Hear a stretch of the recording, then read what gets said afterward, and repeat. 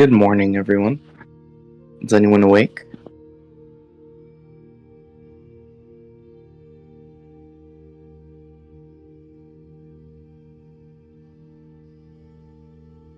Good morning.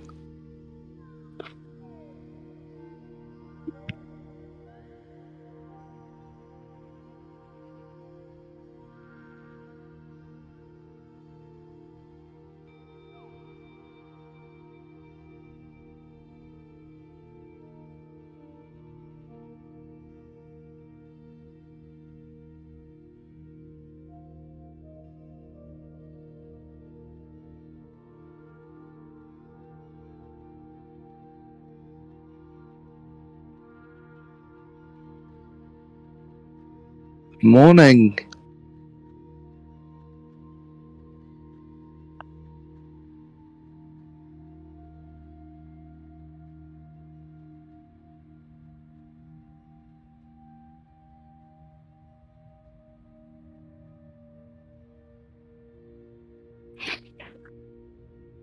Good morning, B. How are you doing? Doing good. You guys? How's everybody?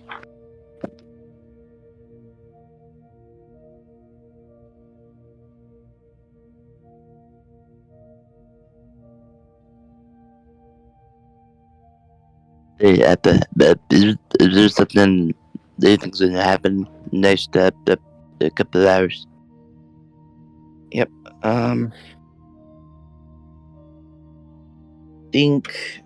Okay, so we got the hourly stochastic maxed out, so I think we might have a retracement.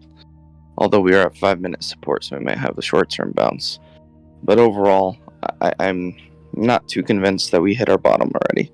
Obviously, that's what everyone's thinking. We dumped like crazy, so it's not like you wouldn't be a genius to think that it would continue upward. Similar with down, it's pretty much 50-50 at this point. It's established support where it's consolidated in this area at least, right? It's found it difficult to break below 20k, but at any moment something could come through the grapevine and cause this move down. But I still have my target at 760 billion on total crypto market cap. So I'll still be looking at that entry point for buying more. But yep. I see, get it better.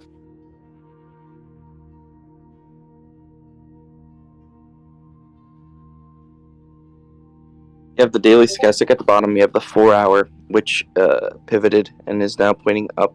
You have the hourly stochastic, which is maxed out at 100. So, and the daily is at the bottom, tilted slightly up. So the overall is bullish.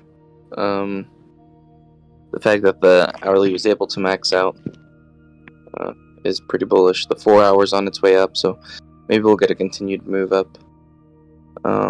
The VWAP, however, on the hourly is now about to cross down past the center line, which is conflicting the 4-hour VWAP, which is crossing up. So similar to the stochastics, the way that they're set up.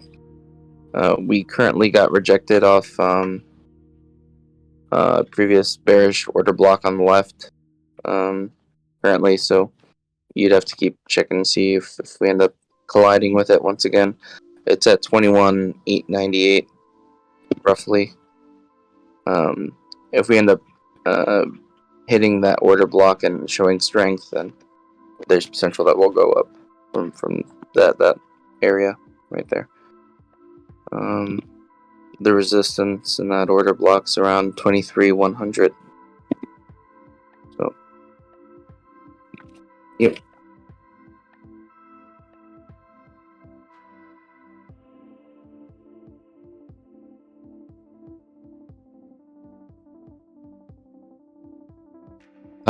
I don't know.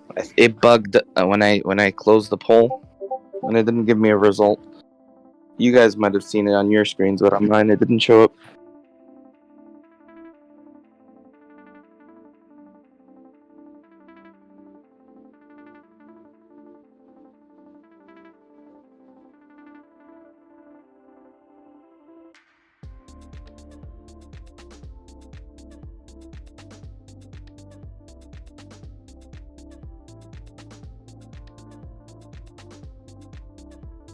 Okay. I'll be in and out because I'm gonna get ready for work. See you guys in a little bit. I'll probably be back on in like 10 minutes.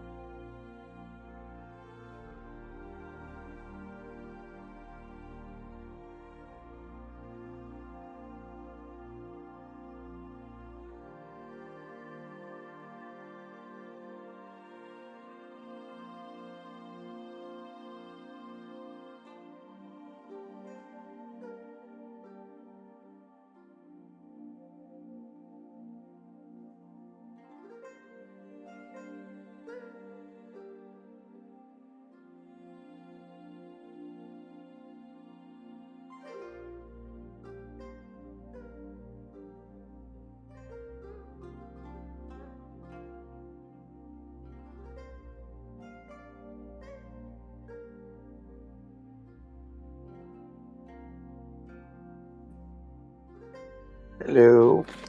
Hello, everyone. Good morning.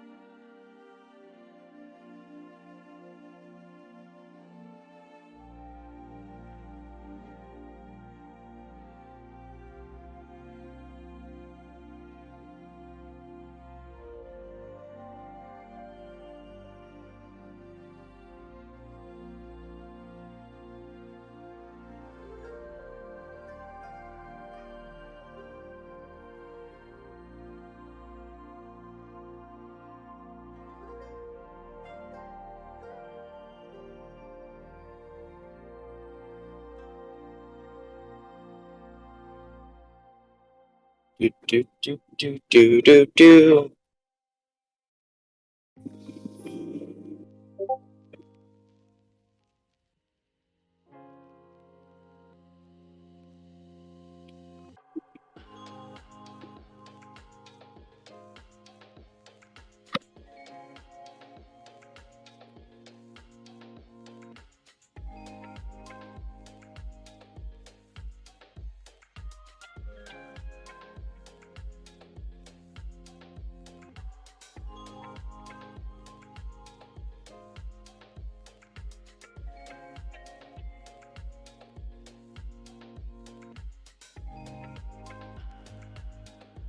Yeah. Yesterday, everybody got on.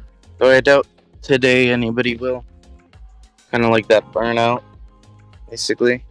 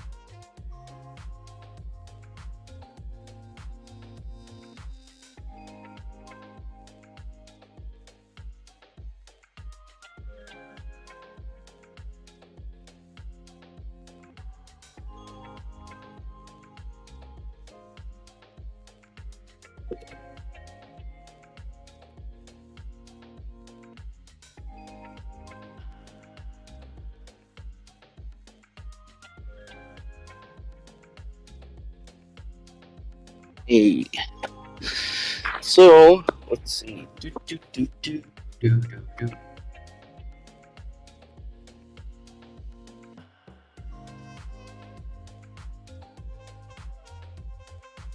Yeah, still looks like we got rejected at the previous bearish order block.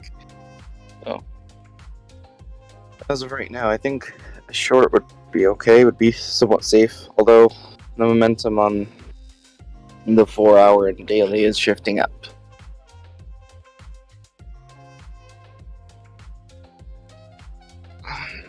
And mentioned prior what levels to look out for in terms of breaking through this order block.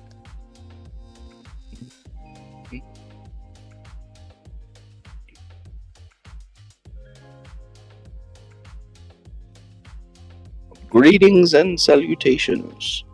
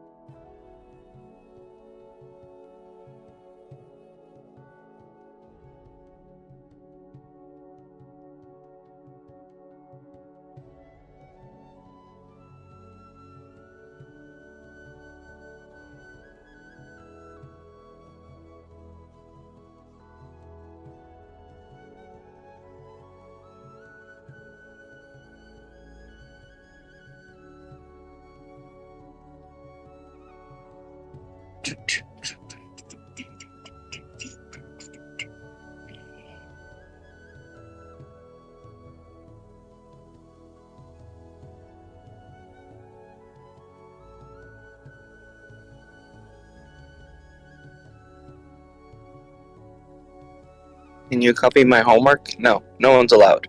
No one's allowed.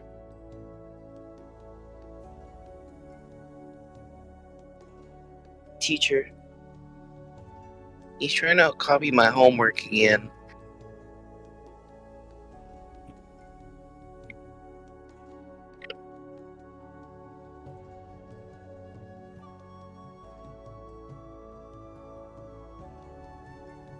Yeah, I don't think anybody copies what anybody does, really, for the most part. I think people have their own TA. And it's kind of nice and it kind of sucks. So, since a lot of the people in here already know how to do their own TA, you don't get as many teaching opportunities.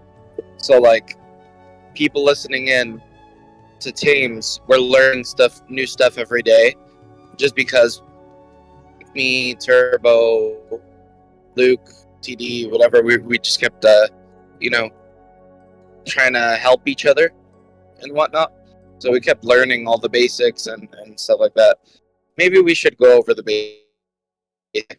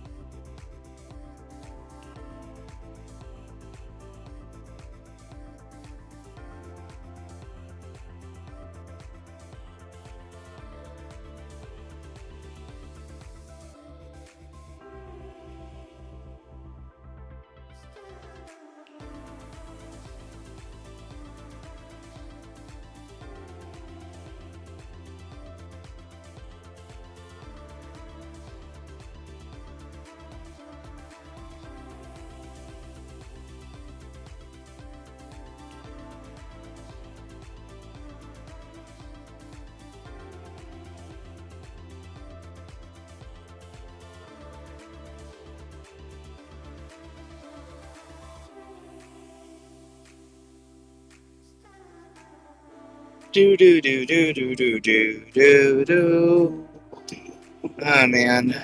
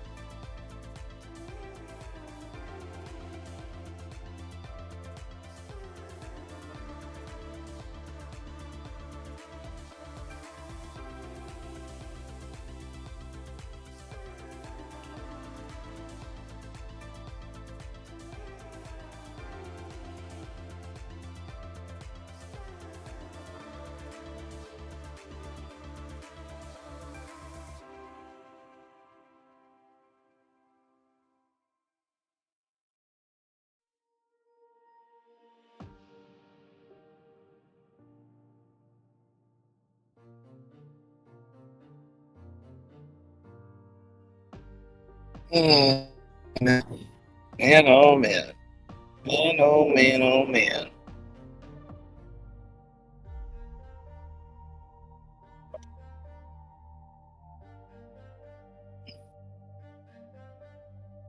I might invest like another 1,000 today. Crypto. Eh, actually, maybe not. Maybe not. I already have some money in. Maybe I should just wait. Good.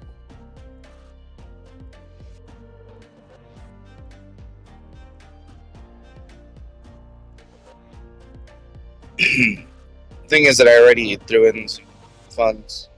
So if I throw in some money now, it'll slightly affect my averaging in table. That'd be a problem, I guess. Although I have been throwing in profits into spot, so every time I make profit um, on futures, I just keep throwing it over and over and over again into in spot.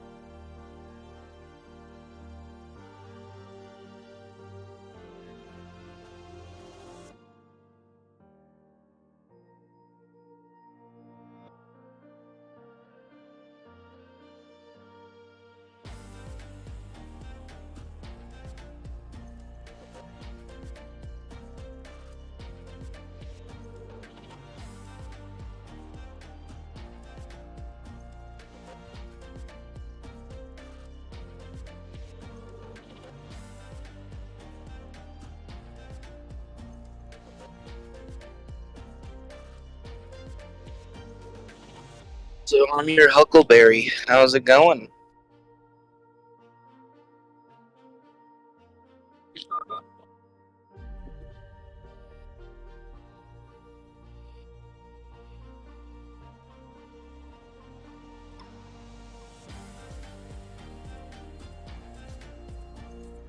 It's crazy how Luna doesn't care about your feelings. And who's the other guy? Whatever.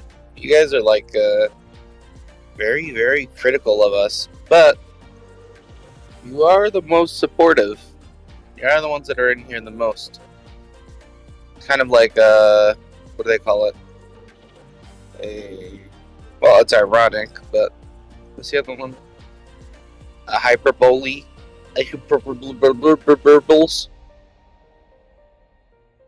Hyperbole. Um, is that right? Hyperbole?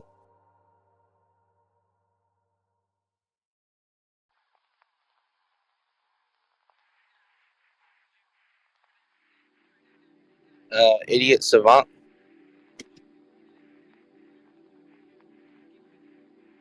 Oh, Ava Light. I'm not home today. I'm driving to work. But yeah. So I'm guessing you've been around recently because you were saying that you were glad that I was on more than the other days. So I'm assuming you've been listening at least. Um, but yeah, recently I've been working a lot more over the last 2 weeks, and I'm basically alone in this country. My family all went to Portugal for a month, so um, I'm a little bit. I've been working a lot of hours. I'll leave the house at 5 in the morning, and I'll only be getting home at like 8 in the afternoon. So 8 at night. So I really just have time to wash my clothes, cook something while the clothes are washing. Then I take a shower. Then I go to sleep. Go to sleep while the clothes are drying. So yeah, not really had much time, but I do try to still get in on the little bit of time that I do have, which is like my drive, um, my drive home. When I do get a break at work, I'll try to hop on whenever I can.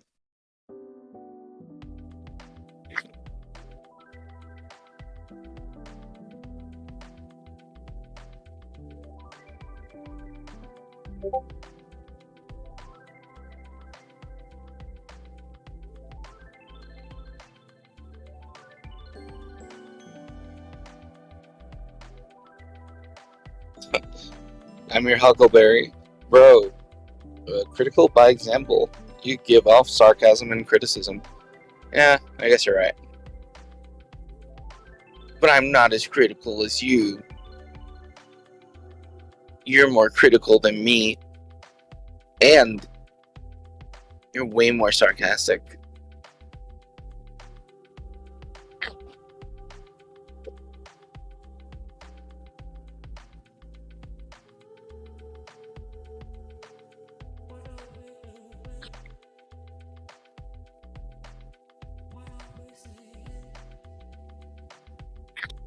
Sure, own strategy used against you, but not really against you.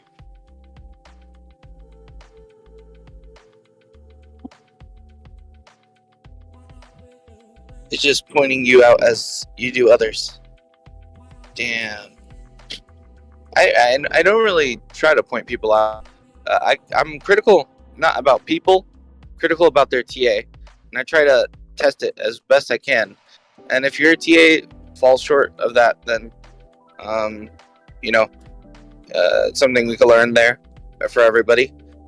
And if it's bulletproof, then there's also something there to learn. So I really don't keep people and their TA like I don't file them together in my mind. I keep it separate.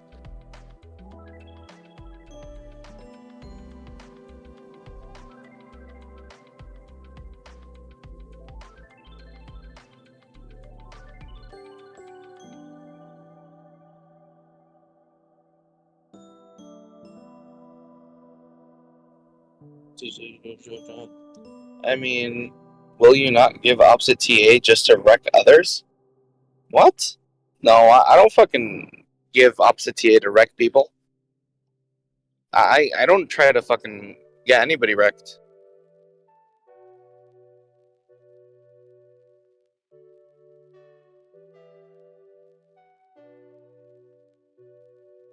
Nah, if I give bad TA, I give bad TA. That's it. But it's not. I'm not actively trying to fucking give bad TA. I wish I could give good TA all the time. You know, it's just sometimes it doesn't work that way. Uh, or it's just to be funny. Whoa, whoa, whoa, whoa, whoa. I'm driving, so I can only read like one sentence at a time. So don't slow down. Let me finish reading, and then I'll continue. You're writing faster than I can keep up.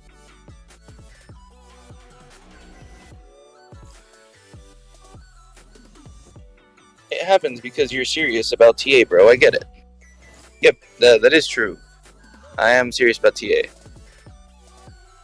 I try to be, but I do know I'm fairly new at this thing, but I try my best to fucking get it, do it to the best of my ability, and to make sure that everyone else is doing it to the best of their ability, so that we can help each other improve, and so everybody can make money, hopefully, and not get wrecked. And that's why I'm a little bit more lenient with bearish TA than I am with bullish TA, because I would rather people not make miss out on a potential profit rather than put their money in something and get wrecked.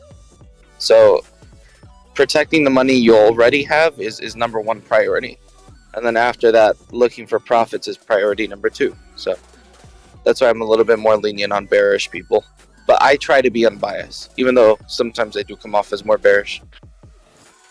I try my best to be unbiased. Serious about TA. We're supposed to work together and share everything we can to help. Yeah, I try. I go on rant. I explain my TA. I give everything. Knowledge and communication is everything. I agree. And time. Yes, I agree.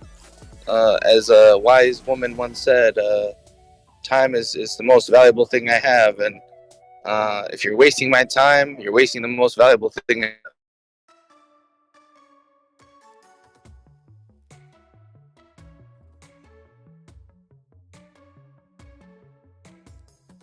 Yep. Do.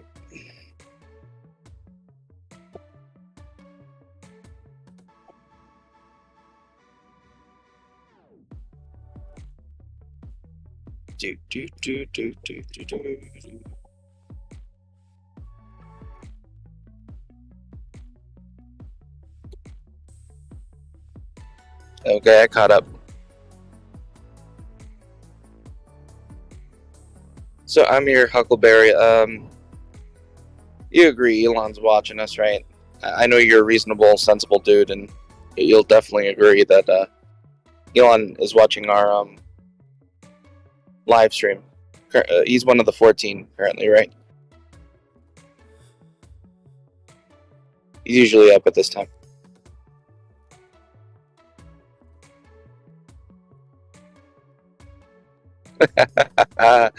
Oh, man.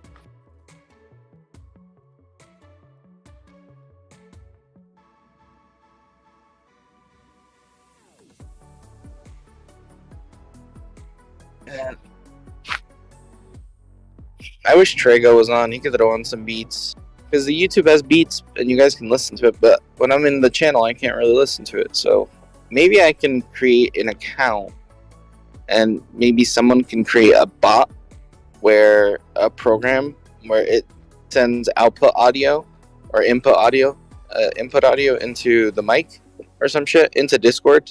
Like it'll mimic a mic, but instead of being a mic, it'll play the music for everyone in the Discord, right? And because currently the way that the music is set up, people in the Discord don't hear the music. The music is on my PC, and it's being played digitally through the PC, and it gets picked up by Streamlabs. But if I can get an account, the music as a microphone, basically mimicking a microphone, then everyone in the Discord could hear the music. But then again, I think that some people might not like that as well.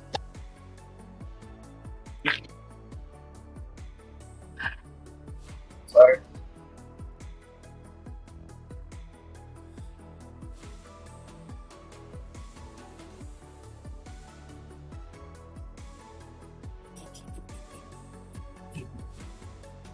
Yep. So I'm working on coding this game. And the issue I'm having now is that since there's so many days between when I pick up and drop off the project, I kind of forgot where I'm at in the coding, and I know I stopped mid in the middle of a random tutorial, and I don't know where I left off. So I might actually have to erase the whole script and rewrite it again. But I'm gonna try my best to find out where I was. I kind of want to avoid that from happening. But yeah, so there's a bunch of different elements I'm trying to implement, and luckily on Unity, everything is saved in through separate scripts. So it's not just like one master script that you could fuck up. It's all separate scripts. So it's easier to troubleshoot and find out what's wrong.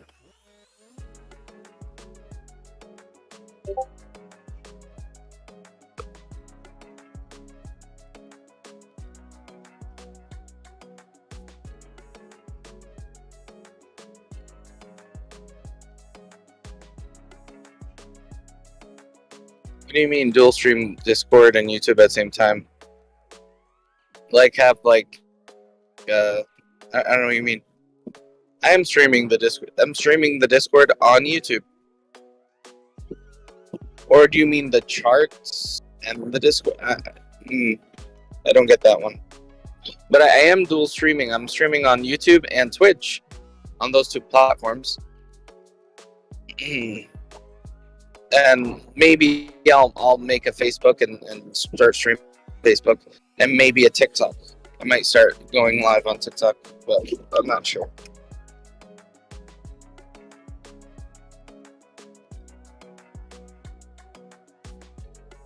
There's yeah, like just because I've been hearing a lot of people recommend like just go live on TikTok. People will be scrolling through. They'll stop and listen to what you're saying, and then they'll likely find the channel and whatnot, and then it gives you an increased pull. So there's that side of it. But honestly, I've been liking the way that the channel's been growing little by little, and it's taken months and months, but I'm kind of glad I stuck to it, and I didn't buy any subs or views or anything like that. Kind of proud of that shit.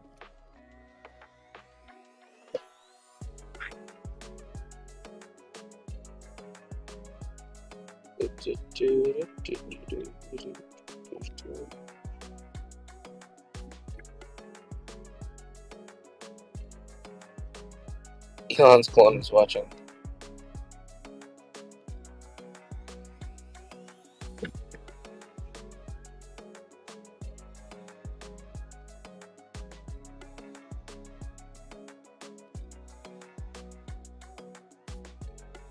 Yep. New listener. Thank you for sticking with us throughout this whole time. I can't really read all the comments right now because kind of in a area I don't know, else I have to keep the GPS open. But yeah, thank you for listening, and catch it here and there, glimpses. Yesterday I was on for quite a bit, so I try to keep it about TA the majority of the time yesterday, but and discussing TA. But yeah, we go off topic a lot, which I guess keeps it fun. I guess if it was TA 24/7, people would get fucking tired of this shit. So you need all kinds.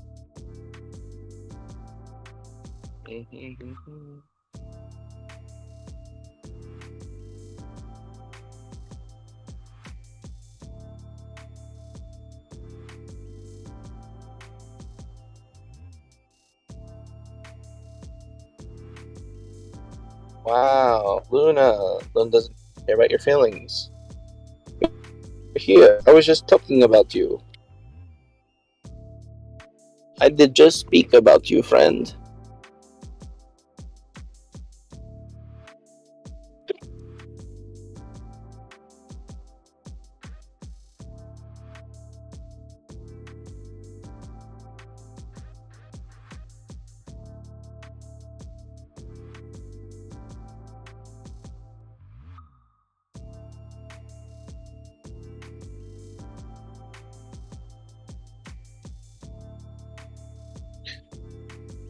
So I was thinking about hiring a couple of professional animators to make the intro sequence to the game, but I don't know how much that'll cost. I'm thinking around $20,000.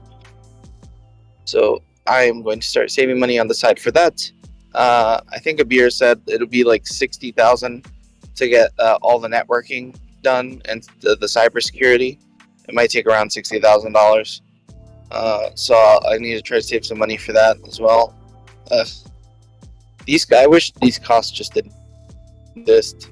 Wish I could just put out a fucking game and I didn't have to worry about any of that. Because you know what? Maybe I'll fucking learn it, dude. Fuck it. Everything else. Might as well just fucking learn this shit. How to do it. The only issue I have is, like, as a beginner, I think as a beginner, you pull your way in and watch enough, create the game, make a decent game. But when it's cyber, you're not dealing with an average consumer. You're dealing with professionals, I guess.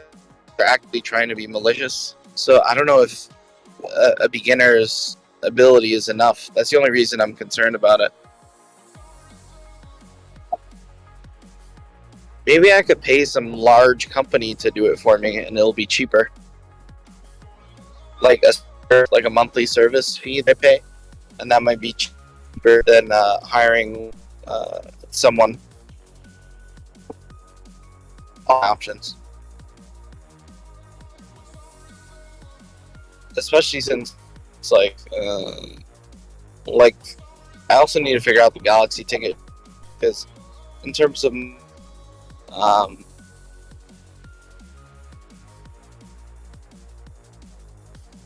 hopefully I monetize soon, and that might help. But basically, all the Twitch money is going into Galaxy tickets, so it's funding those.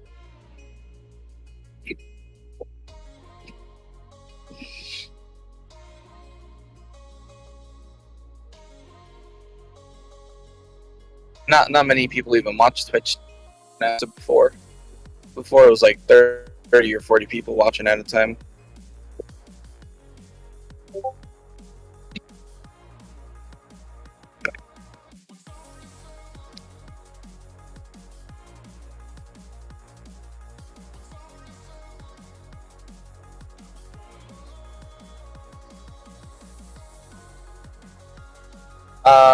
Well, yes, I don't need just an animator. I want like a. I know I could get a cheap animator to do something, and I could fucking do something. I've done animation in the past, but I want like a high quality animation for an intro cutscene of a game I'm trying to launch. So for that sort of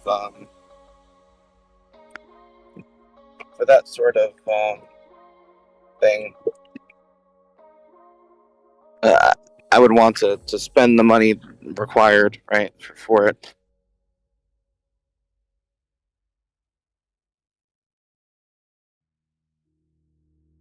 Because I'm thinking about it like if I'm paying these people 1,000 a week,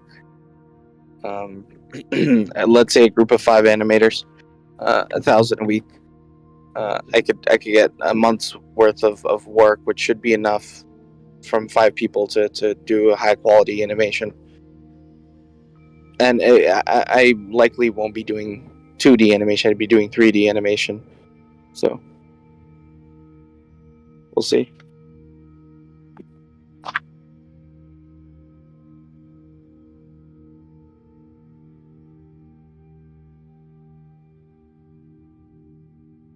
Or maybe I will do 2D animation, but I would have to figure out how I'd be doing that.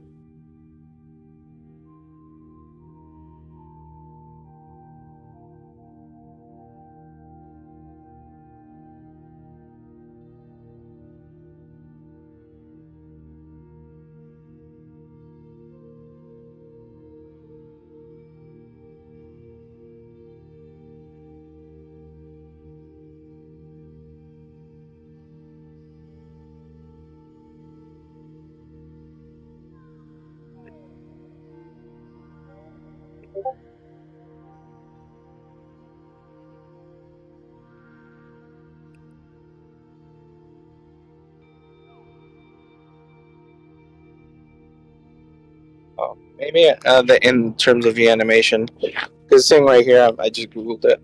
1 minute of animation costs between $2,000 and $10,000, depending on the quality. Um, and you can achieve some basic animation for 1,000 per minute. And it's saying in such films as Pixar, you can expect animations to cost upwards of $100,000 per minute. So, but yeah, that seems fair. Between 2,500 and 10, and it'd likely be 1 minute and 30 seconds of animation.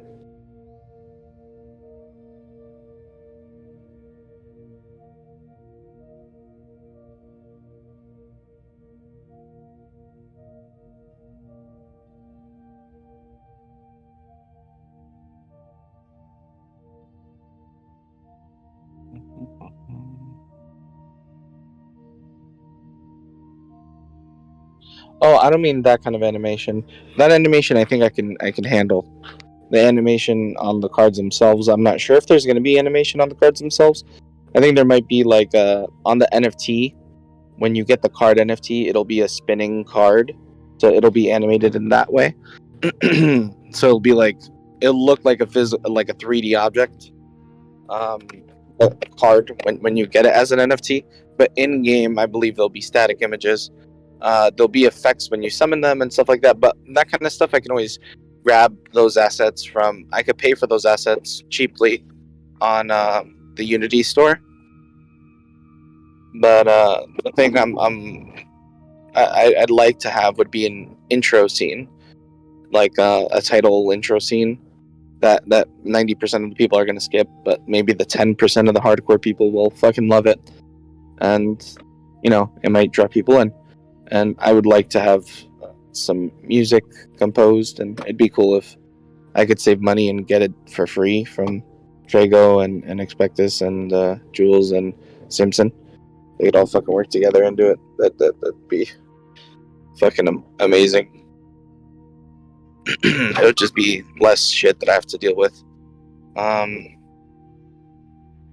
then the next thing is cybersecurity. But yeah, I guess the animation budget because we would also need a end title, like a end cinematic, or maybe a couple of cinematics in total. So maybe the animation budget for everything should be around between 20. Because I guess if I lower the quality of the animation, maybe I could find people that are willing to work for less, especially in this economy. Who knows? And then if they're willing to work for less, then I can save some money. But and maybe downgrade the quality a tiny bit for my expectations. But so like for all the animation in the game, the little clips, the little scenes, I'm thinking maybe a budget of 20,000 to 40,000. This should be good enough to pay for everything, hopefully.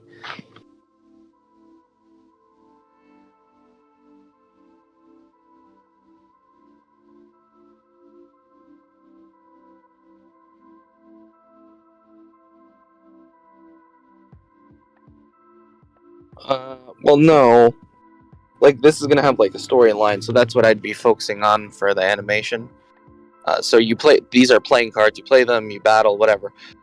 But there's gonna be I can easily, for most of the story, just make a cutout of the character. How most games do, they have a text box and then a cutout of the character that's just static while the text is going.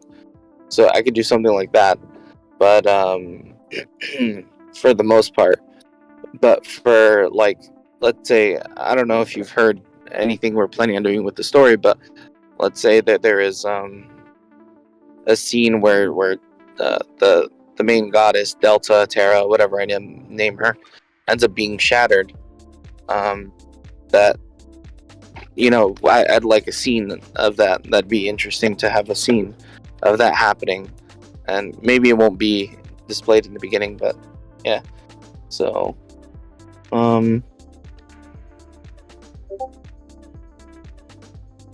yeah, I'd like an intro scene, like a title card scene.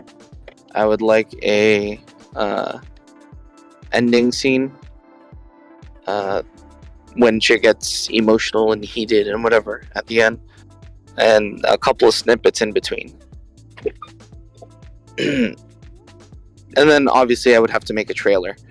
The best thing about the trailer is that I could probably reuse a lot of the animation from the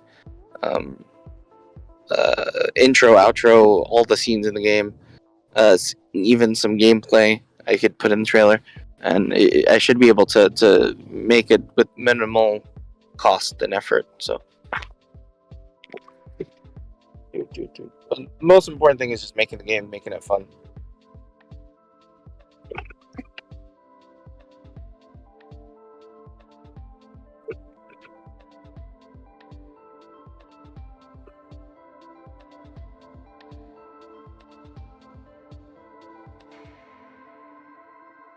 What have you started using for animating editing?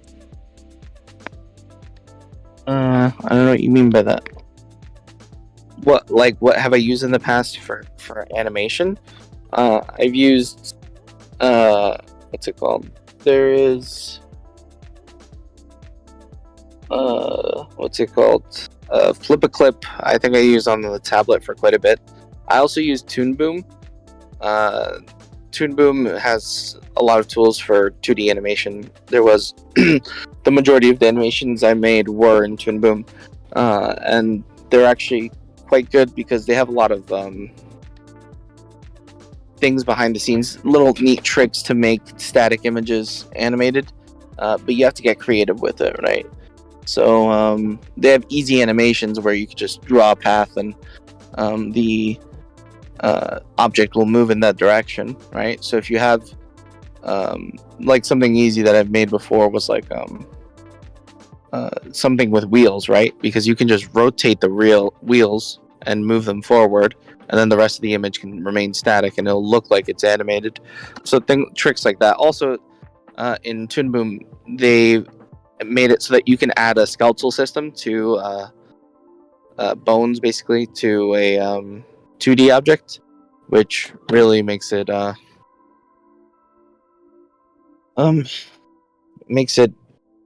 easier to animate and move them around between clips.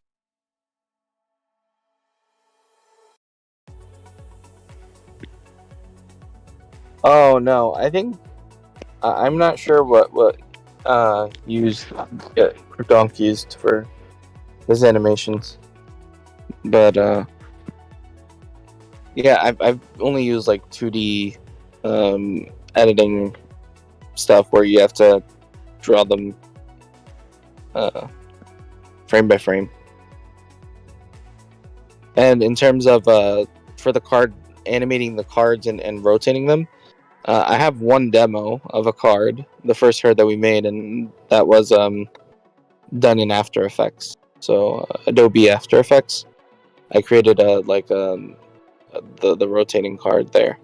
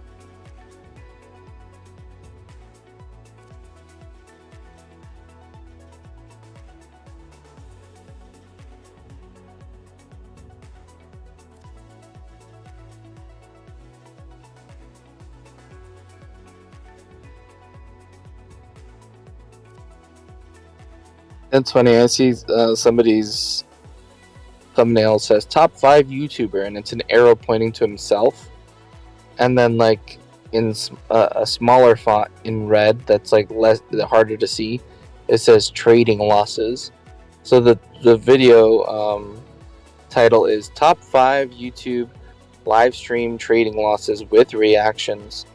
But on the thumbnail, it really looks the most like eye-catching thing is top 5 YouTuber and an arrow pointing to him. So I guess that's clever, but a little bit insidious in a way that it's hidden in that way.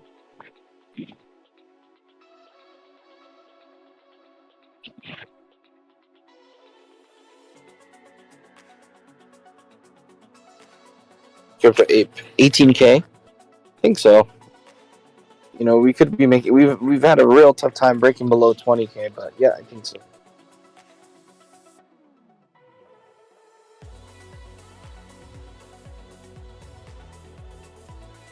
Elon Musk, if you're listening, please say "get it" in the tweet out "get it," because people don't believe when you wrote Crypto Night that it was in reference to us. So.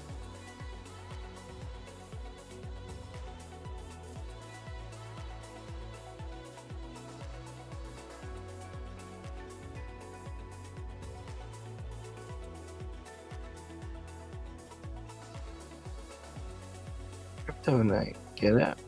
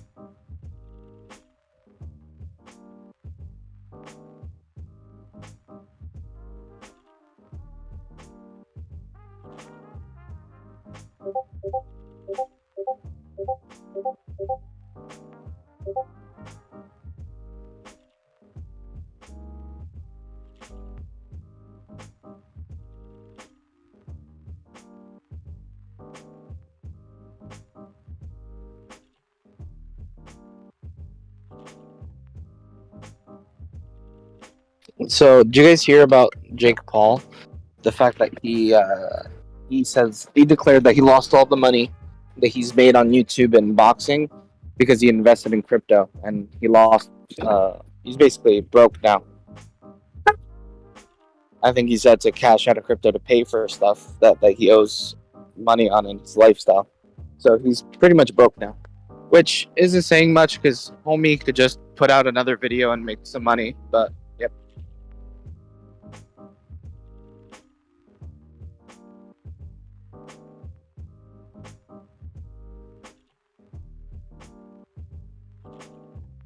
God damn, is no one gonna get on today?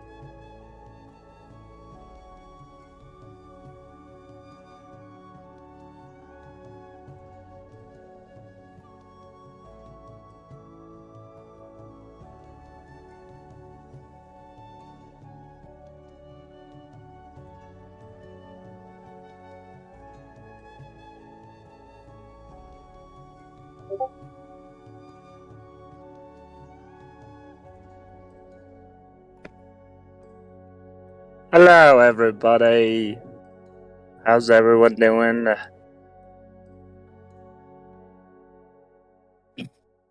Hello, everyone. Good morning.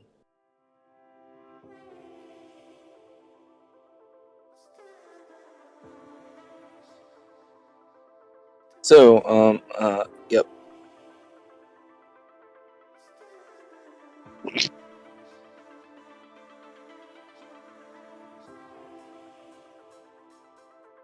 Damn it, I tried getting some breakfast before work, but it's closed. It only opens at 7. I started at 7. Living La Vida Loca, that's for sure.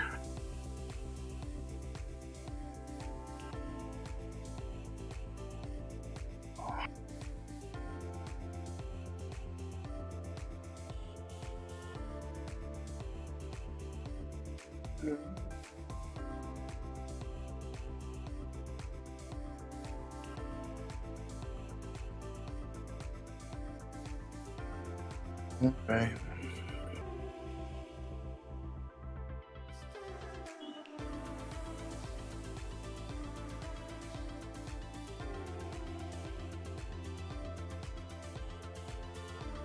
Okay.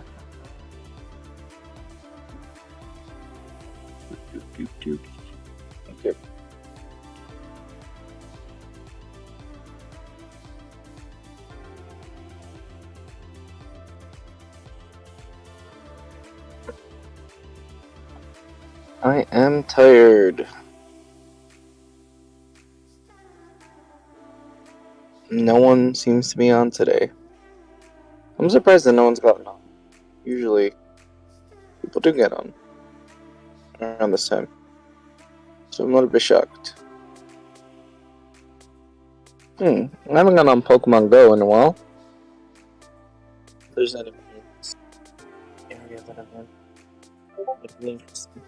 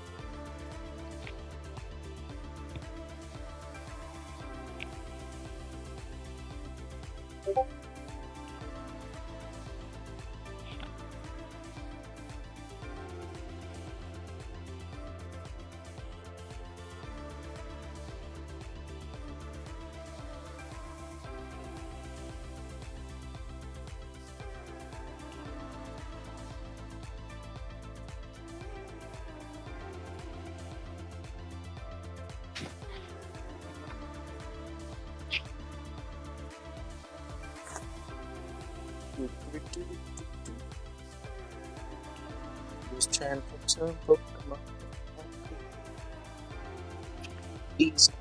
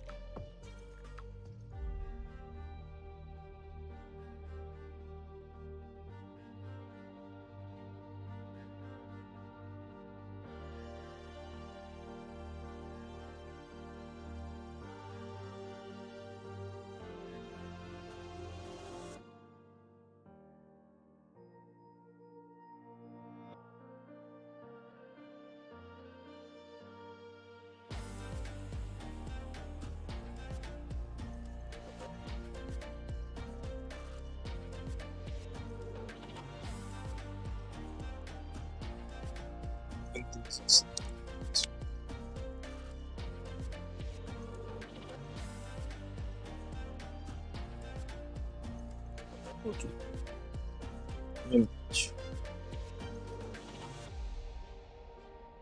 I don't have anybody strong enough.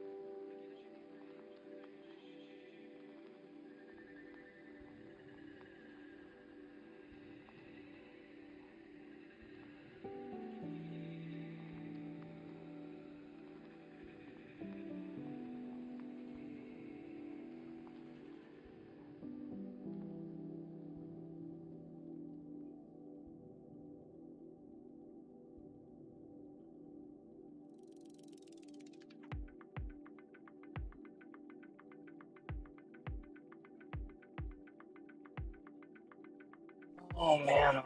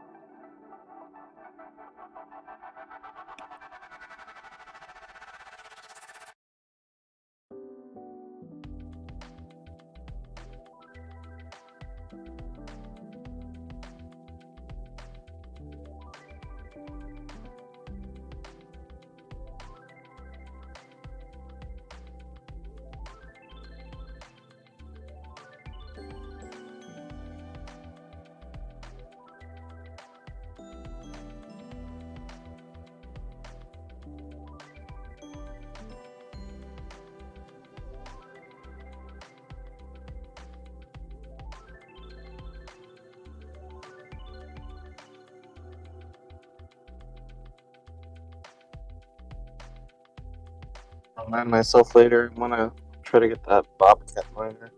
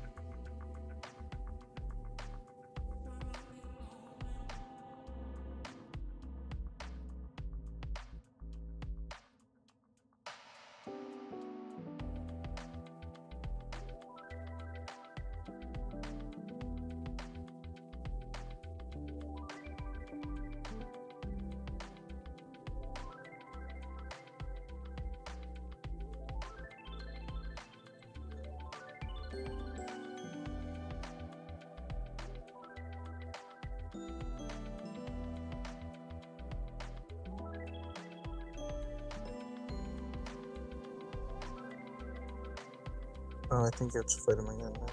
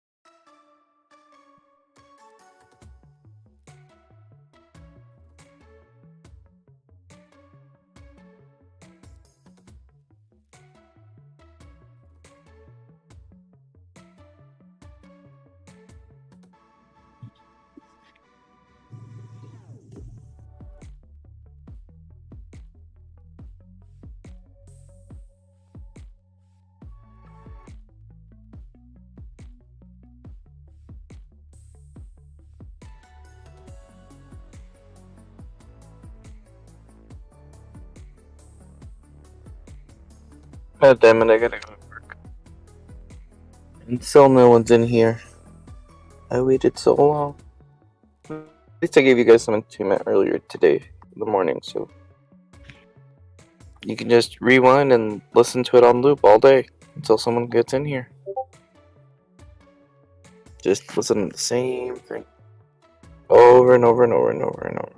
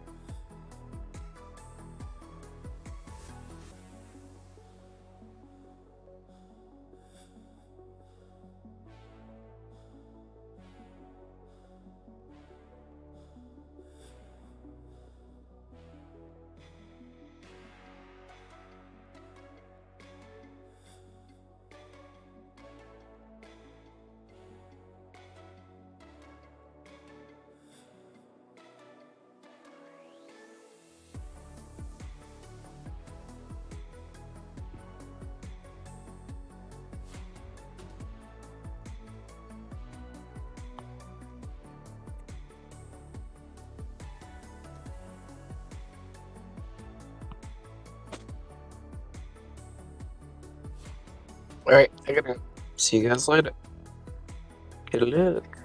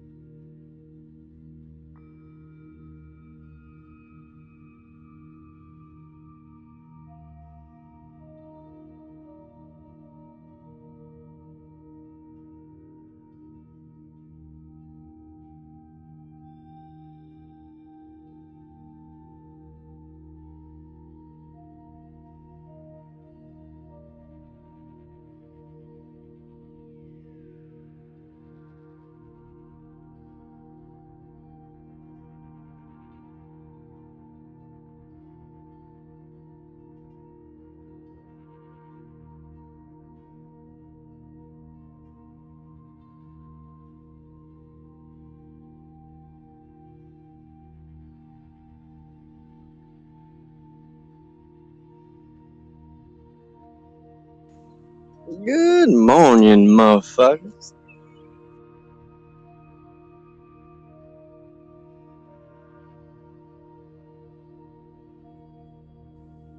It is Monday, right?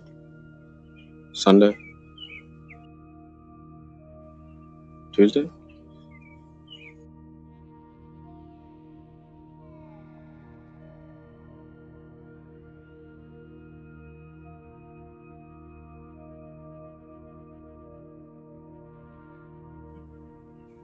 Jack, it's been a while.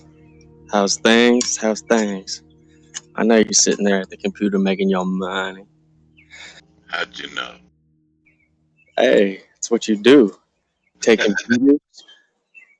You utilize every bit and piece of those computers, make money on that, and then you flip computers. And it's just like the whole cake, and you eat it.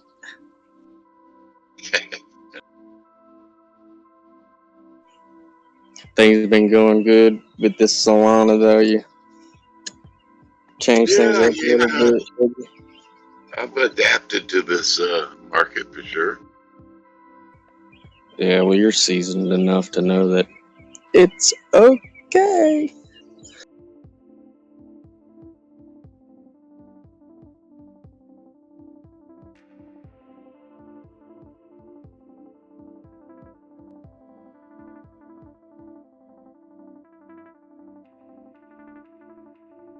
Yeah, I fired up my 15 pack last night. Your what? 15 pack, which is my little collection of 15 coins that I, put on spot. Okay. All right. Break down the top 5. Solana, Ether, Doge, Gala, Polygon, Shiba. Yes, sir. You can stop there. It's sexy. You know my Sia coin I used to rave about? Yeah, It's gone. I mean, it's not gone, but it ain't coming back. It's a bummer for me. well, we win some, we lose some, right? Yeah, I won that one. I got out of it. I just love that coin for some reason. Yeah, I'm all out of crypto right now, but completely for the first time in a long time. So Solana's on the purchase list for sure. I mean, read a great article about Bitcoin Cash. I know it's kind of fuddy, but it has some good points. It was on Yahoo Finance, which I don't typically like reading, but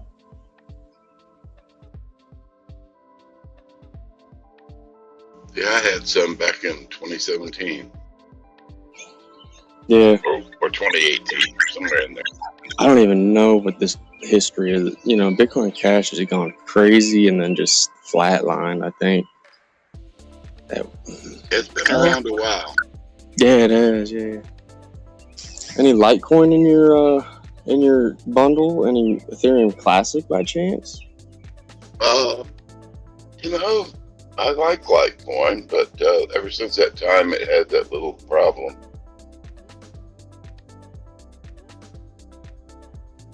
Yeah, I see Ethereum Classic running with Ethereum a lot, and then it takes off on its own, and it retraces back with the group. But at $14, it's a steal until it goes to $8. Well, yeah.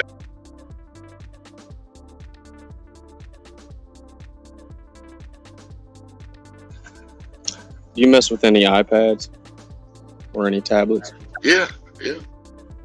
Refurbed or brand new? Well, we get them, but the problem is, we get a lot of them, but the problem is a lot of times they're cloud locked and we can't do nothing with them. Yeah, that's true. You truly can't do anything nowadays with them, can you? Except Not when peace they're out. cloud locked. Cloud lock messes it up. Hell of a business plan they have there. to create these products, these chargers, these bases, these wireless chargers to each and every phone that are different. You gotta buy them. It's truly amazing what I've seen come through in the last 20, 30 years. I can't imagine the change that you've seen. And I mean, rapidly. 10 years, you'd say it's been the most drastic?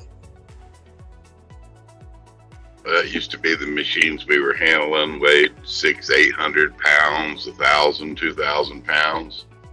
Now, you got desktops and laptops that are very light and very streamlined.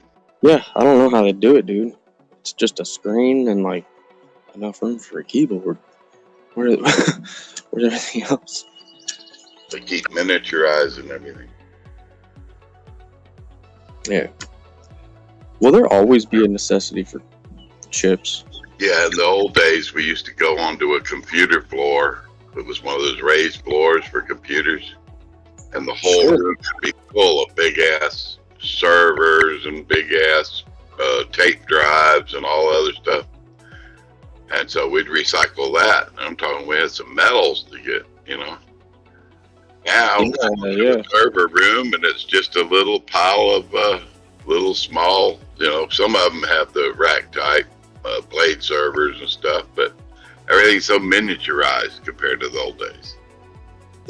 Dude, I helped install my buddy's system when they were moving from office to their new office.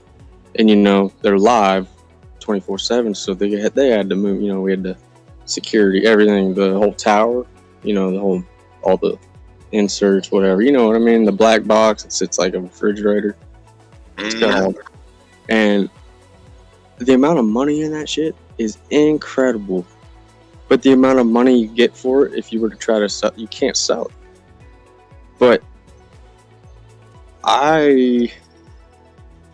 you know what? I had to get you in contact with my buddy Peter Cortova. He owns Ease Logistics, and they've got a couple thousand units, computers that how companies they get a new damn computer for these employees every 3 months. I swear. Yeah, we'd be glad to recycle their old stuff and give them some cash back on it.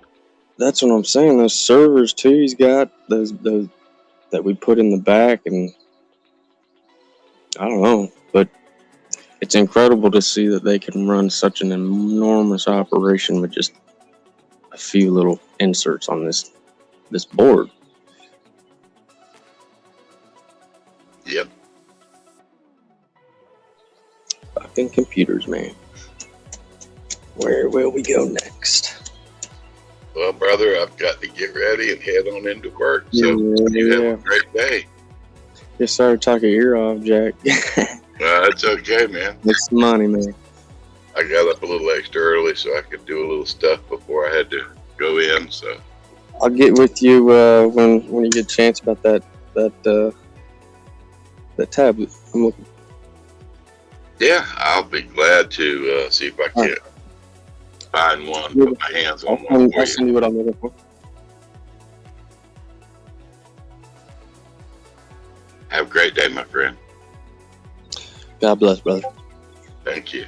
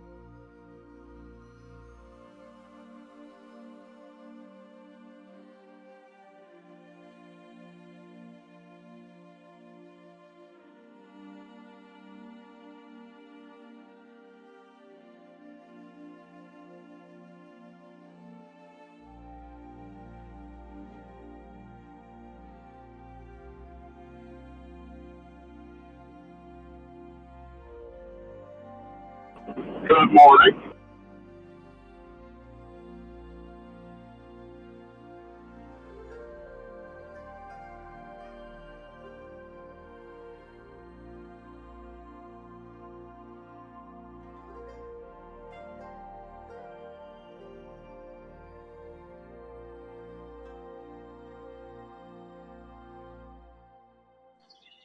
What's up, Coop?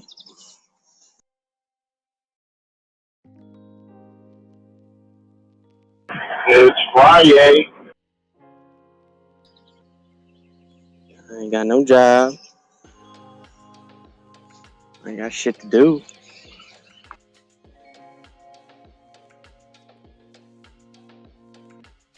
So I'm gonna get you high.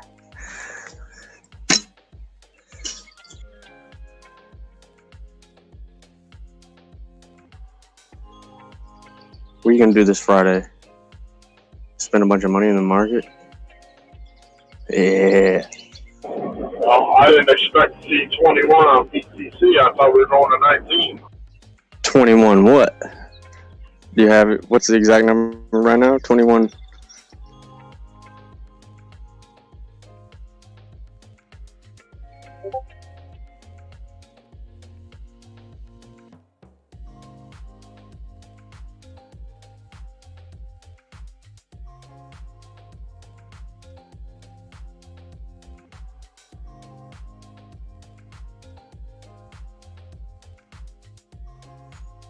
Shit, it jumped up to like 21.5 just about 2 hours ago.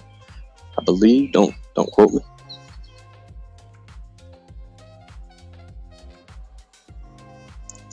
Come around like 4:30 a.m. It was in fact, we're trying to break that 20 back again, so it's already a good look to the day.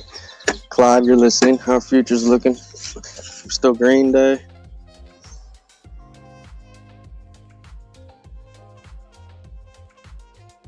You know, I'd look, but I'm just kind of looking at this trade, and I'm trimming some roses right now.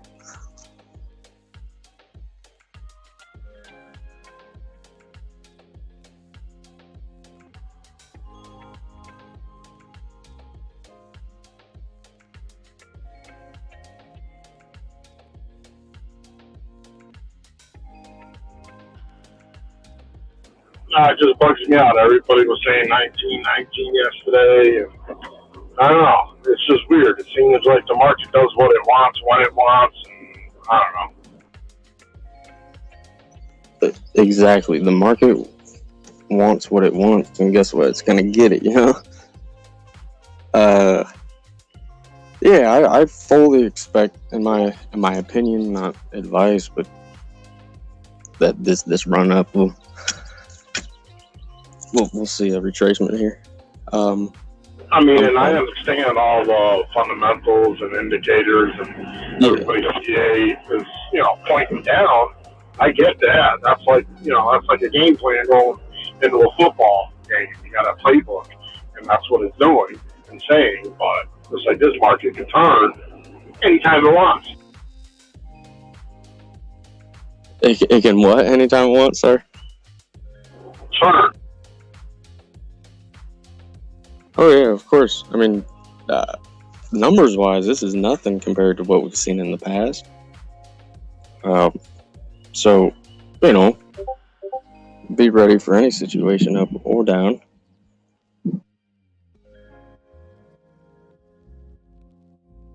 Definitely agree. Personally, I am for the first time in, I don't know, 5 years out of crypto, or completely, except for my Theta Fuel right now. I dropped 10 down on Theta Fuel, so I'm looking for a penny and a half. Get the fuck out and go have a good day. Amen. Never traded it before in my life, but it's the only thing that's popping.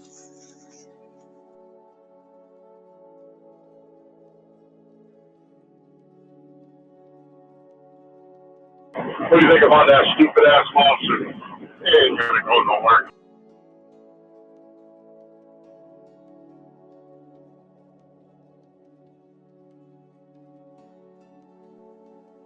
Sorry, you a little bit muffled. It might be my phone.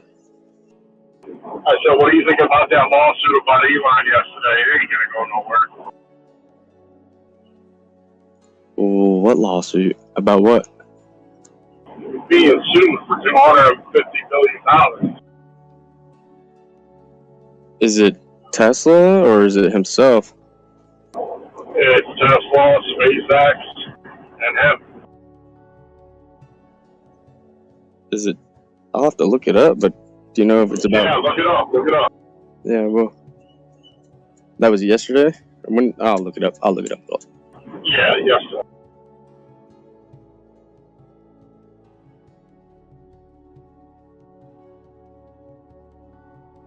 Some guy's claiming that he caused them emotional damages and stress, and saying that he pumped up Dogecoin and dumped it just for financial gain.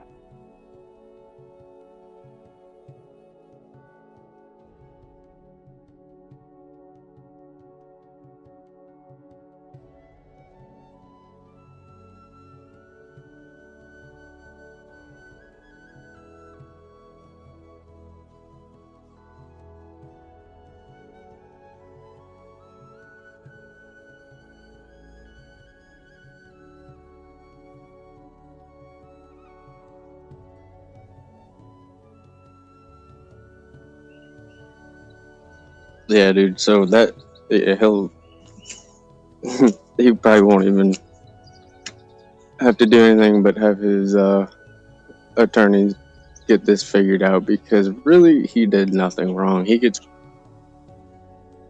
paid in, he doesn't have a salary. His salary is, his money's paid to him in stocks,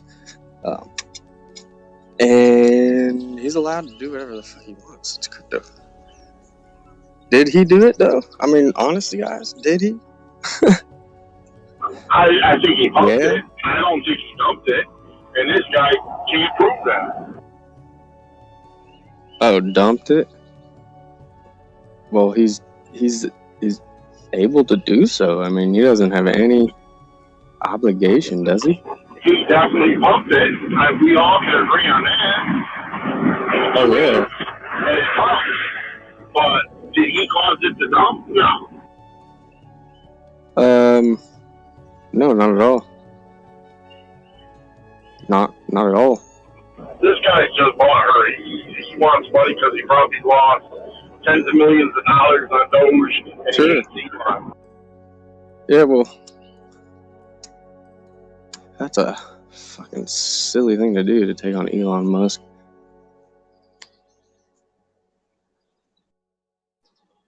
This came about months and months and months and months and months ago, and then he sold $150 million worth of Tesla shares. Or was it 50,000 shares? I don't know. Converted it, said, and then paid. Basically, he was proving to this congressman in Wisconsin or Wyoming who called him out, saying that you are, you're not trading correctly. You're fucking. What was he claiming he was doing? Not paying taxes. So he pulled all of that out. Fuck Tesla's stock price up for a minute. Went right back in, bought Bitcoin, sold Bitcoin.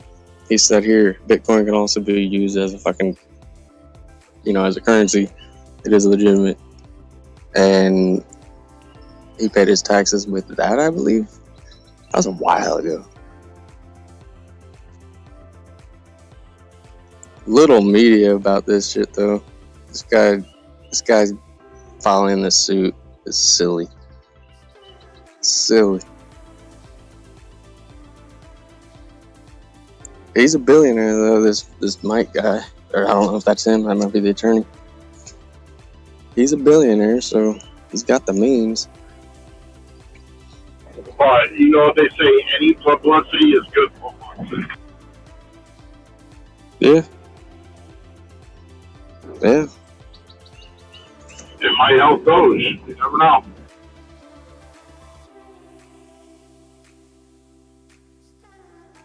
You like that Doge?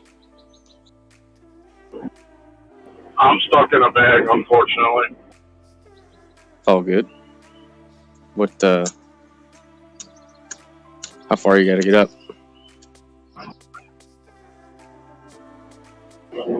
10 cents. Say 6 cents? 10 cents.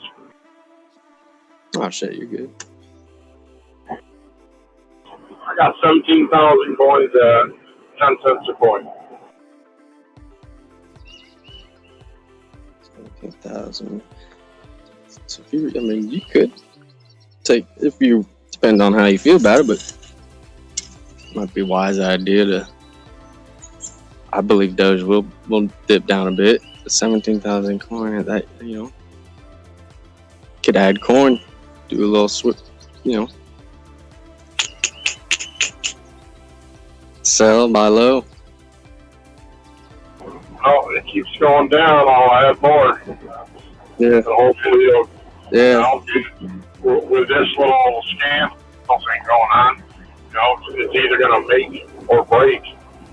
Either go higher, go lower, whatever. Hopefully, it goes higher and get the hell out of the bag that I'm in. Yeah. Yeah. Because I'm not selling at a loss, and I think over $900 I'd be losing. Right, you would be, it's not that big of a loss at this point, though, right? So it'd be like 1,500.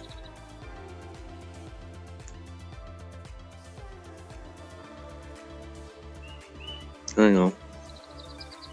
Nah, it's a bit more than that, isn't it? So, let's say Dogecoin goes to 4 cents. Yeah. You know, it's hard to sell your whole position out and then hope it goes down, you know what I mean?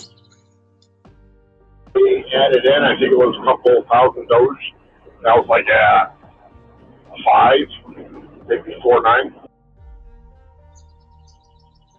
Looks at 4.8 is resistance. Support. Then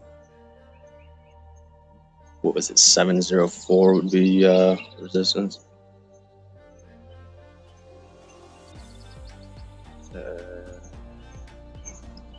Yep, that's what it says here. I mean, do I think it'll go back to 1 cent? No. I think it will stay above water. Yeah. Why?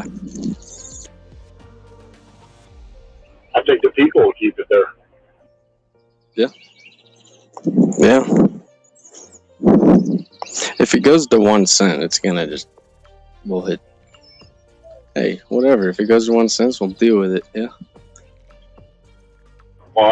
Well, like back to what we were saying before, the market could do anything. You get a tweet from Elon or something happen and the fucking shit shoots up to 20 cents. Yep. Patience. Seems like you got the right idea. Sit tight. Don't stress about. I can't lose anything if I don't sell. Yep, that is the truth. $17,000 pretty much you have. Yeah, essentially, Doge to $1, baby. Yeah, if it goes to $1, that's 17 plus. Well, it's 17 a little extra. Well, yeah, around 17,000 coins. I mean, that's a good piece of change. Huh. Yeah, well, I'm trying to wait for the bottom. I need somebody to tell me where the bottom is. That's the $1 million question. Well, there's a little secret weapon. His name's Big Bear. But Where's Big Bear Horns? Where's Big Bear Horns? He's probably working or asleep. He's probably got it in the background. But fucking angel sent from heaven, I'll tell you that. Dude has called out some numbers that I followed by, and hot damn if he ain't. I believe it's 9 for 10. So I nine was- calls that I've made some big decisions on. I've followed it. He's right. He's left. He's center. He's sideways. Fool, get on this channel. I know you hear me, big bear, giant eagle, huge lion. He comes at you like a spider monkey. Nah, they're small. We got to think big, like names of grocery stores. Alright, he comes at you like he's from Piggly Wiggly. Nah, big bear, giant eagle, huge lion, fucking ferocious alligator. Nah, that's not a grocery store. All right. Speaking of grocery stores, invest in Abbott. Come on, Clive, I need your advice. Abbott, with their facility now flooded? The fuck?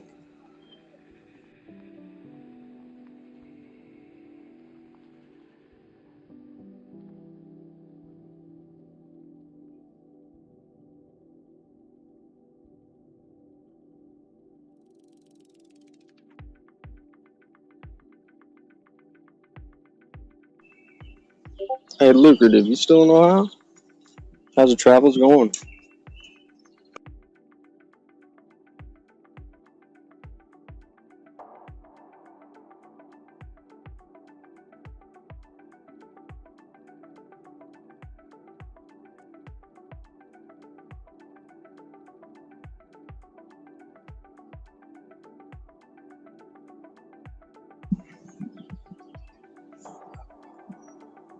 You know what? Isn't this good enough as a bottom? Damn it.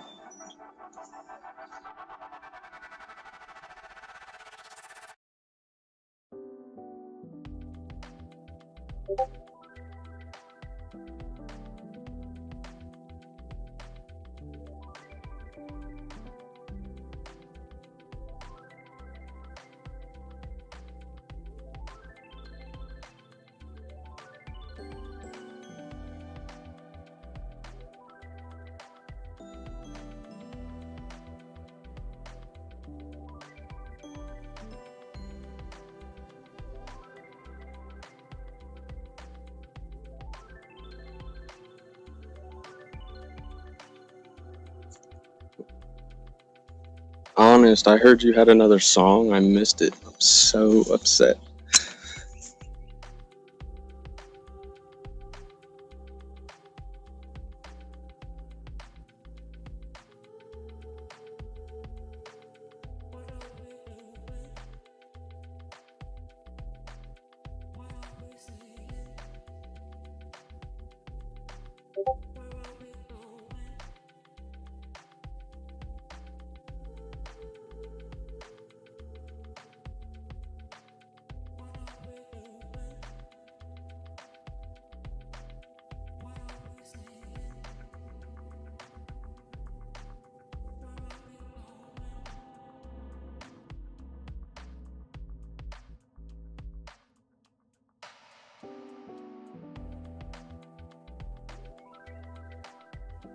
DD Coupe.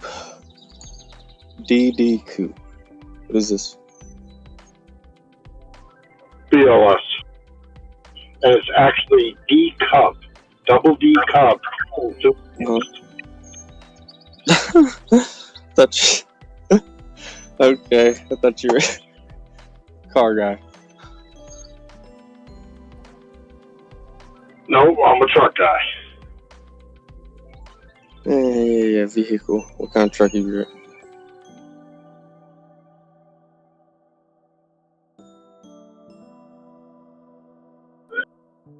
There's been a lot of profile and nick change, and just figured I'd go with something different.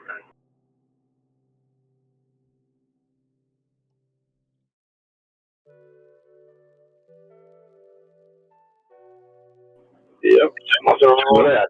Old D Cup enthusiast, baby. Nah, your name is Coupe de Build. Your name is gonna be Coupe.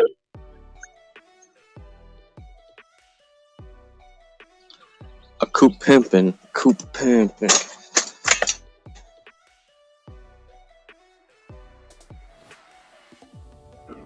Who doesn't love a pair of fun bags?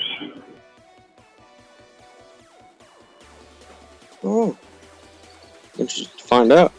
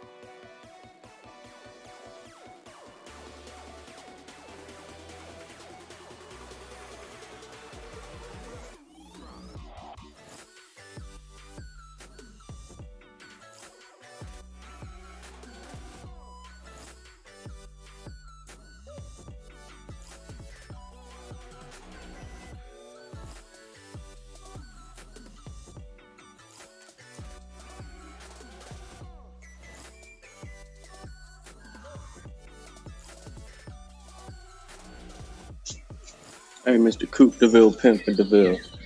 Question: do you barbecue a lot? Do you smoke meat at all?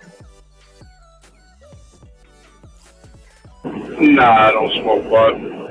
I got No, meat, like ribs and shit, like cooking. say again. Wondering if you do any like smoking meats, like grilling, you know, like on a smoker. My girlfriend actually does. She's got a smoker. I go over there and we cook on the grill, shit like that. Steak. Yeah. She smokes meat. She does that sort of thing. I like it. I'm not a great cook. Yeah. Well, I was just wondering to see if I can just throw I'm salt. big on Omaha steaks. I love Omaha steaks. Yeah. People need to give it a shot. Omaha Steaks is legit, actually. They got some really good shit. It's worth the bundle. I gotta get a COVID booster shot today. I gotta get a haircut. I gotta get a suit. And then I gotta get my fucking passport and I need to get on a plane. One day. Except for the fact my passport just won't seem to goddamn come. Excuse my language.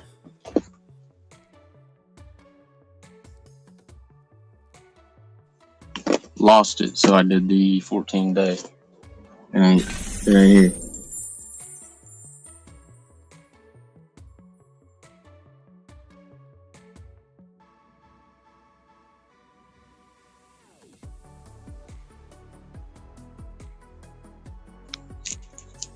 Yo, Clive, buy us a yacht, man. I'll buy the fuel. I gotta get over. Gotta get across the pond, bro.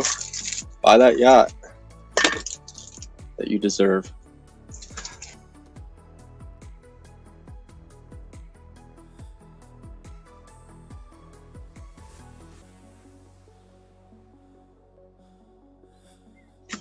All right.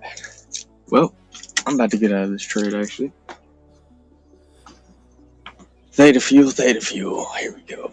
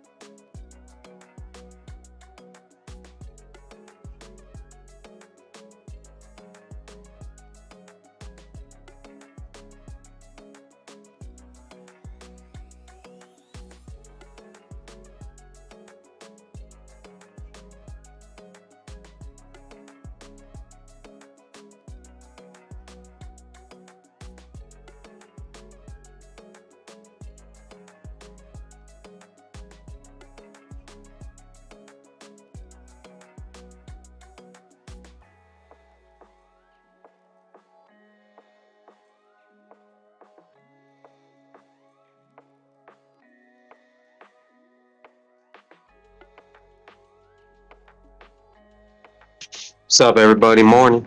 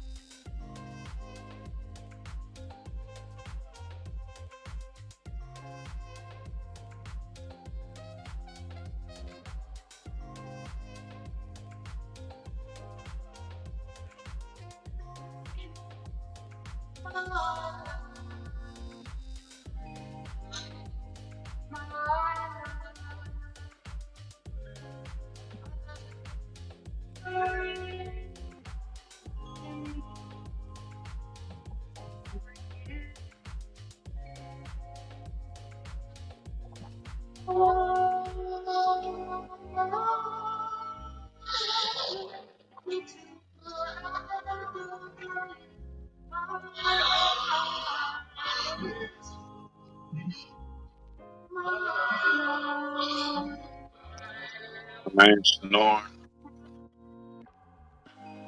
What's up?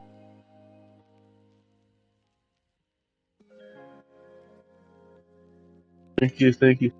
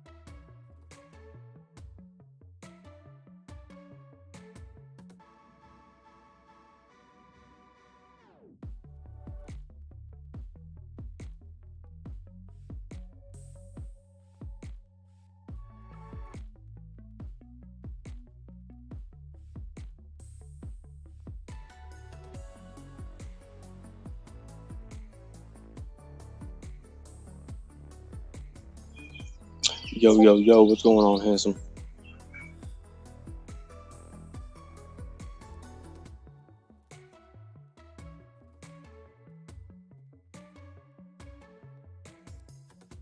There he is.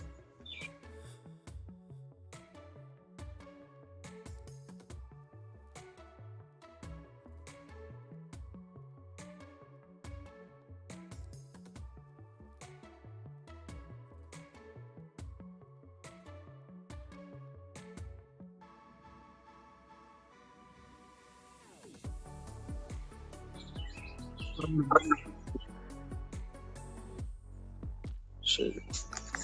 Okay. Tired of being sore, like muscle ache.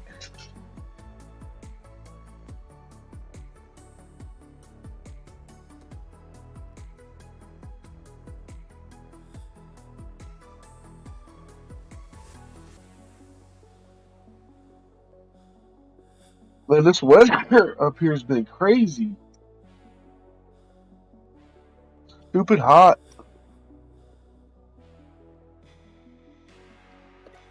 Good morning, yo. Good morning.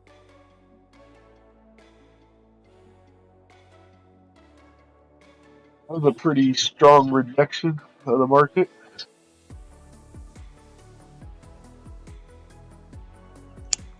Dude, I'm sorry. I didn't hear shit of that. I said that was a huge, strong rejection of the market.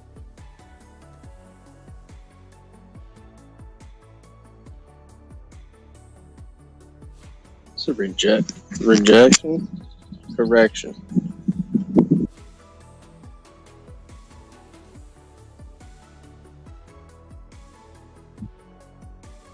Yeah, it looks like the opposite of erection. So, me, flaccid. Okay. I've gotten to theta fuel around, before the sun poked up. Let me look outside, but never traded it in my life. It was the only one popping up. Threw fucking 9.5 at it, 9.8 at it, and just came out at 28. Wow. A lot of people are looking at the gaming coins, man. Oh, I was just a ballsy, very ballsy, little 2-hour swing trade. So I just fucking, I'm back in it. I need to start doing that more. I was rolling with those little spot trades after I got done saying I'm not fucking with futures. Yep. Spot's cool though. Yeah, it feels good. Hell yeah, dude. Like, welcome back. Oh yeah, no, yeah, everything's good. Gravy, man. We're damn near at the bottom. Well, it was at that 4-5 area. I just want to see if we break through 1905, man. That's bad, very bad for crypto. Yeah, but it still's got some. It takes away a saying, because you used to be able to say, "Oh, you can just hold Bitcoin, you'll make money." If you break through 1905, that invalidates that. From that $20,000 run up that everybody yeah. Well, you know, I don't know if they're gonna let this happen. I don't think they're gonna let this happen. The more I think about it, the more I don't think they're gonna let that happen, man. That's a huge thing that they have. You know, that's a huge. What do you mean let it happen? Who? The people that work on Bitcoin. Right. I mean, the on-chain analysis and all that, dude. Like, they're gonna have to do something. What can they do? They can release new information and get people hyped about it.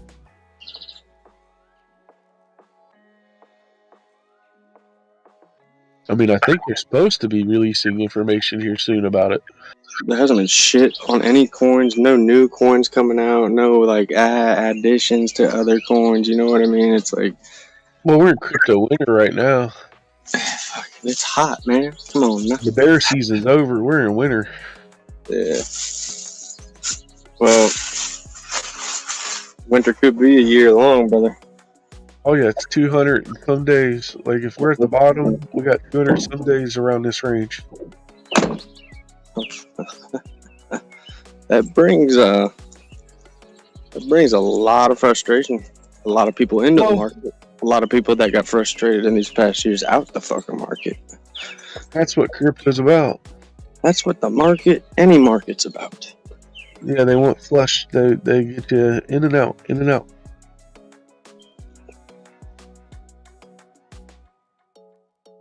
But 1905, man, is a huge area of support. Well, it ain't a huge area of support, but What was it, 1907 sitting out there for a fucking ever before it went to that 20? And then what I'm thinking is going to happen, because we're in crypto winter, is I think we're going to sit around this 20 area and play around here in like a zone. And then all of a sudden we're going to dip down to that 1905 and then take off one day. A 23 something, mid 23s was a hell of a number. We stuck around for a long time. If it wasn't 24, but you know, you got a good fucking point with that $20,000 hype. Yeah, I mean, dude, that's a hell of a saying that Bitcoin's had for 10 years now. Right. It's been, yeah, wait, hang on. How long from when it went? Huh? For 10 years. I mean, as long as you held, you made money. Well, of course. Of course. And those, you know, those aren't even the big boys. You know what I'm saying? Those days are quickly coming back. What'd you say there, Mr. Strike Once? I'm saying those days are quickly coming back. Yeah. Yeah, the sentiment on crypto, I'm sorry, guys, but it ain't too fancy in the eyes of the folks, you know. People with more money. Let's take Clive, for example. He's a great example. You know, I know he's got some old school ways, you know what I mean? But when he starts, you know, are those billionaires going to be buying into crypto right now? Nah. No, but I don't know. I don't know what the fuck it takes. They see something change. Crazy as shit. Crazy things have happened to the life. They'll make money because they'll play the support and resistance. They don't lose money. Well, I'll tell they you play that. support and resistance, dude. I've been reading into this. Like, What do you mean? They play support resistance all day? Like they'll pump it up to the support line, and then we'll take it over that resistance line. And if it doesn't become support, that's because they sold out and they took their profit. Yeah, and that's based on the I forget what the starts with a K. Anyways,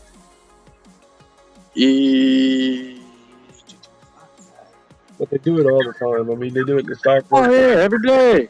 They've done it 3 times this morning. That's because people get excited and they see it moving, so they hurry up. Yep. And it wasn't Dogecoin up 10% in the last 5 hours, or 5% in the last 5 hours. You know, that notification or whatever you get is intriguing. A lot of people do jump in. That's happened 2 days in a row since I got back. I seen last night or 2 nights ago it jumped up to like what 6.3 or some shit. Then dropped right back down. Well, they could move this at 50,000 to 55,000. They got plenty of funds to play with. Right. 20,000. So the market being able to be manipulated by gentlemen and ladies who have the amount of money to make the price as they please. You know, that's how it's always been played. Well, who sets the ask and who sets the bid? Hey, the big boys and gals, man. You're That talking who does it. That's it. exactly. Whoever disagrees with that needs to read a book. Well, they buy up all the bids, and then they turn around. Like I said, they play all the way up to the resistance line. I mean, that doesn't take a lot of money to buy up all those bids. Accumulate the shit out of these coins. And then they'll take the resistance point, and if you don't take it over to resistance, then they'll cash out and they'll walk away for a couple hours, and then they'll do it again. Well, It they is a couple hours. roll that parrot over the cliff, and we all jump every time. You didn't jump this morning. Nobody jumped. I hope. I mean, I always used to, and I'll come in here. I don't give a shit. I'll tell somebody my fears and everything. Right before I got in that short, I was in the long. So, like, I got lucky on that because it went up a little bit. Still in? No, Did you not close out? The short was out too, so I'm not even in. I'm waiting for it to stop. Yeah. It's thinning out. Like the range. You didn't sleep on it, did you? You didn't sleep on it, did you?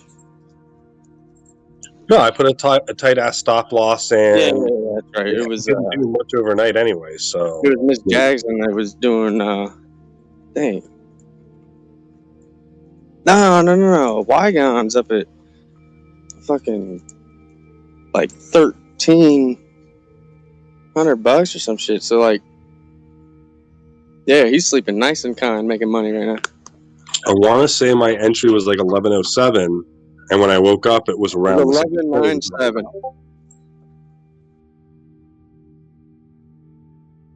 But it was at the same thing when I woke up. It just didn't have me with it anymore.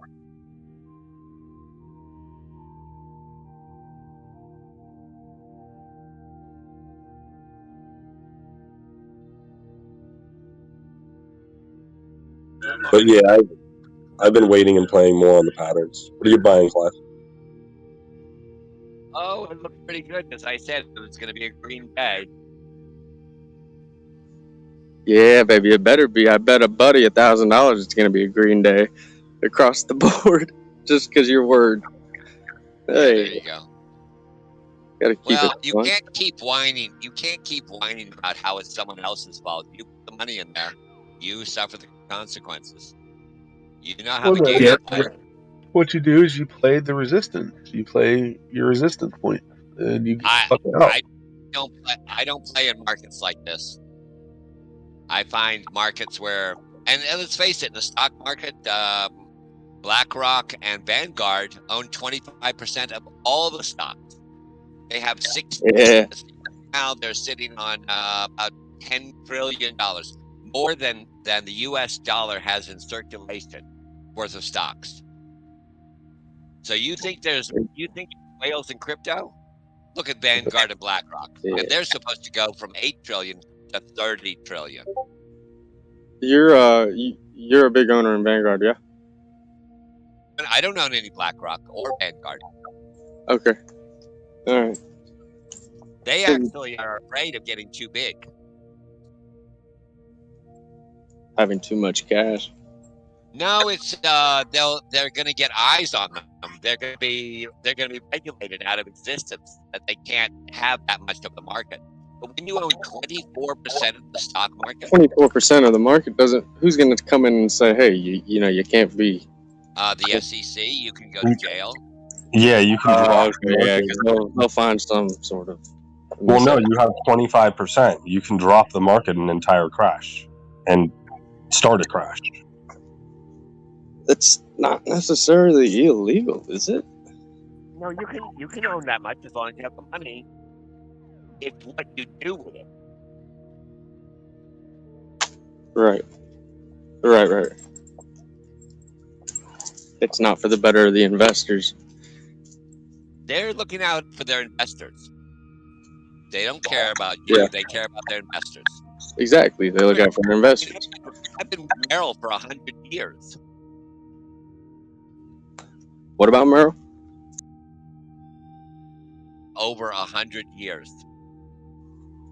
Yeah, it's it. I mean, Merrill Lynch is.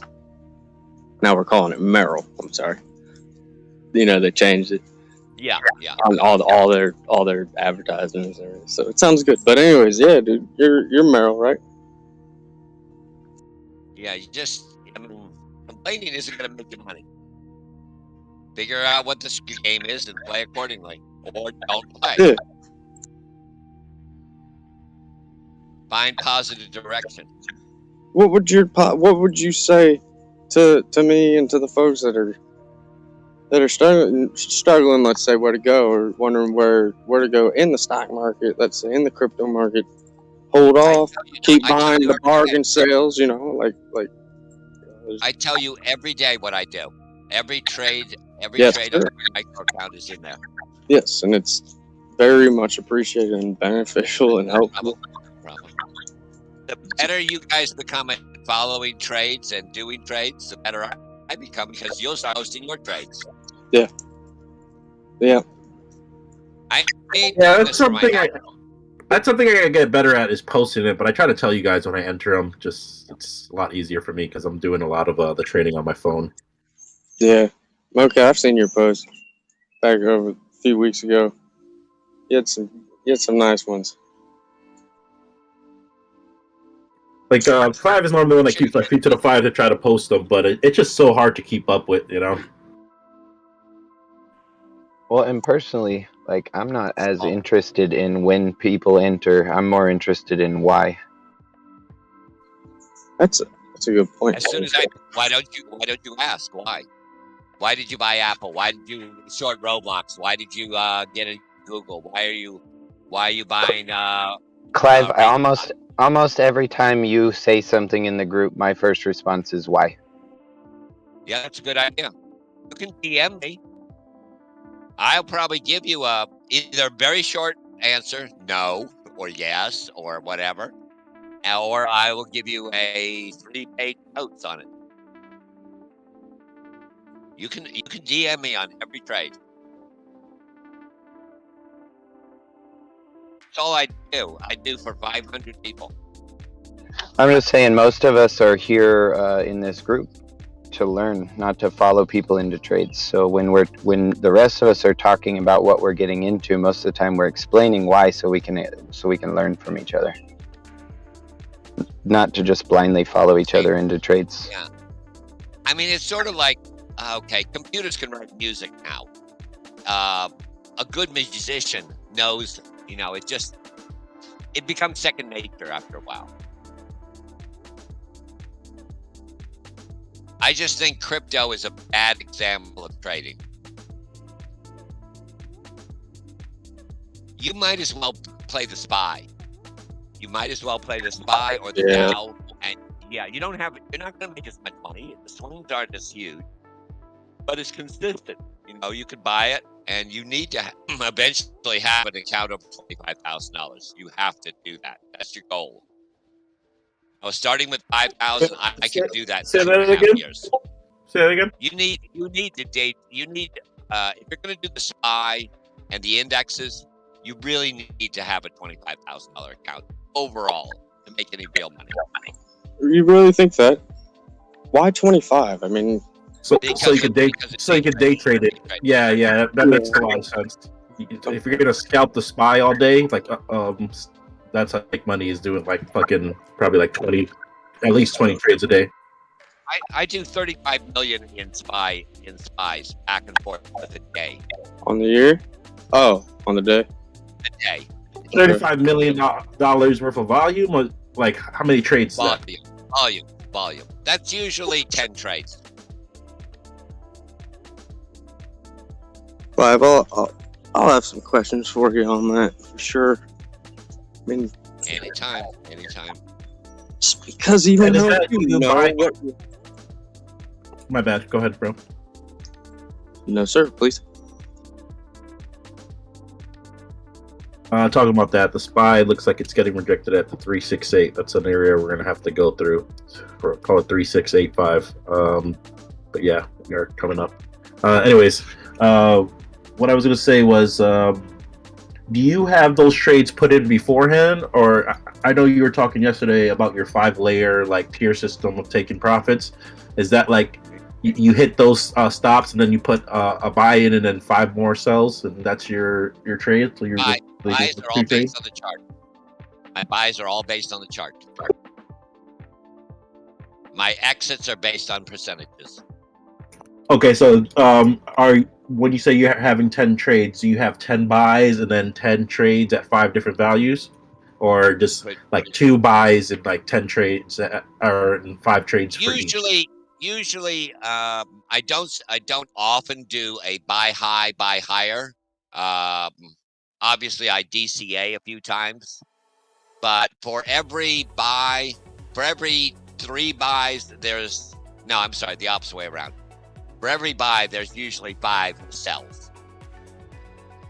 So let's say the first trade is 100,000. The sells, there'll be 5 sells at 10, 15, 25, and 50%. Oh wait, no, 2, 4, 6, and 10 at 10, 15, 25, and 50%, right? That's in stocks. Now in futures, it's 1, 2, 3, 5. I start at 1%. So 1, 2, 3, 5, 8. I don't ever get to 8. The market doesn't move enough to do 8 today. That's today's goal, huh? Get it? Yeah, 8%. That's percentage moving off futures. I haven't really used futures yet, but is there leverage on that in the stock market? It's not futures. That's not futures. That's so the 1, 2, 3, 5, and 8. Right. That's index. That's not futures. That's indexes. And you have to understand what an index is. So they're like the ETFs, like the SPY, right? The multi. Correct. Yeah. I play Gush. I play Drip. I play SQQQ, TQQ because it's triple leveraged. I can't play the SPY. It doesn't have enough profit for me. I thought you didn't do triple leverage. Wait, what's the triple leverage one? The QQQ. SQQQ and TQQQ. But the SQ is a short. It's a leverage short. SPXL and XPSL. Definitely not something you want to. That's a day trade only. Google all this. Google what is a triple leverage? I mean, you have so many tools at your disposal. You don't have to ask me. Google it. Yeah. If you can't find it in Google, there's no use asking me. You're not going to do that. You want to ask you. You want to take my time. You want to ask me the important questions. Now, I'll make available all my my sheets as far as what stocks are in my folio, what my percentage breakdowns are. That's the stuff that's worth 10 or 15 years of building that up. Those are the questions you should be asking. No one knows what the day's going to bring. No one knows what the market's going to do tomorrow. I'm literally down from January to March, April, May. I'm down 72%. Holy shit, dude! You're talking $15 million. I'm down.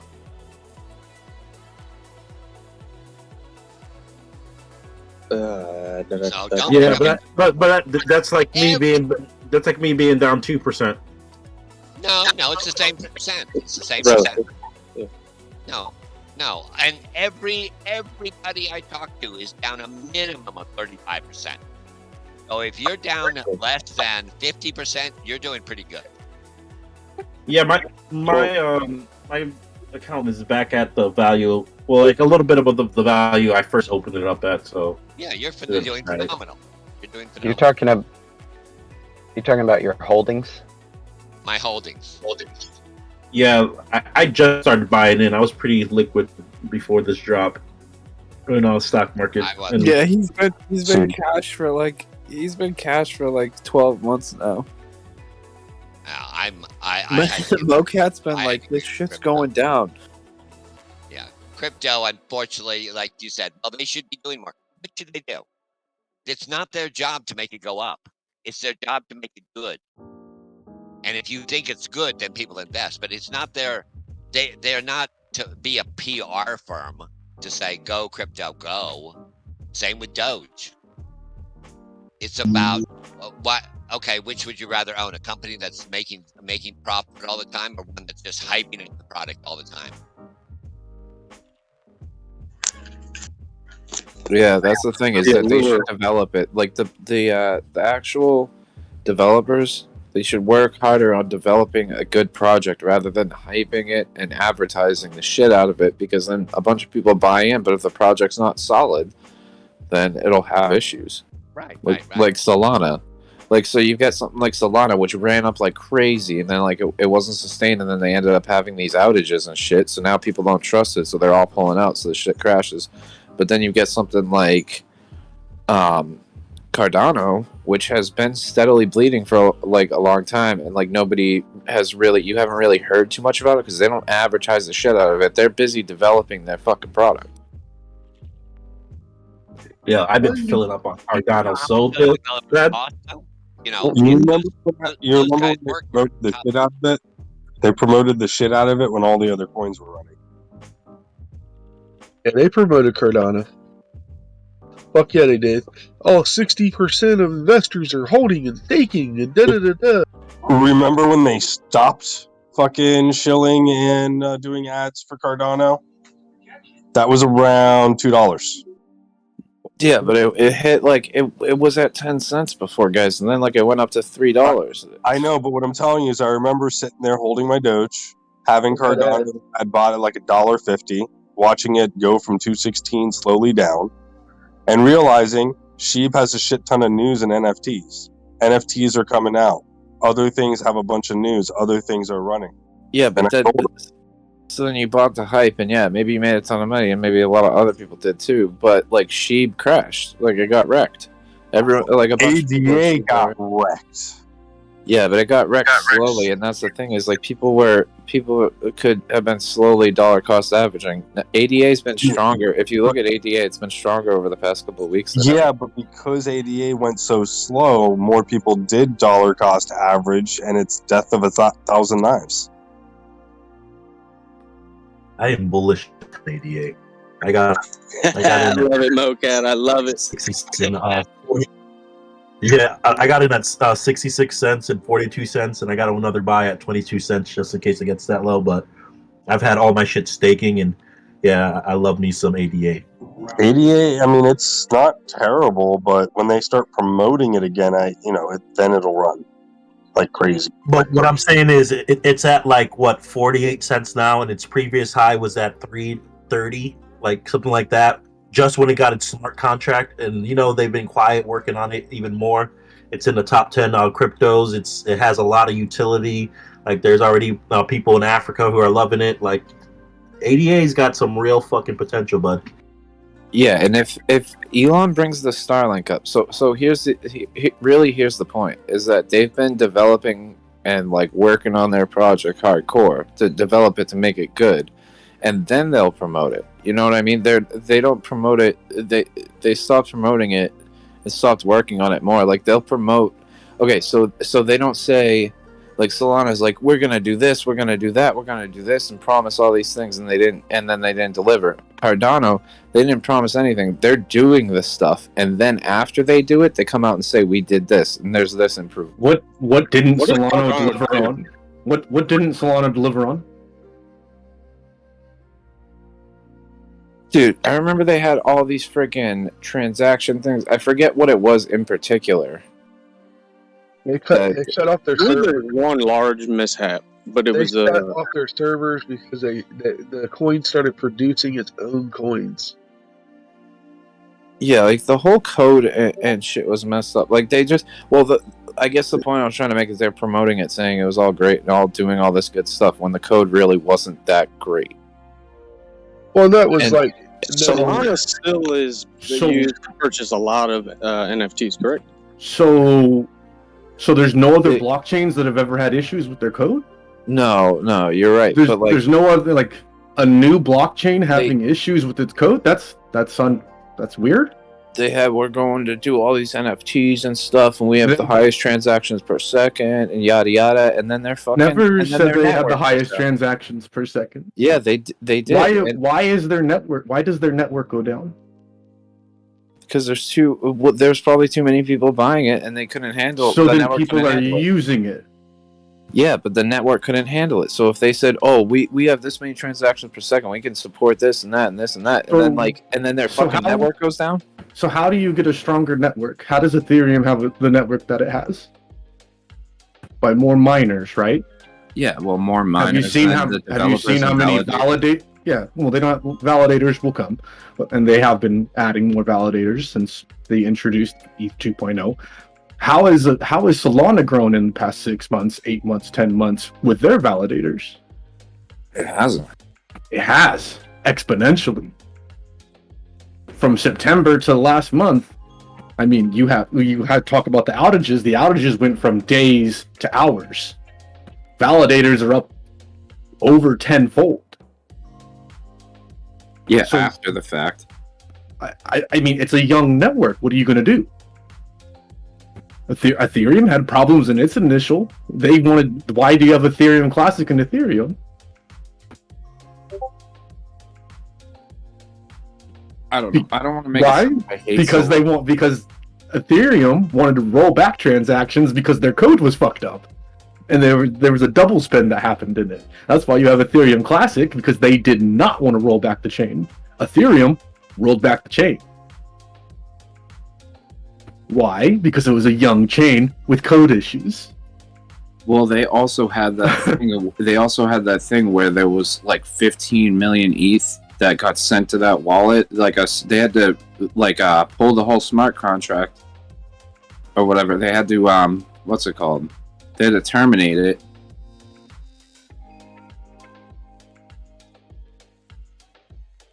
Because they didn't want those people that got their hands on those coins. They didn't want those people to have control of that many coins for the future proof of stake version. All I'm saying is that, like, when you look at newer blockchain, when you look at a blockchain, you have to look at it completely and with all the context. You have all these new layer ones that have been coming out over the past couple of years, and they're doing amazing shit. And most importantly, is any layer one that's coming out that threatens Ethereum is something to be looking at. Whether it's Cardano, whether it's Solana, AVAX, That's why I Mirror's been like- getting a bunch of love. I mean, That's why I like one Polkadot. competing. The only I mean, that's another chain created by an ex Ethereum co-founder. But Polkadot, nobody hears about Polkadot. Yeah, I mean, it has a horrible name for one, but layer ones that are building and people are building on and getting stronger and stronger and stronger. I mean, you can't count those out of the race ever. And Solana's the only competitor to Ethereum in the NFT world. No, Matic. No, Solana. Matic is way not a competitor. I'd say Matic's better. Like No. they have a shit ton of NFTs. They might have a shit ton, but we're talking about volume. We're talking And about money getting put into it. And Not the even network's close. cheaper. I mean, But they're- Cardano is cheap, and so is Solana. To send Solana is cheap as shit, man. To use Solana is super cheap. All right, but I don't want to make it sound like I hate Solana. I just like other things better, like Cardano and Matic and fucking Polkadot. I mean, And- yeah, that's cool. I'm just saying, like, any layer one that's getting built on, like, no reason to hate on it. Yeah.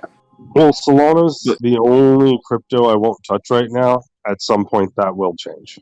It's not the project or like it. Okay, so it's not really Solana the project itself that I hate. It's just the fact that they were hyping it up and advertising it and shit when they could have been working on it, and they said we're gonna do this, and then like they have shit like these outages and stuff, and then But they've been working on it. What do you mean?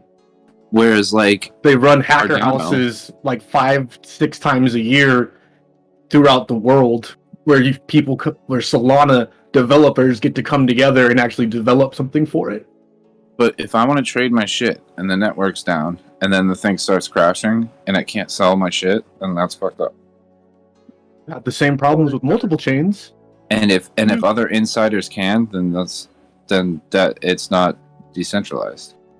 I mean, which chain is decentralized? None of them. Yeah, I mean, I guess that's a fair enough point, but I don't know. I mean, I'm not trying to make an argument, like I said, for why I hate Solana, but like ADA, like I'm wicked bullish on ADA, like because like they work on it, and then after they've accomplished something, then they come out and say, hey, we did this, and we have this new upgrade, and then it gets bullish, and then it's actually like it makes a sustainable move. And it has like that slow, steady, organic growth afterwards, not like this whole crazy hype growth that ends up being unsustainable. But then also it's like the future of something like Cardano. It's like if they're in Africa and everything, if Elon gets the Starlink up, like then all these third world countries are like Africa, like if Africa gets freaking like widespread access to internet, and they get into crypto and they start like buying a bunch of ADA, and we get like, if we get Africa, there's so many people in Africa that are not online, that are not into crypto. If we get them into crypto and get that kind of adoption, then that's super bullish for crypto in general, not even just Cardano.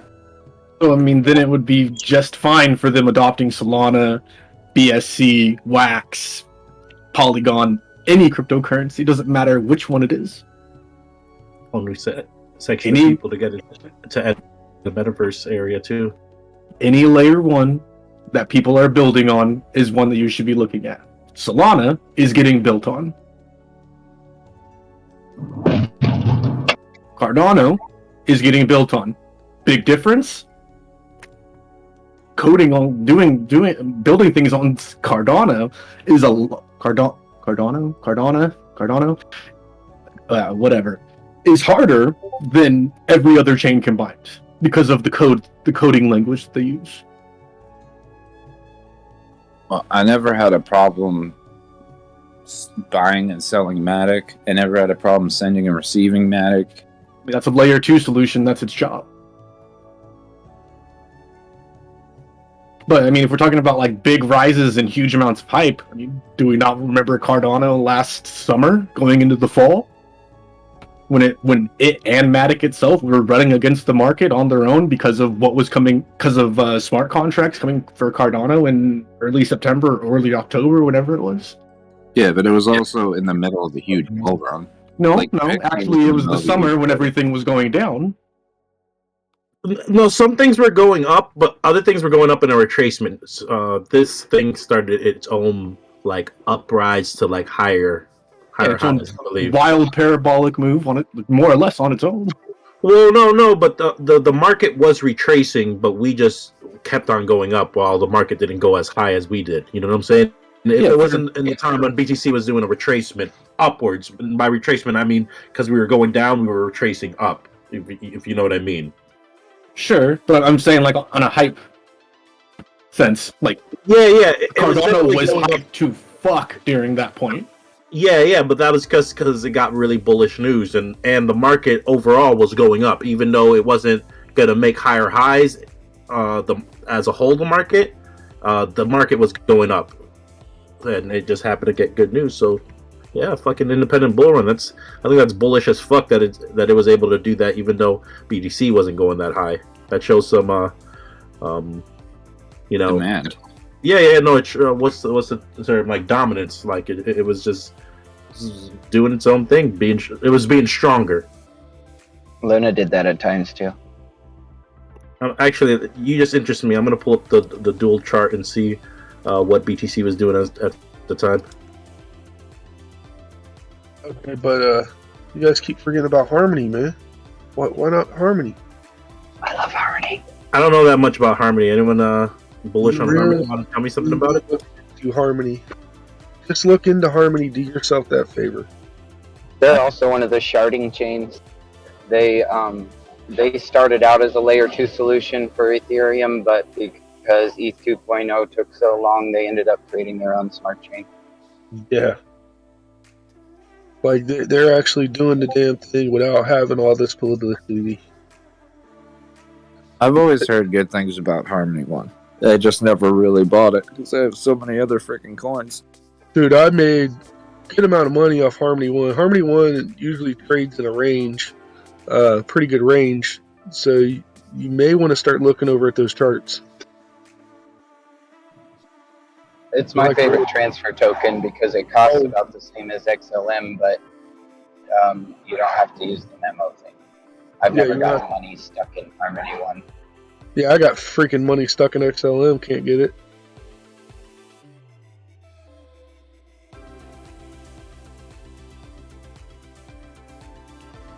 By now, it ain't worth shit.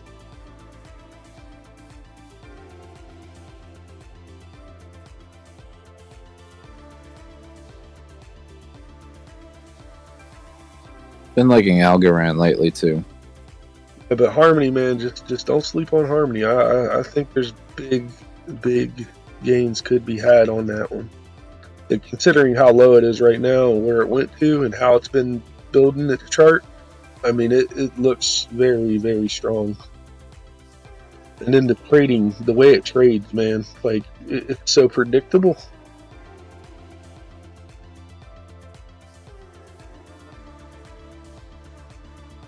All right, I'm gonna look into that. Thank you, bro. Yep. I mean, it's a slow mover, but when that fucker moves, dude, you'll wake up and profit like, oh shit.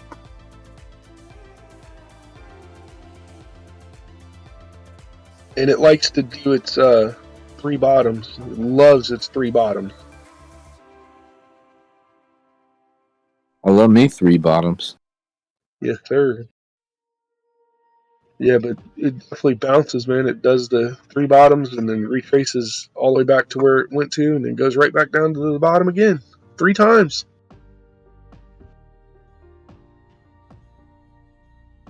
That's why I was meaning it's super easy to trade. Like, now, granted, during the cool down period, I mean, it's still been trading about the same. Hey, I got this dual screen up of ADA and BTC. If you guys want to check this out, it actually ADA had a shorter a bull run, but it went up a higher percentage. It actually, well, whoever's falling around, I think someone just added in. I'll show you. Started our bull run in well, yeah, we started our fifth wave right here. So July 21st, as you see, it shows on both marks. Once we got up to our third wave, that was the top of our fifth wave, and we started retracing. So this is where they actually went apart. They retraced here, BTC went up more, and ADA kept on dying, but it was a slow bleed off. But from peak to peak, BTC made a 136% move, while ADA made a 215% move. So that was about 70% more over here. 80% more. Yeah, 80% more. Just so I know. So that was essentially the beginning of, well, not the beginning. Wait up, like, this is the market cap. Let me get into my bad. Yeah, I got the wrong thing. My bad, y'all. You're good. Yeah, what's funny is that chart, before you go off of it, that chart looks exactly like the Bitcoin weekly chart right now. Like, if you, like... You see, we died right around here, and the BTC had more push. That's more of a clear fifth wave. This was broken up into 3 waves. This just had 1. But yeah, it followed Bitcoin, but it went higher here. It went higher percentage wise, but then it did its own thing and let off slowly. And yeah, let's see where. Even though this is market cap, let's see what we're at fib level wise. Probably the 0.236, but well below the 0.236. Let me switch over to the price one.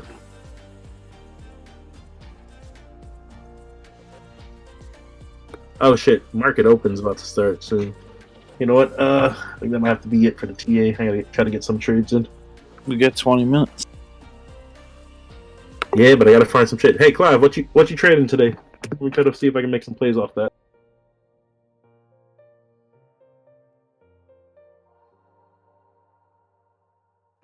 Daddy Warbucks, what you trading?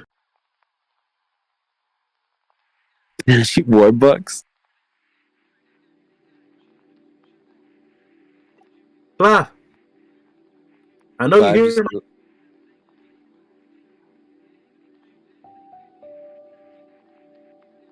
Clive. Maybe his dogs are going crazy. Ooh, what's Chevron doing?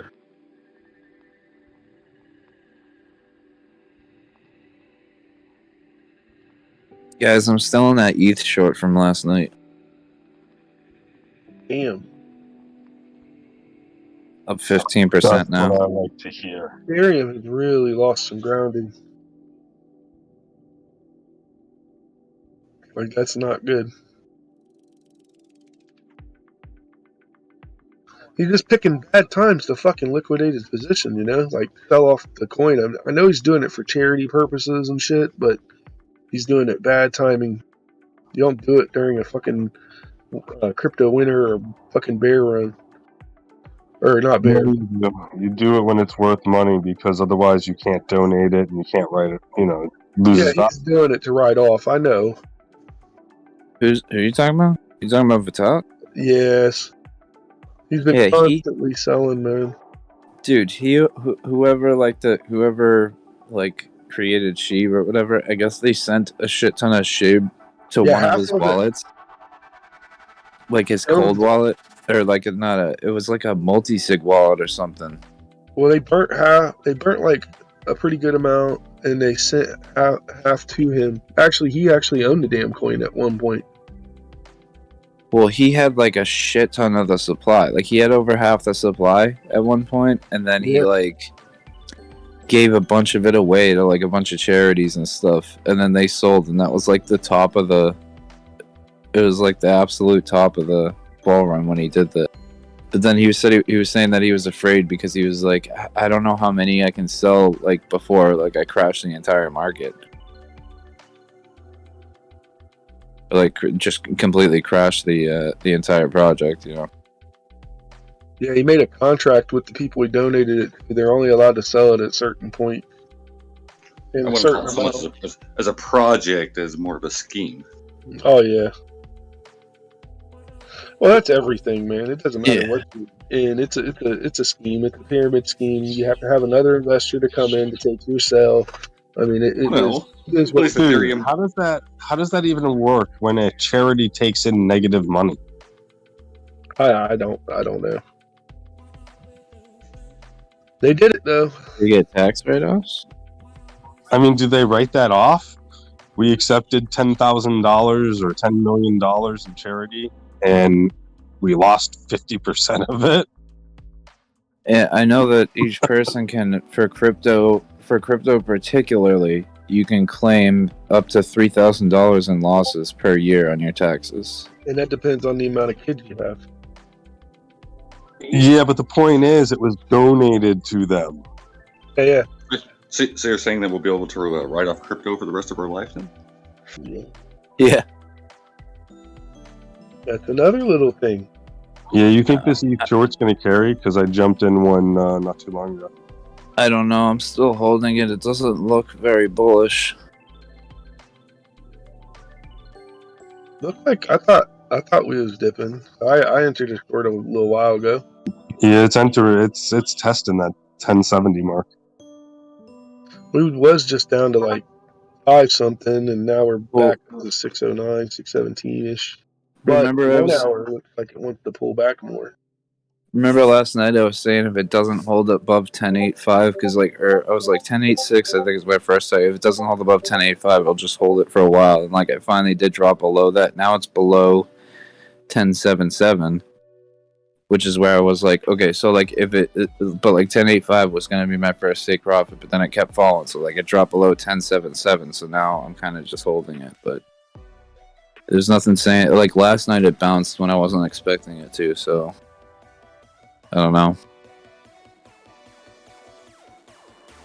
It just doesn't really have it has more of a bearish appearance to me right now. The candles do, because they're not. They're pretty red, and the ones that are popping up now don't have a lot of volume. Yeah, and plus it's just waiting for the market to open to finish crashing. Yeah, sometimes there's a big, like, you'll see a sell off in crypto, like a crypto wide sell off, like right before market open. I don't blame them. I'd want to go where the money's at. I mean, right now, this is tax write-off territory, so you pretty much come over, you gain a little bit, lose a little bit, and write that shit off. Yeah, but, like, you have to sell, but then also if you like have like $30,000 in losses, you can still only claim like 3,000 of that. Yeah, every single year. There's no cap. Remember, You've lost 30 grand. That's if you broke even. So if you made 10,000, but then you lost 5,000, then you'd only claim that you made 5,000. You only do the losses when you don't have things to write off at that point. I think mine. I don't know what mine's going to be this year. This year, something else. Yeah, if you didn't make any money, then you don't even have to file capital gains tax because there's no capital gains. Well, but that's when you can then claim your losses. Anyone in here play with options? My bad for just letting me. Because if there is, I think I got an option play that I want to get you guys' opinion on that I think I'm going to go in on. Go ahead and mention it. I've heard quite a bit of talk. I'm not too well versed with options, but I was just thinking of getting in a target put here. One that's in, like, Or how in the far money. away are you in the money or out of the money? Out of the money. Does it risk to reward? Does it look like you're probably going to have that better potential? I got to see how it bounces off this area of resistance, but I think it's got room to move down to 132, or like 133-ish. How long how far out do you want to go with it? How long do you want to hold it? I got a contract that I'm eyeing for a month and a half out. All right, yeah. So if you got one that still has that much time, then that could still be valuable. Like even if it doesn't hit the price that you think it will, but like if it goes past the price that you think it will, and it still has time left, then you could just sell it to somebody else, and then it'll be in the money. Well, with the way cost and everything is, you'd probably have a pretty good chance of playing that one out. Because not a lot of people have a lot of extra money to be able to invest right now. They're actually pulling money out of the stock market, pulling money everywhere they can.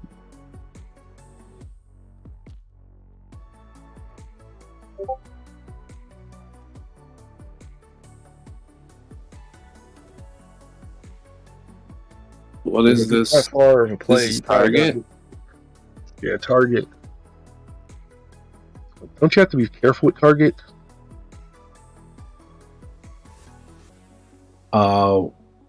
I think. Wait. I think it could easily make it down to 116.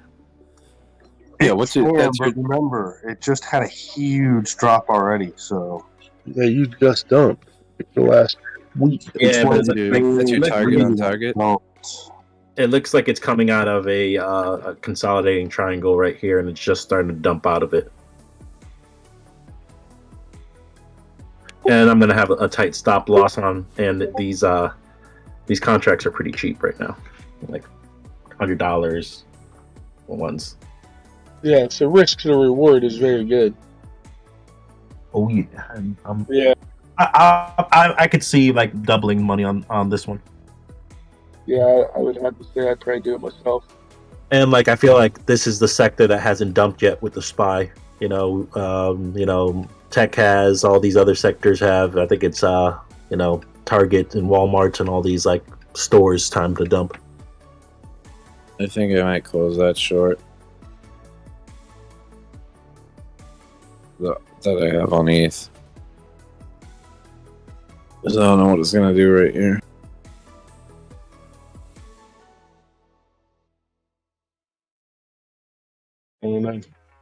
I'm holding Bitcoin short right now. I just think it needs to pull back more.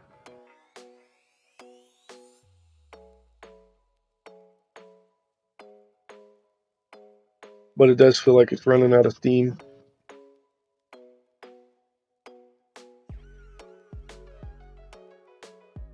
Really, I want to see what happens at 9:30 before I just make a premature decision. Because usually you see like a little pop up and then it dips. Fuck it, I'll take the 15%. Oh yeah. I closed it. Profit's profit, man. I preach that every day of the week. I barely freaking slept holding it all night. Like, I kept waking up and rolling over and looking at the chart and being like, fuck, just go down a little bit. Just put me in the profit. And then I wake up, like, 20 minutes ago, I heard you guys talking, so I woke up like 20 minutes ago, and I look at it and I'm like, oh shit, hell yeah. It's like finally in the profit. You playing KuCoin? Yeah, I was on KuCoin. Took a short position on ETH.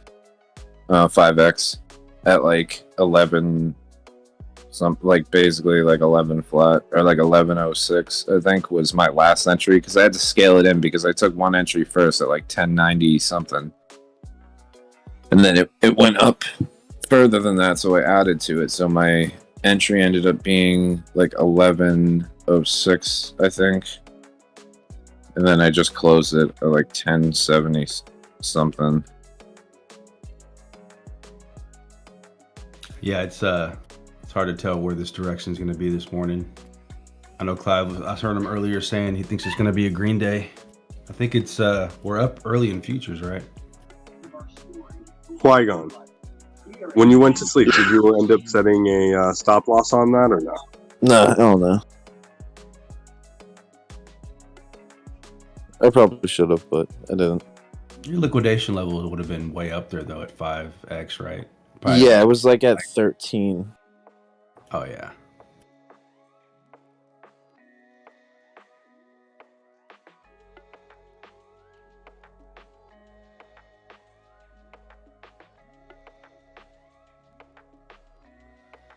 Oh, of course, after I close the short, it starts looking like it's going to get rejected.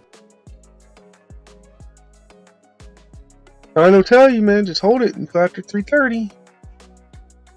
But hey, profit is better than not.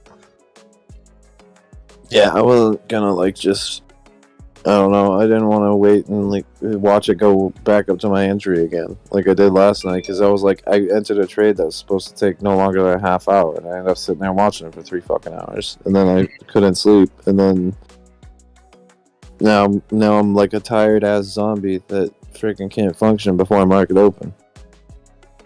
You got in yesterday or this morning, like early morning? Yeah, it was last night, but I think it was like after midnight. It was around 2-3 o'clock. Matches. When were we talking about that? It's like 2-3 o'clock, man. I woke up, heard you talking about you're gonna enter this short. 5 minutes so way before that. Yeah. But at the same time, it was 3 o'clock, because Robinhood keeps resetting and America keeps buying till like 3:20 in the morning. So around 3:05, I jumped in the short. I should have waited longer, but I was tired and wanted to go to sleep. I would have still been in it if I waited a few minutes longer. I would have jumped in higher, and my stop loss never would have been touched. Futures don't look that great right now. Yeah, I think we're going down today.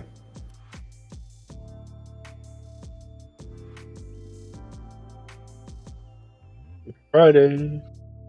Maybe I'll finally get my buy order on Riot, and I can finally make that day trade that I was trying to make yesterday.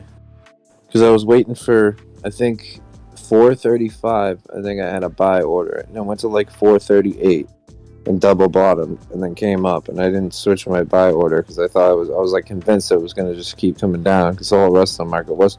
And then it didn't. It freaking went up 10%, and then started bull flagging and shit. I'm like, what the fuck? And then I never got a chance to buy it. It never hit my buy orders. And then, like, now, today. I don't know. Let's see if they hit. But I wanted to make that trade yesterday because I could have made a 10% trade if my buy orders hit. And freaking Robinhood didn't give it to me. Are you kidding me? The games they play with the low cap coins like SHIB, the low denomination coins. I put in a limit order right now for 2 or 3 cents or 2 or 3 points or whatever above wherever it's at. That shit will go through. Rounded all the way up to the first, whatever the first number is. So if it's 817, it'll round up to 9. Yeah, like those are tough. I don't even think I've ever put a limit buy on sheep. I think it would just when it went down and dropped like hell and everything else dropped, I would just like throw a couple bucks in and like market Yeah, they buy. still round the fuck up. Yeah, they definitely do, especially with the market buys. Because like Citadel, every time you do a transaction, it's like Citadel buys it and then they sell it to Robinhood, and then they sell it to you or whatever, and like everyone, they both take a skim off the top.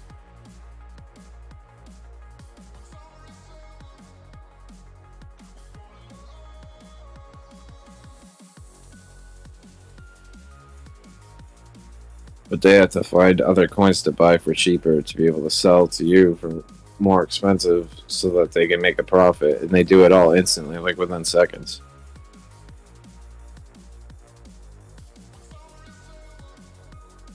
That's why Citadel's so scary, because they have crazy, like the amount of volume that they're allowed to trade at such high speeds is just like really, they have a huge advantage over the whole rest of the market. Trago, you in here at the moment? Yes, sir. Morning. Morning. I just DM'd you the lyrics for verse 1. Hell yeah, let's do it. It's finally started pouring in. I've been sitting here listening, like I moved that beat you made for me to the 1 minute. the desktop of my phone, and I just been listening to it on repeat for like weeks now, and nothing was coming. Like I can hear the melody of the bridge there, but like there were no words were coming until we got to this point in the charts. It's kind of weird. I like it. Hell yeah. Dude, how are we gonna get you on some fucking... How are we gonna get your lyrics, like your vocals on here? I mean, I can record a decent recording at home. Probably not like I can't find my cord for my actual mic, but like I could at least be in a quiet space and be close enough to the mic to get quality. Hell yeah.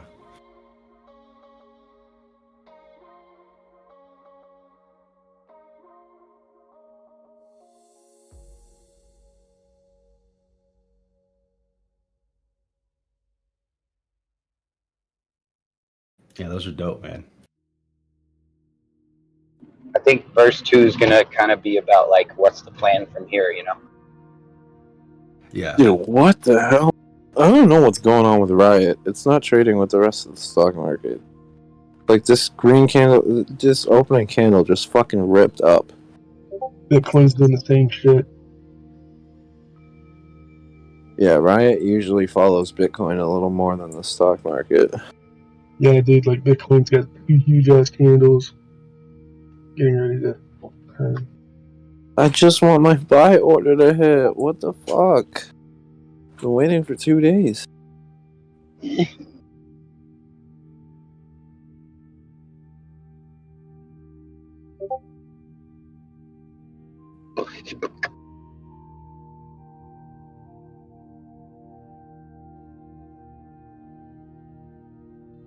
Stock never does what I think. Jesus Christ. Just broke resistance. I might have to rip a market buy.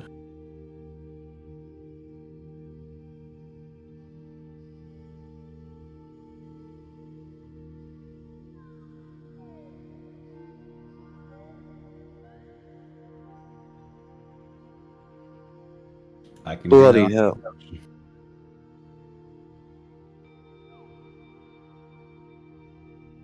See, if my orders only hit, I could have been selling this candle.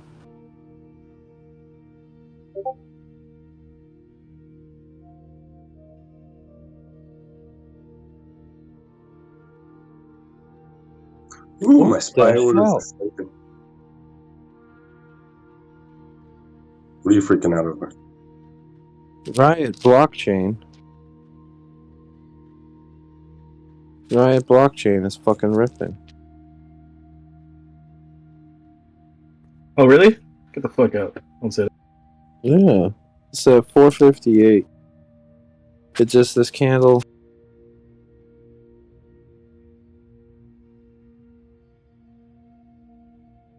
Candle's at 5K volume. It's 5 already minute up. fish hook on BTC. It's already a 3% candle. I love it when you say fish hook, Luke. 3% in this one 5-minute candle. Say it again. What the It's, thing should do? but it's Actually, gonna go down further. Sorry, I'm talking over you, man. Hey, it's gonna go down further? It looks like it's filling a gap right there. Oh yeah. Yeah, like dropping.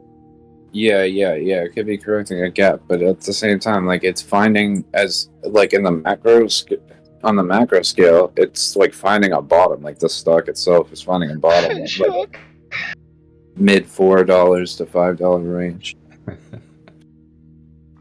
Fish hook. Oh yeah.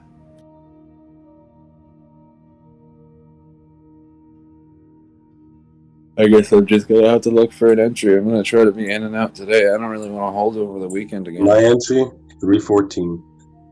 That's what I'll wait for.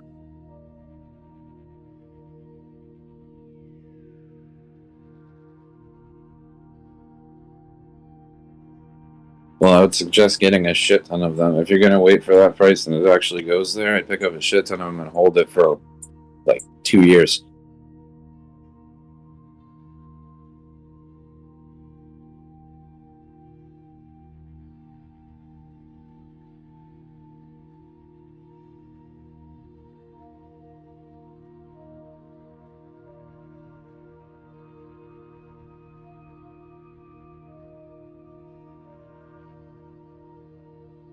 I've been on a bag. I'm pretty sure it's gonna bounce somewhere around 350.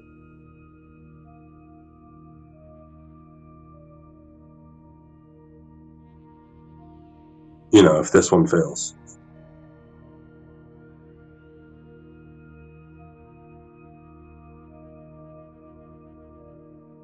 It really is kind of up to Bitcoin because the stock price has a lot to do with the price of Bitcoin because they mine Bitcoin. So if Bitcoin's down and they take the time to mine it and they can't sell it for a profit, like if they mine the coins and then Bitcoin goes up, then they can sell it for more of a profit and the company is more profitable. And I don't think they have earnings coming up any. I think Yeah, they it just might had be earnings. winner of the day. Vivo up 1%. $1 below all-time highs. Algo might be trying to break out. Or break up. Gone to a long Breaking last up with me? It's hard to do. I got on long last night and Nobody's watching Tilray. Tilray's breaking. figured I'd take a long on Algo just for crispy. I don't want to touch the weed stocks right now. It could like I could invest in them like for a long term. Like That's if I fine, but Tilray's up 3% today. yeah, I just like I don't know if I want to trade them. I mean, unless they all start getting bullish and like there's like a short squeeze or something, then I'll probably definitely jump in and start trading it. I hate to say it, These might be the highs of the day for some of these things.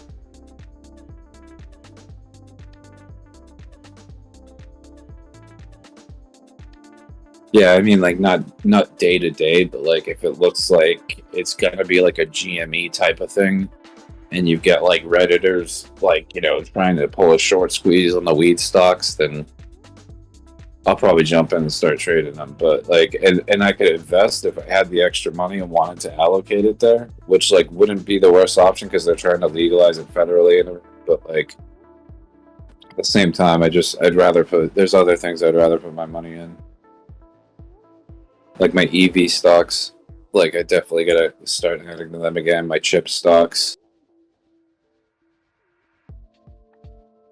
I've also got I want to try to get more exposed to the military industrial complex stocks too, because those are just what's pumping. And then I got my oil stocks. Oil is what I've been trying to trade. The thing is that like a bunch of my money is stuck in Riot right now. You got airlines? No, I don't. But that's going to be really good this summer. That was Right Clyde's now, call it's a great time. yesterday. Yeah, it's a great time to get. I mean, I bought them maybe a month or two ago, and they've gone down by like. Yeah, if you can accumulate them now, like right now, it's great. If you can accumulate a good portion of them right now, they're going to do really well this summer because everyone's going to want to travel. Like, even though nobody has money and you get the interest rates and stuff, there's rich people that are like, they don't give a shit and they're like, yeah, I want to travel and I want to get out of the house. Like, people are planning trips already. Like, even people that aren't that rich or like don't have that much money, they're still planning trips. So like, Clive said always have something in your portfolio that focuses on travel. yeah, for sure. Because even when we don't want to, we still have to.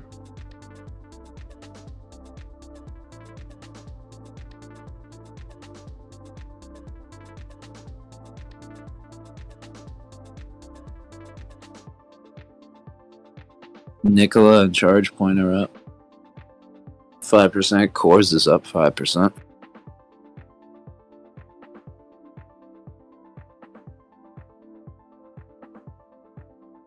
I just want my EV stocks back, but I don't really want to give up my blockchain stocks either. The thing is, the blockchain stocks, as long as crypto bleeds, the blockchain stocks are probably going to bleed. So I have time for those, but I don't have much time for my EV stocks.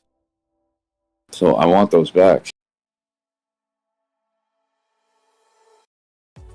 EVs are going to blow up. The worse the gas situation gets,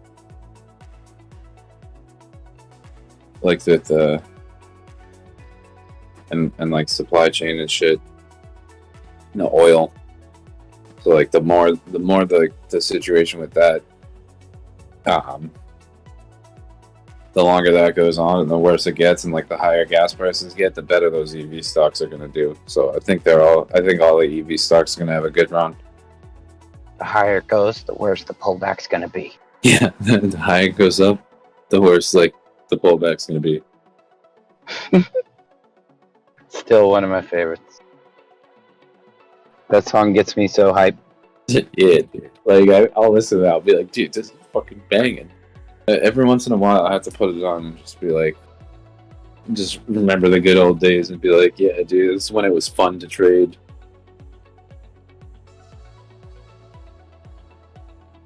I love how he's taken so many songs that like he's just taken the shit that people have said that are good reminders and just like turned it into a fucking banger. Yeah. It's like, not only is it cool, not only does it sound cool, but it's like nostalgic too. Right. And it's like really personal to us. Whatever you're on, we want some of that. Yeah, whatever you're taking, we want some of that.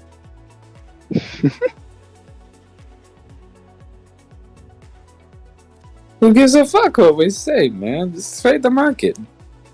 Because I was looking at Caterpillar app, and I looked at it on the hourly and on the daily, and it looks like it's on a big dip. And I think a couple days ago they announced they were moving to Texas from Illinois. So I don't know if that's a good catalyst or not. I have no idea, but you're gonna need those caterpillars to dig up all this ore and shit that you need for these chips. I don't know. What do you guys think of Cat?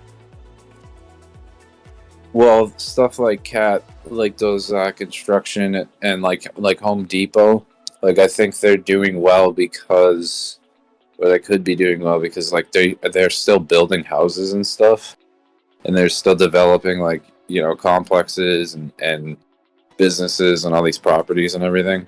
But then once like the real estate market starts to crash, it's gonna, which it's already kind of started, but like once that shit slows down, like especially like I think they're gonna start with the housing market, and it's just like it's gonna be another phase where like the Fed is trying to cool off the market and like bring prices down and whatever else.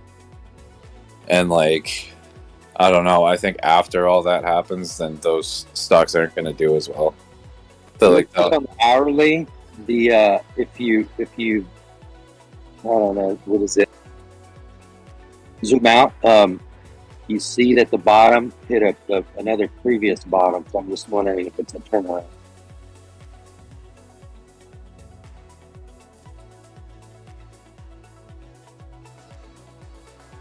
Yeah, it's like I'll look at it in a second. I gotta check something else real quick.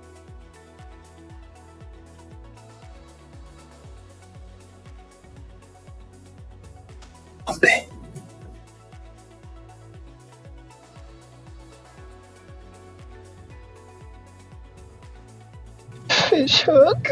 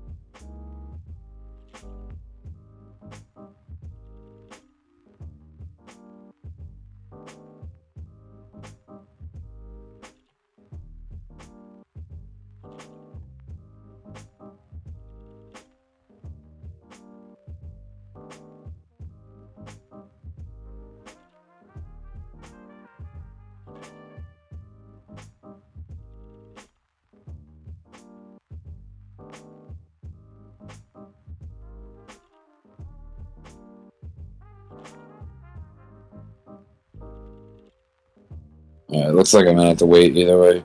But yeah, what were you were talking about Cat? There's like a double bottom or something? Yeah, I zoomed out. I had to look at the daily. Yeah, it's a double. It looks like it went down hard, like almost like knives. And I zoomed out even more, and there's even a lower bottom, like at 179. We're at what, 197 or so.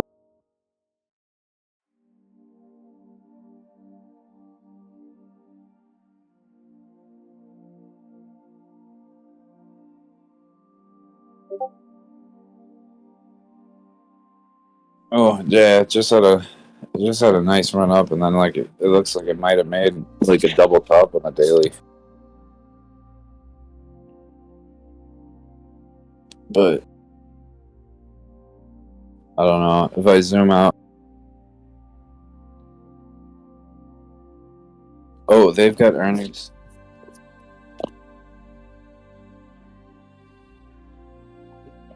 They got earnings coming up at the end of this month. So if you're in it, you might want to get out before earnings, just to be. It's off the quadruple witching. Quadruple witching? It's quadruple witching day. Quad witch. Oh, quad witching? Is that Quad wish, bitch.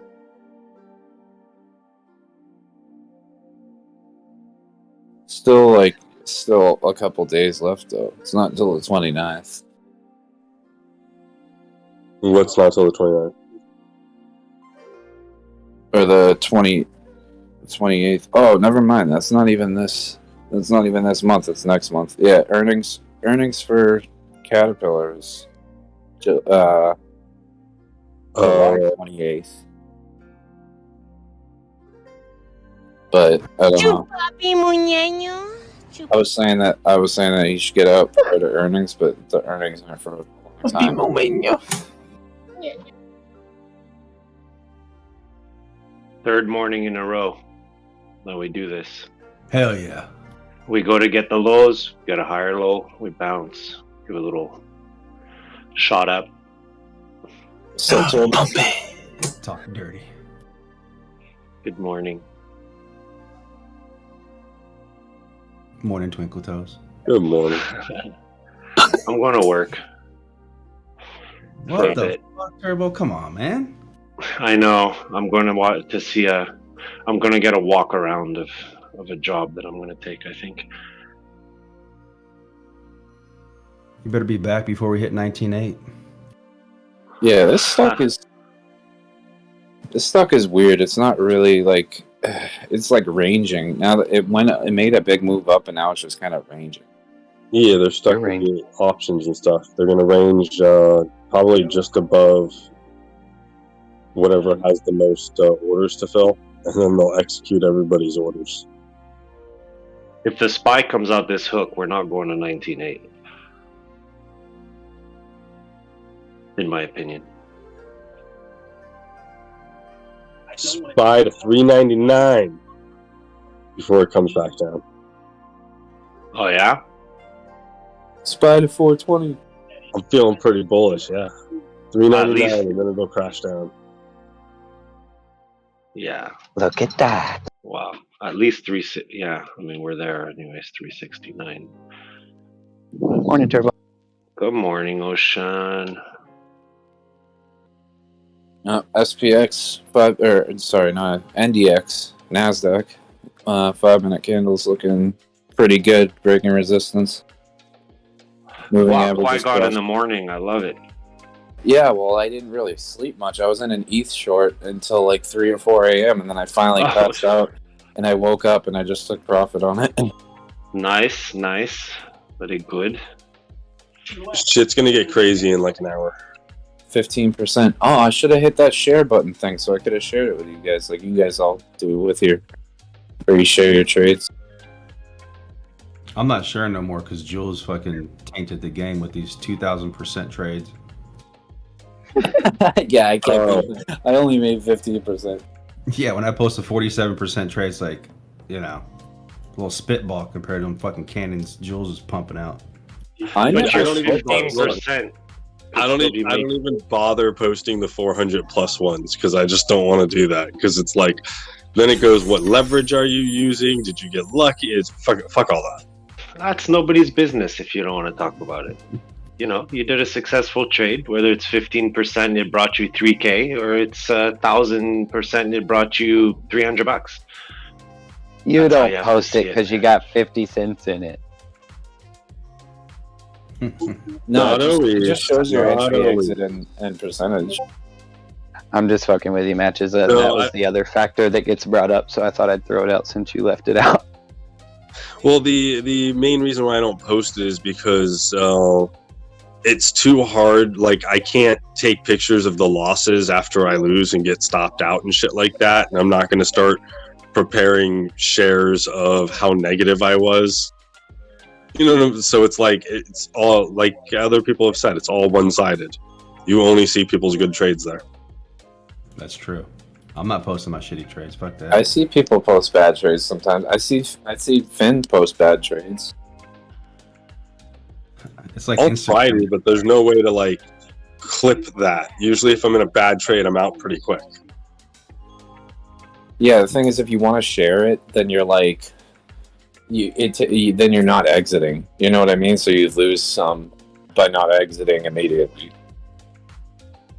Like if you have to make a quick decision, then the last thing you're thinking about is, oh, I want to share this with my friends. Well, I mean, it takes 2 seconds to hit that share save button. Man, You don't I have share to my like. You don't have to actually send it out that moment. Yeah, who cares? I share my 10% trades, and it's like I just made like $1 million. Whoa, yeah, I just made 10%. I'm so happy. Wait. Fuck yeah. I did post negative trades before when I was blown away because on Luna I had 160 or 150% negative trade on a fucking futures. Yeah, negative trades are fun to see too. That was so tough that day that they couldn't even close me out, and by the time they wanted to close me out, I was way in profit. Y'all want some negative trades porn?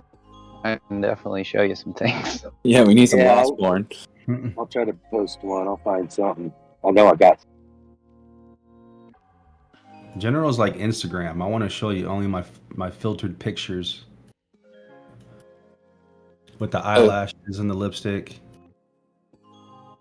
the sunken in cheeks and the tiny nose and the big eyeballs with the hazel eyes. Photo editing. Hey, Crispy. Oh, that was you? That was me. Crispy's here? I thought I heard Crispy for a sec. Maybe I'm wrong, but I don't know. I'm probably wrong. I feel like me and him are never in here at the same time anymore. Eric from Ohio sounds pretty close to Crispy. Oh, yeah. Well, I guess I'm not going to see this go up because I got to go in 5 minutes. The stock market could be trying to find a bottom here, and we could see a green. Oh, week. yeah. Oh, yeah. Oh, like yes. Like not a bottom, but a local bottom. Could be trying to find a local bottom here. We could see next week could be pretty green. I think we're just filling a gap. I'm hoping by the end of the day we're not red.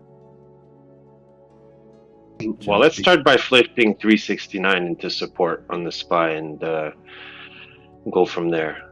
That Well, would there's be a no nice more- continuation up. There's no more. 363.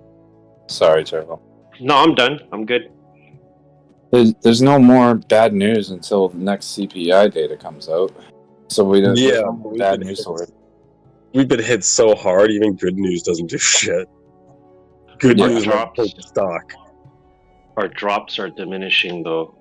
I've calculated all these drops and percentages, and I mentioned that I think that our swings up are higher percentages of what our drops are at the moment, which was completely the opposite on the way down, obviously. So I don't know, man. I mean, yeah, even if we're stalling right here, well, at least, well, I guess it's not so good because if we're dropping, they're just slowly taking the band-aid off. But yeah, definitely a shelf area. We could swing up from it and avoid the next drop being a high percentage drop the way it's doing it.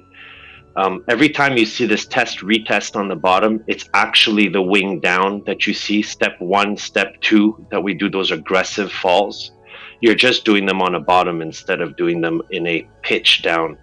So for the past 3 days when we've been seeing, this fall, and then we get caught up, we create one more lower low, and then it's higher low, higher low, higher low for the rest of the day. It's not bad. It's just not bad. Well, also keep in mind though, the people that are buying, the people that bought yesterday and the day before, they're probably going to be trying to get out like before the weekend. That's true too. Yeah, Friday, huh? Fuck yeah, that could definitely play. Well, quadruple witching hour. So you know what I'm saying? Depending on the longs and shorts on those options, they could push it over over certain levels so that they can execute the contracts. What is quadruple witching hour? That sounds like the end of the world. It's worse than witching hour, double witching hour, or triple witching hour. Which tells me nothing. What is witching hour? This sounds like golden sound bites, Trago. I know. Let me get. It's a confluence between certain contracts ending. It's when the ETF Options closed contract. on options contracts and bond. Like there's multiple markets closing on the same time, and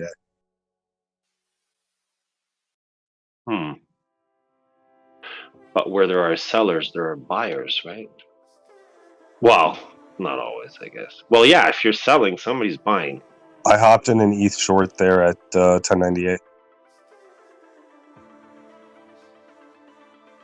Well, let's just hope it wasn't a double top right now on the spot.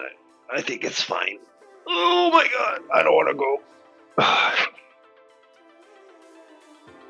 I'm It's definitely got looking 3 to minutes rebuy or 4 into minutes that. to fucking. Whoa.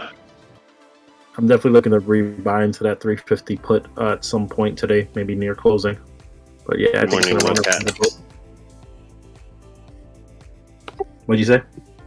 I said good morning to you, Mocat. Good morning, Turbo. How you doing, brother? I'm alright. It's a nice day outside. And gonna enjoy it, I hope. I heard you say something about before that you had a job coming up. I'm gonna go do a walk around, yeah, for a job. Yeah. What you building?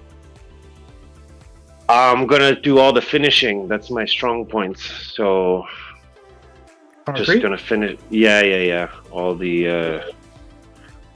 I guess I'm pretty sure like the entire weather barrier, the jip, the finish, moldings. I hate doing that stuff, but I'm good at it. So I'll just. I used to do some mason work.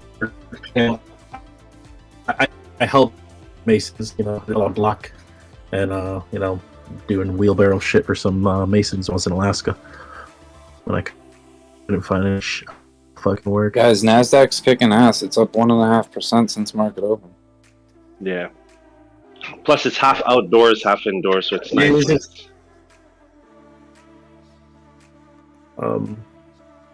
be careful, guys. Buying in around here. This could be a little pump and dump, maybe a ABC retracement. I'm looking at the SPY, and if it does an ABC retracement here, it could go to 372, which is at the 0.5 Fibonacci. Look at that.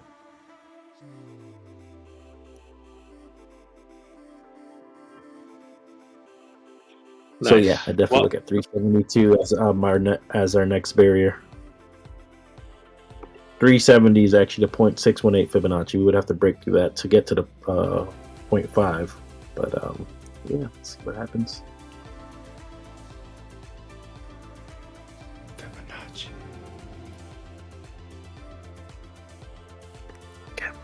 Booch? Oh, by the way, that's not financial advice. This is bad fried rice from a new cook. Damn, I gotta start saying that more. You're not that new anymore. It tastes so good. But it tastes so good. Food poisoning.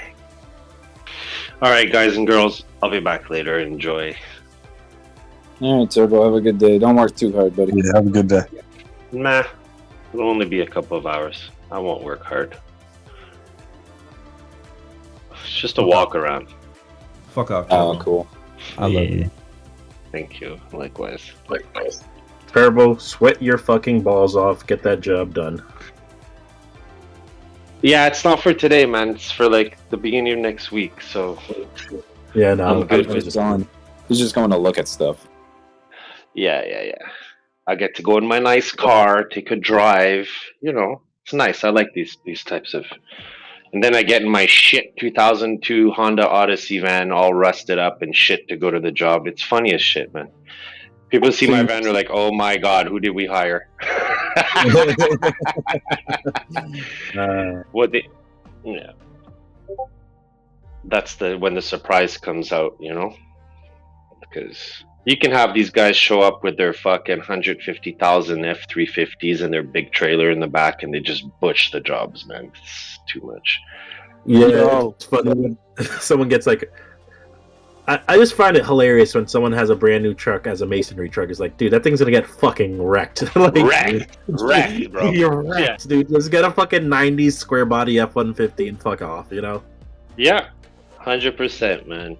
100%. Yeah, it's just fucked up, and I see it happen because one of my buddies who works for a masonry company, and they do patios as well. And last year they bought, I think it was like over 200 F-150s and up, and every 3 months he needs to change his truck. Like he downgrade, like he gives it to an employee and then he gets into a newer one again. And when you see that truck, man, it's like, I don't know, it's like somebody just put it through fucking hell for 3. I mean, it's unreal how they wreck them. Masons fuck up trucks. That's just one thing they do. You know who has cool trucks? Roofers. They always, like a lot of the roofing companies, they have some cool ass trucks. Yeah. Or like the construction sites here, you'll see every model of every fucking pickup truck from the color yellow to pink. I mean, it's hilarious. Oh yeah. Like the from the workers' side, yeah. Yeah, they're all parked, lined up. It's like a fucking truck show. I have it just down my street going on right now. It's just funny. Yeah, all my coworkers are like that. They have all these like badass brand new diesel trucks, and yeah, I've been hopping around in my old like '90s fucking Acura for the last 5 years. I bought it for like $2,500. It's been like the greatest car I've ever had. Hey, man. You got to get that Yeah, landscaper truck, that '90s Toyota with RS the back hanging off. You say Integra RS? RSX. Oh, cool. Old one. I had a really nice RSX, man. Really, really nice. I built it from the bottom up, man. It was a salvage from New York. It was a cop's car that went on a police chase, and he smashed it at 800 kilometers. Like, the car had only 800 kilometers. It was like an undercover. And we got it at auction, and I took every single bolt off the car down to the frame, got it, got a front rail welded back on and a side quarter panel, and I built it, changed the color. I mean, the car, when it came out, was so sweet. A week later, I'm taking a fucking right turn, and a truck's taking the same right turn, and he just clips the side of the car, man. I had the car for a week, and he scrapped the car. It was, oh my god, guys, I was so heartbroken. But it was a nice car. I liked it. Got rid of the Integra was the bomb, though. I fucking loved my Integra. Oh, that car was solid. I miss my Acura TL. Those are nice too. This shit was the balls. But here they rust out too fast. That's the problem. All the Honda, Acura, Mazdas. Fuck it. Dude, I've seen some mean sleeper TLs. All right, Yeah. I'm out. Bye-bye. Later, It's just such a good platform to build off of. That V6 that's in there, man, you can really crank that fucking thing up. Yeah, for sure. And the VTEC and shit. It was already fast before, it's already fast before souping it up, honestly. Like, that was one of the fastest cars I've ever had.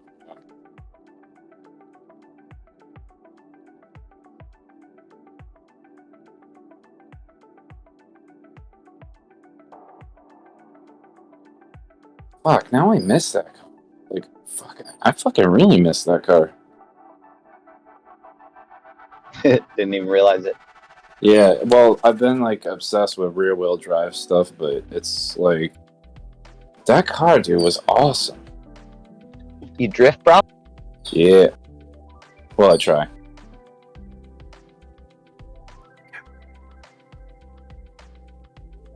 Sometimes I just hit stuff.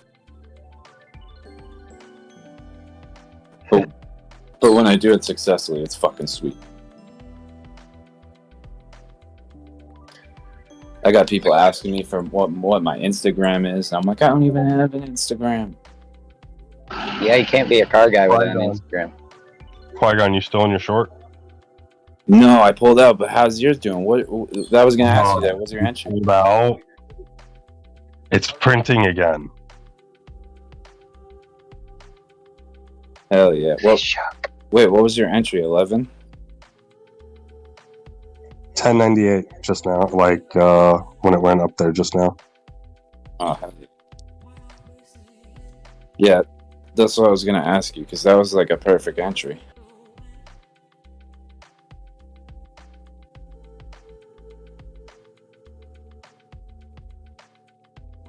I think that was a retest of the breakdown, so it might break down further. Yeah, if it doesn't hold 1085, it's probably gonna break down further, like possibly even lower than this previous low, but it might find support like at 1066 again in that area, but who knows. I think if it doesn't hold 1085, it's probably bound to go like take a trip back down there though.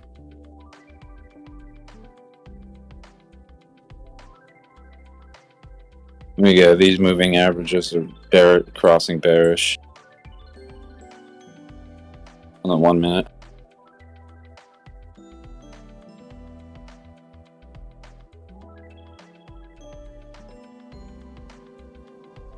Fell through the SSL channel too, which I like. Usually, like ends up being a good short as soon as it falls through it.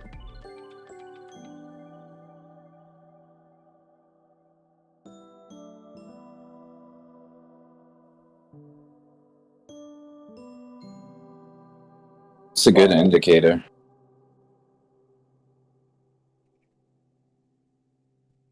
You're a good indicator. Ooh, don't make me blush. He's a dictator. Catering to dicks.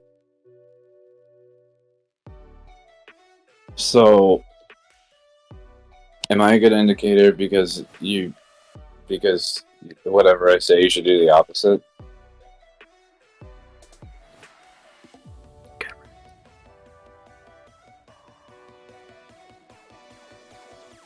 One fine day, a wise man told me, buy low, sell high. Yeah. Drops mic.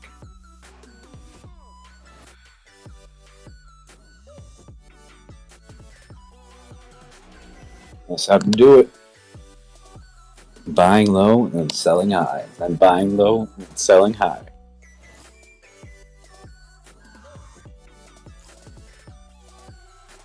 Buying low and selling high. And buying low and selling high. See, I sucked at that, so I gave up, and I just switched it over to the short button. And now I buy the. No, you're. I FOMO into everything. Everything. You're still technically buying low and selling high because a short is a sell, and you close it out with a buy.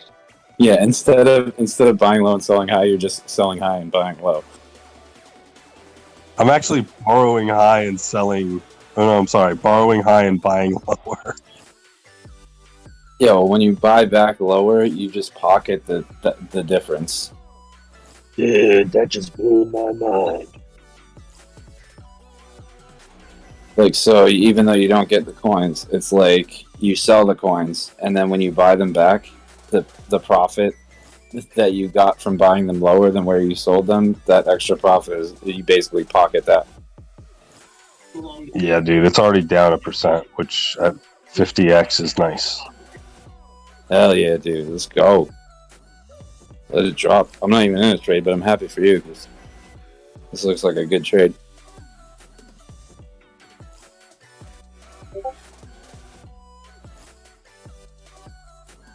What sucks is they say trade with the trend is your friend, but there ain't no damn trend lately.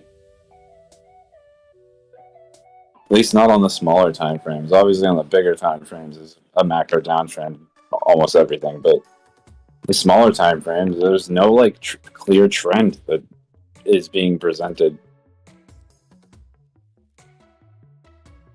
Everything's just ranging, which I guess creates like, you know, its own sort of opportunity because it's more predictable in the range.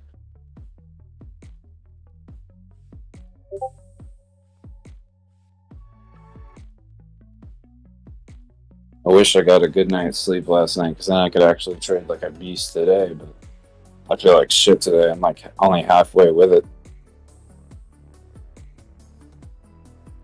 My eyes hurt.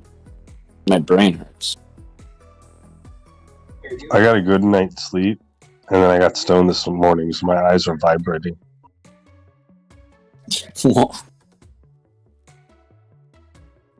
Yeah, that's why when Serrano came in, it was like, "What are you talking about?" And was like, "Give me examples." I was like, "I can't fucking think of shit right now." Because and I can't argue. I'm too tired. We'll have stop loss set in profit just in case, but we'll see what it does.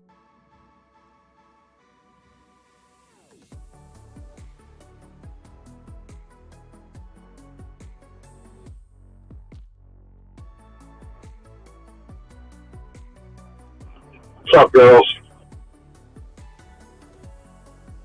So,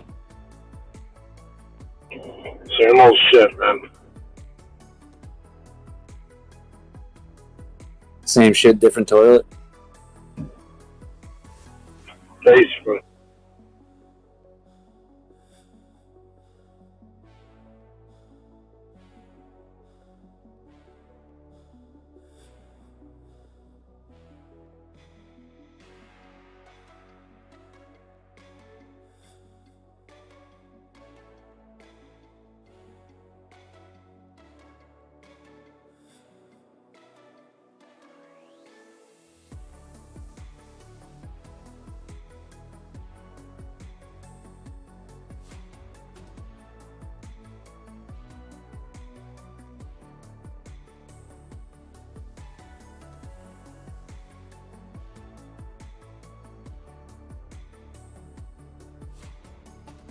We saw what happened with EGC. Either fucking dump or go off.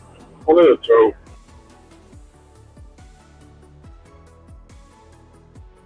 Tell us what you want. Correct. What do you want, Lindsay? Tell me what you want. You gonna be standing up there, with them things in my face? I want 150,000.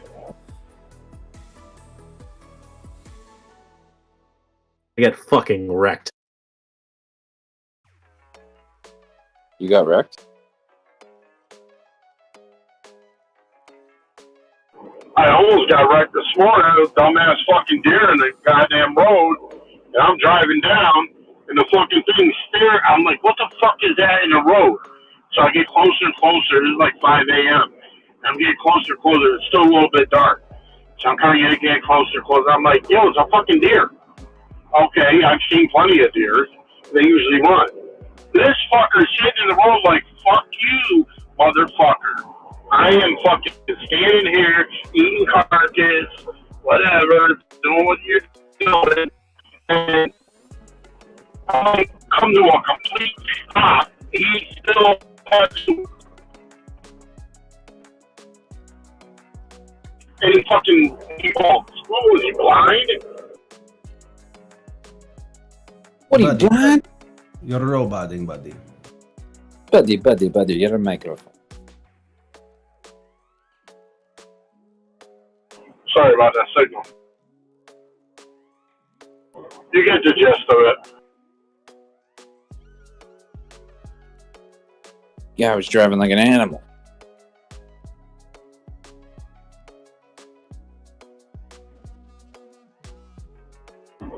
How do you sit in the fucking middle of the road and you don't see a fucking car coming with fucking bright LEDs and you just stand there looking at it? Like what the fuck?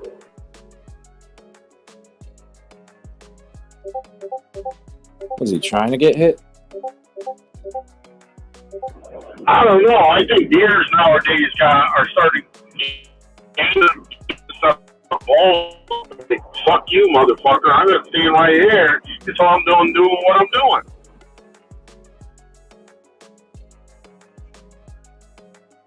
There was probably a doe, maybe even a cat.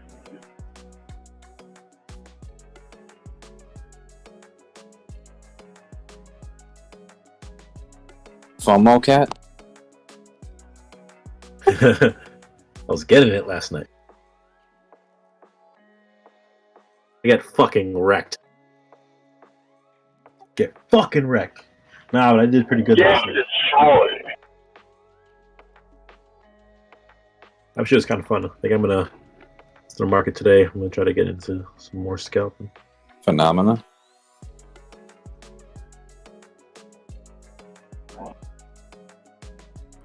Yo, what's up, Foma?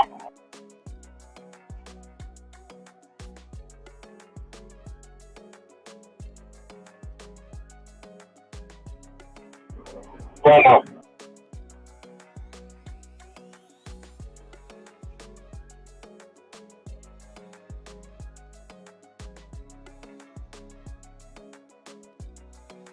What's up, bud?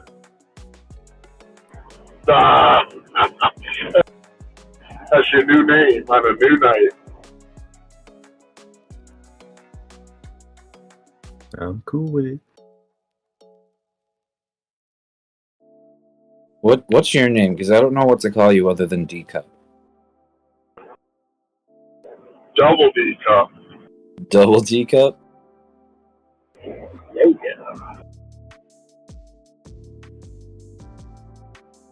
You're a level fair judge. SPY's dipping down a little bit. We're at the 0.236 Fibonacci. If it bounces here, we might still have some more upward movement. ETH is dipping. You're a double D Cup enthusiast? I get it.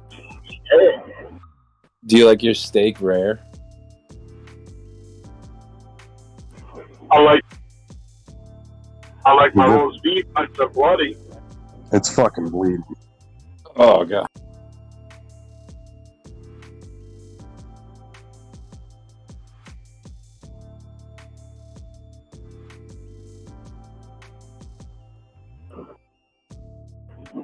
Qui-Gon, you remember me. I was over at Statics a long time ago.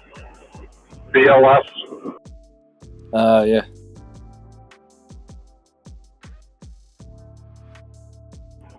Yeah, nobody special.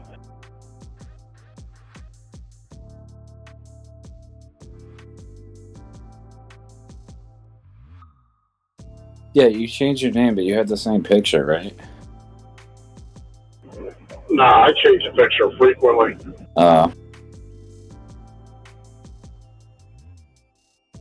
had a BLS skull. I don't know if you ever seen it. It had like a black background and a white skull. Oh, yeah, I remember that. But we were not in the voice chat, too. Wait, was... No, Static invited me into the voice chat, but I never joined.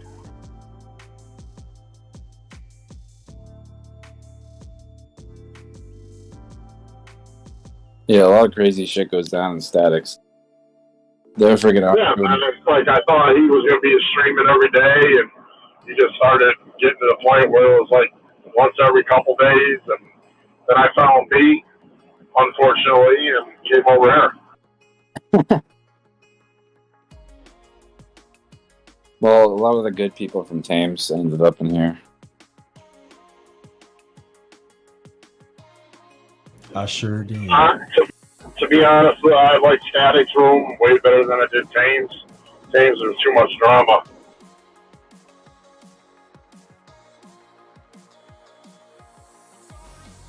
Yeah, the Jolt server is pretty useful.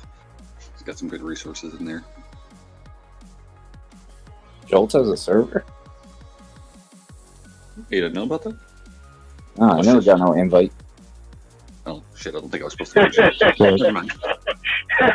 Alright, is ETH gonna bounce here at 1070 or fucking clear through it? Let's go. I got a buy order at 1K even. Let's fucking do it. I think it's gonna go. I think it's gonna go right through it, Mantis. It looks like it's fucking trying to push right through, but we'll see. This is the first attempt. I got a rising wedge in my pants. You dirty dog.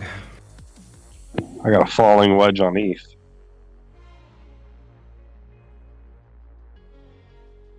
You turned my head and shoulders into an inverse head and shoulders. BTC is about break even for the day almost. Spies under Spies getting. Yeah. Yo, Finn, please tell me you watched Obi-Wan. Fuck off. Yes, I watched Obi-Wan. Nah, I've still only seen the first three. Oh my god, you're killing me. Please tell me the ending could have been better. Okay, there's at least 2 episodes. Yeah, I've been waiting. At least one. Yeah, watch 4 and 5. But yes, matches. I like the end of episode 5, but it still had a lot of flaws.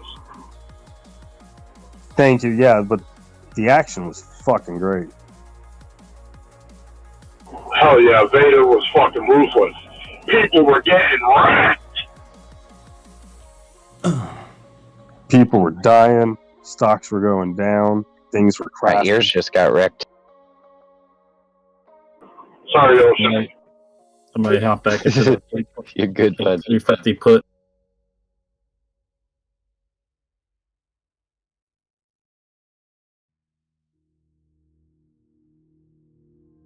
And Turbo left to see the Come on, 1061. You can break her.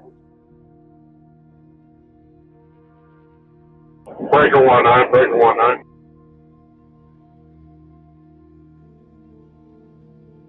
I see our most support at 1050.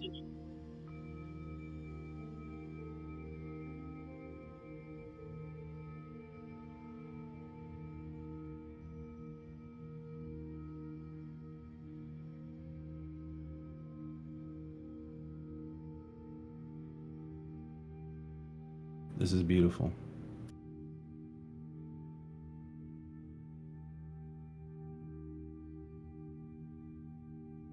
What are you guys looking at? I'm shorting ETH. Where's Yo-Yo Did you at? hear?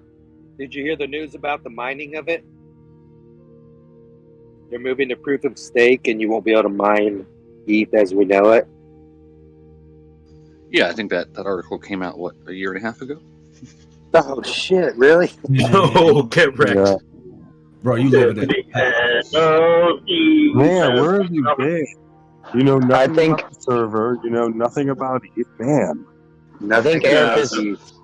So they were supposed to have their that feature on the test net like this past month, and then it was going to be deployed by August, but they've held off on the test net. So Ethereum 2.0 is yet again delayed. It's just not called Ethereum 2.0. Wait, they pulled it back off the testnet? Well, it was supposed to hit the testnet a few weeks ago. It was delayed. I wasn't aware that they did put it on the testnet. They were getting ready to. Last I saw, it was on. Oh, okay. Maybe they did finally get it on then. They might as well call it Ethereum Delay. It still potentially wouldn't hit until August or so, but that's going to make how much Ethereum you get for mining go down by 3/4. So people who were getting 1 Ethereum before are only going to get 1/4 of an Ethereum. So that the amount of supply, that's going to be put into the market. It's going to dramatically go down when that does happen.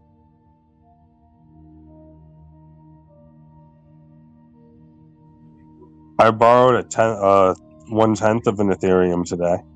I gotta repay it soon.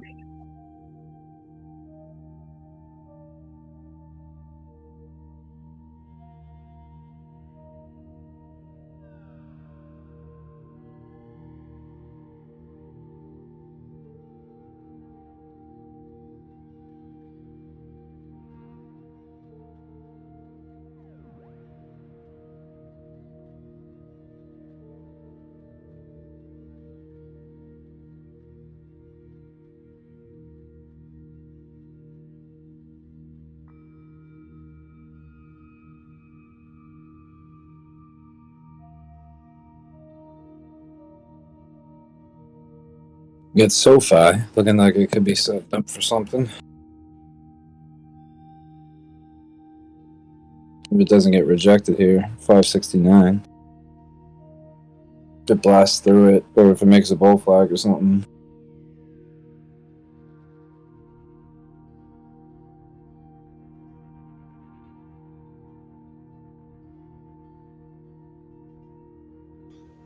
Every month or so, Tesla likes to make a good run. XTZ. Fucking XTZ at 138. Tezos? Yeah, Tezos. So I got it about 150 or so. But I'm gonna hold up to that one for probably the next couple weeks. Yeah, Qui-Gon, obviously. Did you watch the Obi-Wan series? Nah, I don't have Disney Plus. Finn, I haven't had a chance to look into it, but there's I put the article in general where I saw that it says they successfully executed the merge onto the Ropsten testnet. Okay, nice. Which was their original testnet. You could watch it for free, Qui-Gon. Yeah, I was gonna look on like one of those like free streaming services and see if I could get it for free. Snook has a link. Do you have Fire Stick TV? So one, What? make sure you use well, if you're doing your browser, use like Brave or some sort of ad block. If you do, go to those sites. But you only go to those sites so you can report them because those are illegal and bad. No, but Snook knows of a site for Fire Stick. Do you have Fire Stick? Oh no, I don't have Fire Stick either. I could just go like I'll probably find a site that I can go to and report, like Finn said. One of those sites that are not necessarily legal. But I'm obviously I'm not going there to watch stuff for free. I'm just going there to report it. Yeah. Yeah, sure you are. You little thief. It is good, though. I think all around, if I give it right now, as it, you got one episode left, I'd give it a 7 out of 10. Actually, you know what? Those sites made them money this last week. I was watching Jurassic Park, and I was like, damn it, this cam thing's such a crappy thing. I ended up going to the movies and watching Jurassic Park in the theater. I've yet to see the new Jurassic Park. I'm hearing shitty reviews on it. Oh, I loved it. A few parts, kind of like Obi-Wan that they could have changed, but overall, I think it was pretty good. I mean, you go there to see dinosaurs eat people and other dinosaurs, and you're not disappointed. That's true. That's fucking true. Yeah, it was an entertaining summer movie. It goes up there with like the Transformers movies and the Fast and the Furious movies. It's adventurous but preposterous. Were there any new notable dinosaurs of note? Yes. Yeah. Some new ones in there. And some really good Easter eggs to the old movies. It's not really a spoiler, so I'm going to say this, but after all these years, I was finally right. They show the shaving cream can from the first movie. That's all I'll say, though. Yeah, you saw there's special edition Barbasol cans you can buy now. Oh, nice.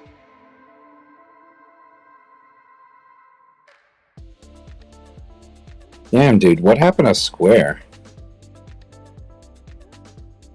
What's the symbol on that? I tried finding it yesterday. There were too many squares. SQ. It's called Block. He renamed the company Block, but the ticker is SQ because it used to be Square. I mean, during COVID, essentially, everyone stopped using cash, so everyone that was accepting cash signed up for those, card services like Square and Clover. So, now that things are kind of going back. Yeah, it's fucking tanking though. It was over $100. It was at like $140 on in April. Now it's freaking at $50. 56. Well, I'm saying like during COVID they had 5-10 times the number of subscribers hit. Well, now things are going away, and people who are started taking that are going back to taking cash, and or those are kind of like your intro. If you start taking card payments, you kind of start with them, but if you're collecting more than a few grand a month, it's better to switch to an actual processor. So yeah, they just basically had their client base explode and then now collapse basically. Yeah, I guess it's true, man. Cash is king in a bear They market. stopped keeping up with the system. They stopped keeping up with the readers. If you have an Android phone, You really can't use the readers if somebody doesn't have a chip on their card, or if somebody's chip isn't working and you have to slide the card. You can't do that. You have to manually type it in, and you pay even more. So they're doing it to themselves by not, actively sending out these things to all their users. And there's a special one just for the iPhone, because the iPhone has a different connector. Yeah, you can just stick it in. Well, on different drivers too. So essentially, I've been having issues with it. So for the first time this year, about a month ago, I started using Zelle. I started letting people pay me through Zelle. Fuck it. You have your own business? I warned on Square that I'm short. Yeah, I do. And for specific reasons, I tried to keep stuff. I try not to pierce my corporate veil, but it looks like that's what everybody's done at this point. Called it. Yeah, luckily I don't have very much Square right now because I sold a bunch of shit. Like I think it was last week or the week before. I think I sold a bunch of shit. Well, maybe it was more. Maybe it was longer ago than that. I didn't even buy it yet. My buys are lower. At least 2 weeks ago, I sold a ton of shit, and I'm just waiting to re-enter. And $55. That's where I'm buying. Trying to get more of my. I'm trying to get bigger bags on everything that I sold, but I'm also stuck in a trade on Riot, so I get a ton of money in Riot, so I gotta get that out. What's Groupon doing? Has anybody looked at that lately? Alien business model. They killed the business model. Yeah. They absolutely did. That's going. They turned so many people off of it before they fixed anything on it that it's a waste. Yeah. And I would not buy Square. Ocean. New lower low on the spot. I got out Square. Can I get a fish hook? Fish hook.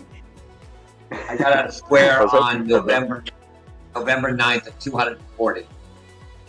Damn. Fish hook. Get that fish hook. Yeah, baby. Hell yeah. Buy is getting destroyed. Groupon's $15. Looking just like that. It was doing good for a minute, and then it just started tanking. 310k Bitcoin just liquidated long. Yep. Uh-oh. Fish hook. Never get too optimistic with that first 30 minutes of trading. Clive has always said it. That's the most volatility. The real moves happen when that 30 minutes closes. Yeah. Fish hook. Oh, fish Got a little hook. too bullish on the SPY.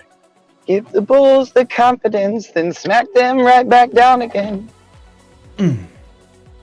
Fish hook. It'll be another bloody day. BTC about to fucking break 20. Let's do it. Yeah, I think everyone's trying to get it. Nobody wants to hold over Guys. the weekend, and then Monday's probably going to be bloody too. Remember, it's fucking quadruple witching hour. This is going to be a really bizarre day.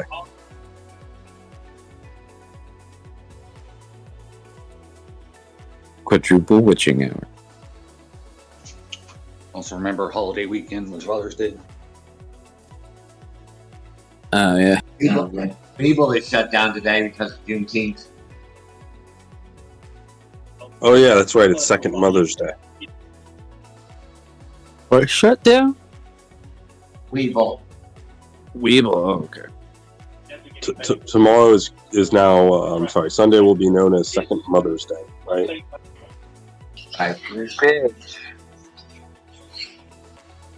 Other Mother's Day. Bitch. Lots of spies getting wrecked.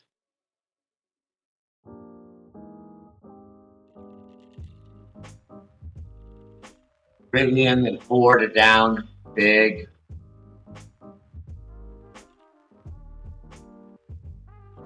Oil is down.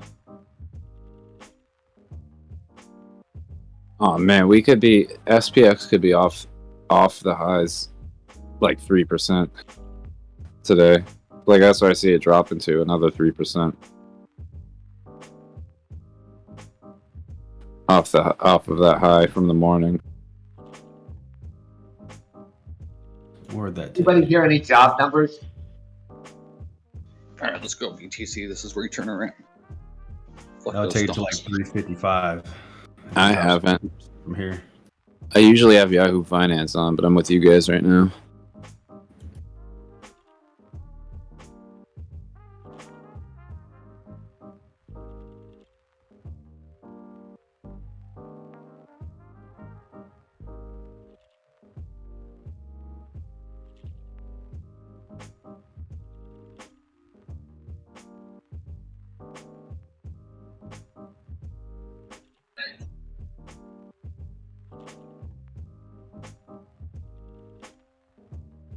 What's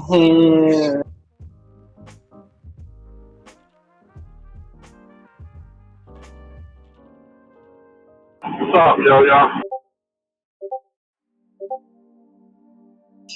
What up? So, Manches, what the fuck is triple witching? What does it mean? Quadruple stocks, stock options, ETFs, different things are all closing at the same time. Like, what? Puts and options? I mean, calls or? It's like 4 different markets that are closing. So options, ETFs, other stuff that I don't even know, but it's all closing today.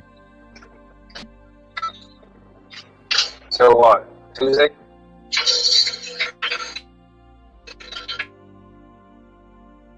No, it just makes it super, super volatile.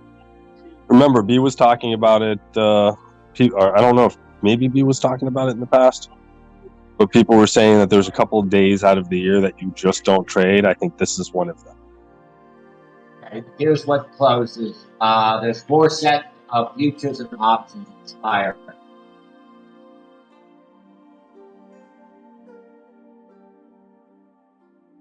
This thing I'm reading says they're not getting the employment report for June until July 8th.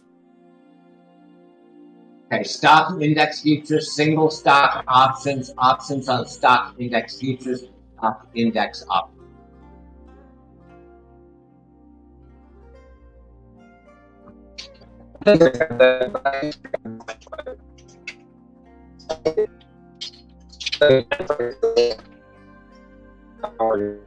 Robot.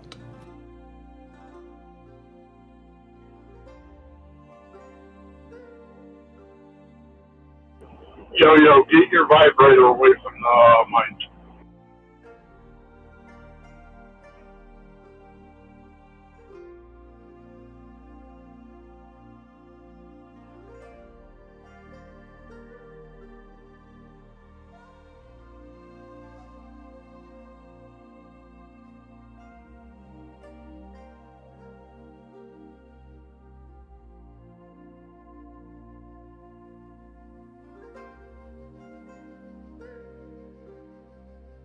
Okay, this might be the end of the dip of the SPY for now.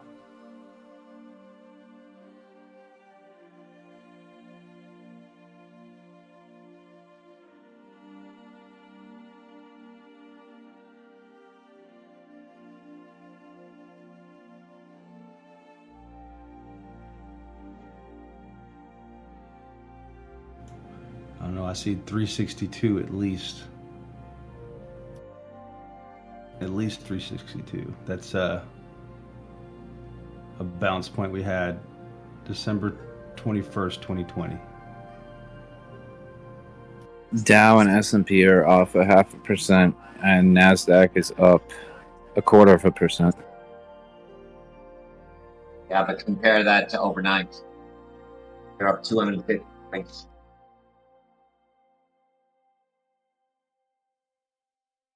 What, the S&P and Dow? Yeah, overnight it was really green. Yeah, A lot but of this it's is off from... quad witching is going to be really volatile today. It's off from the highs of the day. Yeah, but it's been heading down so tremendously.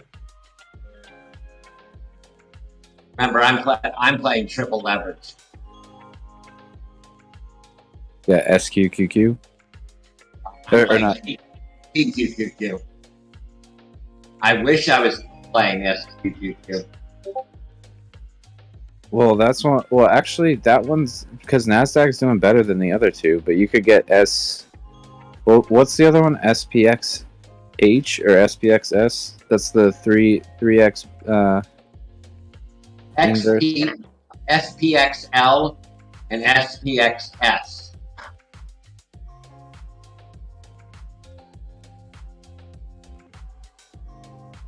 I've got SPXU and SPXS, and they're up 43%. Okay? No, and my total return. Oh, I got it. Yeah, one is 2x. One of them is 2x, and the other one's 3x.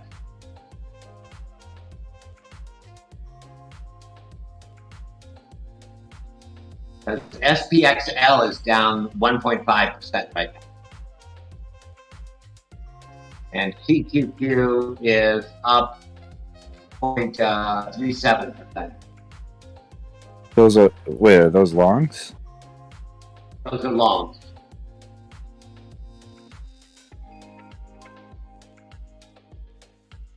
That's from the open.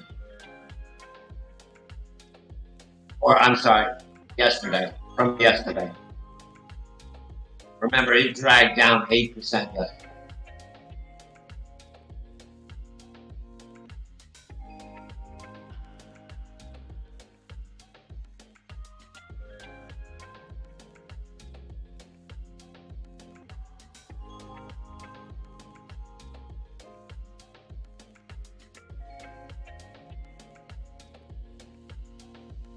Want to watch the SPY, you just have to watch it.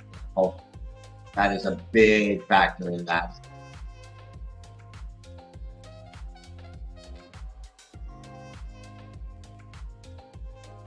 And we're getting massacred on Rivian and Ford. Yeah, well, I saw them pumping, and I refused to enter because even though I sold my whole position before it pumped, I was like, fuck. Like, I still made a profit. I was like, fuck, I should have held all those. I should have held Rivian. What was the other one? MULN? Or Lucid? Yeah, I had Lucid. Okay, so here's what I had. I had Neo, Tesla, Nikola, Lucid, Rivian, FSR, and I think those are my main EV stocks. So like Rivian, Lucid, Rivian, and FSR. I sold them all before they fucking really pumped, and I was like, fuck. But then like even when it was pumping, I was like, I'm not gonna enter right now because it's gonna fall again. Yeah. FSR down, Lucid down, Ewan down. Lucid is trying to capture the Saudi market. I mean, their cars are $179,000.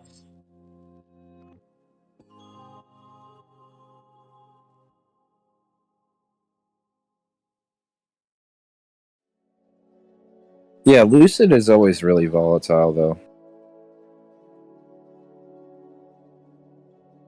Imagine.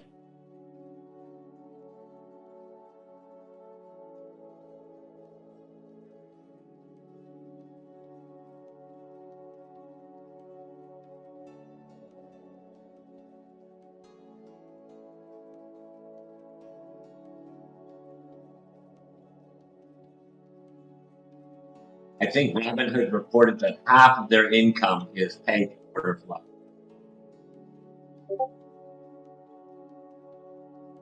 Lucid reported half their earnings is what? Robinhood reported that half of their income is payment for order flow.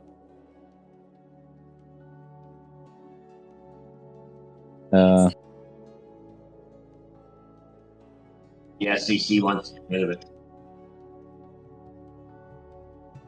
Are they gonna get audited? They're not going to get audited. They're just going to be told they can't do that anymore.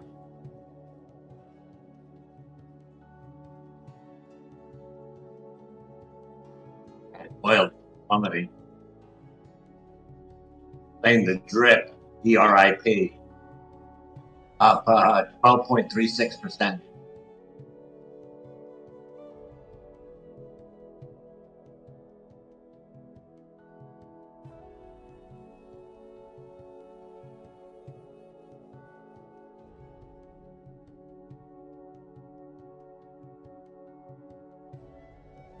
Bonds are getting crushed too.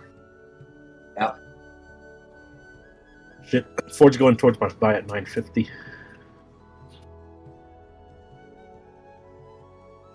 Ford's been getting murdered. Holy shit! It was just at like 1250. I get fucking wrecked. Get wrecked, Ford.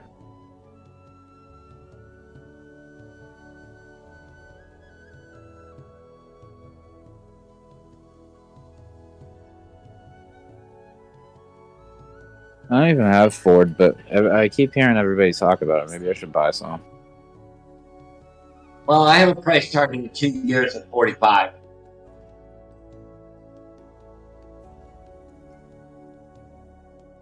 What's up with CMRA? It's pumping today. What's your target, Clive? 45? Yeah. Nice. So that'd be like a 4x? Yeah.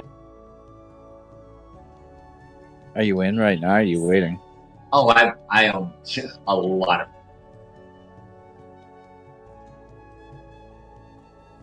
I'm getting slammed today. What was that symbol somebody called out?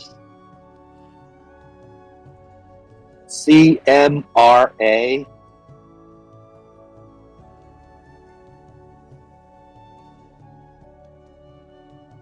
Nice, nice.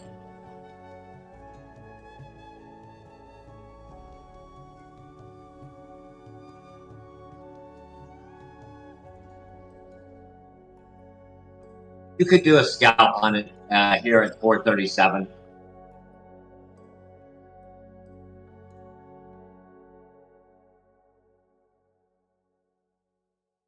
This is a stock or a coin? I'd have to do more research in the company, but there's obviously some stuff. Did it just IPO? I only have No. data from May. Oh, well, yeah. Looks like it got crushed. And then now it's like fucking really pushing up. Yeah, yeah. I would be a buyer at 438 and seller at 520.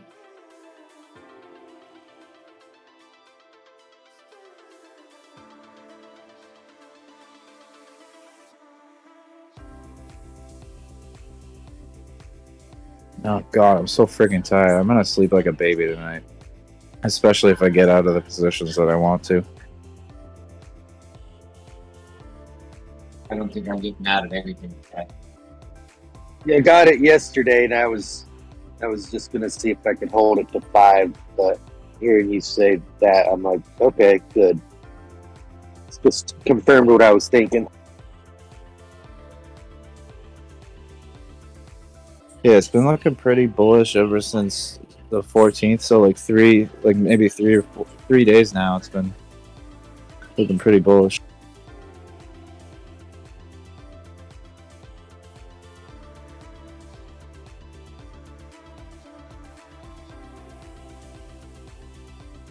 Making a ascending triangle on the 1 hour.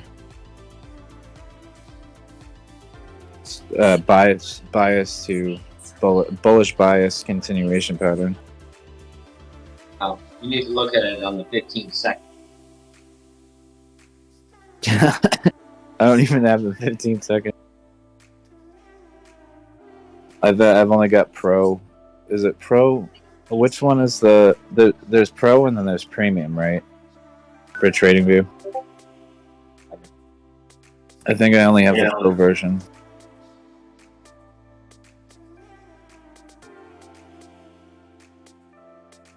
But I'm gonna upgrade next year. Weeble gives us a 1 second. I have a 1 second. I don't think I pay anything either. I never used Weeble. Yeah, their spreads are too high.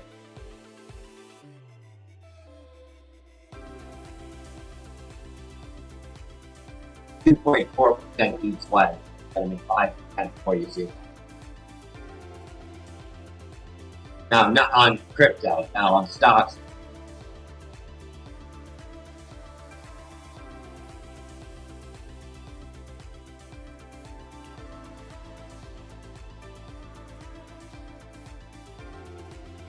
What I wouldn't give to open up a Coinbase account and start doing the learn to earn cryptos right now in this crash. Right. They only give you so much, but you would end up making like 10 times as many coins for the same amount of money. $48 worth. You get $48 worth, and all of them would run at least 100%. Dude, I'm gonna do that because I think the only ones that I actually did was like XLM. When XLM was at 19 cents, I did it, and I did it for AMP. They got Fetch, they got Graph, they got a lot. Yeah, dude, I'm definitely gonna have to do that. Thanks for bringing that up and reminding me, actually.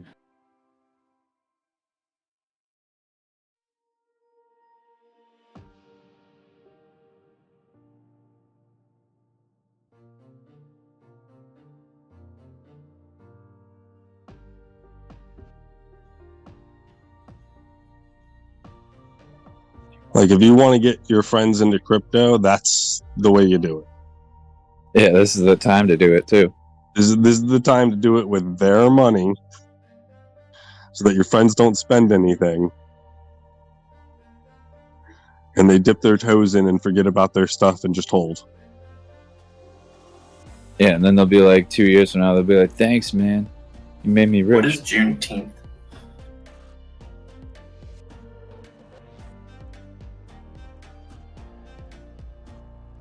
Just Google it. We keep going over this. Something to do with Texas not having internet, and they needed to physically send people over to tell them the Civil War had been, won. Yeah, the internet really might suck back then.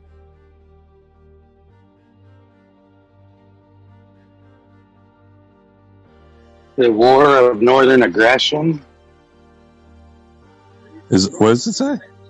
The war. That's another name. That's what the South called it.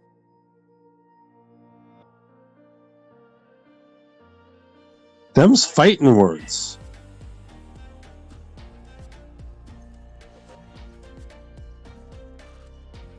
Okay, it's 10 o'clock. I expect it to rise in the SPY until about 1 o'clock. And we'll see what happens.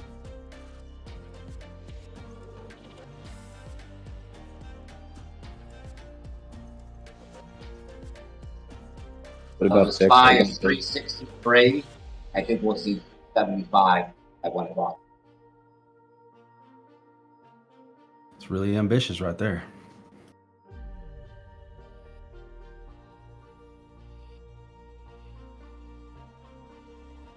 Wow, when you have 1,000 shares of it, far aggressive. What's happening to the Australian dollar? It's down 2% against USD.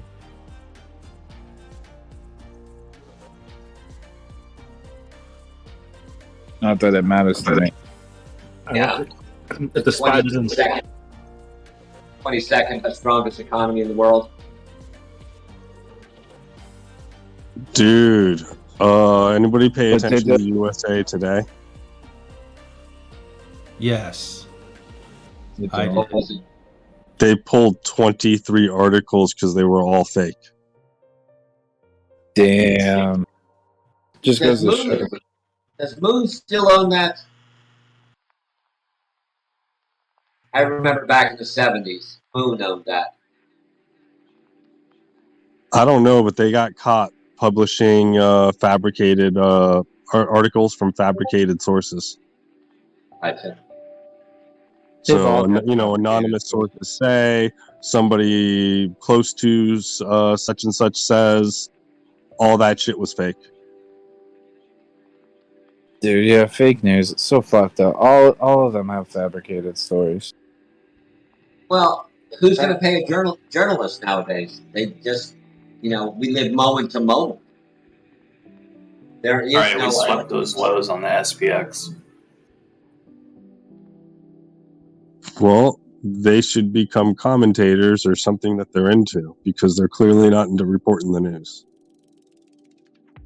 They are really owned by one or two media conglomerates. If you listen to the news, you'll see them all repeating the same line. The first 10 lines are all the same.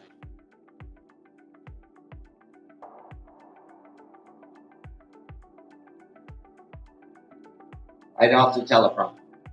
Well, if they removed 23 articles, I'm pretty sure they weren't using the approved agenda, or they were straight up making shit up.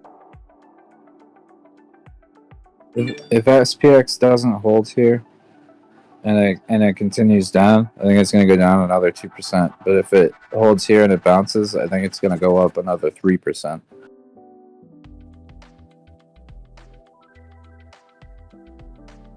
Ticker? Pick a direction, one or the other. Don't hedge. Ooh. Yeah, I'm talking about SPX, the S&P 500. There we go, one direction or the other. Maybe go right or I'm wrong. I'm not both. I think we're still going You down. talking about I think we're going down to 358, not 375. But again, I'm picking down.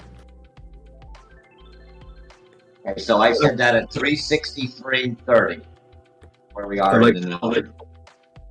Yep, I like those numbers, bud. I think if we don't go over 36, 364.5, we're gonna have to see 356. You guys are on the SPY? Mm-hmm. Yeah. Yes, I'm sir. gonna have to just move over there because everyone charts the SPY. I look at SPX, so everyone charts the SPY. So even though like the chart's really similar, it's always different numbers and different percentages. Sometimes, remember, SPY is heavily tech. Yeah, man, you're behind the game. We moved over a letter.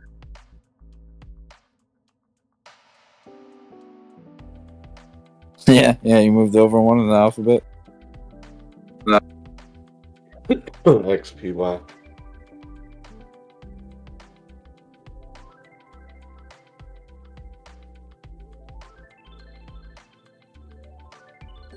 It's CMRA having kind of a hard time breaking out of this triangle.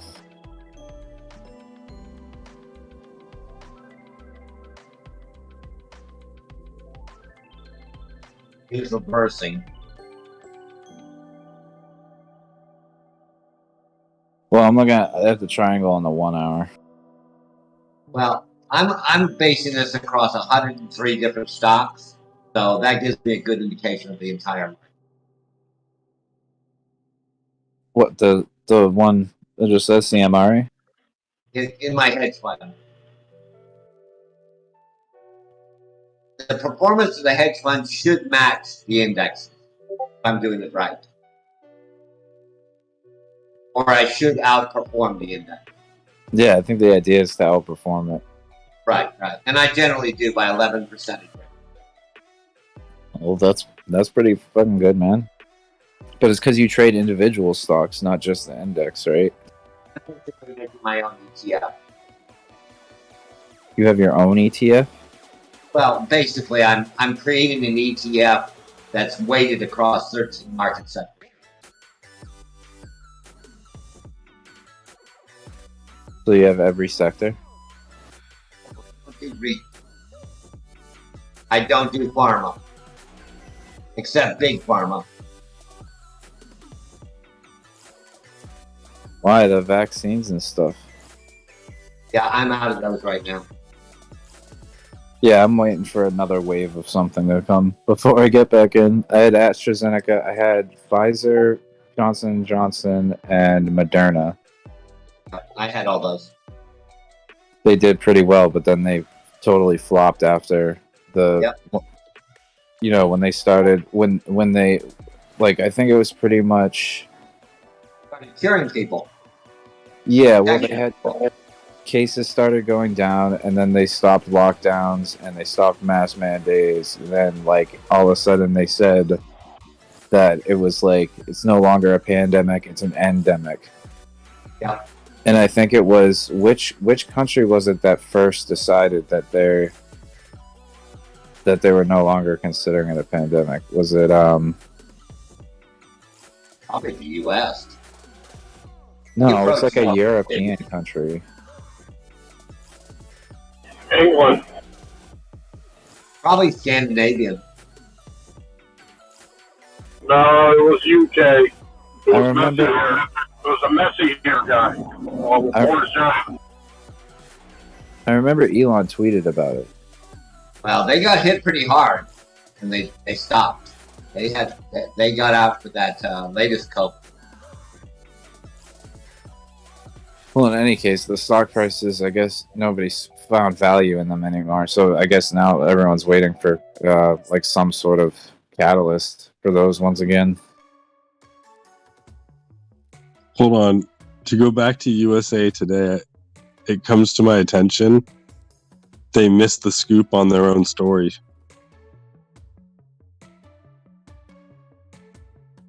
What you mean? There is no report about them removing the 23 articles. That's a Washington Post report.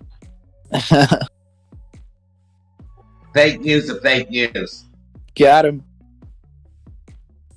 Okay, so the SPY is at 364 now and a half or so. Bitcoin's starting to recover too.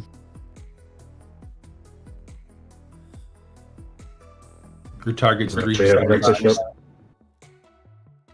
I posted it in general where I set the spot at 363.30. And we'll time it 1 hour after that.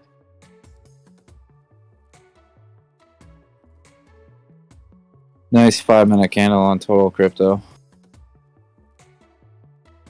PBIG is looking bizarrely bullish.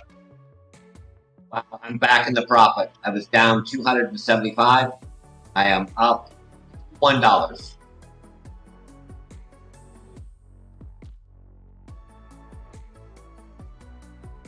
And that 275 had zeros behind it. I don't even know if I should be looking at Doge right now. If you want to cry. You ain't missing nothing. If you can Told you become we swept those proficient, lows. if you can become proficient of trading the indexes, you'll make so much better money. I don't want to ask you if you have 25,000 in your account, but if you do, and just play with a couple of $100 a day and become proficient at it over a year's period of time, you will make a lot more money. Yeah, I was gonna say I don't anymore, so I can't day trade. Well, you can buy it and just set it for the next day and make 2%. And you can play both ways. You can play the TQQ and the SQQ at the same time.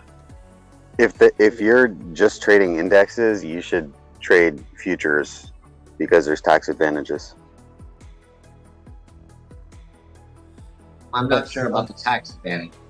How do I do Yeah, that? So I the don't contracts are not taxed as 100% short-term capital gains. It's half. It's like half. I got you. Yeah. Just remember that futures, at the end of the expiration, you own nothing. Morning. All right. I mean, we're talking about day trading indexes here, so. Yeah. That's true. So how do Wow. how do I trade futures? What platform do I have to be on? You just have to be like with a legitimate broker. Like I think you can go through TD Ameritrade. You could probably I traded them through Schwab. One of those places, and you don't have to have 25K to do that either. And you can do unlimited day trades. Don't get involved in Merrill. You need 186,000. Right. The day trades rule doesn't apply as well. Yes, I think it does. I'm positive it is. Day trading rule does include option trading. That's a federal Futures rule. It's contracts not are a. not options. Are we talking crypto or stocks? Stock. He's talking about trading the indexes. They apply. I'm positive. I looked this up. Just do a Google search. Day trading. Clyde, you do a Google. Okay, hold on. I'll bring it back.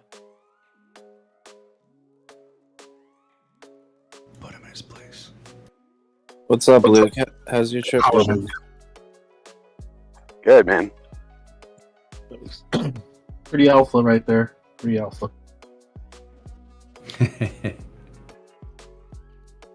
I was told with indexes, one good thing about them, if you're in a whatever 500 with Schwab or Fidelity, whoever it is, at the end of the year, if you have a loss, just sell it. And you can't buy back in for 30 days. Just get into the different companies, exact same index or similar to it, and your money will be right there because it's probably performing the same. That's one way to get around that legally.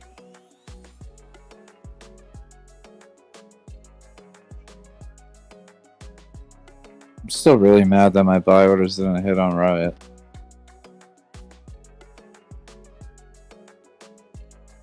Here it is, the definition. Day trading occurs when you buy or sell and buy same security in a margin account on the same day. Rule applies in day trading as any security, including options. Yeah, but that's margin. We're not talking about options though. It's futures contracts. It's different. I've done it. I've done it with. I started with the $2,000 account. Trading. Yeah. Can you say explain to me what options are? So options are the contracts that you can buy on, but they're not futures contracts. It's a different. I mean, when you buy a call, you can buy a put, but that's not the same as a futures contract. Are you talking about the minis? A call is the e-minis. Okay, yeah, the minis actually you can trade 24 hours a day. A call right, and is there's no day trading restrictions on those. I got you. I just needed a definition. Hey, I'm up 15K. Yay. Nice. A call is like going long, but you're predicting that the price is going to be at a certain that you'll be able to. You're predicting that the stock price is going to be higher by a certain date, and you have a certain amount of time before you exercise your option. If you have a call, and then if you have a put, it's like going short, and you're betting that the stock price is going to go down to a certain price by a certain date, and you have a certain amount of time to exercise it or sell it. Yeah, and with futures contracts, there's not expirations the same way that they are in options, and you don't have the like the theta and everything that you do with options, because I mean you can hold a futures contract as long as you want. They do expire, which is part of the quad witching day here that we have, but there are quarterly expirations on those, but you can roll them over to the next quarter if you want and everything. So it's not the same as options, where the longer you hold it, the worse it is for you. Yeah, because it loses not intrinsic value, but what is the theta? Yeah, like it loses time value. Yes. Yeah, the time value, because you don't have as much time. The more time you have to exercise the option, the more valuable it is. So the less time you have left, the less valuable it becomes. Is that not on Robinhood, correct? That's different from what Robinhood does. No, you can do that on Robinhood. You just can't short. You can't trade futures. You can't trade the futures on Robinhood. It has to be a thing that a broker that's linked to the CME. No, you can trade options on Robinhood. I thought you were talking futures. My bad. You know what would be very helpful for the group? Thank you. Post some of those option, those future contracts you're doing. Are you doing a bunch of them? No, I haven't traded futures contracts in years. But if you decide to do it, it would be great if you put it under the stocks, etc. I'd like to see people have more options than crypto. Even though this is a crypto group, I think the future is going to be doing that. Yeah, we're like, this is B Crypto Live. All we're talking about today is stocks. Right. It happens. You can't have one without the other. True. You can, but look how bearish we are. We think crypto could disappear tomorrow. That's the general statement because we've lost so fucking much money. So it's good to be diversified. I keep mentioning this diversification. You need to be spread out. You need some side chicks. You need some side chicks. Oh yeah. Okay, Yeah, I knew that would get your attention. Get your one main. You got your one main squeeze, but then have some side chicks. You need to find a woman that's intelligent, one that's funny, a woman that's good at sex, and good at cooking. And if you can find all four of those women, you're set. I thought you were Hey, saying the Clive, mine's a doctor too. There you go. Damn. And she can fight too, right?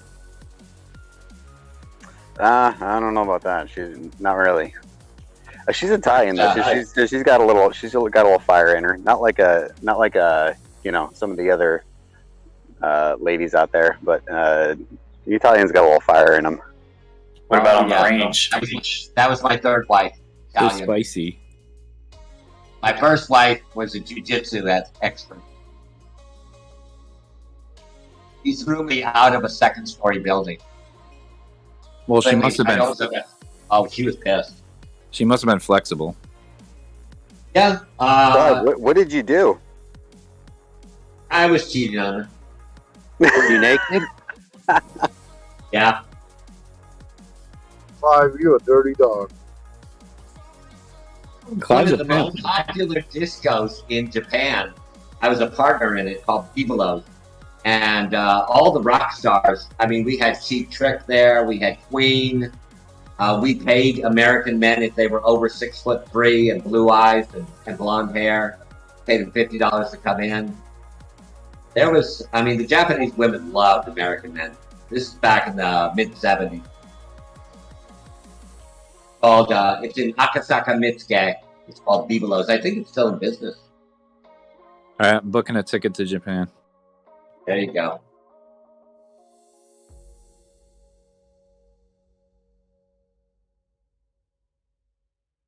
But yeah, man, don't sleep on Clive, man. Clive's a fucking pimp. I was pretty bad. Me and my partner had a contest one summer of how many women we could have.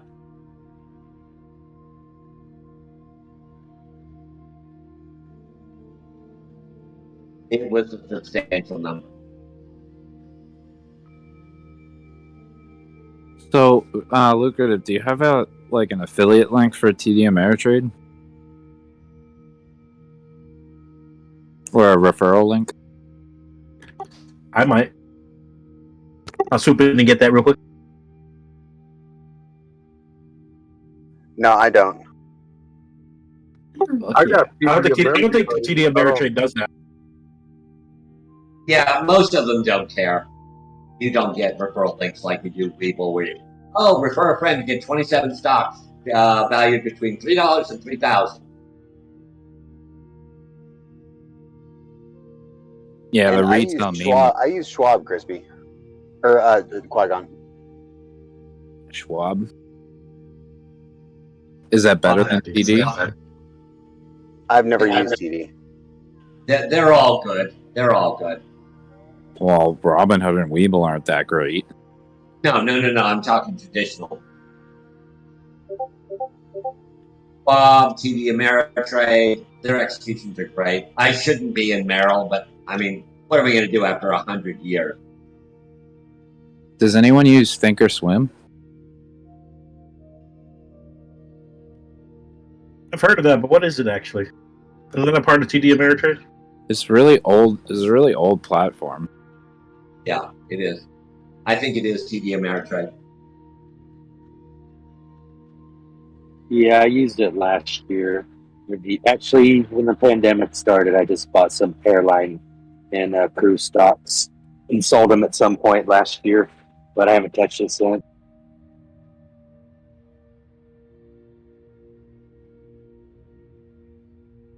Yeah, I hate to say I called it, but PQQ is rising now.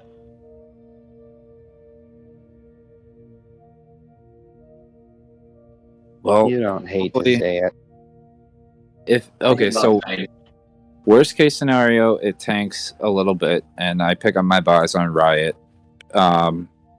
Best case scenario, it pumps through the weekend, and on Monday I get to sell my Riot and get out of the position. Okay, on Riot, I sold out on November 22nd at 36.33. Sheesh. Yeah, that's when it was still good. It was still good, a good stock, and it was still bullish and everything, and like it hadn't really crashed yet. I should have got out before 25.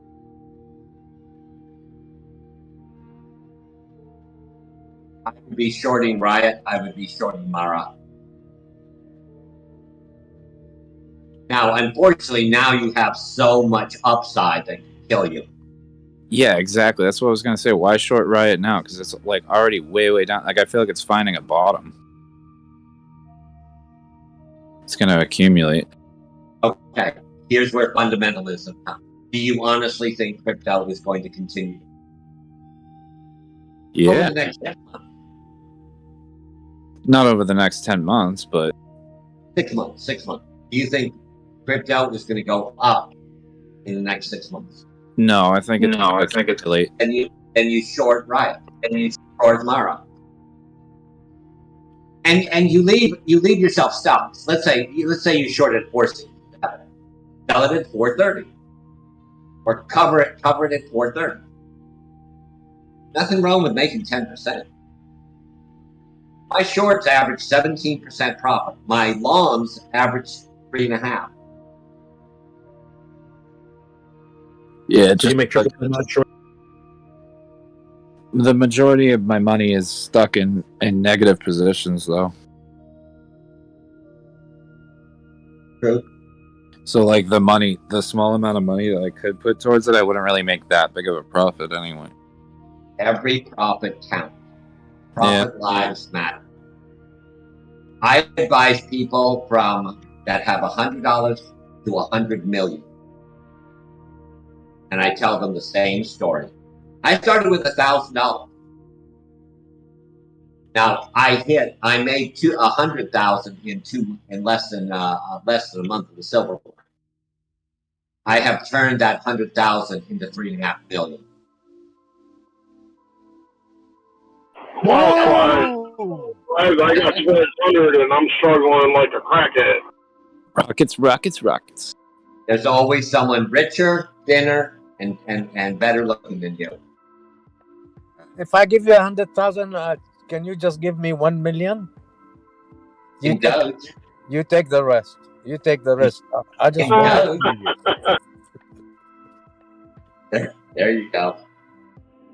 Forever. Sort of like my first divorce. I told my wife, just go ahead and sell everything. She slapped 4 quarters on the table and said, "Okay, there's your half. There's what we sold it for."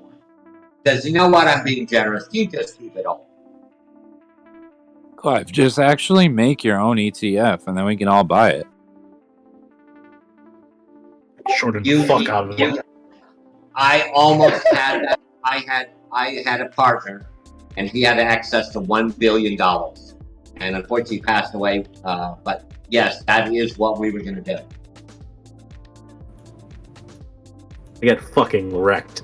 You need a billion. Woo! I'm basically 5% of it, and I won't live long enough to hit that.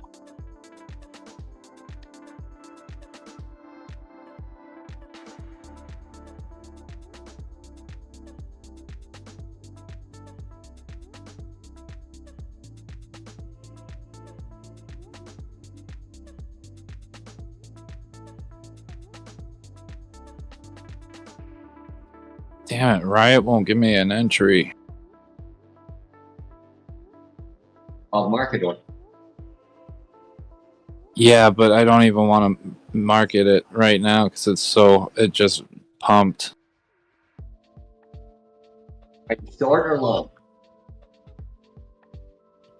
What? Short or long? I'm trying to long it. Well, is really a penny or two going to make a difference? Well, it opened at like freaking 450, and now it's at 470. Now it's at almost 470.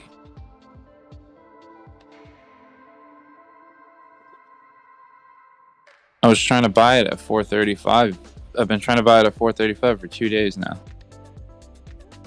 Well, you could have bought it back on the 8th. Sorry, on the 17th. I think it did. Oh, yeah, 438 is where. Well, that ain't coming back.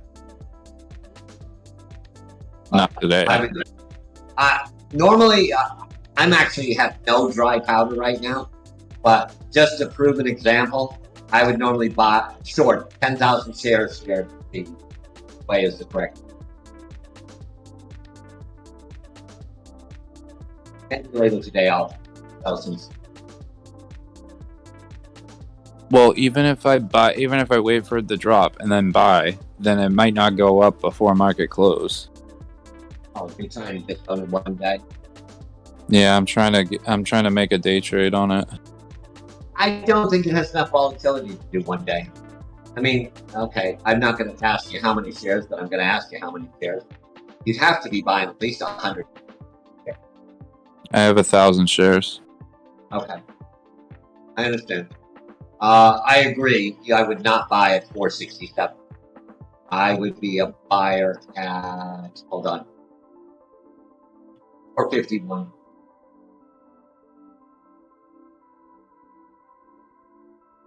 Yeah, 451's at the 618. I'm just looking at the chart. Yeah, I think I'll move my buy, or I'll split my buy in half. I'll move half of it to 451. Yeah, I would do that, and then maybe 60% there and another 30% at earning paperwork. A lot of algos are based on prime numbers and differential numbers.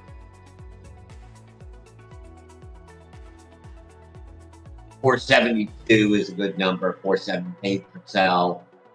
98 sell at 503. The odd numbers.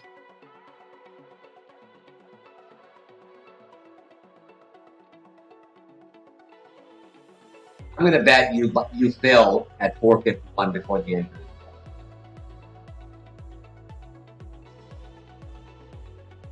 Remember, it's Friday and you got the weekend. Holiday weekend. Yeah, and that's the thing is that if I can't get out of this day trade, then I don't have any money to trade crypto over the weekend. I understand. Expect to see crypto go down on this weekend. This isn't a holiday. The markets are open on Monday. Are we closing early? I thought we were closed on Monday. Let me check. Robinhood's closed on Monday.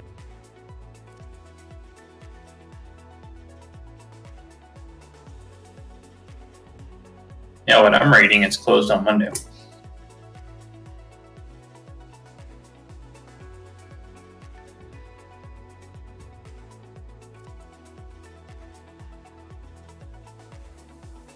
First time it'll ever be a federal bank holiday.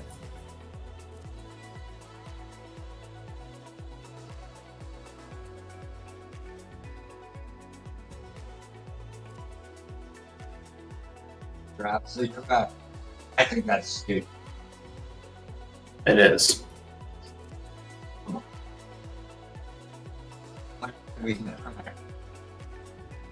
Sorry, guys.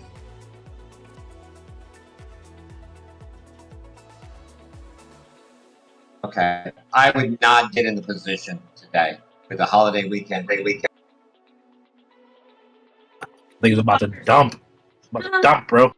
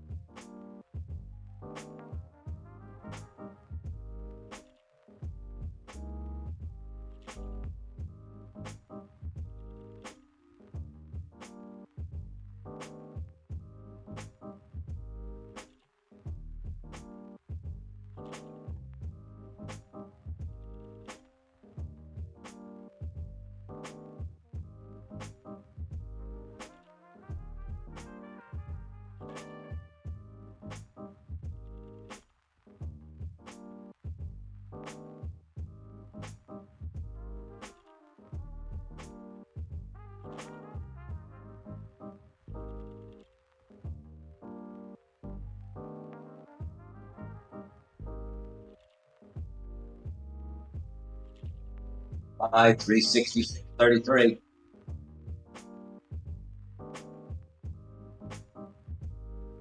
Up 1% from where I said.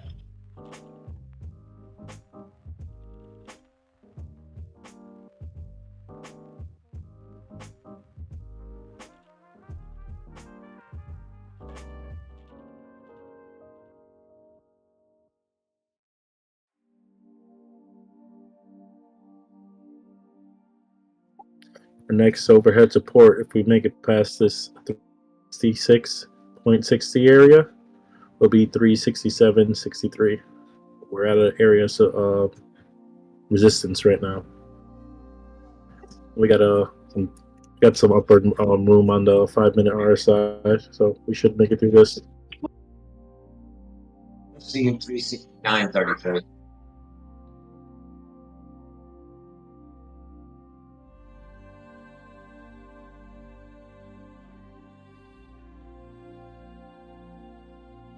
All right, we're breaking through. 367 should be the next resistance we have.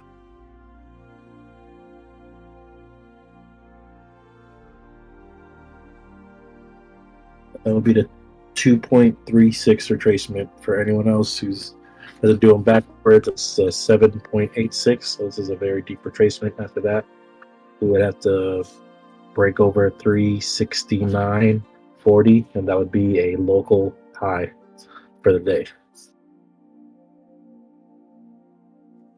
So, yeah, 367.63. We're going to keep on a downward motion. That would be a good area for it to bounce off of, come back down. And if we're going to split bullish more, we have to break 369.40.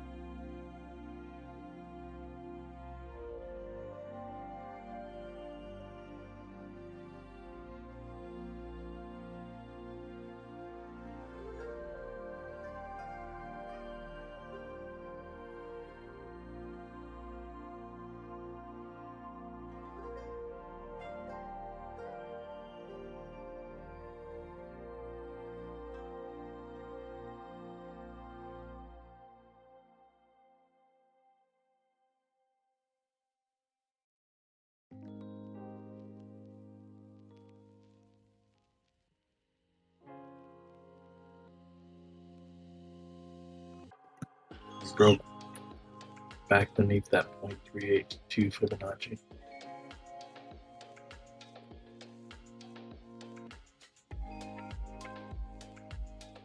We stop right here on the 5-minute. This would be a morning star, one of those rejection wicks.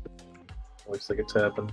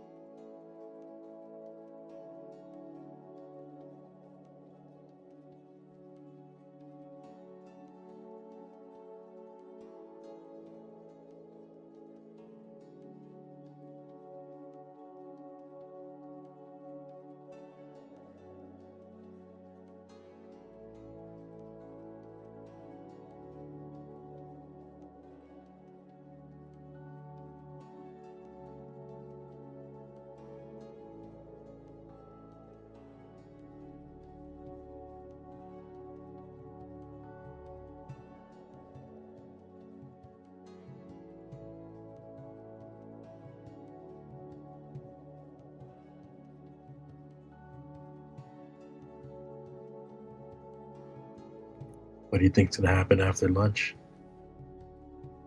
Hi, Clef.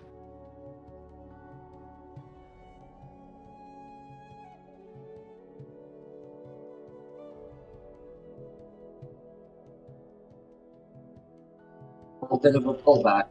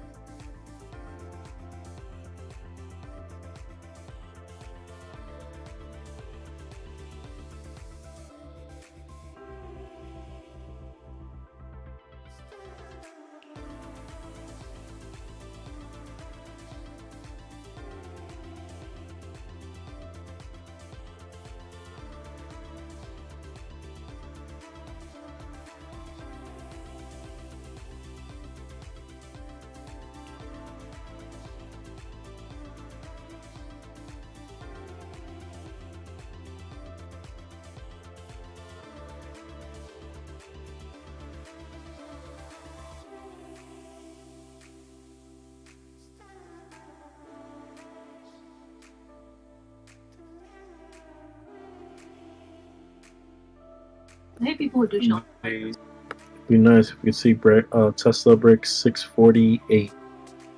Get a lower low. Oh, not a lower low, just a downward impulse.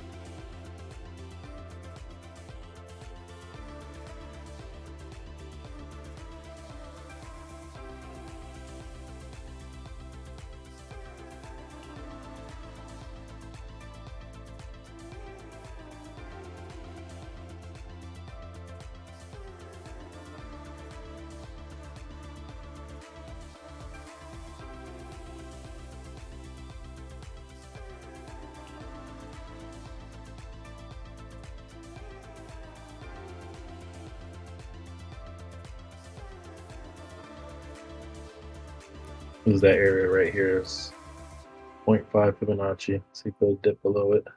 Are they getting below it?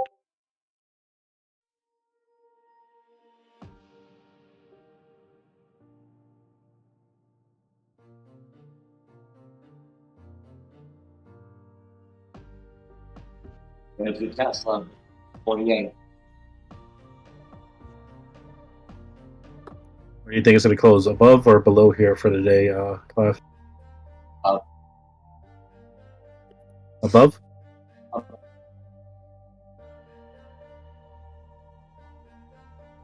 Good call as far as 640, but I expect to close in about the 656 to 660.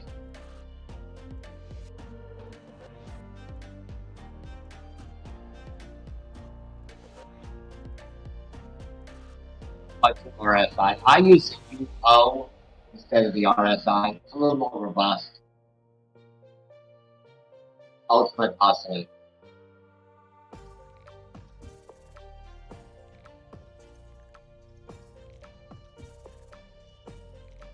Apple was on a rise and put stop.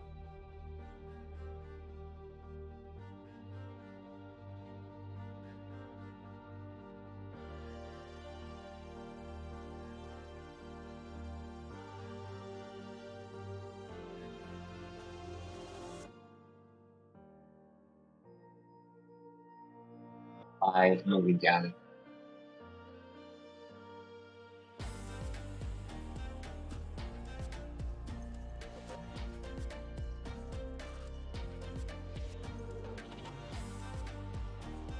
Or is right by below $11.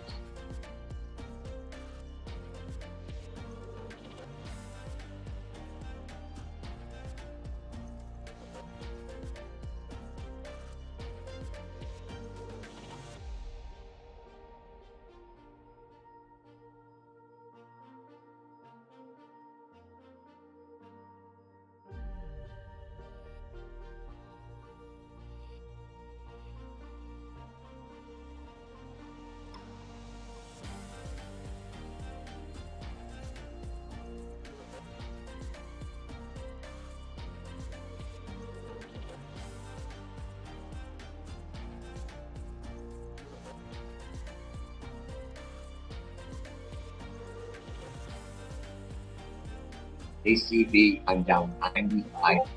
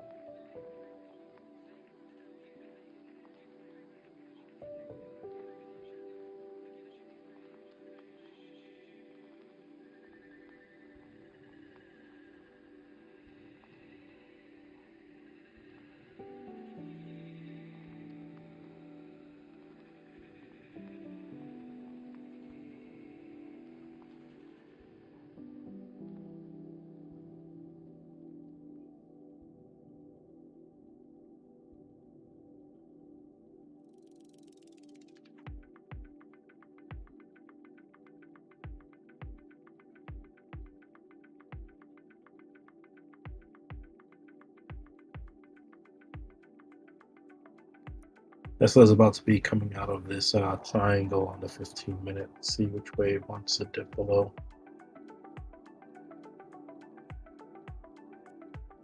Got support at 644.60.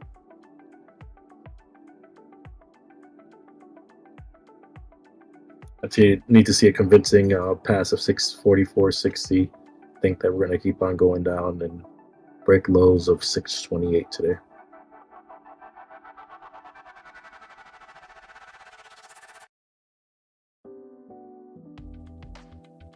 I get fucking wrecked.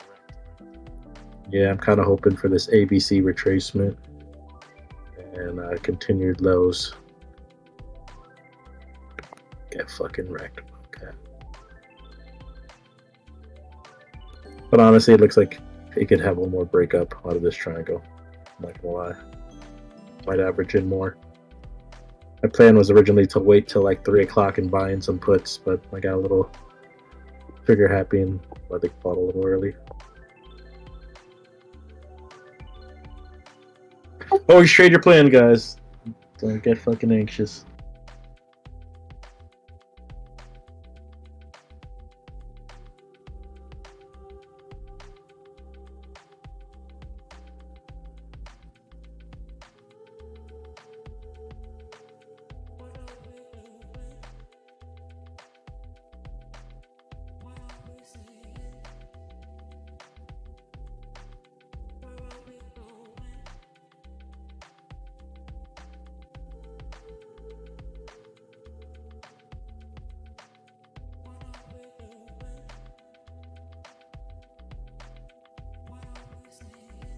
Spy's gonna look like it's ready to dump.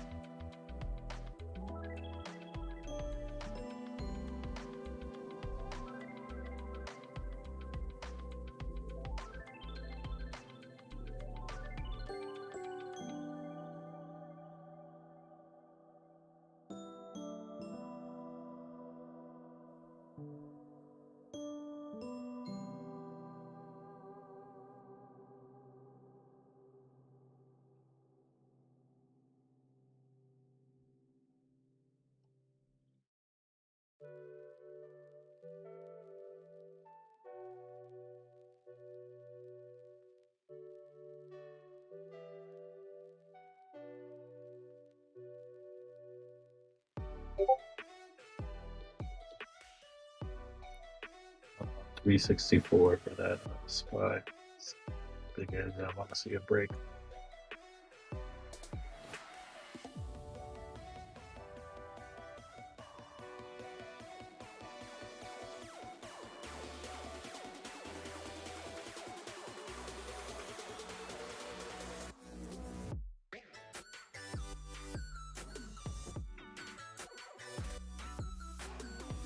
This is a Tesla triangle. I'll just share my screen. We're in this consolidating triangle right here.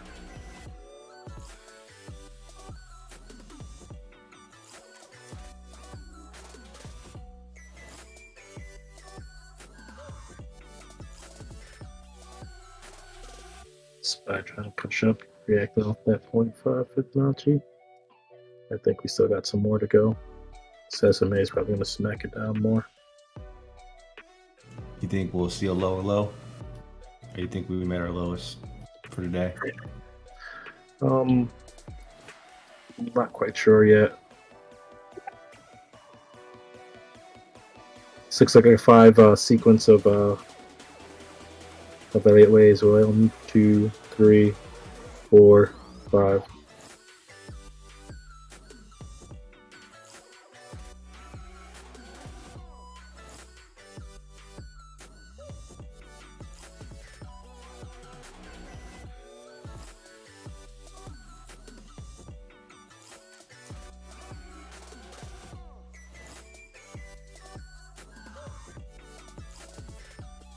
This would be an ABC retracement off that point, 36469.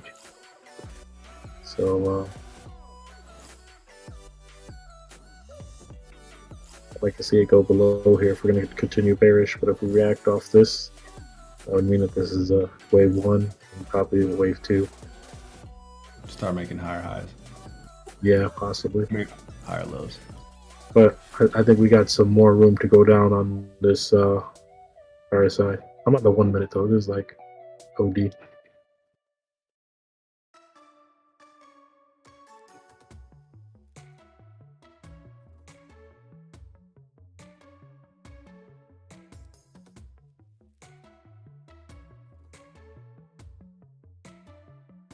Show you on the bigger time frame where I think we're gonna go bearish or a little bit more.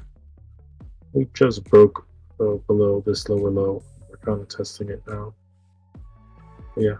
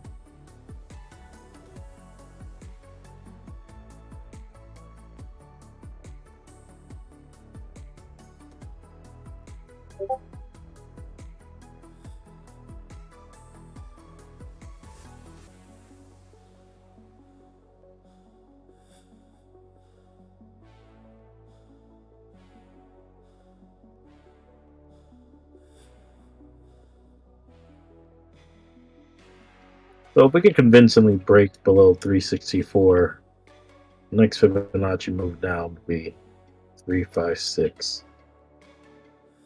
God, I really want that.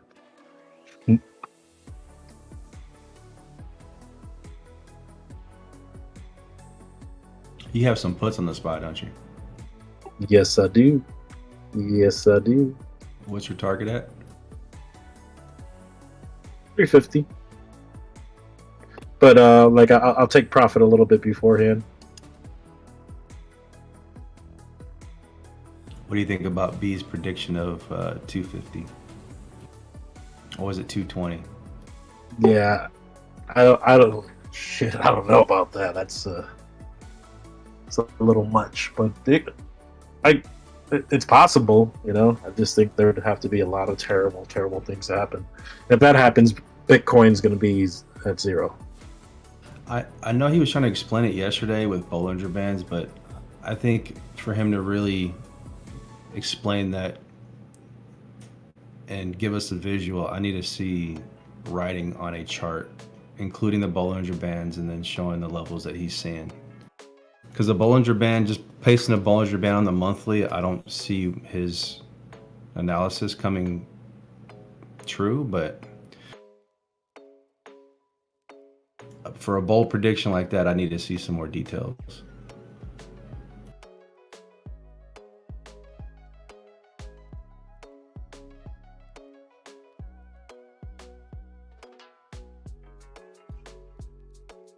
You dig?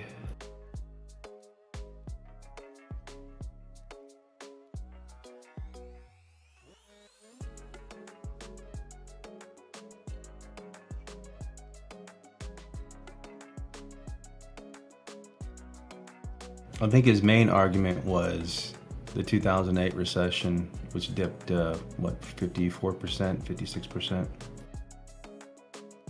I guess you can also take in the account 9/11 when that occurred. That was a recession.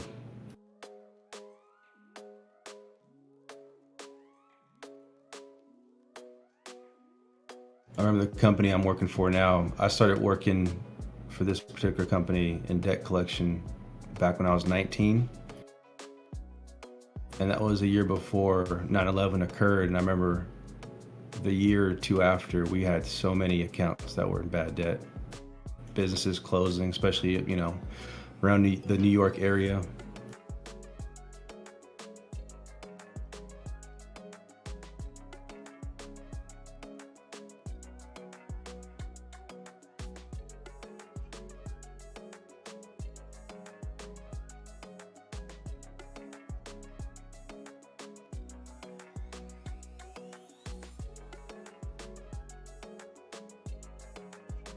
You think there's any way Bitcoin could go back to three digits? Ethereum go back to 2 digits?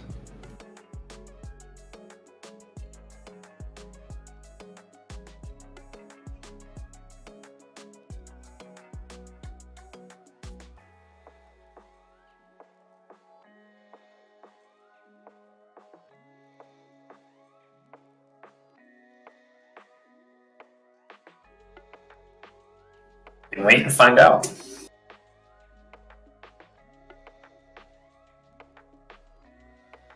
Tay, would something like that be the result of maybe USDT collapsing?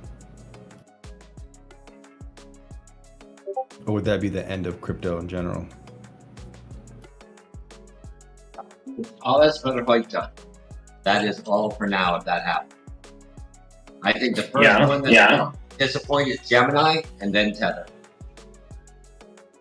I don't know what would cause it, but I'm sure there'd be shit on fire. Metaphorically. Maybe Throw literally. another shit on the fire. Are the owners of Gemini U.S. citizen? Yeah, that's the wrinkle boss one. My brother knows him. I mean, they can't do stuff too shady because they'll have the U.S. government on them for the rest of their lives. They live shady. Oh yeah, no one in the U.S. has ever done anything shady. Well, but I'm saying without consequences. If you they rug pull it and take all the money from the liquidity from the exchange, they'll never be able to go back to the United States. I'm saying there's some. Oh yeah, people in the U.S. have never done anything shady without consequence, right? Those guys are Harvard guys. They are shady as shit. I would loan them cab fare. Damn. Hey Trago, how busy are you today? I got some free time. When I catch a break here in a little bit, if the channel's not too busy, could we just do like a quick recording of what I have so far on here so you could throw it on the beat? I feel like that would help me write the rest of it, just Hell to be yeah. able to hear what it sounds like with it. Yeah, man, for sure. Just let me know when you're free, and I can hop over a different channel or private call. Perfect. Should do it on the air. I'm down. Some people just get upset when we're in the middle of a trading day. Yeah. Yeah, they're all losing money anyway. Well, you know what the rule about those people are. Fuck them. Well, actually, you're right. I don't care. Well, I try to be considerate of everybody in the community, but this one really, it would only take 2 minutes. It wouldn't be like my 30-minute performance the other day that people were complaining about. Yeah, 2 minutes too many, though, I think. I'm just kidding. This fucking guy. This guy. 30 minutes, but it seemed like 8 hours. Whatever, FOMO cat. Ooh. Get wrecked, Mo. No. It's get fucking wrecked. Get fucking wrecked. My wife's really tired of me saying that, by the way, and hearing it on the Discord. She's always right by me when I'm working. She's on her laptop too. She gets so mad when I say it. So can you guys all say it real quick? I always say, get done. Get fucking wrecked. Get fucking wrecked. Get wrecked, Expectus. Get wrecked, Mocat. Get wrecked. It's alright. Get done. Get wrecked. I'll wreck this account. You fucking done. Get rickety wrecked. Get wrecked, you pleb. Oh, you short at the bottom? Get wrecked.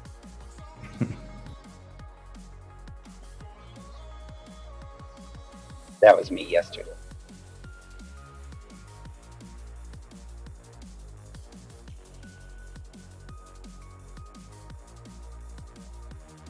So Trago, I took another fucking shitty hit last night. Oh no. Were you playing Bitcoin or ETH? Neither. Ocean. Down. Waves. Ape. Oh no. Well, no, I was doing fine. The coin that I was trading wasn't my problem. My problem is, for some reason, when I'm trading for a while, at some point I lose sight of my overall vision. Like I need a giant board that keeps my overall vision of what's happening in the market like right in front of my eyes at all times, because from my perspective, at least for now, we're showing bottoming signs. So I was only looking for longs near support all day yesterday. And one of them I ended up closing out like right before it pumped. And instead of just just taking my little win, for some reason that caused my brain to like flip to short mode. And all of a sudden I started shorting. And all day long I had been doing so good with my discipline as far as like not over leveraging, not over positioning. And like as soon as that flip happened, all of that went out the fucking window. And before you knew it, I was just fucking like way in the negative and just sitting there staring at it like, don't fucking take it all. And I had to set a stop loss to like make sure I didn't lose everything. And it went and hit it. Was that like yesterday evening? Yep. I think I see on the chart where that occurred. Yeah. Yeah, like I see 338 was like a floor that it had for a minute, around 338. And it dipped down to 330, 328.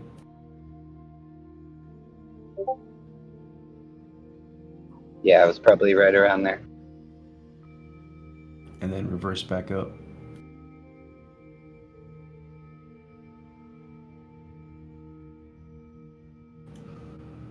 Yeah, I'm being patient, man. I threw 1,000 into Coinbase, and I'm just looking for longs on spot, and just going inch by inch. You know, I'm going with the whole bag every time, but with the tight stop loss, like below previous support. Yeah. That's a big part of why when I jumped in on B and Kwai's debate yesterday, my focus was on like stop losses, motherfuckers, because that was the thing that fucked me yesterday.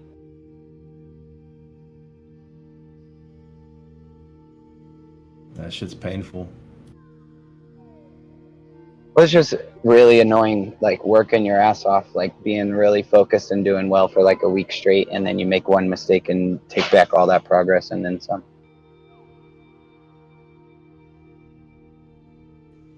Yes, that does. Dude, that's the worst. Definitely been there. Take it all back, take it all back, take it all. You get in some type of like twilight zone where you're like, fuck, what am I doing now that I'm losing all this money? Like I was doing so good, now all of a sudden I'm fucking playing the opposite way. Yeah, you Dude, make out of fucking nowhere too, and it just turns off everything else that I know. I swear, like that's why I say the market fucking lulls you into some sort of like numbness with its sideways action, and then as soon as it's got you numb, then it's like, sweet, now let's go the other way. Yeah. Well, just remember the basic, short in the green, long in the red. Well, I mean, that's what I'm saying is that I had that basic in mind. I was sitting there only looking for my fucking longs near support and using stop losses below those previous wicks. Like I was running it all day long, and I wasn't getting big gains, but I was definitely not taking big losses at all. Do you use the take profit ahead of time?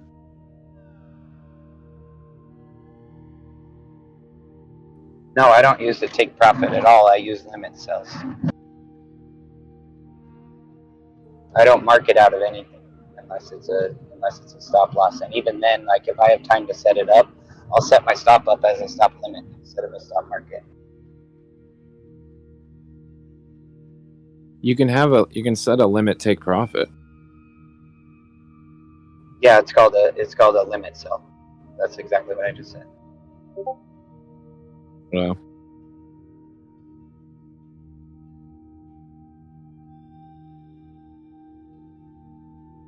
I only use the take profit button on there, or the preset take profit with the order. If I'm like in a big hurry and I don't have time to calculate where I want my target to be. Which, I mean, that answers the question right there. I shouldn't even be in that trade if I don't have time to calculate the target.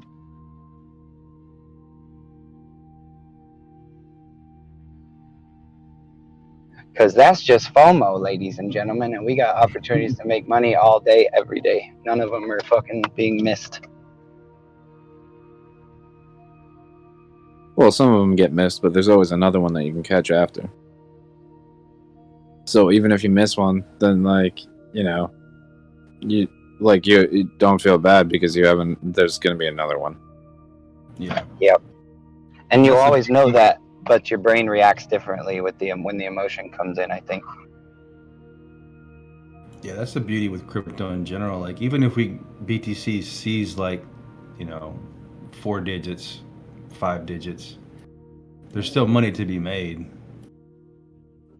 Yep. And crypto's not going to die. I don't give a shit what anybody says. That a lot of projects will die for sure because they got built on hype and then produced nothing. So of course they're going to die in the bear market. But the projects that are building real world utilities, that shit's not going anywhere. And maybe the entire market is overinflated and we'll see some sort of much lower prices for everything, but they're still going to be Yep.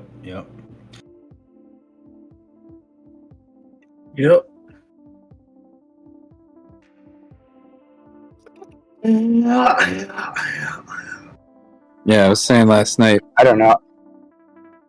Just let crypto get even, let us get to the point where the world has enough confidence that just a fraction of the stock market size market goes into crypto and we'll be set.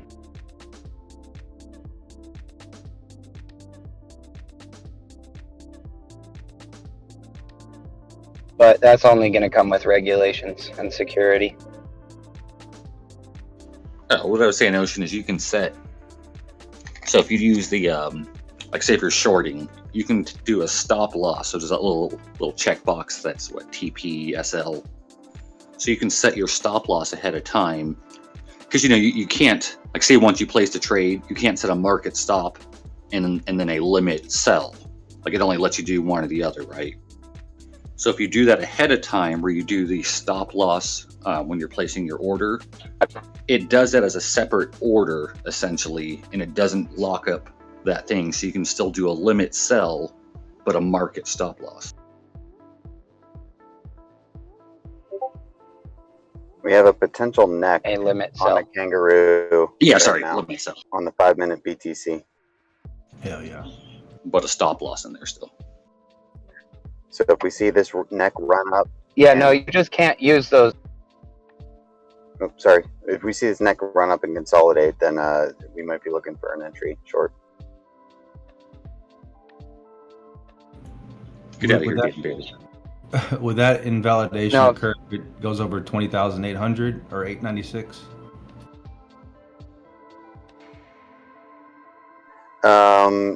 Well, it depends on where you're looking at for the quote tail. I mean, it looks like I would say it would be higher than that. Like 21.2 or even all the way up at the top? Yeah. Yep. 50. Okay. Yeah.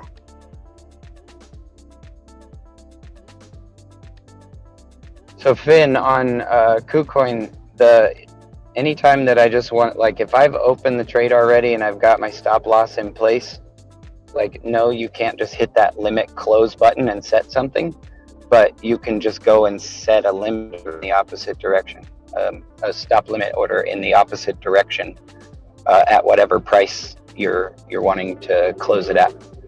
That's how I set multiple targets and walk away from it.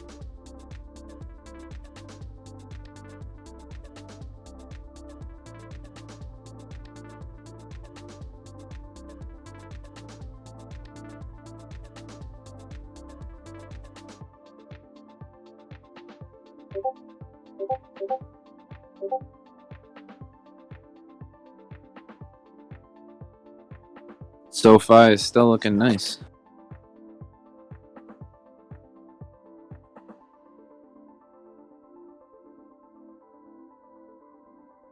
Been pumping all day.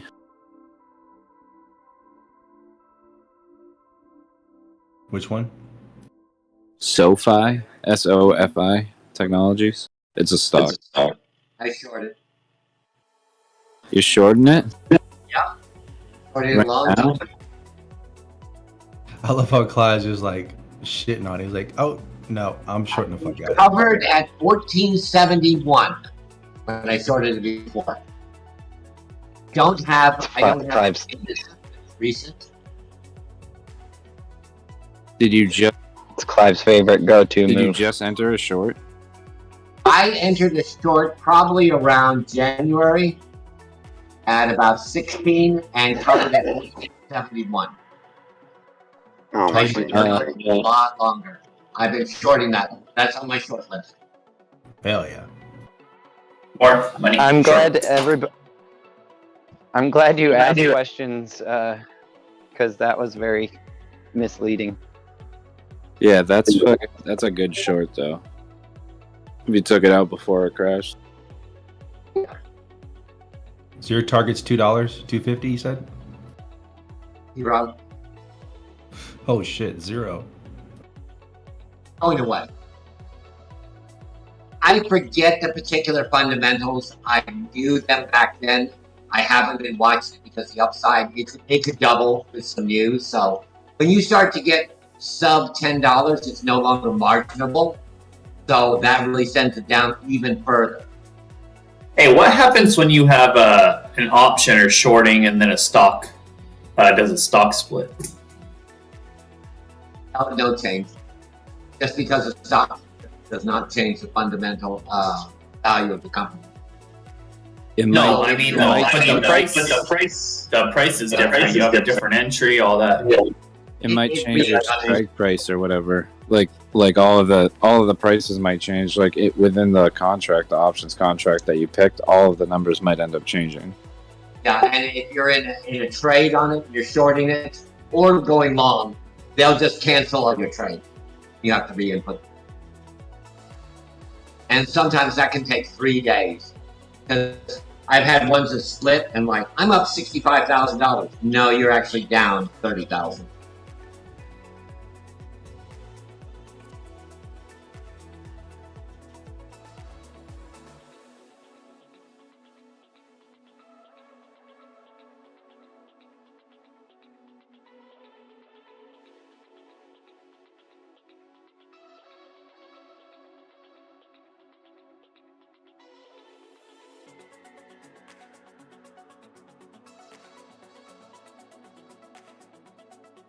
I would not be surprised if Facebook falls all the way to 50. Nice. And Netflix, I have a target of 100. Fuck, net. Oh, that's right. 50? Holy shit. I had a low buy at 100 that I canceled. That was crazy. 50? They're on Facebook. God damn, that would take it back to 2014 levels.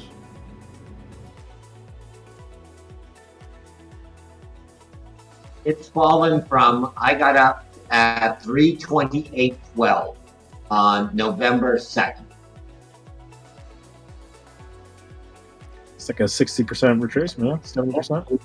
Well, when they came out, I sold all the shares.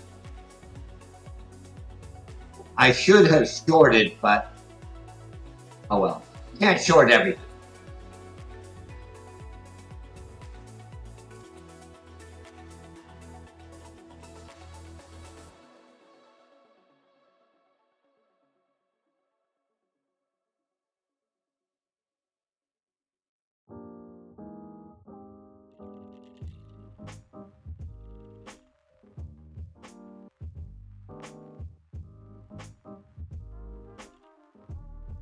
I can see Tesla get rejected here at this angular support, but it looks like it's trying to break through it.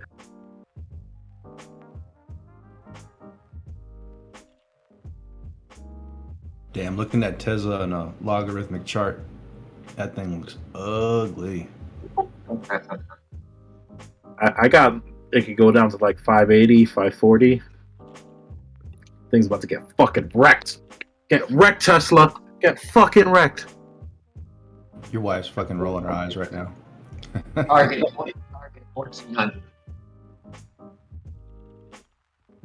She said for real, dead ass. You can tell she's freaking. One of these nights, she's going to tell you to come to bed, and she's going to be gone. You're just going to find a note that says "Get wrecked." She just laughed.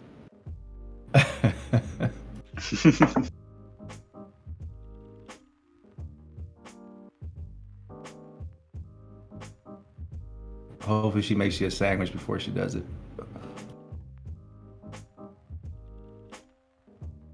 Getting rejected on this angular support by Tesla. Let's go. Might be breaking out of this downwards motion. You mean Tesla's getting wrecked? Exactly. Tesla is just so range bound. Going on range downwards, I'll tell you that.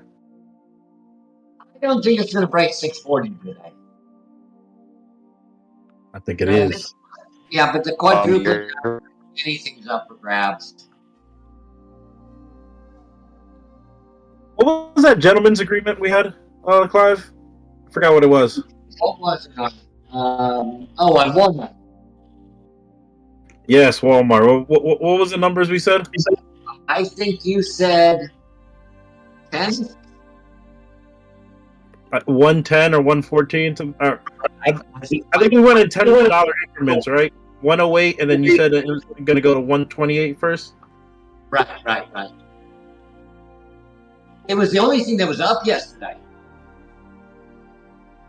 Yeah, it just looks like it's kind of breaking out of this consolidating triangle on the downwards motion. If it breaks 117.30, I'd confirm that we're going to go down to lower lows, and the next Fibonacci I got is at 108. Which would mean I would be right. Let's go. We gave ourselves enough room.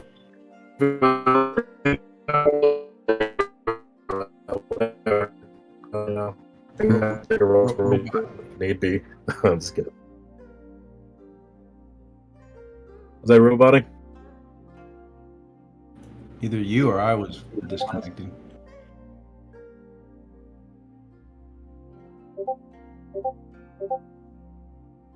It's encouraging drip. It keeps rising, which is the opposite of oil. So lunch is going to be over in 7 minutes. Where do you think that impulse is going to go, Clive? Up or down? Martinis were served 24 minutes ago. It's 12:30. They're not. They're just on their second martini. We got another hour.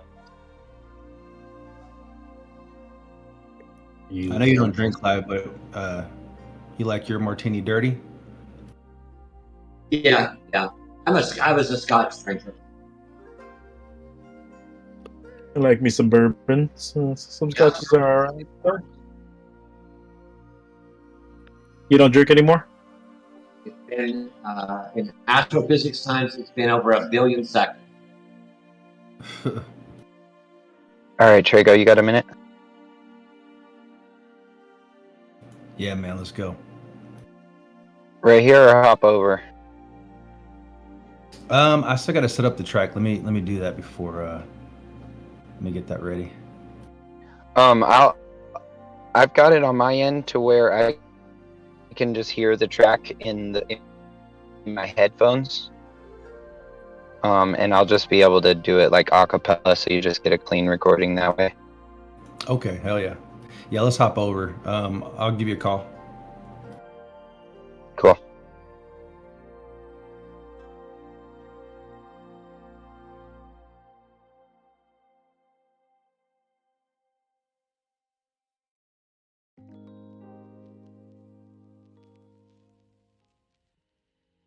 So I'm in two puts on Walmart and Target. Well, like I'm putting these two guys because I think they got a drop in them. And I think you see contrary to that, guys. I have not traded Target in the last 2 years. But isn't Target and Walmart kind of together? November of the previous year, I sold out at 154.22. So I'm a buyer.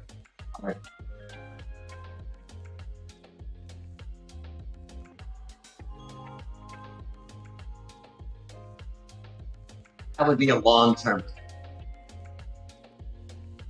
Minimum 6 months.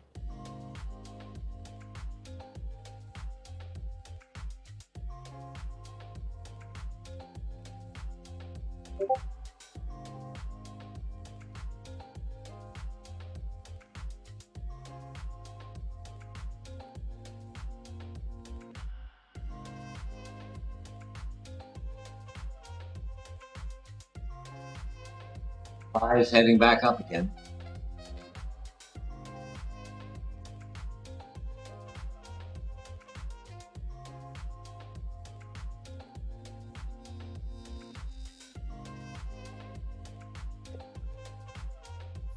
If you guys look at Walmart and Target up on this same split screen, they're doing pretty much the same thing. You know, Walmart made its high a little bit after Target did, but after that they've done the same pretty much drop, and they're both consolidating into a triangle, which could be a ABC retracement.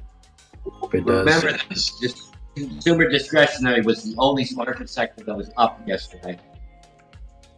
yeah, that's what I'm saying. It seems like it's all like this area has been lagging behind the SPY. It's been just staying up compared to everything else, so it might just be lagging behind and it needs to catch up with everything.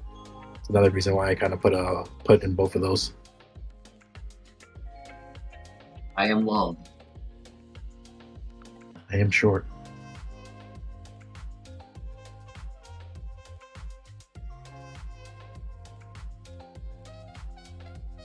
Is going So up. I don't mean to be a dick, but I hope you get wrecked so I can make a little bit of money. You got a lot of money. I'm the little guy to eat. Oh, respectfully. My wreck is your home. All right, so how about instead of getting wrecked, you just like give me the amount of my home You can do that. and get me along and get in along with me. I mean, and a short with me. I would never short wall.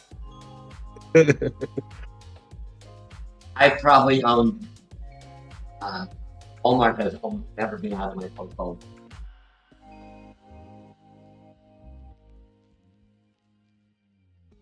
It was a sad day for Coca-Cola. But do you agree it was due for a healthy retracement? It's been in a bull run since 2016. Oh. What is it? Walmart. Next issue is Walmart will get rid of all their people. They are the biggest employer in the United States outside the U.S. government. And if they get rid of 90% of their employees, that's going to be a huge problem. Isn't Amazon firing people too, or they're not hiring people? Correct, and they're reducing their warehouse space. I would short Amazon. In fact, I did. They just Before the split, I shorted it. At one time, I had 3,500 shares.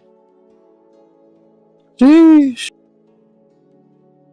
My dollar cost average was $40, and I sold at what was it, 3,500?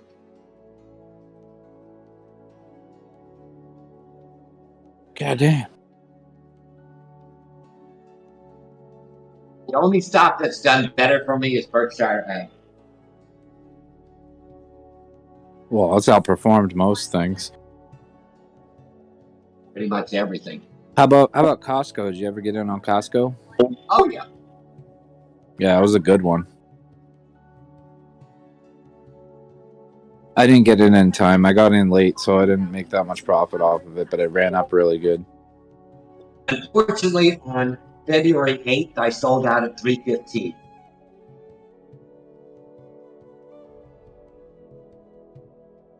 Damn. It like doubled after that, didn't it? Didn't it go up to like 600 something? 500. Yeah, it actually did hit 600. Yeah. Fall into 446. I'll probably be looking to get in at some point in the next couple months. That was probably February of last year. Yeah, it had to be.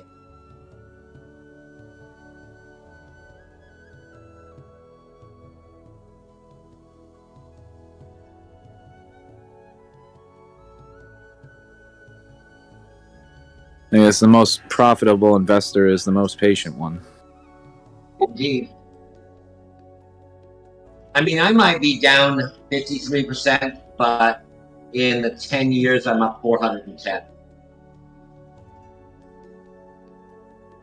So you're still technically up 350%. More or less. Remember, just because I went up, yeah, I'm up 300. Dude, Kathy Wood is getting fucking wrecked. Oh, yeah. He'll go. She should be fired. I disagreed with every statement she made. I just don't understand why she was so actively, like, she was actively trading as if the market was still bullish when it clearly wasn't. Yeah. Her trades made no It was sense. a bull and she got fucking wrecked. Sorry. She'd like to get wrecked at that age. Oh! So would I. She got slaughtered. Yeah, She's brought in slaughter. I would wreck that any day. I was gonna say, if there's a lady at that age that's gonna get wrecked, it's her. She could get it. Yeah, dude, I'd definitely give it to her. You guys are just gold diggers. Filthy gold diggers. Nah, even if she wasn't, she's not rich anymore. Now she's getting wrecked. But gold digger, you know you don't care about it, dude. She's class A cougar status. Look at Michael Saylor. He went from $6 billion to less than $1 billion. Imagine losing $5 billion. Yeah, from what I understand, he had a hard time during the .com bubble too, but then he ended up coming out on top in the end. Yeah. That's actually how he made his money. Yeah. That's how he made all his money. He lost a shit ton of money, and then he made a shit ton more back afterwards. So he FOMO'd in, but it worked out. FOMO He's capital. so old now. I mean, you can tell. He really be buying in at the top if his tweets are true. That's when he still had brown hair. Yeah.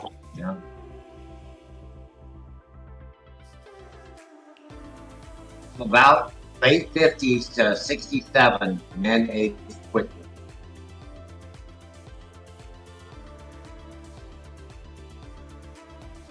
Shit, I just turned 30. I already feel old.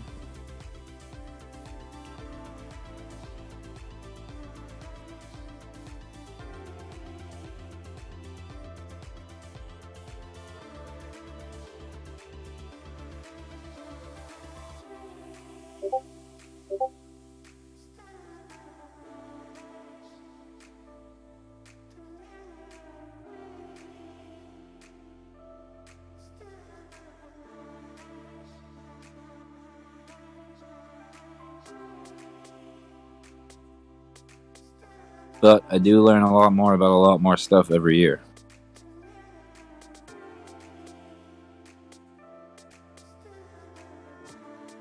So even if I'm older, I'm also wiser.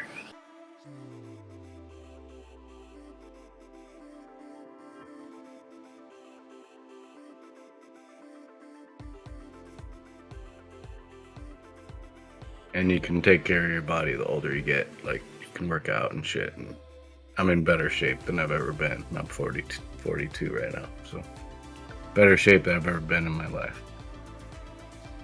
Nice, dude. Congrats. And then it's like you feel like you have more motivation to sort of like want to take care of yourself and be healthy. Like the older you get, the more you want to be healthy. Exactly, because you see it start declining, and you're like, "Well, fuck, what do I got? I gotta do something about this." And you can, like, all of a sudden you do, and it's like, "Whoa, wait a minute! Like, I look better than I looked fucking 5 years ago, so this is working." I bet you're getting more babes too.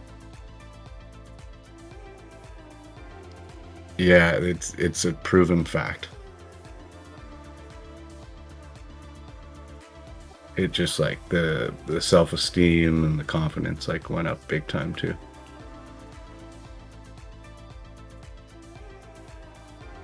Yeah, and a lot of women tend to like older men, especially like older men that have their shit together and they're confident and they're healthy and like, you know, they have self-esteem and respect for themselves. And like they know like who they are. Yep.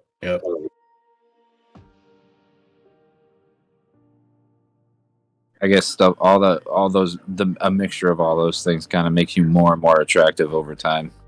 Until you're over the hill and then you start getting really old, I guess.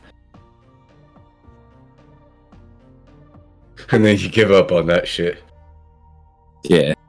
But I mean, but if you don't kind of do it by that time, I guess it's too late, and then you'll just fall for whatever you can get.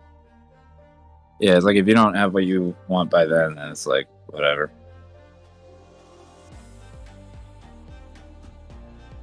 Yeah, most likely by that time you're over it anyway.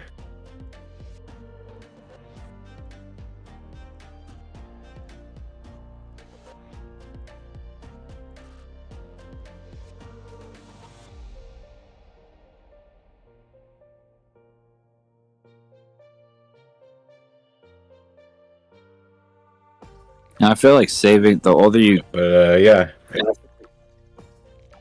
Like the older. I was gonna say for people who are having trouble with getting women or having trouble with like their self-esteem and stuff, just don't worry about the ladies. Worry about yourself. Like like the ladies will come once you start getting yourself back in order and making money. Yo, put it all on a meme coin and make a lamp. Money helps.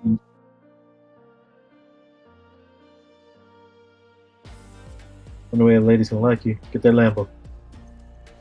Get wrecked. Yeah, you gotta have some money to take them out. Just get it.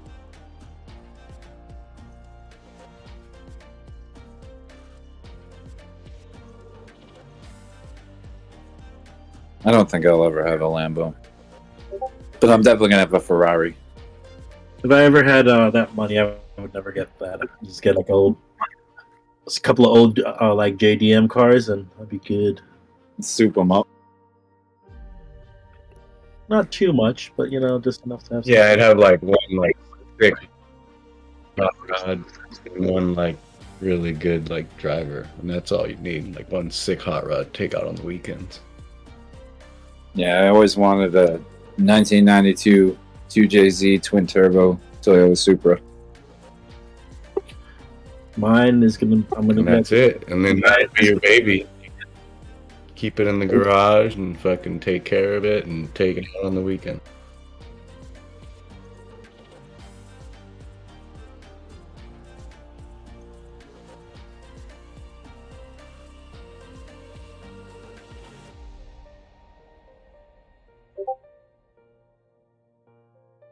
Or I could go for a Skyline or like a like an R35.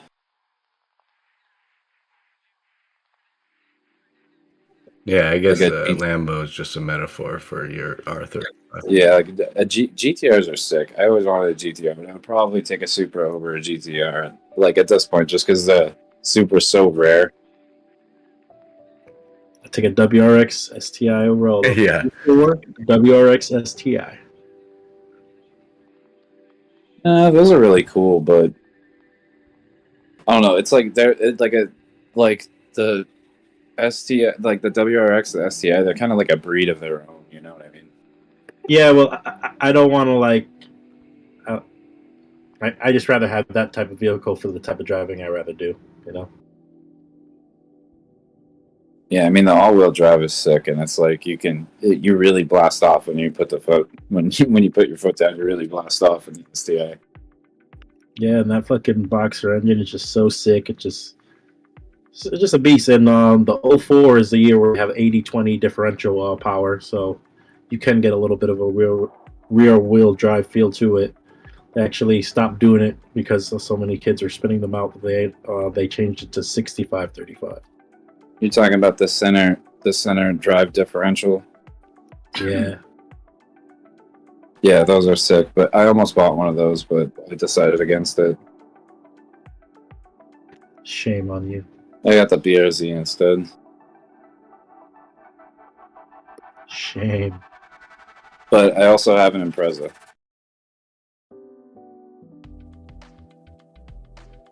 The boxers are sick. I'm definitely a boxer fan.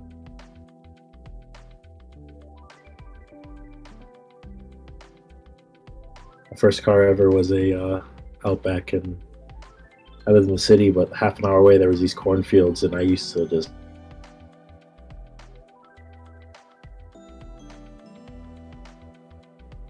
Ripping donuts. You harvested their corn early for them?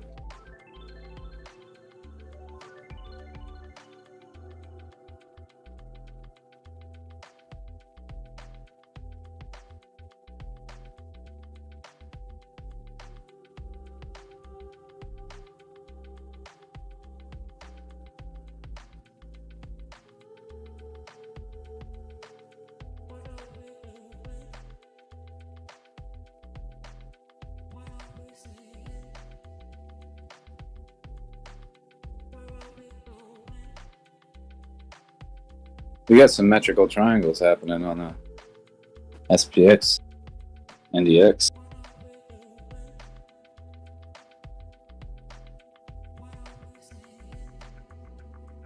I wonder if they'll break up.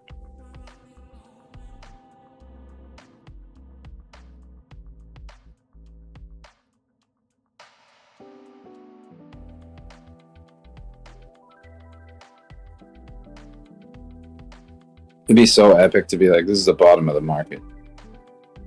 And then, like, it actually ended up being the bottom of the market. And we go just right back into the bull run. Fucked your own pal. Fuck Biden. We're just gonna send it.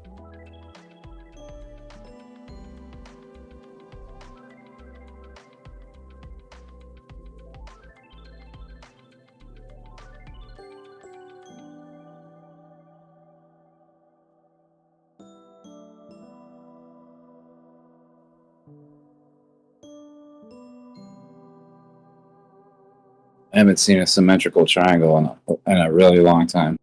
Like, not one that's this clear.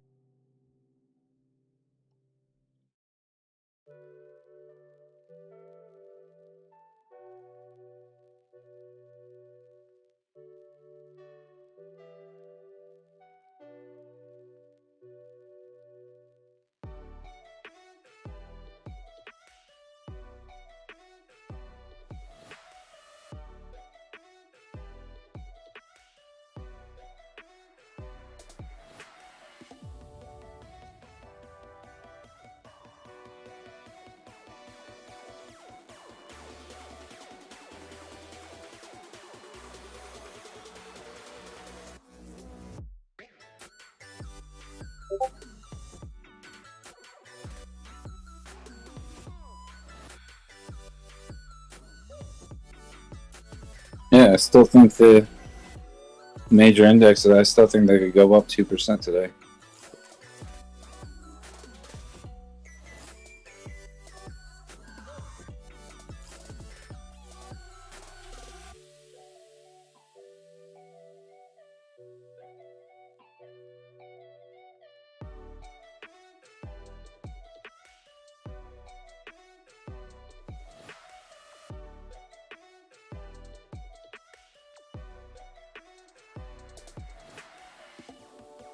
We shall see. We got a couple hours left. 2 hours left before power hour.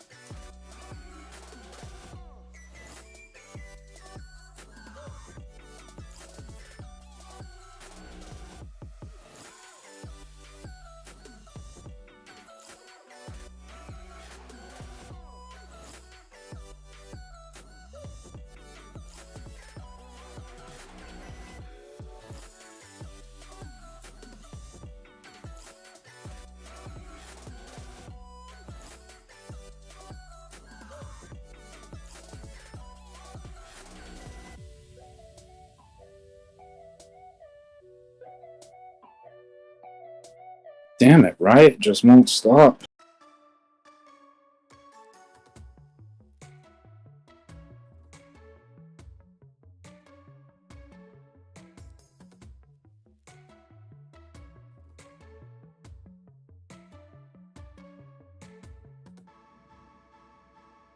I had a chance to do a market buy yesterday too when I was down there. Like when my limit buy didn't fill, I should have just hit a market buy while it was down there.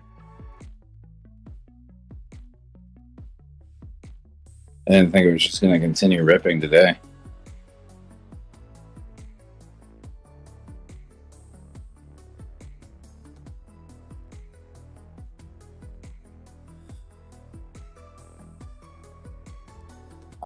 Shucks.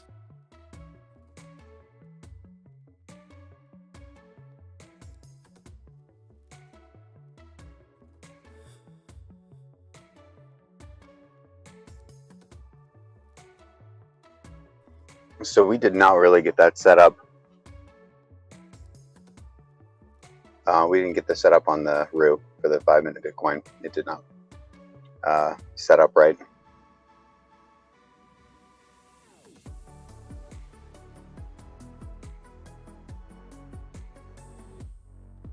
Does it look like a bear flag?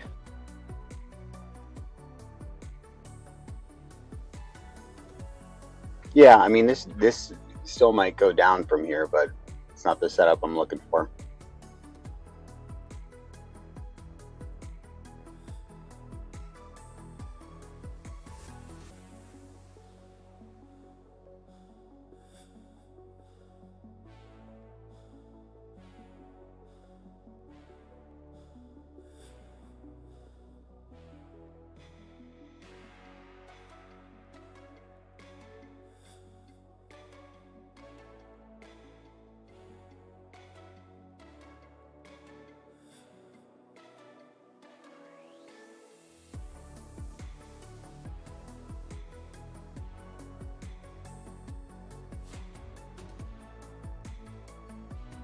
I gotta get some coffee and some food.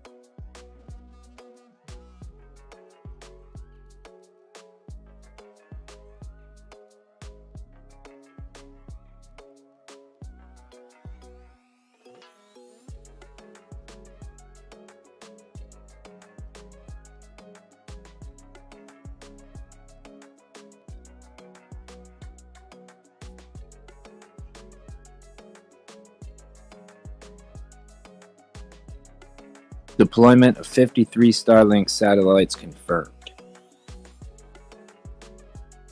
They're putting a lot of stuff into space. Kind of worries me that they might be putting. Fuck yeah, Elon. Give me some better signal out here, bitch.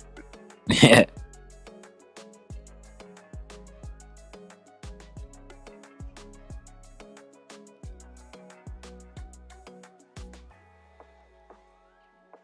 Skynet taking over. Yeah, the one thing that worries me about so many satellites is like when shit crashes into each other and creates like this space junk, like there's like they break into like really tiny fragments and they whiz through space really fast around the orbit of the Earth. So it makes it tougher because like for us to go out there, for us to actually physically travel out there, like for space junk to be blocking us, and like even if we get like, you know, say we go out there, like some tiny fucking piece of space junk could just whiz right through the spacecraft and fuck up the whole thing.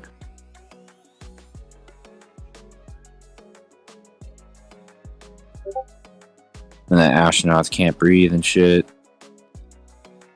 And they die. And then there's more space junk out there. I'm just worried that that's where the future might be going. If we're smart enough to get it to other planets, I think that we're probably smart enough to figure out how to either capture that space junk or get around it. Well, I'd hope so.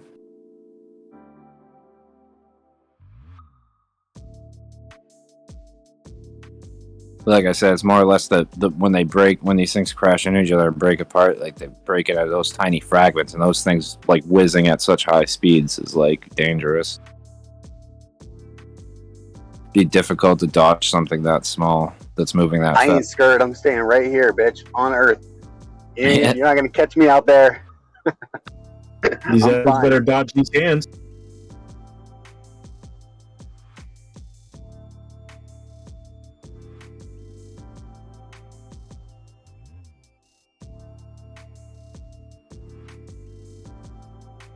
Just wait till they create the warp drive, and then I'll go.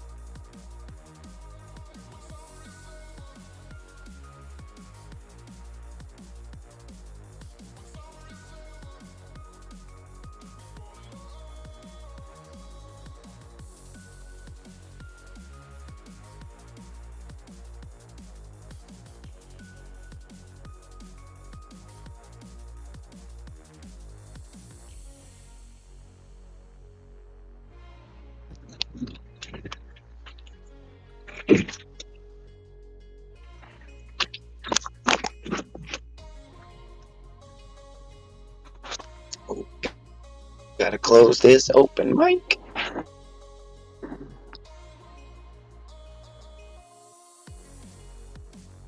Banger. Ocean's making a banger. Can't wait to hear it. Who's got an open mic? Nobody. Mine was still open from the call with Trago. I switched it.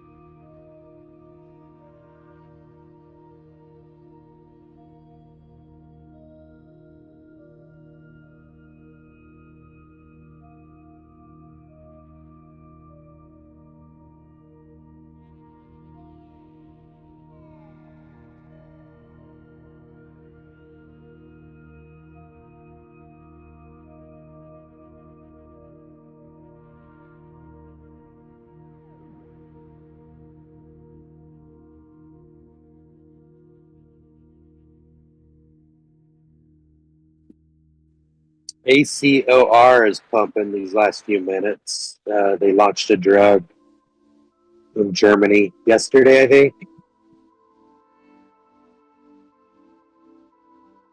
Parkinson's disease.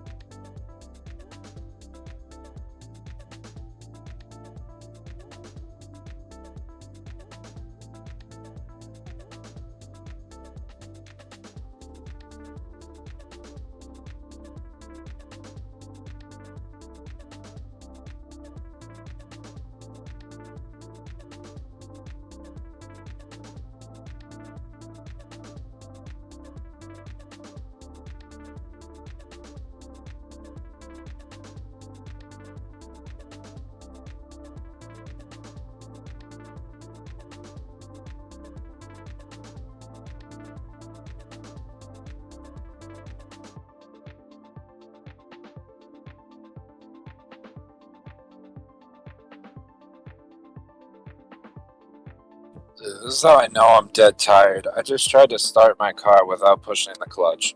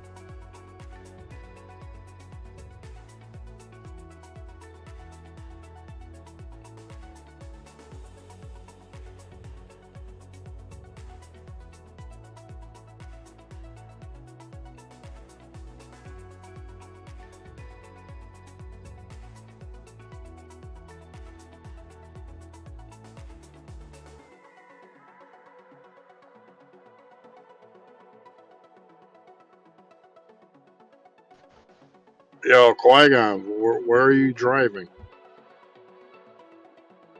Going to Dunkin' Donuts.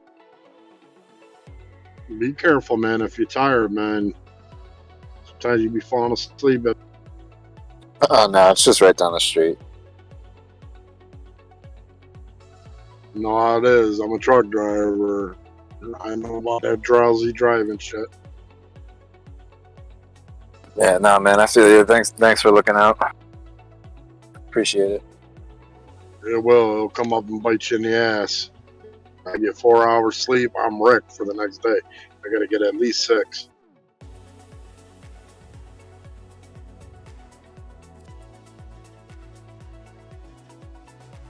Yeah, I think I got about 4 maybe, but I don't know. Like, as long as I'm up and active and it's sunny, like, I usually, like, What are if you I'm getting outside. at Dunkin'? Coffee?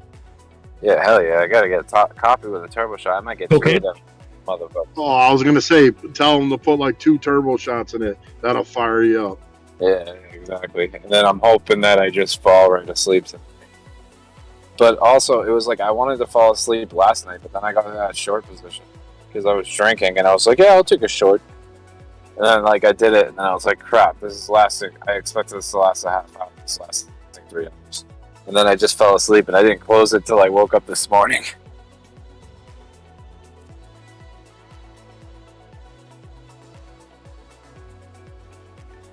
It was alright, though, because I actually made more of a profit than I thought. I made more of a percentage.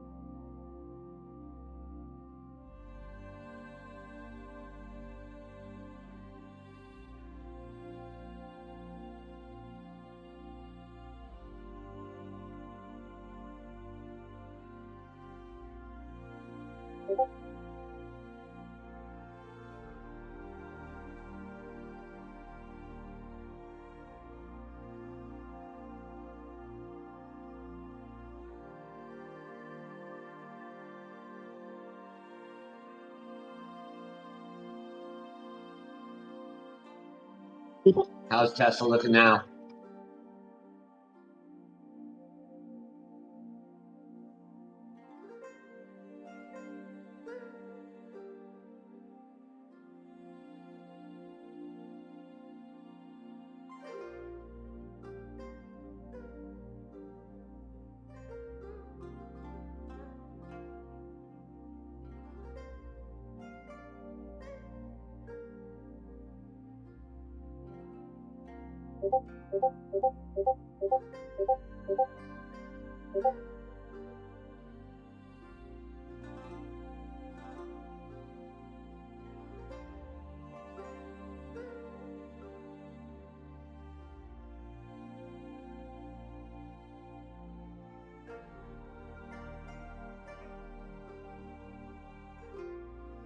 Look like 5 rip.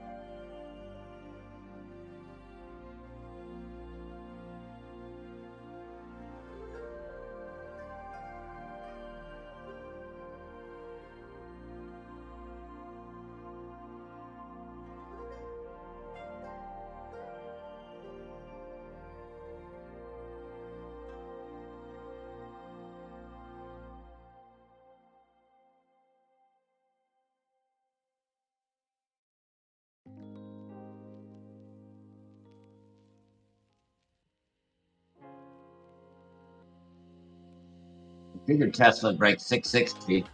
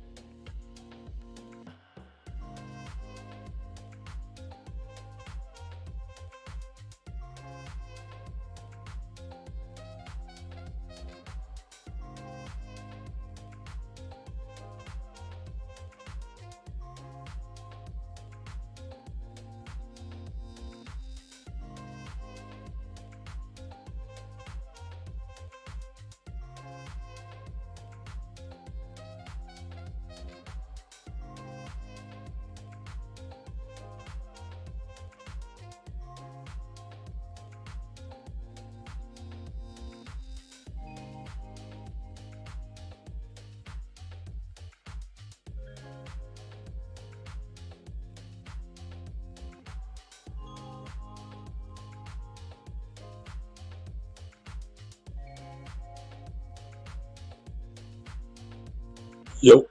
How's the market doing?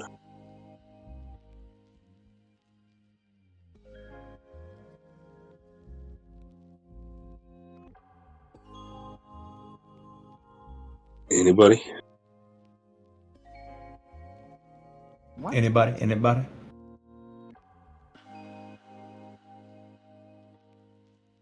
Spot had a little bit of a spike, but BTC is just moving sideways.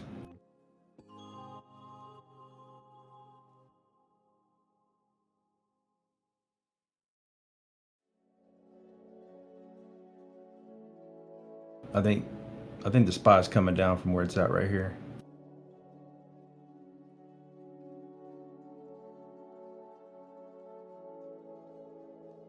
Maybe back to 363.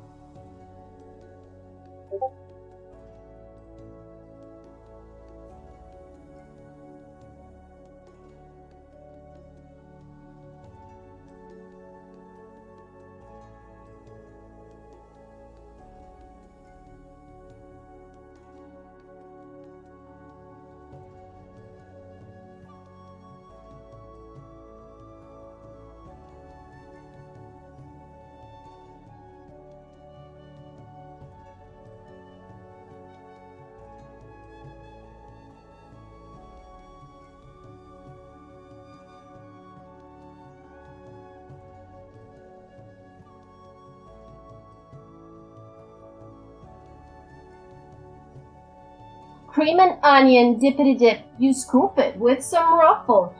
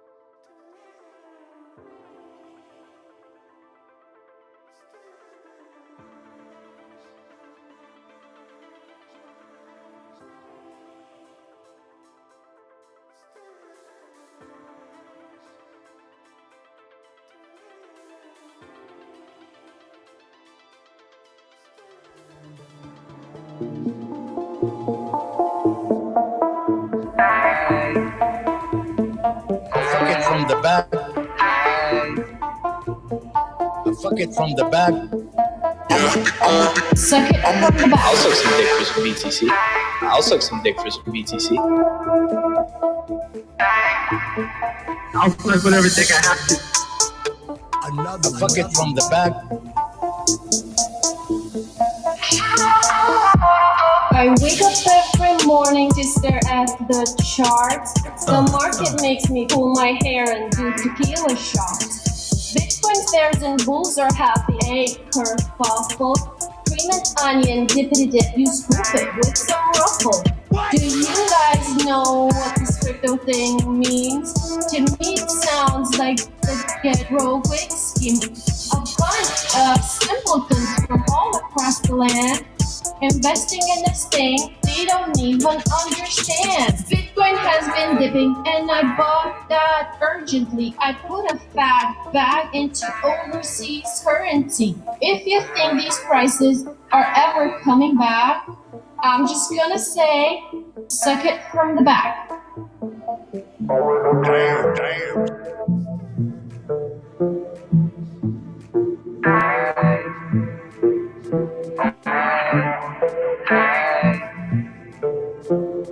Damn, damn.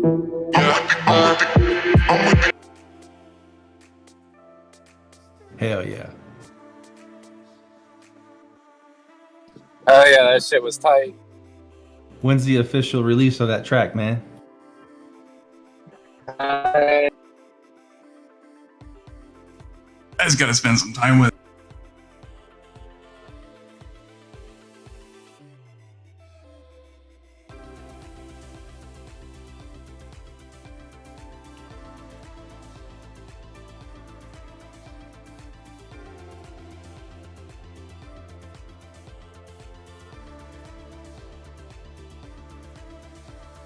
Suck it from the back.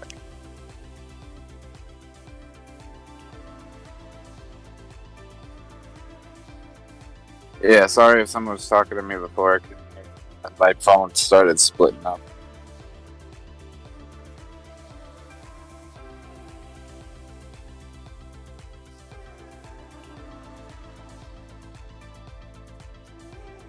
But I made it back. I'm alive.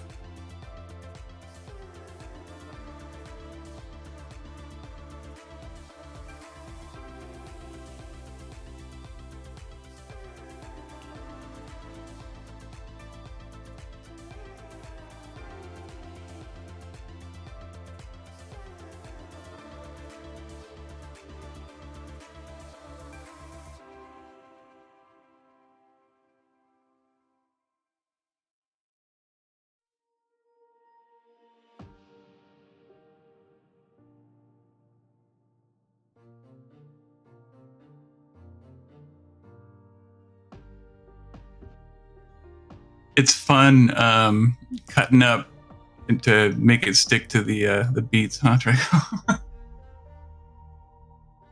Yeah, for sure, dude. The editing part's that's the funnest part for me, is just trying to get everything to line up. I had the hardest time with the get broke quit.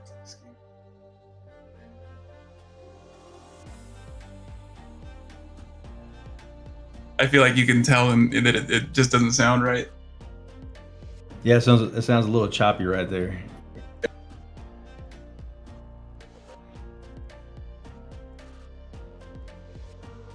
If I had the ability to spend a lot of time doing stuff like this, I could have a lot of fun doing it. Man, I've been trying to get my kids into it, because if I had a DAW at their age, man, I probably would have never gone to Sacramento. Yeah, it's fun, man. I try to get my oldest involved, and he's like, he likes the idea, but when it comes to actually learning, he's like, nah, I'm good. How old is he? He's 14. Oh yeah, dude, our kids are the same age. I was a punk rock drummer when I was young. So like, oh yeah, we talked about it.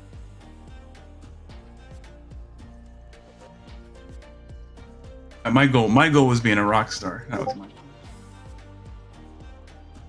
Tight leather pants, eyeliner, whole lot of drug. whole lot Oh of yeah, drugs. guy liner. I can see it. The guy liner, the black fingernails. Here, he just walked in. You want to say hi? Here, this is my son. Oh, you can't. I'm not gonna say. Hi. Hey. What's up? What's up? So I got an early Father's Day Oh. present yesterday. They both got me an Oculus, so I'm officially on the metaverse now. Oh yeah, hell yeah! You were saying that last night. Oh yeah, my son was giving you shit about it. He was Qui-Gon. He was drunk. I was like, I thought you were gonna pass out. You were talking to his kid, don't you remember, Qui-Gon? Yeah, yeah. His kid was like, "Has he been drinking?" This is the different one. This is the older kid. He says the hi to Qui-Gon. Hi. Hey, what's up, bro?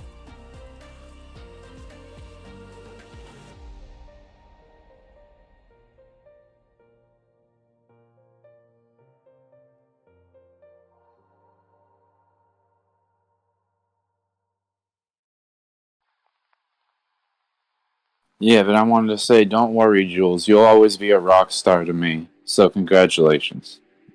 Mission accomplished. All right. Damn, did you know Coachella tickets went on sale today? The fuck is Coachella? I got into a PayPal long. I didn't hear where, Jules, but I think the Pixies are playing out here. Say what? I think the Pixies are playing in October. Where? Um. Oh wait, is it that beach festival? It might be Ohana. I think it might be Ohana. Hold on, I saw. I've been wanting to go to Ohana Fest for a while. Oh, Honolulu? I just heard it in the background. No, it's in. I think it's in Newport Beach or Huntington Beach. No, Dana Point.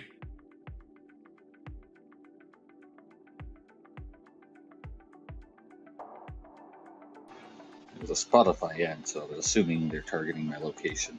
Not telling me about a concert in New York.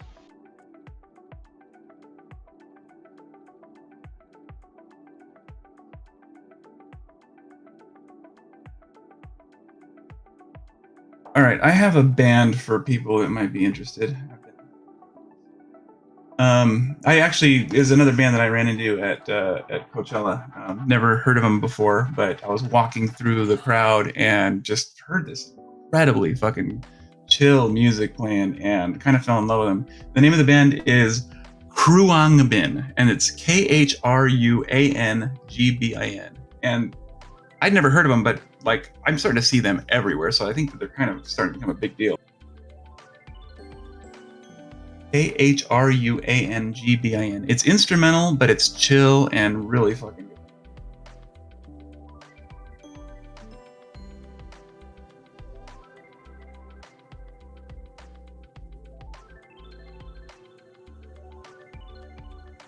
What? How do you spell it again?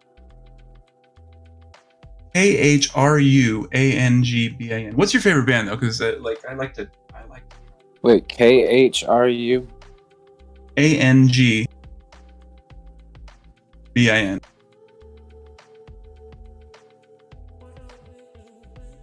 Changbin? Kruangbin. Kruangbin. Okay, so who's your favorite band? What's your favorite song? I don't even know, man. It'd be hard for me to try to pinpoint my favorite song. Okay, one of your favorite.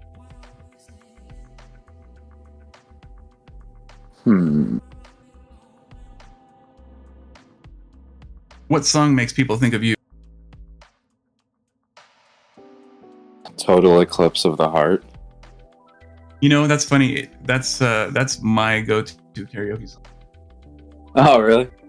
Yeah.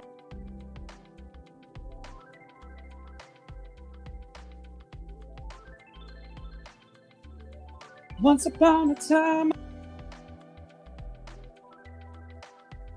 Yeah. And I need you now tonight. Dude, I actually want to do a legit remix of that song, like as a parody.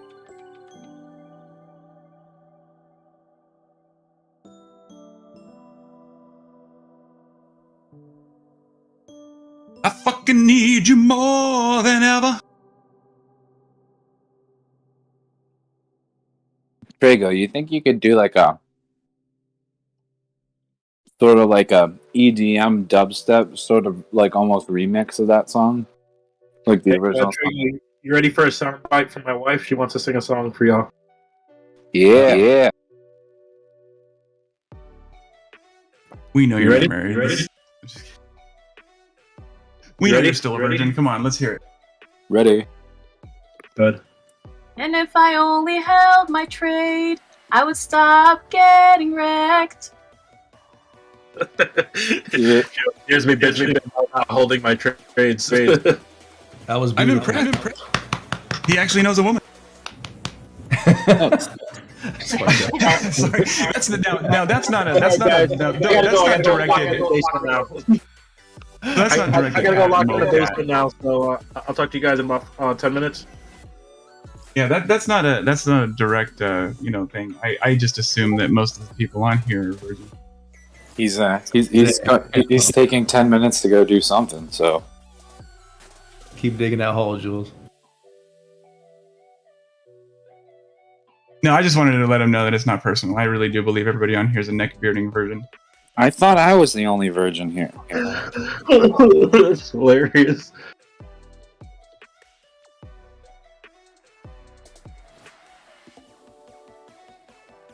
No, my wife's here and she hears most of the Discord pretty much the whole time because I don't have headphones on or anything. So she knows you guys. Jules is basically saying everybody's on here is addicted to TradingView and Pornhub. Joke's on you, Jules. I just shaved today. It might be the first time in months, but I just shaved today. So. Fucking gay as fuck. Damn straight. Joke's on you guys. I can't grow facial hair.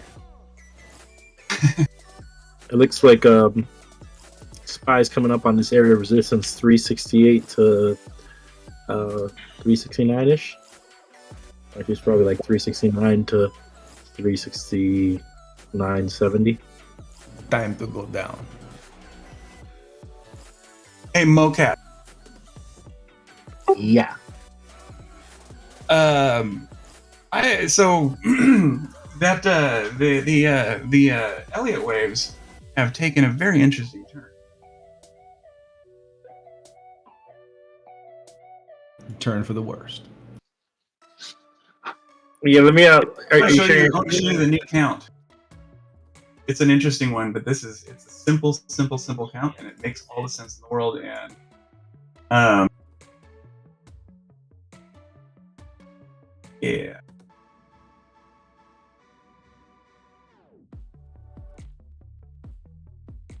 Hold on, am I streaming my chart?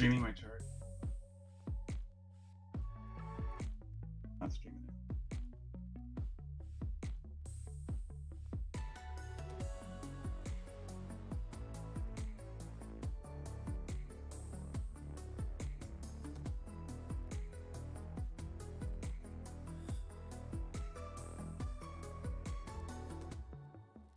it. You streaming, Jules? Yeah, I gotta start up. So yeah, it's really interesting. Hold on, I'll show you why it's interesting. Give me 1 second.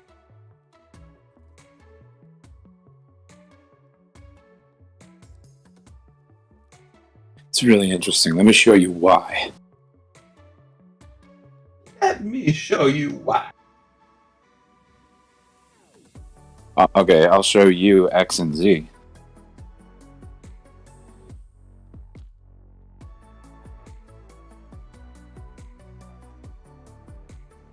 Show you mine if you show me yours.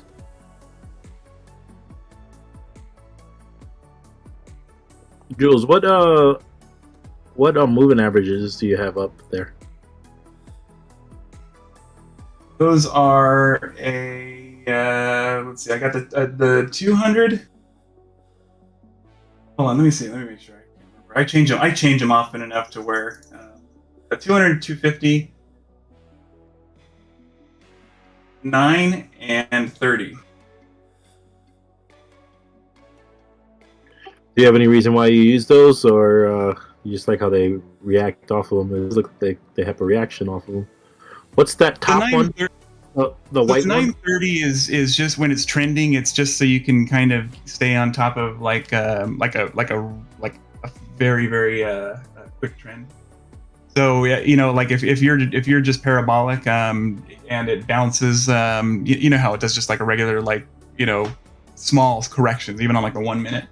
The 90 or the 9 and 30 they're good for that. The 200, because isn't that how many trading days there are in a year?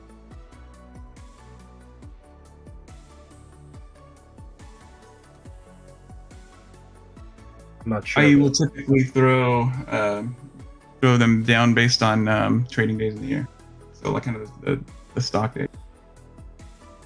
But anyway, okay, so there's 320. What's Yes, that top moving average right there? I think it's white, or is it blue? The one that's the first one that gets touched every time. Gray? Is that gray? I can't get like a zoomed in version of yours. You know what I'm saying? That's the 200. 200. That's a EMA. Yeah, I don't know. You know, that's funny because that's not my typical thing. I think somebody had me check something like that, and I forgot to change it off. I think that's what happened. And that's what's a weird combination of moving averages.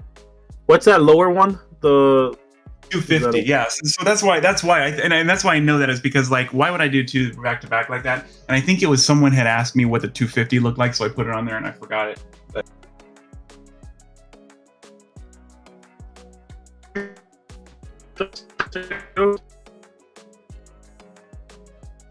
I'll put the 200 and 250 up. Just put the 300. Just be like a $50 a 50 deviant each way.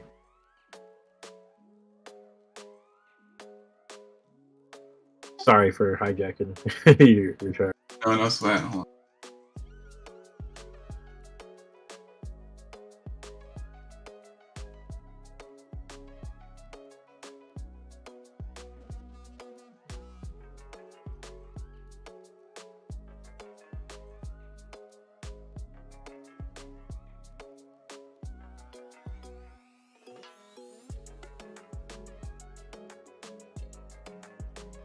Okay, so here's I don't know if you can check this out, but there's a very interesting thing that's come up just in this last little correction, and I think this last move really defines it. And so I've been kind of coming on board with the fact that this is a 1 for a long time, but I didn't really realize that what that means is that this is the count. Literally, it's like this is the primary wave 1, boom, or intermediate wave 1. This is the primary wave 1, boom. This is the supercycle wave 1, boom. That's it. We've been in wave 1 this whole time. And we're in wave 2 now. Have been for the last year. And what does that mean? Well, I'd still see this more as a wave 4 then, if we're using the logarithmic chart. Sorry. See that 1 you have right, 2, and then we go all the way up to like the 3, 4, 5 area. I would just count that as wave 3. But this 3 and this could be wave 4. Oh, you think on the down here on the minor level that this that might be the like top that. of wave 3, and then we're doing wave 4 here.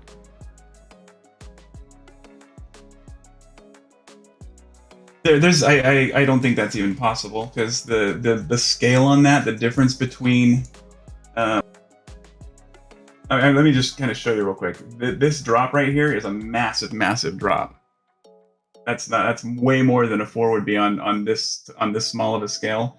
But here, let me the main reason why this is why this is kind of the case is because every single one of these.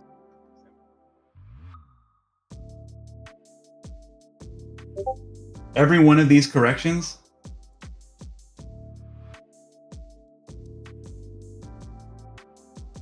Oops, sorry, I forgot.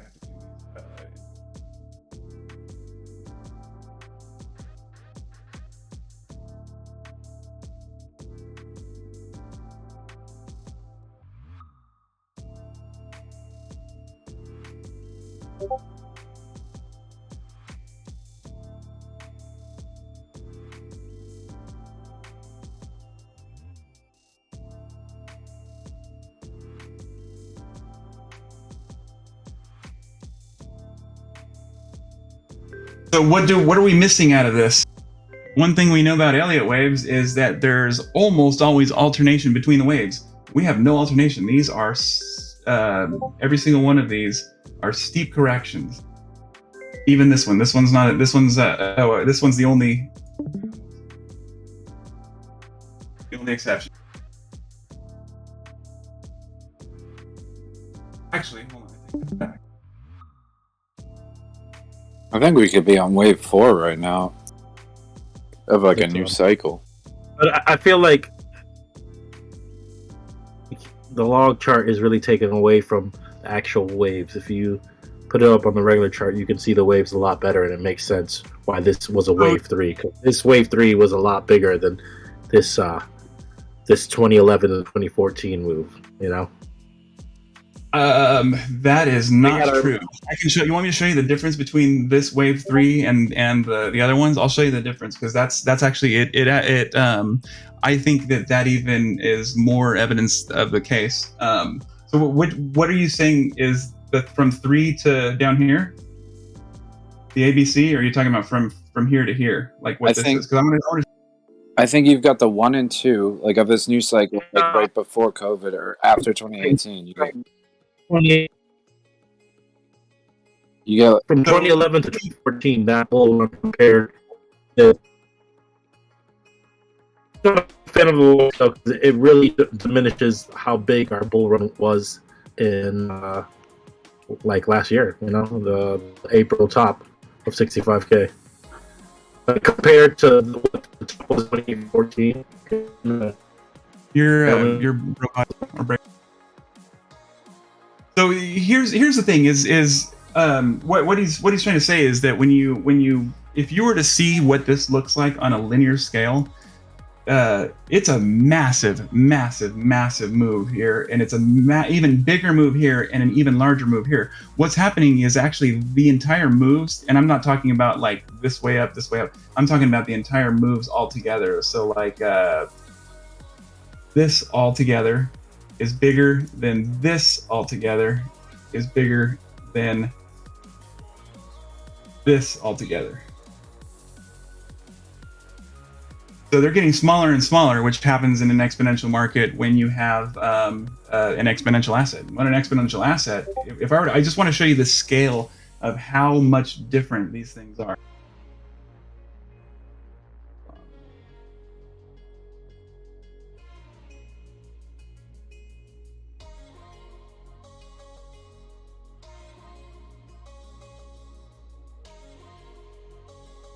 So if you were to check this move right here, which because in the logarithmic it seems really small, and I want to show you.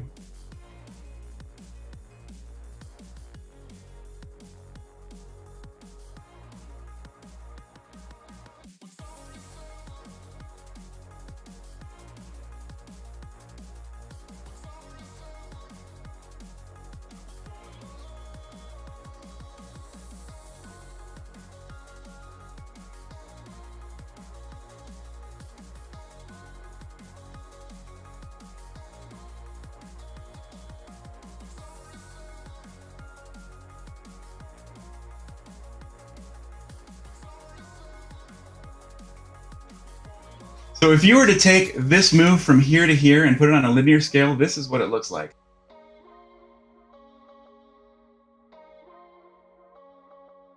That's how monumentally bigger this move is to this right here. This is what this move would look like if it happened in December of 2017.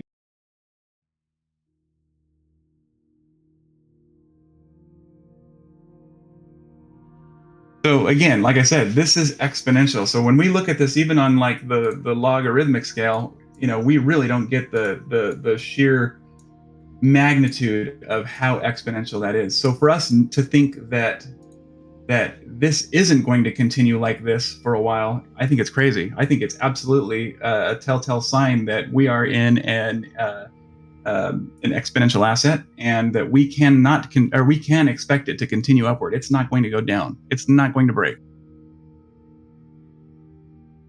Yeah, I don't think so.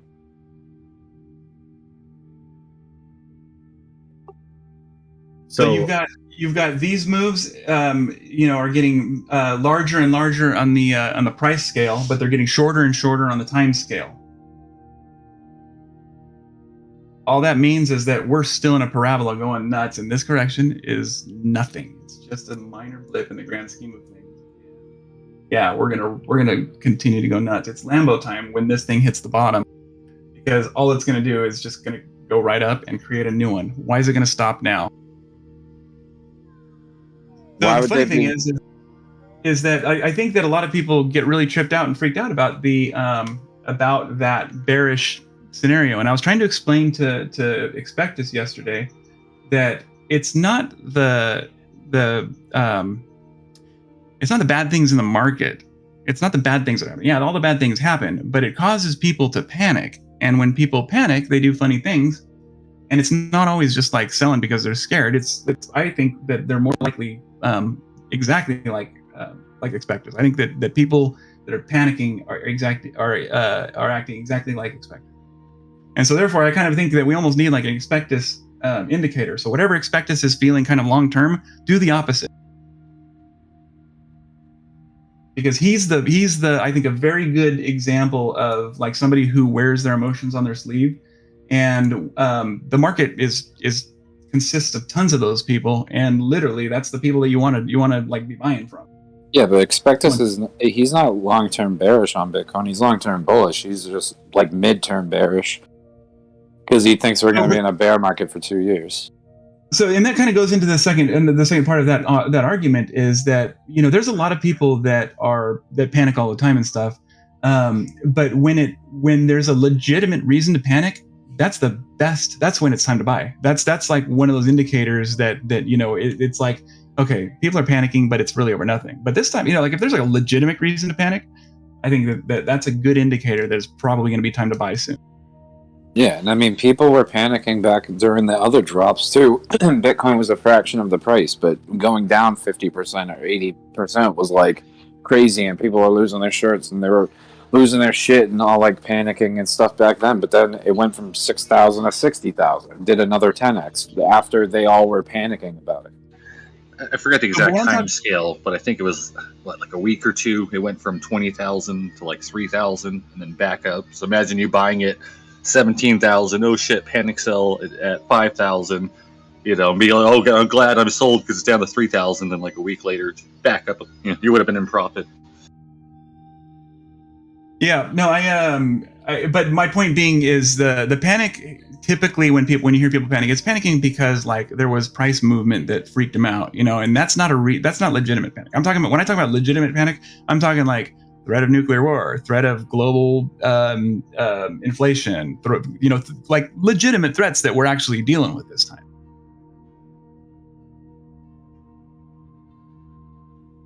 Well, why would they? Like there's all kinds of very, very legitimate issues that are fucking the economy up and causing people to panic. And those people that are panicking are the people that are causing the market to drop. Yeah, exactly. But that's what they want. They engineer the panic to get people to sell off so that the market crashes, because they want the market to crash because they want the prices to go lower so they can get some more. Why do you think there's so much FUD about Bitcoin? Why do you think they're why do you think they're spreading all this negative shit and spreading the fact that like people have lost money and whatever else? Well, because crypto and Bitcoin get lumped together when, even though Bitcoin is crypto, the rest of crypto basically, is completely different game than Bitcoin. But Bitcoin has died over 500 times. Like, I posted that thing, the Bitcoin obituaries, the other day, and it's like, it's been declared dead so many fucking times, and then it just came back and 10x after that. Every year it almost gets like twice as, exponentially. Like it goes up, Bitcoin just died, like was claimed like dead, 100 times like a few years back, and then like last year 200 times, and then this year like we beat our record by like the first 2 months or so. Yeah, like, but I mean, the whole like it goes up on average, not every year, but on average goes up 100% a year. Like if you take the whole history of like the last 10 years that it's been around, on average, with how much it's gone up, then on average it goes up 100% a year. So you're basically doubling your money, which protects you against inflation. And no matter when you buy, eventually, like 4 years from then, you're going to be making money. So it's like, it really doesn't matter. Like people say, oh, how could this be a hedge against inflation when it just went down 85%? It's like, well, you bought at the wrong time. You should have been selling at the top. And that's like, okay, so inflation's happening now. We just had a big, huge bull run. So everyone that sold at the top that made a 500% this year, they hedged against inflation quite effectively. I mean, I think that people that got their stimulus checks and invested in crypto and inflated the crypto is what we're dealing with now. Right. But also we're dealing with the fact that money's worth half as much as it was last year. Realistically. So if something's going to be worth half as much every year, then you want something that's going to double in value every year. Just to break even. And Bitcoin does that. I don't think they're going to keep printing money as aggressively as they have been, but like realistically, what's stopping them from just continuing to do what they've been doing forever and like making it even worse, And somebody's talking about like like we need another round of stimulus checks or whatever, and there's probably going to be another round, but it's like, dude, like seriously. No, that's the opposite. That's the opposite of inflation. That will add to inflation. That's the reason we're in the inflation. Yeah, that's what I was getting at. Is that if they do that, it's just going to make inflation worse. They're raising interest rates to try to calm inflation, but if they print more money, they're just going to make inflation fucking worse. So I don't think they should do another round of stimulus checks, even as much as everyone wants them. Because the thing is, they're like, oh, well, I want money right now to be able to spend on something. But it's like, okay, well, do you understand and realize that you're like every time they do this, they're cutting your life savings in half. All those hours, you work twice as many hours as you should have for how much money you had.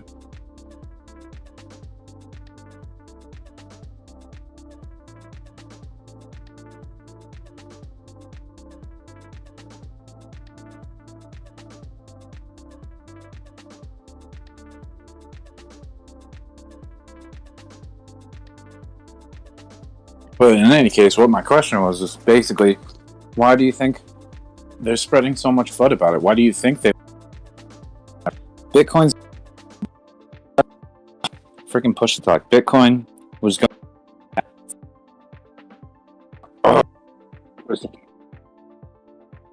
Hang on, I'm switching to my iPad.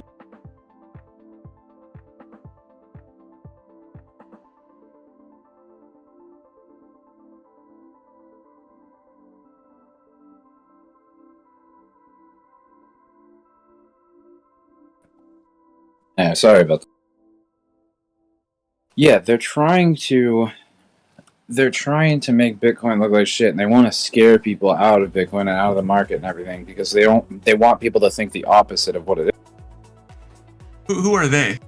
I don't believe anybody is in control of anything like that.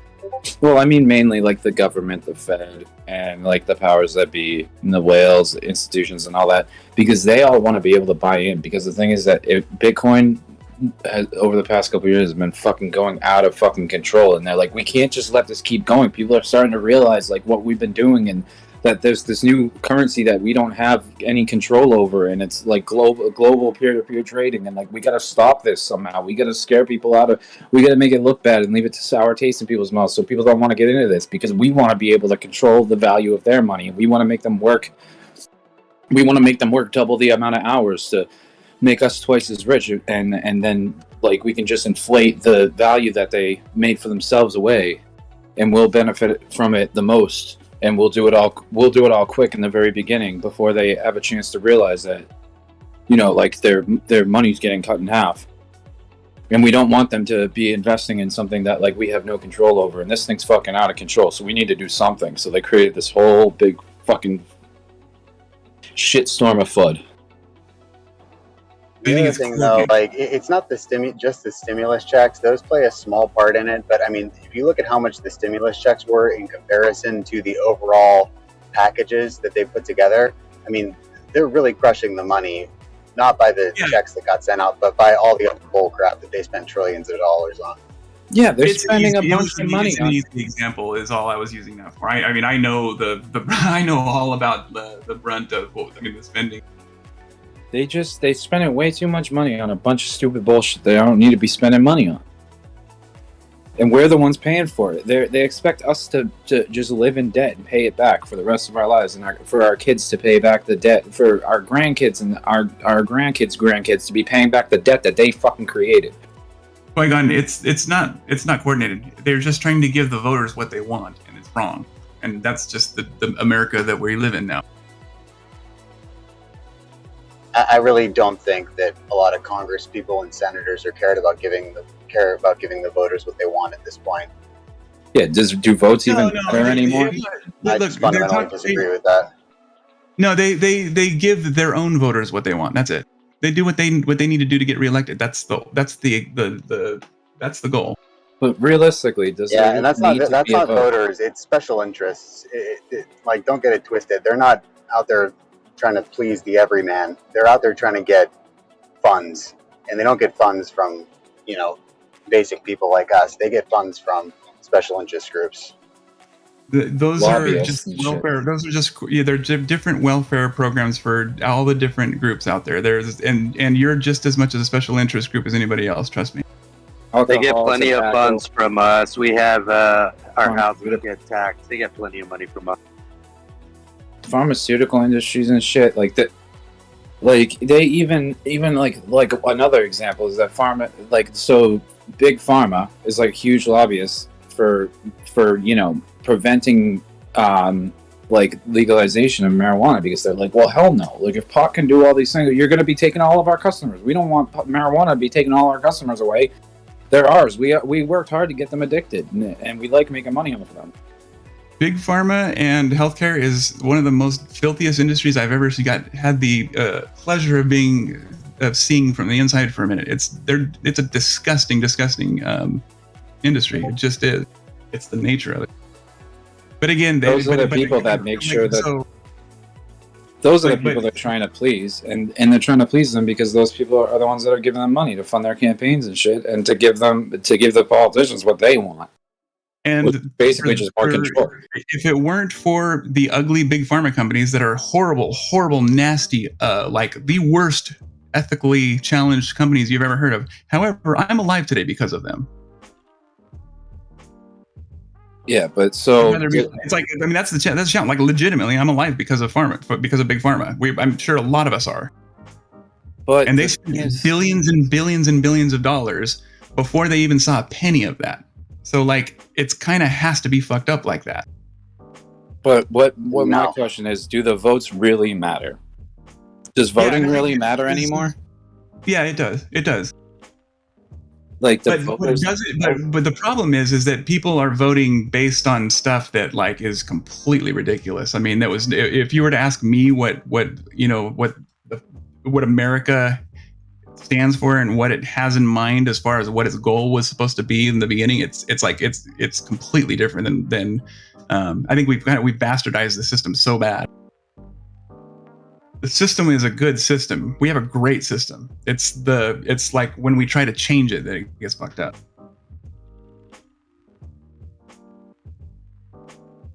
Remember that cop that was like, one bad hamburger does not make McDonald's suck. He's like, well, you should freaking probably check out what went into that hamburger and why it made someone sick. Here's the thing, like it's funny because like I do believe that politicians deserve the rap that they get. They deserve people thinking all of these things about it. But having seen it from the inside, it's like it's funny that people think that that's how it works, because there's like most of the stuff that people think that is happening, there's no way in hell it could possibly happen. I don't know, man. I mean, the truth is stranger than fiction. Real, can I ask a question, ladies? Someone in the House of Reps or the Senate or something like that is voting on these bills that are, that change the landscape of the economy and of business. So I mean, it's a little bit of a different game for them, I think. Their motivation is all the shots. It is very different, and it's like you'd have to kind of see how it works and kind of the checks that are in place in order to kind of understand it. But most legislators are scared to death to break the law. Like the last thing they need is any type of bad press.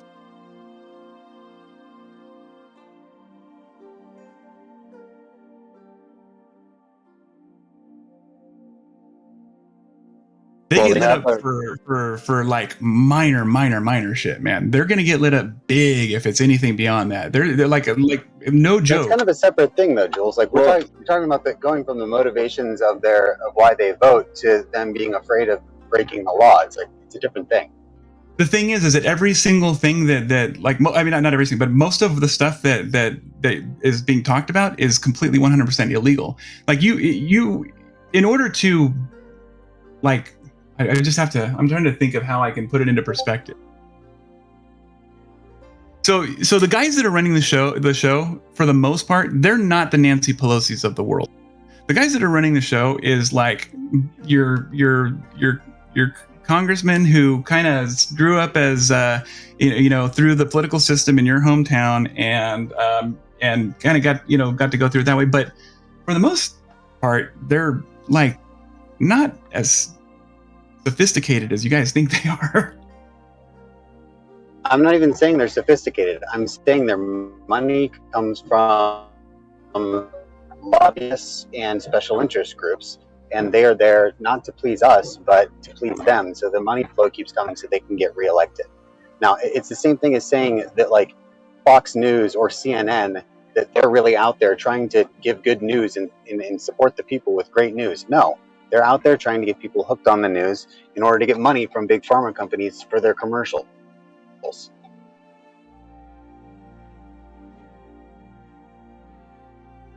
But they give first of all, I like the most that they can give is I think $2,000 to one candidate, and there's nobody that's going to sell their vote. Super PACs, you are not allowed to coordinate with a super PAC. If you are caught coordinating with a super PAC, you're in big trouble. Come on, Joel. So the thing about super PACs, come on, man. No. Okay, so let me explain though. I run super PACs. We can't coordinate. It's like a big. Yeah, you're right. I totally forgot that part, Jules. You're right. They definitely don't coordinate with the super PACs. That's yeah.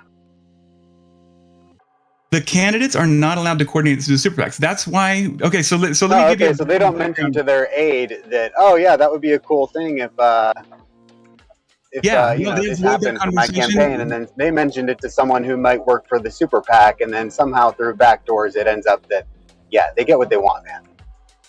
Everybody in the Capitol is bugged. There's no way that conversation's going to happen.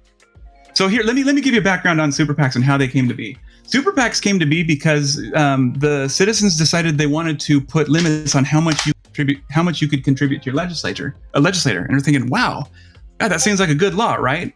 Here's the deal. When you take away the ability, like the ability for one person to give as much money as they want to a legislator, all you do is create a back channel for that money to flow in shady ways. So where it used to be transparent up in the air, completely, you could see exactly what was going on.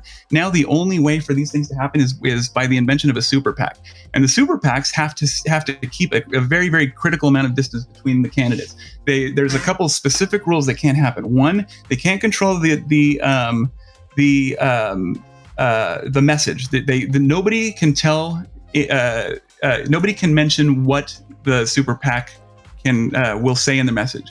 2, they can't say who it goes to, and they can't coordinate when it hits. So if you take those 3 things out of it, you can talk, you can do anything you want. But the fact of the matter is even if you're seen together, you will be stigmatized, and the other side will get you. So like if there's a big super PAC spend going on, and you're seen with one of the super PAC members, you're gonna get lit up. That's why they don't do that. That's why I said an aide or someone inconsequential says to someone, "Oh, hey, I heard that this super PAC is going to be doing something," and then all the rep would say is, "Oh, well, maybe that would be good," or maybe I don't like that so much. And then the aide goes to some other dumb aide in the super PAC, so no one consequential has ever seen together, and the word gets transmitted, and things happen how they like. That is what happens. So when the situation does go beyond that, because this is the way that it typically works. They will typically coordinate with the party chairs or with caucus leaders or people that kind of are outside the system, and that way it's controlled completely by outsiders. However, the message is driven by political insiders, but they're still very, very far from coordinated. In fact, most of the time they get it wrong. It's like I couldn't begin to tell you how many tens of thousands of dollars were spent on me personally that was a waste of money because we're not allowed to coordinate. I can't tell them, you guys don't do that. That's a waste of money.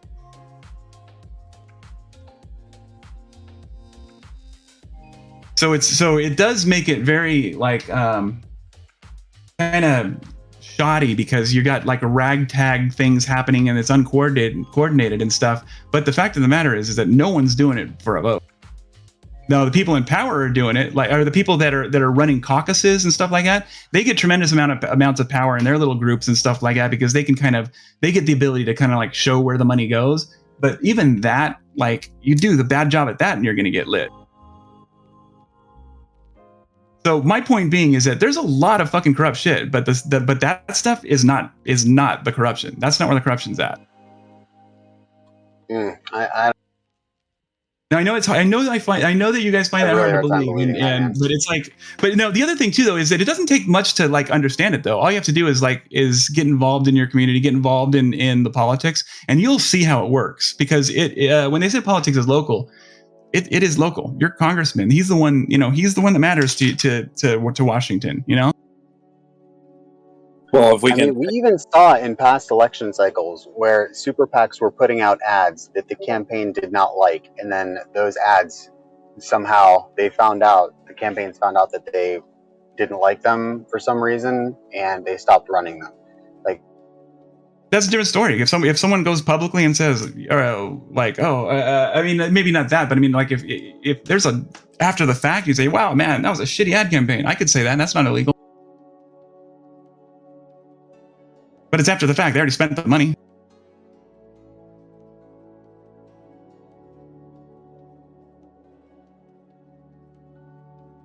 I think it should just be like there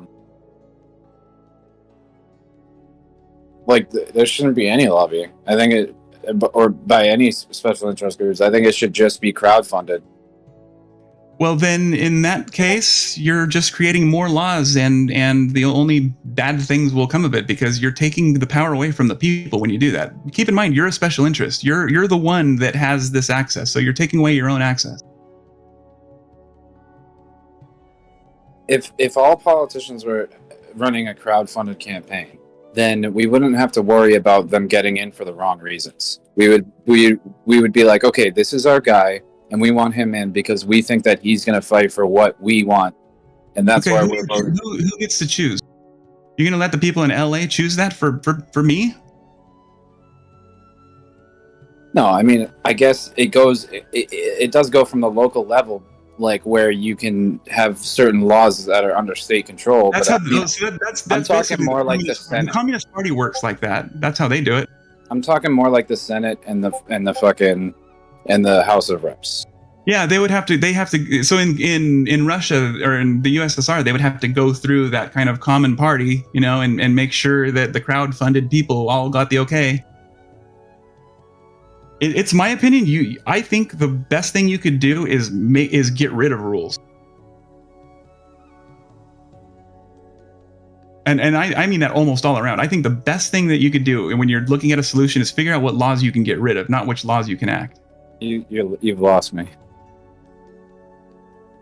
I mean, I don't like when lawmakers make certain laws to prevent certain things from happening to make their own pockets thicker. But as far as I don't think there should be no laws against, how someone gets elected, because then you're like, oh, well, just fucking votes don't matter. We'll just make up fake votes and we'll just get this guy in because that's who we want in. And ultimately, the people with the most money are they're going to be the ones that get the guy in. And the people with the most money, they don't have your average Joe's best interests at heart. They wait. They wait until they're elected. They don't. I mean, they do. Actually, I take it back. They do get involved beforehand too. But for the most part, it's like, they put on a charade, and then after they get elected, they don't deliver.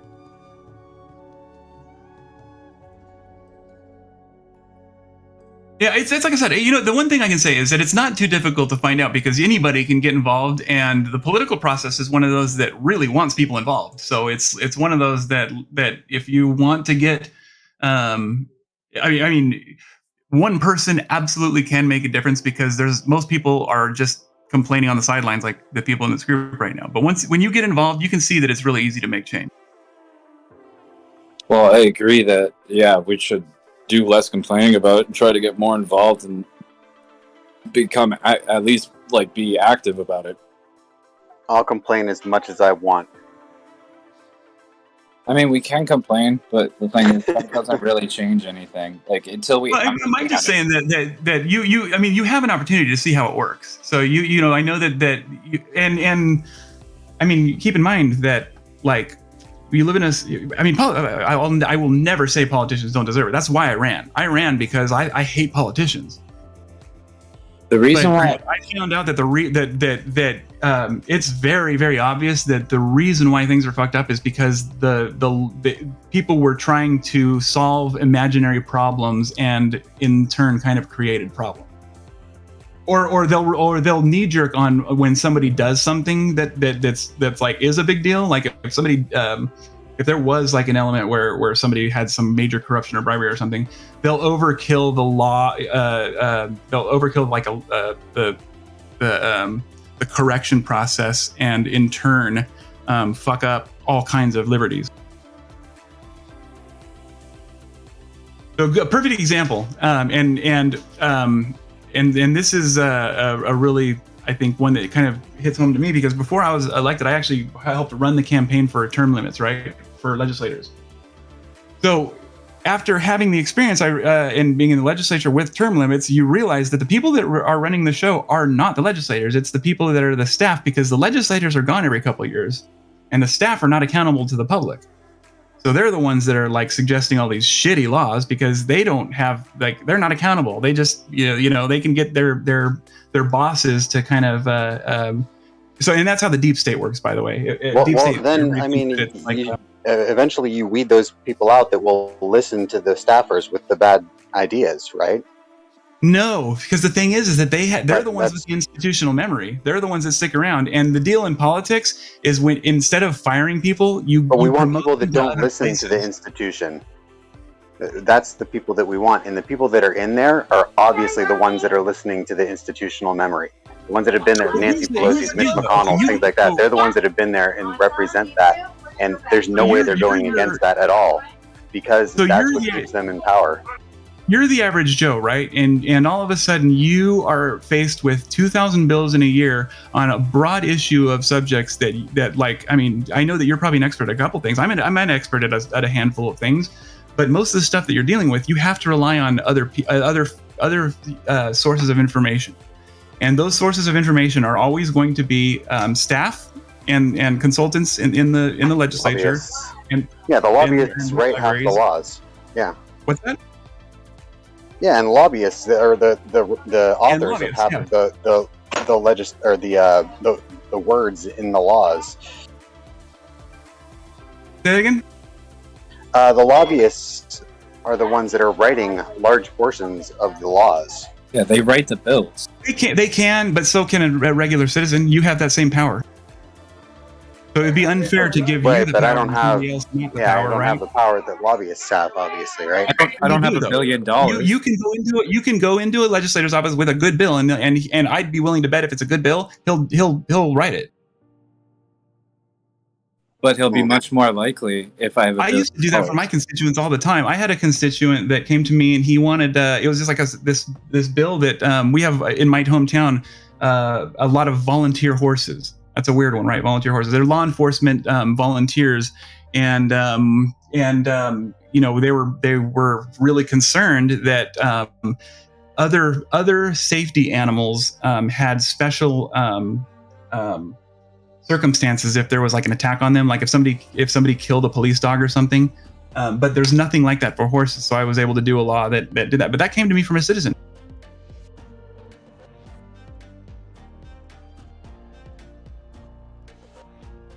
Yeah, and this is what I'm saying earlier, He's the Jules, that only one like that ever your came to me. position I is a think little he's bit the only different one that ever than came to someone me who with an works in the idea House of the whole time I was there. Representatives or the Senate. Because in the House of Representatives or the Senate, they're not going to be interested in something that I bring to them. So your position is you know, being on a more local level of government, you have the opportunity to do that. But I mean, these people that work I had more people in my district in the state of Wyoming. Like my campaigns were more expensive than like governor campaigns in other states, dude. Like so I'm not saying if it's more expensive. That's not my point. That's a different. No, subject. but my Subject point I'm- is that like there's only like, of course they will. Why wouldn't they? That's their job. When something gets passed locally, it's not as powerful as when something gets passed federally. Well, so a lot of issues aren't handled by the federal government, but I guarantee you that if you wanted to if there was something that made sense, I mean, it can't be a shitty idea. Like I'd be willing to bet you can go to anybody and they'd write it for you. If it solved a legitimate problem, and if it was just a realistic, like, you know, even if it was just something that really they couldn't see hurting anybody else, but it helped you, I'd be willing to bet they'd do it. Especially if you give them $1 million. I'd be willing to bet if I wrote something that made sense, it would be on the wrong end of one of the lobbyist groups or something like that was very supportive of that candidate, and that they would side with them over me. I don't know about that. I don't know about it. I just don't think that $2,000 is ever going to sway somebody. If you're trying to thwart the agenda of people that are incredibly rich, you're probably going to lose. I mean, not in California. In California, that would be a major perk. They would love that. They'd eat that shit up. California loves stuff like that. Those legislators, they do shit like that all day long. The way they talk about business in the Capitol is it's almost like they're like the enemy. Like they hide stuff from business and say, well, that's Sacramento. Sacramento's a little bit different. So Sacramento is the way that they work is they do a crazy law and then the business will be opposed to it and then they'll figure out a way to get the business money in order to keep them happy and keep them actually doing work in the state.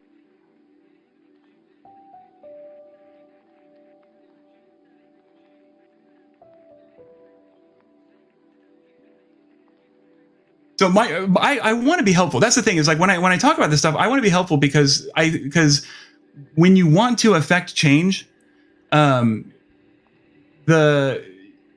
knee jerk response that that the system works that way, I think hurts you more than it hurts the system or more than it helps anybody. I don't know what the best way to put it, but it's almost kind of like you're letting yourself down by not understanding how it really works. And it's not a defense because they're dirty and all kinds of other stuff, but not in the ways that you expect. It's great that you have these ideals and I admire you for it, but like not everybody that's in your seat has the same morals. No, but the system's set up to where like if you had morals like that, you're not going to survive. Or if you were the one to take advantage of stuff like that, you will not last long in politics at all. They'll weed you out like real quick.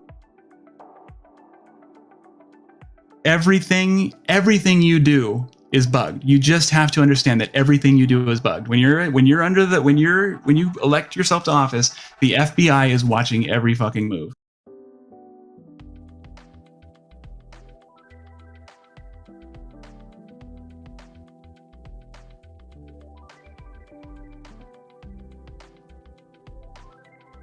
I had a front row seat for some major FBI scandals. Not scandals within the FBI, but scandals where the FBI had to get involved. And there's no way that anybody could get away with stuff. The stuff that they are able to get to get into, like, there's no way anybody would try it. It's not worth it. You're not going to end up in a public embarrassment and voted out of office, maybe go to jail for $2,000 or just to get, for any of that stuff. It's just not worth it. I mean, dude, there's been stuff that's been exposed time after time after time. Like, the world that you're describing is like some alien planet where there's no corruption. And utopia. Things get found out all the time. It just doesn't make sense, Jules. No. It exists. The thing is that they get busted.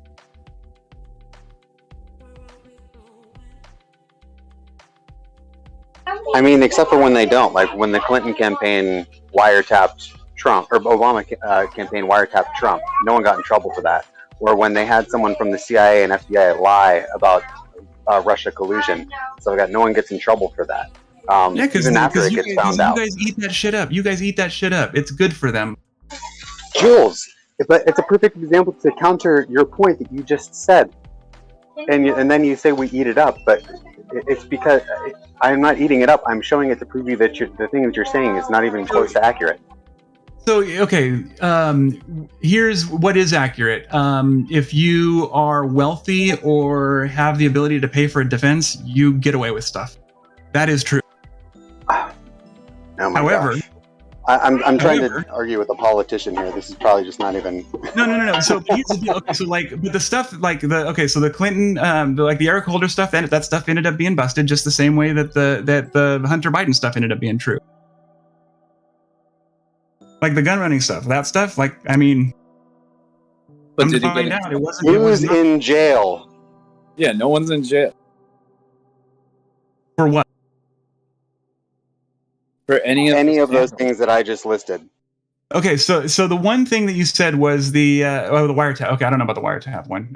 It's easy for them to sweep it under the rug, and then like everyone, if they don't face consequences for it, then it almost discredits the validity of the accusations, even if there's proof.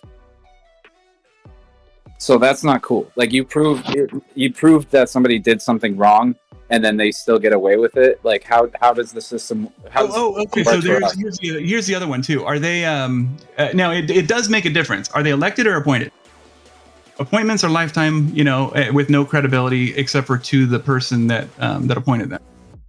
What corruption? Outside of politics. But Super Bowl, McDonald's, advertisements. What corruption? That's business. What distraction? Go back to sleep, America. Here, watch American Gladiators. Here's American Gladiators on 50 different channels. Go back to sleep, America. Hey, social media. It's let's throw another curveball at them and make them argue about another social injustice issue, even though making them argue with each other is not going to solve the issue whatsoever. And we're just they do that all day long. I'll back that one up. They do that all day long. There's a big difference between if you were to try to pay someone off in Congress, I just can't even imagine how that would be possible.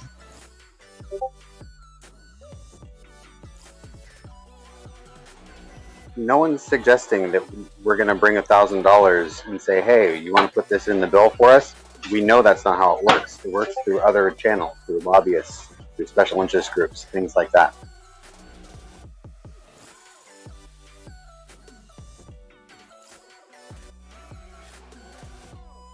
I just encourage you to get involved in the process. It's like I said, I think it'll help you understand where the problems are. They make dirty money look clean. I mean, I don't know what that means, but like I said, I think that dirty money is something that is, if that's where you're gonna be corrupted, I think you're not gonna last long. Well, it's not the politician that's providing the dirty money; it's the lobbyists. But they make it look like there's nothing wrong with them providing those resources because they're doing it technically in a lawful manner. Okay, but how do you think that this money is being like explain how the money transfer situation how do you think it works? I mean, they could even secretly fund groups that are just individually running campaigns for a certain candidate, or they can give it to like not a radio station, like a TV station, and tell them, "Hey, run this ad." No, that's an in-kind. That's illegal. They can't do that. Those have to be reported too. But that's what a PAC is. A PAC is basically like a separate committee set up to run a campaign for somebody, but for somebody that's not affiliated. So like if I wanted to start a PAC, I have a PAC. I have an anti-Joe Biden PAC. I own that PAC. I have nothing to do with Joe Biden, Trump, or anybody else. It's just me, and the only person making that decision on where that money is spent is me and my partner. And if I were to coordinate with anyone that's anywhere closely related to any of those campaigns, it would be a major violation, and I'd go to jail for a long time. You're not rich enough yet? No. I'd have the public assist. I just lost a $12 million lawsuit. I didn't have to pay anything, thank God. But it's funny because I was like, yeah, you're gonna get $12 million out of me.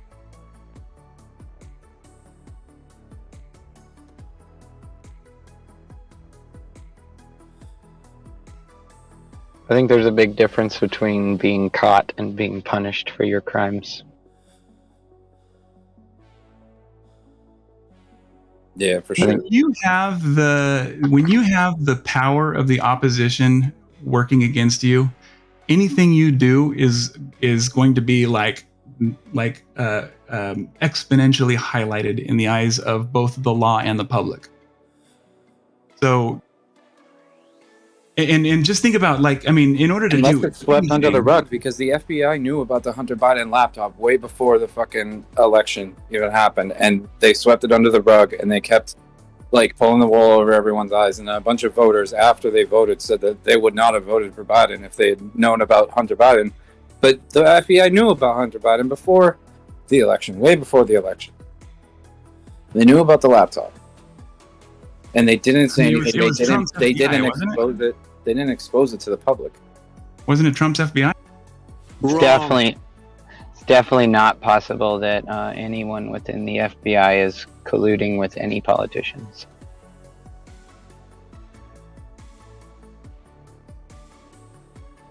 Who? Keep in mind that that's a job that's not going to last long, because your opponent is going to be in office next. So you're going to be in a lot of trouble if you do.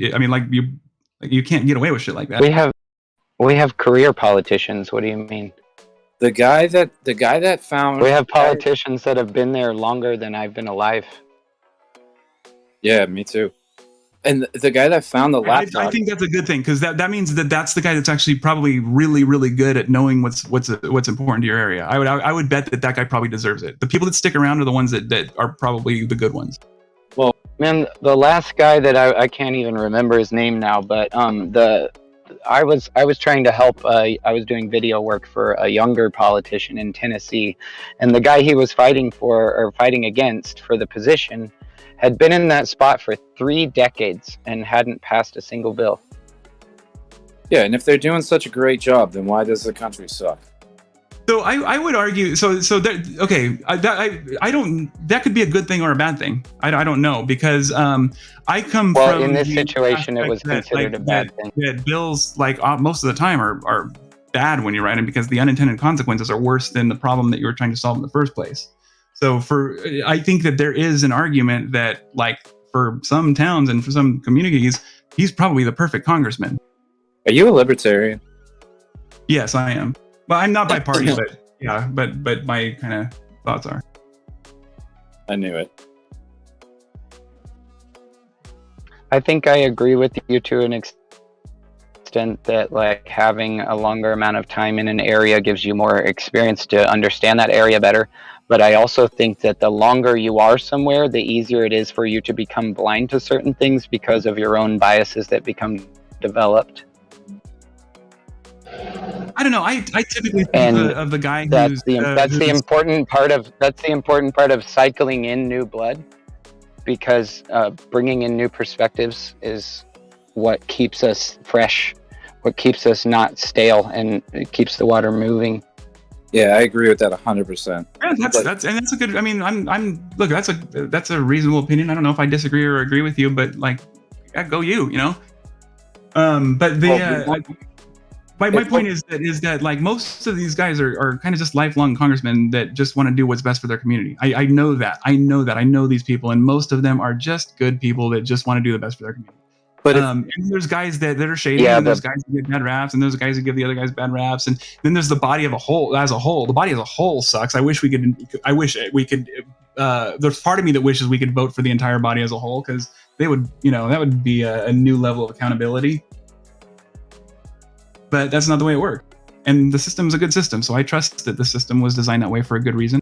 Well, what it seems to me like what most people want is change. And if we just have the same people in there for 40 years and they're not doing anything different, remember, then we my opinion is that change is like, I mean, yeah, people want it, and that's what's wrong with the world, is that the politicians want to give them what they want, but like the best thing that you can do is leave a good system working. If we want, Jules, even if these are good people that want what's best for their community, it still doesn't mean they're the best person for the position. Yeah, no, but if there was I'm not discarding their character. I'm saying like the way that people just sit in office, like that's it shouldn't be that way. That's what I'm trying to say, is like it doesn't. I'm not trying to attack any of their characters or anything. I'm not saying any, but like this isn't even on the corruption thing. This is like just on like not doing well over an extended period of time. Like, why don't we change it? Yeah, how the hell keeping the same people who are. But how do you know that your congressman is the one that's the problem? What if it was our president? What if we had the same president for 40 years? Like how long has Putin been in power? And how about all these other countries that have like an actual dictatorship, and there's one person that's been in power since they were old enough, lots of countries and they're that don't in have power until they die. We have a really good checks and balance system.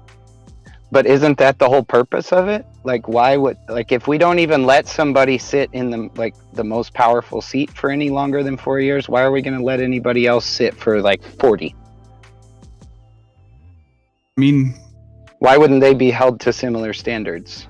And if they're older, then they might not sympathize with the generation that's suffering. The reason why is the exact reason that I gave you. The founders thought about this very, very carefully and clearly. Keep in mind, they went through so much trouble to determine how the districts would be selected.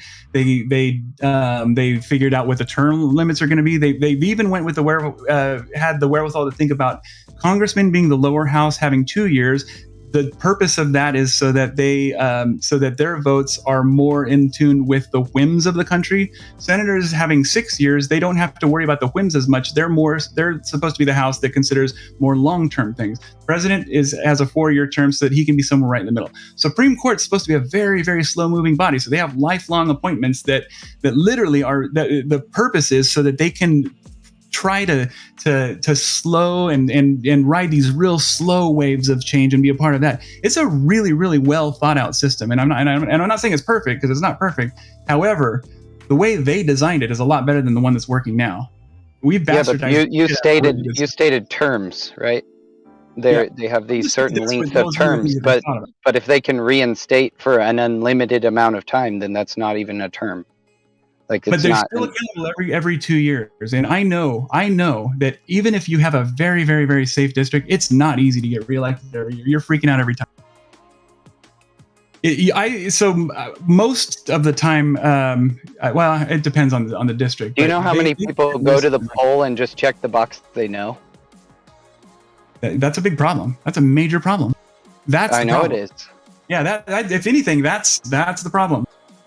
Yeah, but we can't change everyone. That's like, you can't expect every single, like, us to be able to influence every person in the country, but we can change the system that governs them. And the only way to do that is by getting new, fresh blood in that actually. Wait. Say that again. You can't change what, but you can change what. We couldn't influence the actions of every single person in this country, but you can change the government or the system that governs them. How? There's no way you're going to be like, we can't just make a news announcement and just be like, all right, everybody, you need to actually study politics before you go vote. And then they're just going to do it. So I mean, but they're your citizens. This is a democracy. I mean, like how what. I'm not saying don't encourage them to do so. I'm not saying don't like implement that into our education systems as we've already done, and continue to do. I'm just saying that's not an expectation that we can even hold, because people are people. Some people don't give a shit about what goes on outside of their 10-foot bubble. I mean, until they have something. And some people have, and some people, some of those people have found themselves in 40-year terms, and they, yes, some of them do give a shit about their community, but some of them only care about the power and the influence. So what does reducing the terms going, like what do you think the real benefit of that's going to be? If we get new fresh people in, then they're going to be more in tune with and adjacent to and sympathetic to the problems that are happening in everyday society, like for your average person. If we get new people in that come from your average Joe lifestyle, and they come in and they say, hey, this is how people are suffering, and this is what I think we should change to fix it, and you get that new perspective coming in, instead of just someone that got grandfathered into the system, and they've been there for 40 years, and they don't realize how much things have changed. Let me add in a scenario. Here's the thing, though. Here's what happened. Like let me just show you, because I gave a real good example, and this is exactly what happens. When that happens, the policy gets worse, and the only difference is the people that are accountable, or the people that are writing it, aren't accountable anymore, because it's no longer the Congress people. It's now the staff members that are running the show. And that's what's happening in California. The legislators aren't running the show. It's the staff that's running the show, because there's term limits. The legislators, they go in there thinking that they're going to help, but when it boils down to it, they don't have the institutional knowledge, and the staff and lobbyists end up running the show. Well, no, but you do get people that try and push their opinions. One big thing to at least having someone younger in office is they were trying to push that big thing with, like, when the whole hacking thing was big, that they were trying to push basically almost backdoors. Like, they were trying to outlaw like encryption, which, like, in general, they wanted, like, essentially every company to kind of build in a backdoor so they could have access to it. But, like, just doesn't make sense. Like, if you want things to be secure, like banking systems and stuff, you need encryption. So they just didn't quite understand. All they heard is, oh, encryption, criminals can hide stuff, let's ban it. But can't ban encryption, because our whole society would even be more hacked, at the you know how we could also provide more transparency? If we get so none of the young people voted that way? I think you're missing a very, very important point. We need young people to bring the attention of blockchain. That are writing the laws are no longer accountable. So you could vote these guys out all you want. It's the same people making the laws. And they're not accountable. You don't even know their names in this case. If we get new people in there that are up to date with the modern technology and all that shit, then they could bring to the table and bring attention to the fact that blockchain technology can provide the transparency that we need to make sure that the shady shit that happens behind closed doors doesn't happen anymore. Correct. I am of the opinion anyone that wants to be a politician should not be allowed to be one.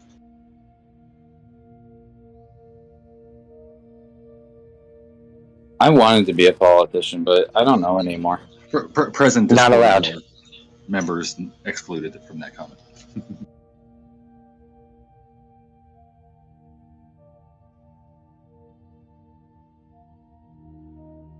Well, according to what Jules said, like, if I try to run and I was elected, I probably wouldn't make it. The FBI is watching every move I make. Not that I'm like some dirty. Not while you're running, they won't. I mean, unless you're doing like illegal campaigning. But if you're elected, they will. Well, I'm not some dirty thug that's gonna do something to, benefit myself and fuck over a large group of people. Like, I wouldn't do something like that. But I mean, I have engaged in illegal activity in the past, stuff like that. So I don't know if any of that were to come up, like Allegedly. Allegedly. No, I'm talking about corruption, like political crimes, corruption, stuff like that. Like no joke, everybody is as an informant. You just have to assume that, and you have to assume that your office is bugged all the time. That's the way our office ran. This Discord was actually just set up to spy on you, Jules.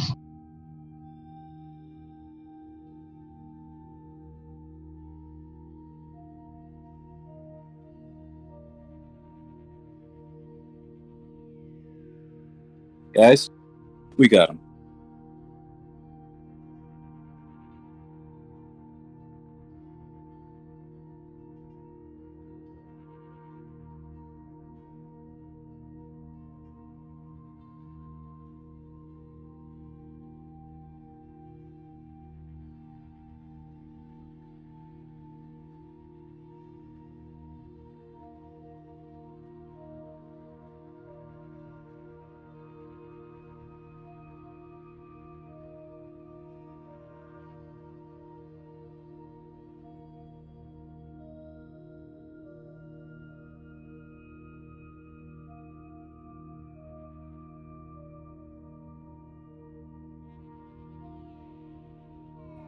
I had to step inside and didn't have service for a minute. I missed the ass end of that, and now it's quiet. What happened? Not too much after you left.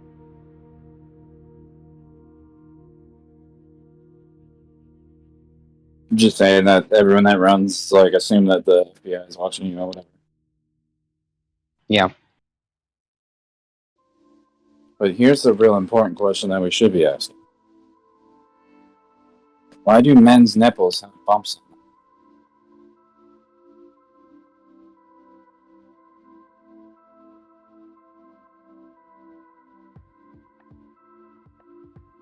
them? I don't see the same type of bumps on women's nipples. At least not as often. Not nearly as often, or nearly as prominent. Jules, I definitely appreciate getting to hear your perspective, more of an inside perspective than most of us have.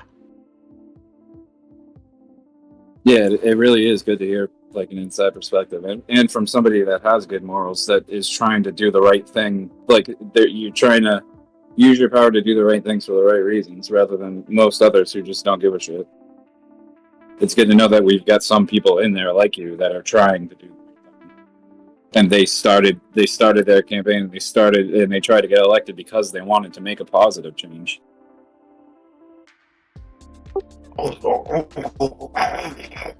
Whenever Joel says institutional knowledge and talks about how important it is, it makes me want to throw up. F you, Jules. Right here is where Jules drops, spread the pussy. Now, you said Joel's and moral in the same sentence without laughing?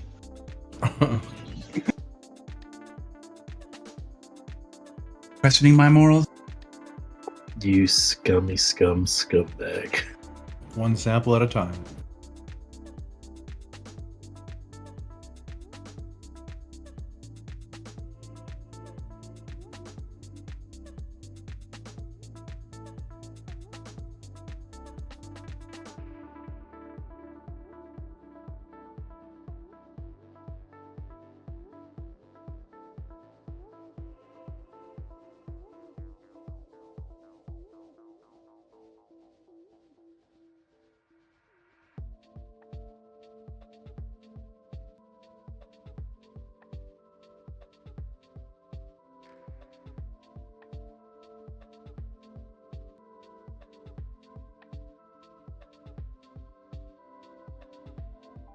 Yeah, I don't know. All I'm saying is things have been going one way for so long, and it's like we've been stuck in this status quo for so long, and I think the only thing that's going to change is if the people that are running things change. So, like, we have to get new people in there, and, like, we have to recite, like, instead of recycling the same old people that like are causing things to not change and remain stagnant, if we get new people in there, like, you know, with new ideals, then that's when things start to change. We won't be able to pass a single law because the people that are in charge are the ones running the committees and say, no, you can't do that. That's a bad idea. And they'll take your word for it. I've seen it. I mean, it's legitimate. That absolutely is 100% the reason.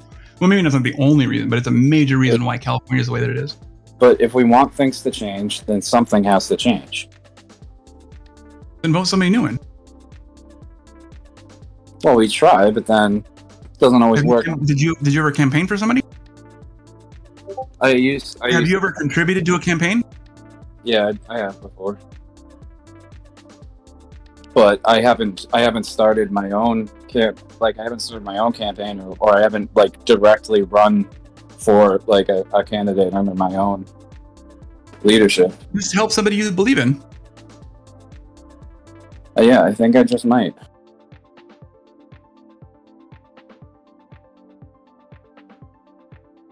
Because even if I try and I succeed, then that'll work better than not doing anything.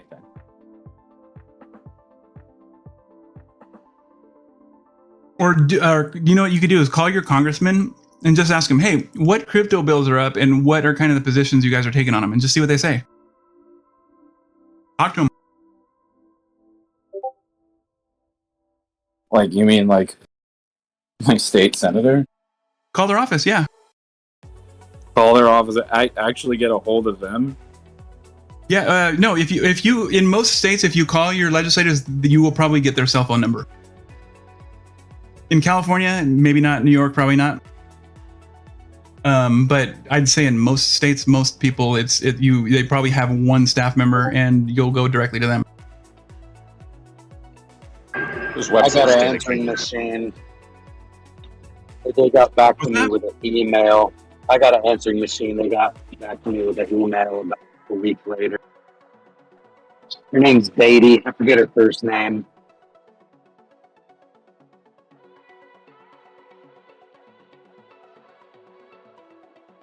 Whatever bills are up They don't. Believe it or not, they're not that busy. Like if you're getting like crap back from them, then you know. I don't know what to tell you, but like if you were to give any effort, I guarantee you could get a meeting with your legislator if you wanted to. But what sucks is that we have the ability, theoretically, to vote people in that we want, that we respect, and that we think like, you know, have the right motives. But at the same time, all the bills that are up, like regardless of what bill is up for vote, like we don't get to vote on that. Only they do. Did you vote today? That's what you voted for them to do. I mean, that's like kind of their purpose. So, did you vote today, Jules? Did I vote today? Yeah. No. Why not? You can go out to Be Crypto Live and like it to vote that Be Crypto Live is the most awesome YouTube and Twitch channel there is out there. Duh. Quick, Trigo, put a patriotic bugle on. Patriotic what? Bugle sound. It's your American duty to go on and collect bee fuds. Say your vote ensures that bee fuds don't dump as much.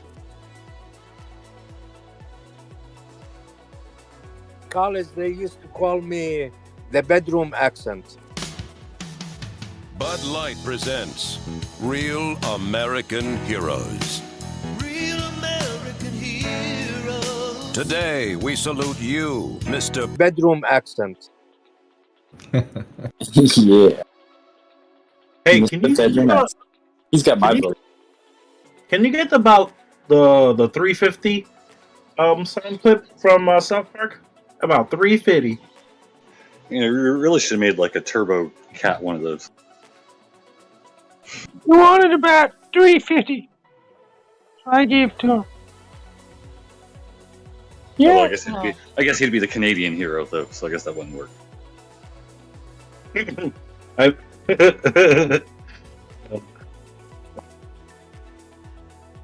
had a little bit too much of this patent.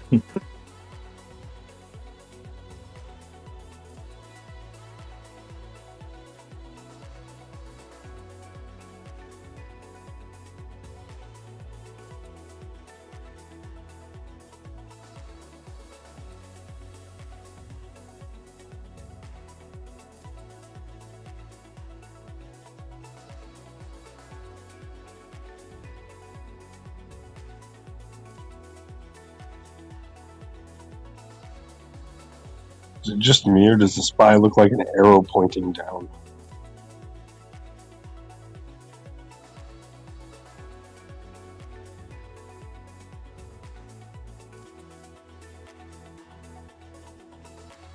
Not just you. It looks like a rising wedge.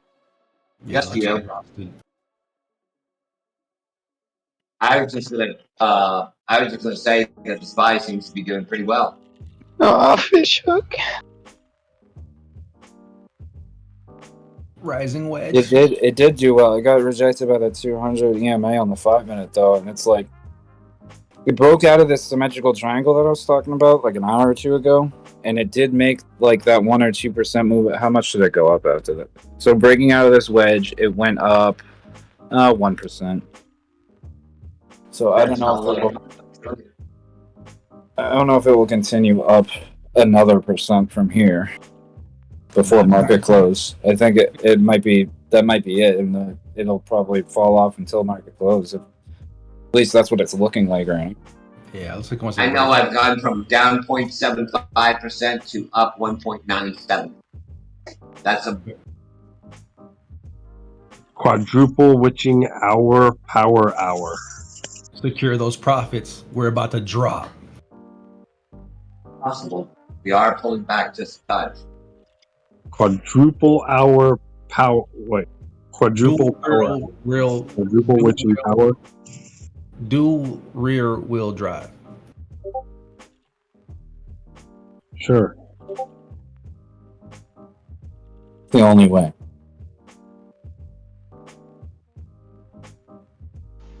Full dual posse. Father's Day weekend, we could potentially get some Dogefather posts or tweets. So are the expirations at different times throughout today, or is it all at market close? Market close. So whatever potential volatility may come from it would theoretically be during power hour and right after market close? Not after market hour. After not it? after market close. Not after market close. Okay. One more hour. Period.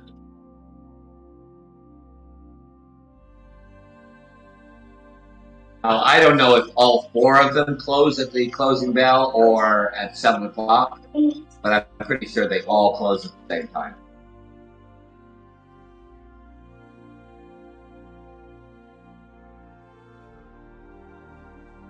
This is why people like hedge funds and institutional traders don't see this effect. They see the effects on a macro scale. And you guys are in one asset class, so you see whatever that asset class is. It's not just after leader at this way. I like to watch this ticker CRSPTM. It's like the total U.S. stock market index. I think it covers all the three major indices and all commodities and metals and everything.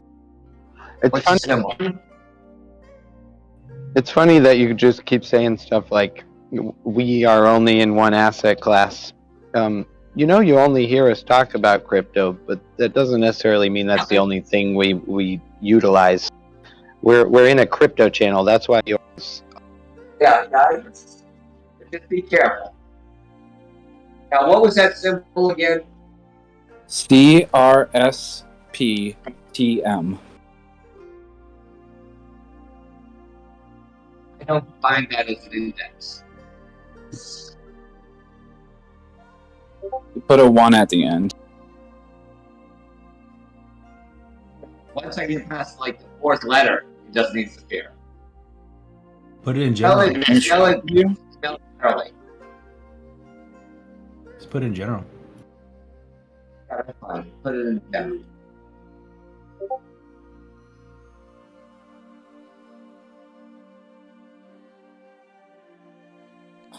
Hold on a second. Thank you. Appreciate it.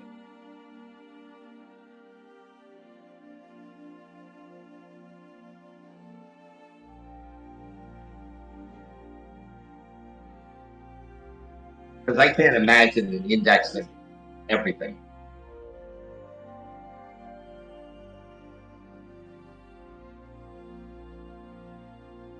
Just the U.S. I think U.S. total stock market, actually. I think it's just total U.S. stock market. I'm not sure. Yeah, just post it so I can.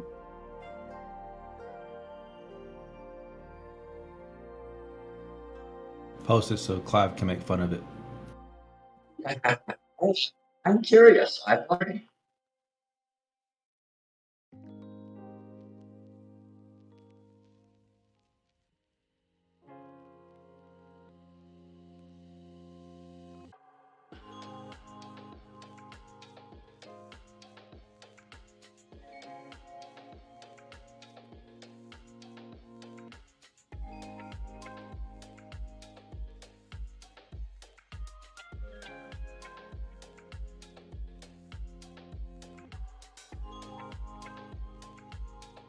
I don't know why it doesn't show the full name of it. The symbol. Something I can trade.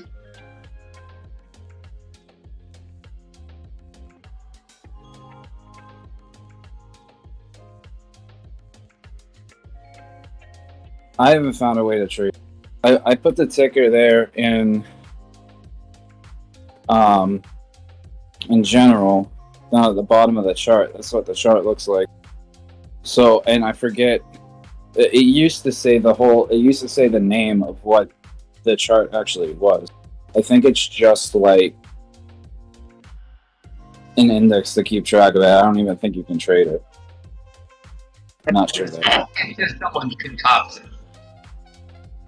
So take the ticker and copy and paste it, and then throw it in general, or throw it in your trading view. Like throw the ticker in trading.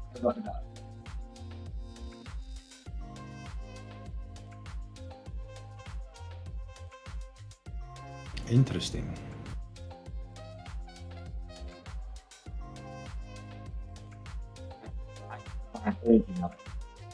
Not a tradable. Somebody's theoretical index of everything. And I'll look it up on Google it. Yeah, it just says U.S. Total Market Index. But like when you put it in TradingView, if you click on the All tab, like instead of just stocks or crypto, if you click on All and then you copy and paste the ticker in there, it should come up as U.S. Total Market Index. Dean, we hit a 5-year low in Bitcoin's futures open interest today.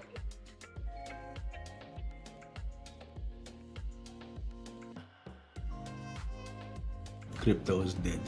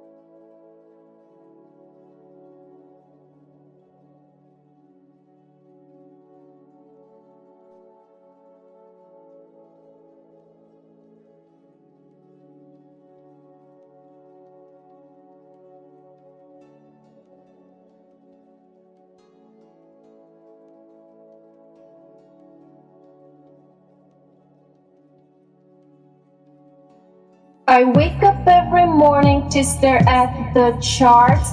The market makes me pull my hair and do tequila shots. Bitcoin bears and bulls are having a kerfuffle. Cream and onion, dippity dip, you swoop it with some ruffle. Do you guys know what this crypto thing means? To me it sounds like the get broke quick scheme. A bunch of simpletons from all across the land investing in this thing they don't even understand. Bitcoin has been dipping and I bought that urgently. I put a fat bag into overseas currency. If you think these prices are ever coming back, I'm just gonna say, you suck it from the back. Suck it from the back. You suck it from the back. Suck it from the back.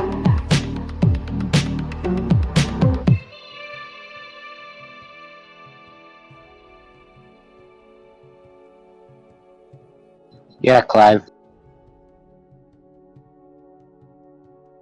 Nice.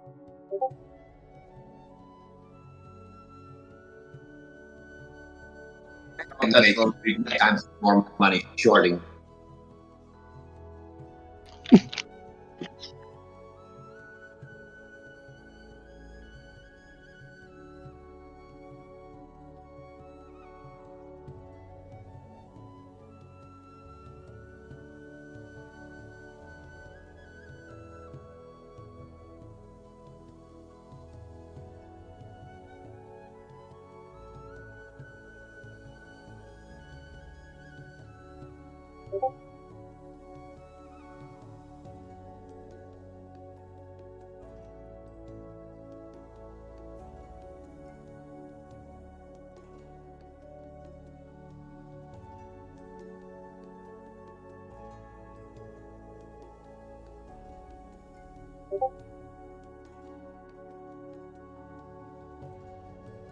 I think it's time for that reminder. We are not financial advisors. Trading is dangerous.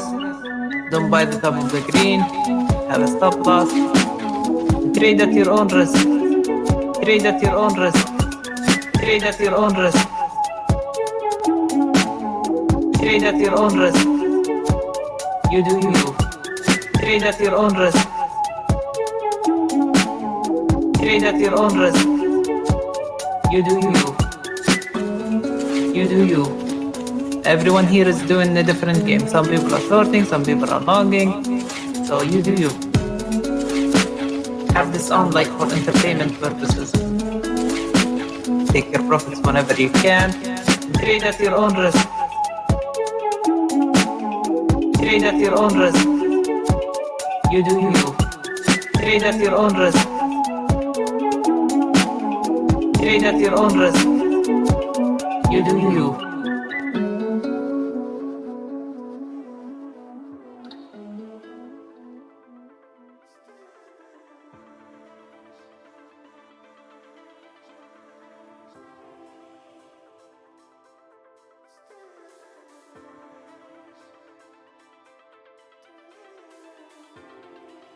Yeah. Oh yeah.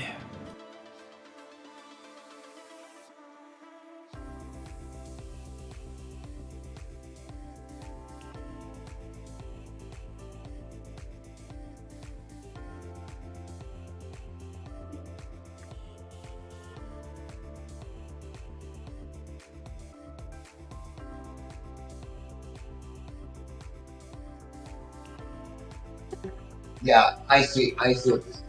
The global index data server, and not all platforms allow you to trade. You found one that you could trade though? I think you put a caret sign.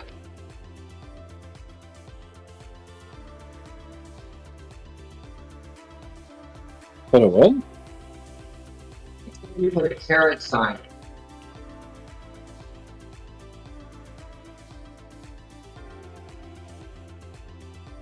Even up at the arrow.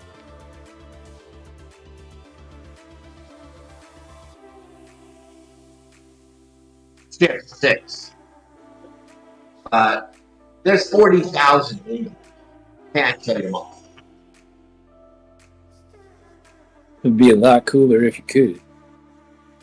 Who would be the validator? That's a good point. Qui-Gon. Yeah, me. I'll do it. That's also a lot of work, though, to get them all, keep it all up to date. That is a really good function, and if you are in stuff, and yeah, I mean, there's the ones where it's unweighted, weighted, environmentally weighted, carbon related, social media related, all my index. And there's flaws with all of them. You know, somebody says, "Oh, real estate should be 10%," and another person, "No, it should be 9.9%." You know, everybody weights everything different.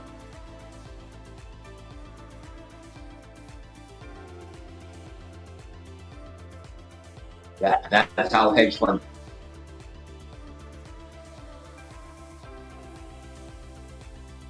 The issues is Vanguard and Blackstone.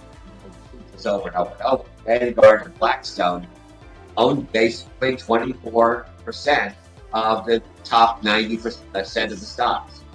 Hey, do you know what you can trade that is this exact same chart, basically? Is VTI, Vanguard Total Stock Market, Vanguard Total Stock Market ETF. If you have an account at Vanguard, I don't have an account at Vanguard. I have Merrill Edge.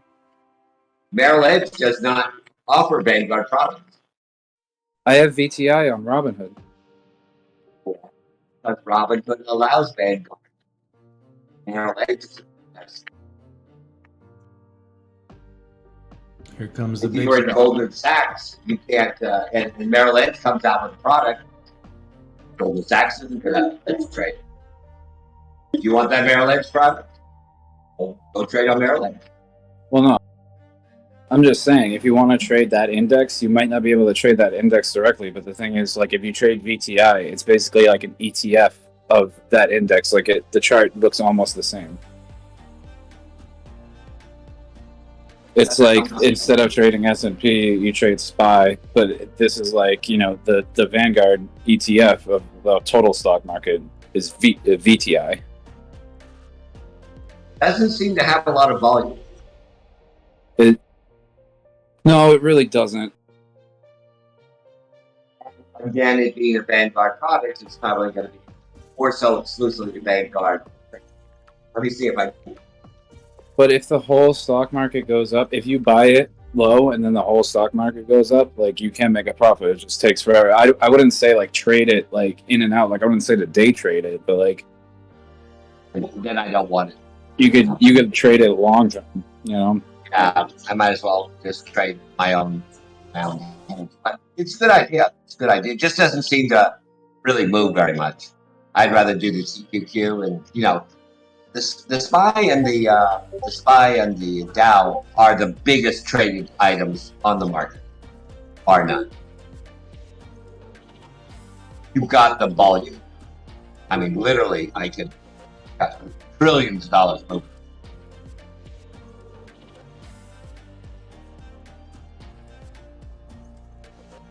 You trade DIA? No. Why not? I thought you're all about the Dow. I am, but I understand the TQQ. I understand the Qs and the XVX. It's just something I've become accustomed to after trading 30 years. Well, start looking into those QQQs over this weekend and start studying them. Yeah. You said that there's ones that triple leverage. I need that. Yeah, the TQQQ, SQQQ. Just look it up on Investopedia. Yeah, one's a 3x long position, and one's a 2x long, and then one's a 3x short.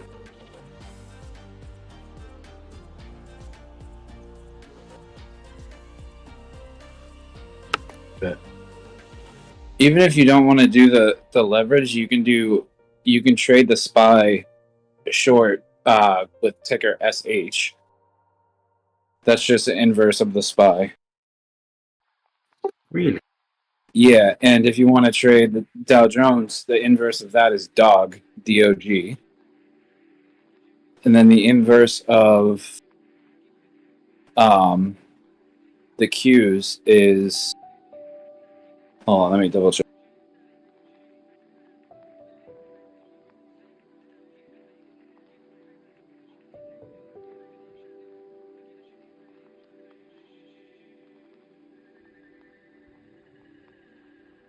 Yeah, PSQ. If you want to short the Qs, NASDAQ ETF, you can use PSQ, and that's like shorting the Qs, or it's the inverse short on the Qs. The ticker is PSQ. It's just an inverse. It does the exact opposite of what QQQ does, but there's no leverage. It's not like a 2x or 3x leverage. It's just the same percentage. Like whenever the Qs go up by a certain percentage, the PSQ goes down by the same percentage, and vice versa.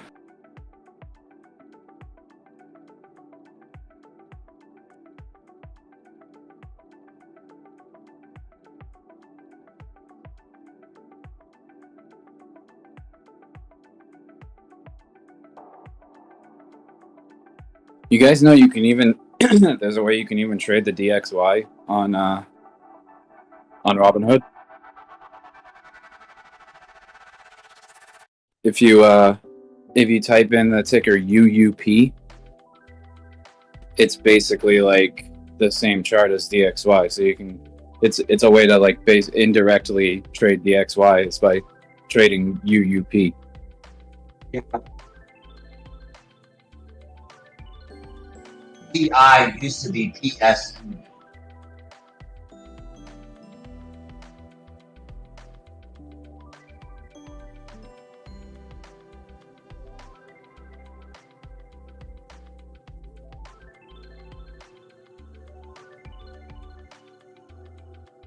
$4 million shares traded today versus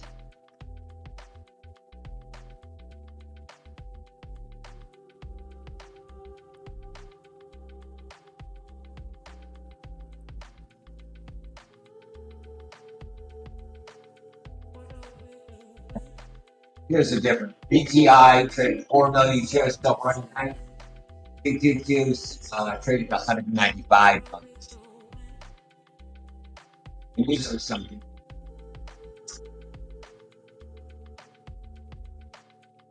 It's a lot of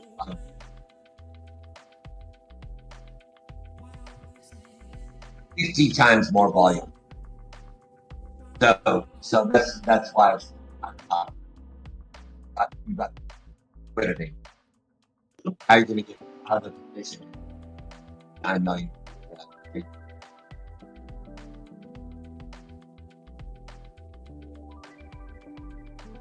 Almost impossible to make it.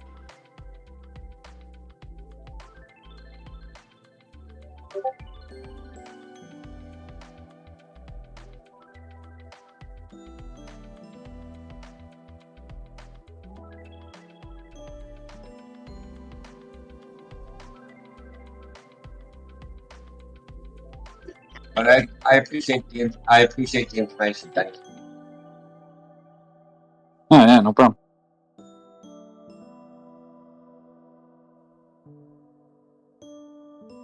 Well, we're here for, right?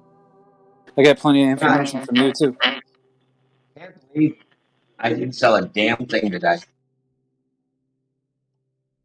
I didn't get to sell anything either. I also didn't get to buy anything. Clive, I broke my rules. I said I was going to buy puts at the end of the day, but I got sucked into buying them early. They're a little bit up higher. Some of them are at break even, but I definitely could have got a better price if I was patient. I would never buy them.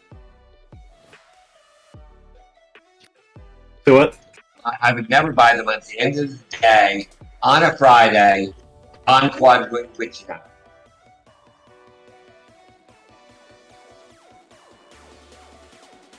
I got some some pretty cheap prices though for some things that I think are pretty bound to happen.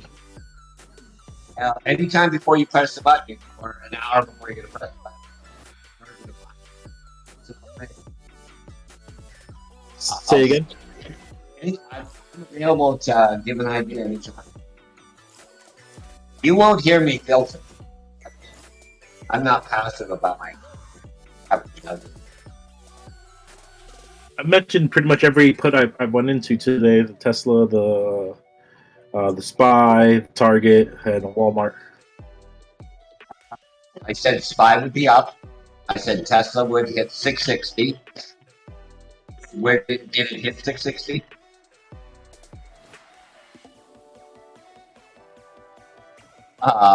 Yeah, it did. Twice. It went over, and I think it was 659.88. 659.88. And ended up at 650 or something. Let's see what the last 30 minutes. I just see another big momentum drop coming up here soon, so I got some places that I like to see with the momentum indicators. Have 38 minutes. Oh no, these are going to be puts that I hold over. They're probably they're like 2 months, month out. So I'm just getting into them, and we're going to hold them for probably like a week or less. SPY is now passing 467.60. We were discussing it at, I'm sorry, 367.60. We were discussing it at 360. So that's a 2% swing. We were discussing it at approximately 10:30. So it's up $7 or 2%. Been a slow fucking 2%.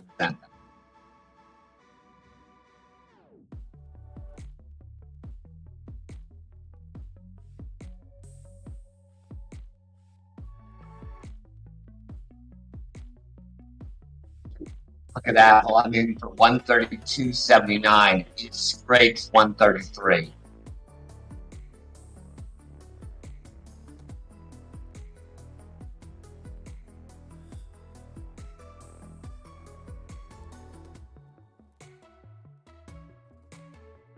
I'm not going to put $130,000 into something to make $21.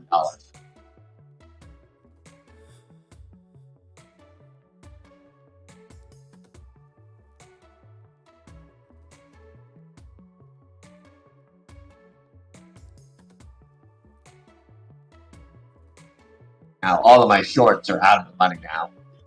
Bad. But that's the price you pay when a rising market.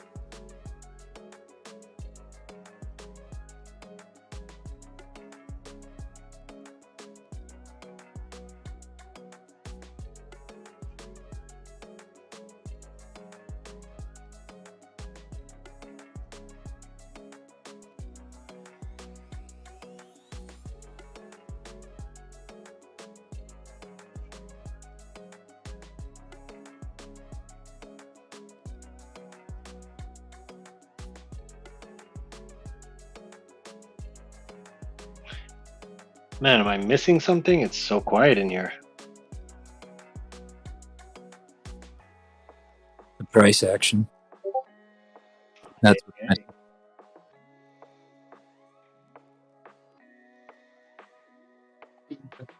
Bam at the end of 30 minutes.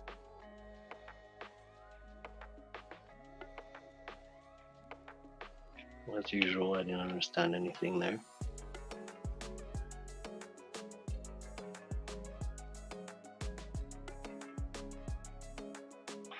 I mean, spot's looking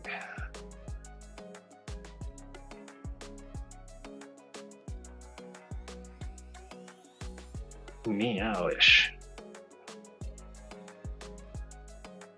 Let's see. Fails here. So where's this price action?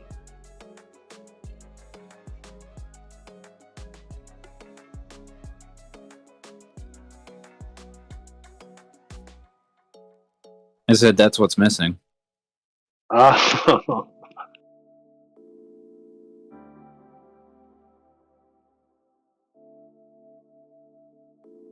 That's a good one. So how long do you think we consolidate? 2 years.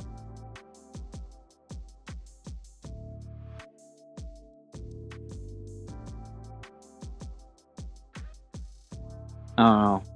I mean, if we're gonna bottom out and just go sideways, like I'd say, like a couple months, but you never know.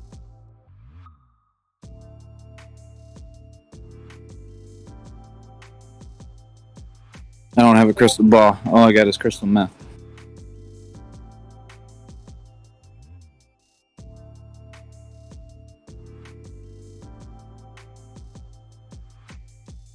I don't know. I think it's gonna start bitching up. Keeps redoing the same freaking cat. They're like all dead at the moment. But that other bottoming fractal we've been doing for 3 days in a row, that one is a good one. You know, like the higher high, lower lows, and then we swing up above the second high and then retest the bottom and we have a couple steps up. That one's been pretty accurate. Now we're just on the descent of it again. And Hey, Turbo, let's see. Hold on. Are you sharing your screen? Let me go back.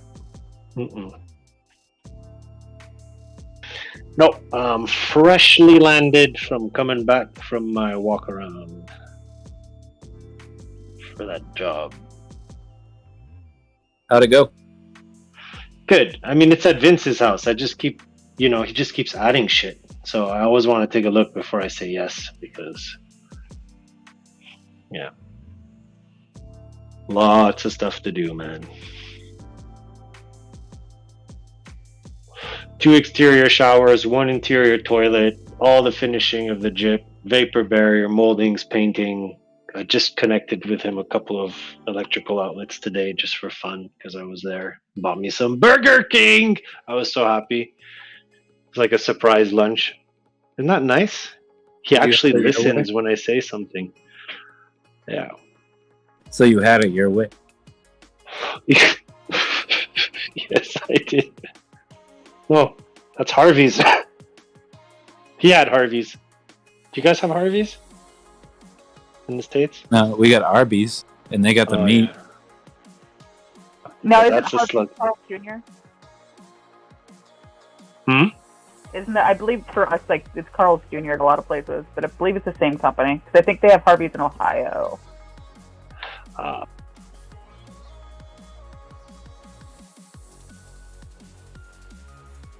don't know. I'm going to cycle through the charts. Sorry.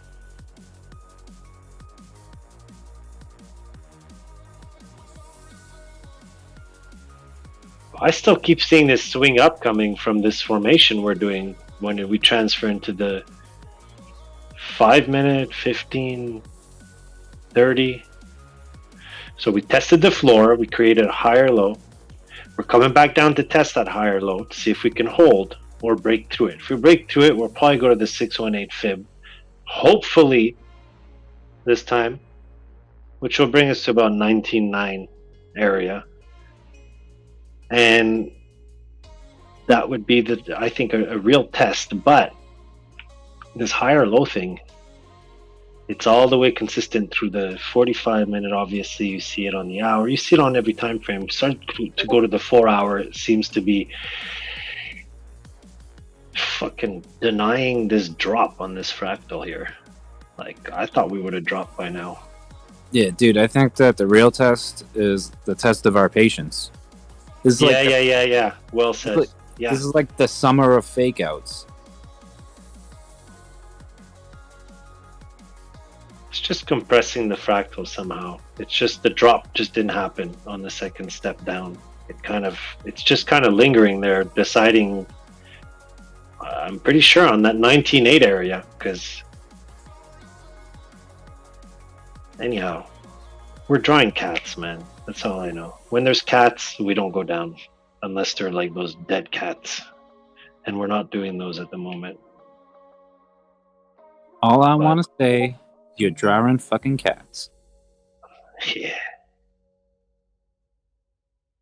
Well, they're super, super in your face cats. Like, you don't have to look for these. And the cat is, of course, a movement that I always talk about.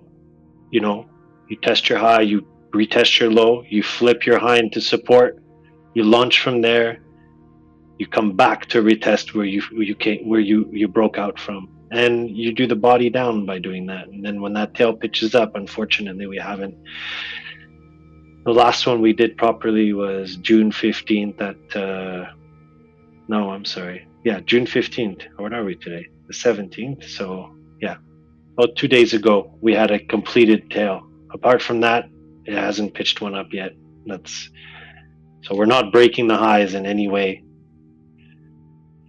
You know, the local highs? Yeah. From the initial drop, which is 23.5 area. 23.3 area. Yeah. I wasn't making fun of you. I was trying to do the thing. Like, I was trying to do my own rendition of like the song that Honest wrote. I know. If you think I'm beyond feeling like people make fun of me, bro. Like, trust me. They know. If you think these prices are ever coming, if you think these prices are ever coming back, I just want to say we're drawing fucking cats. That's not what she says, is it? No, she says you stuck it from the back, but I changed. Oh yeah, that's right. Because she talks about drawing cats like Turbo. You know that too. I'm very, very lucky man to be in her song. Oh, I didn't know. I didn't know that was part of it. Oh no, you haven't heard the first one? No. What the fuck? Somebody's got to play this. Trigo? Yeah, I really like the first one. And the first one was good.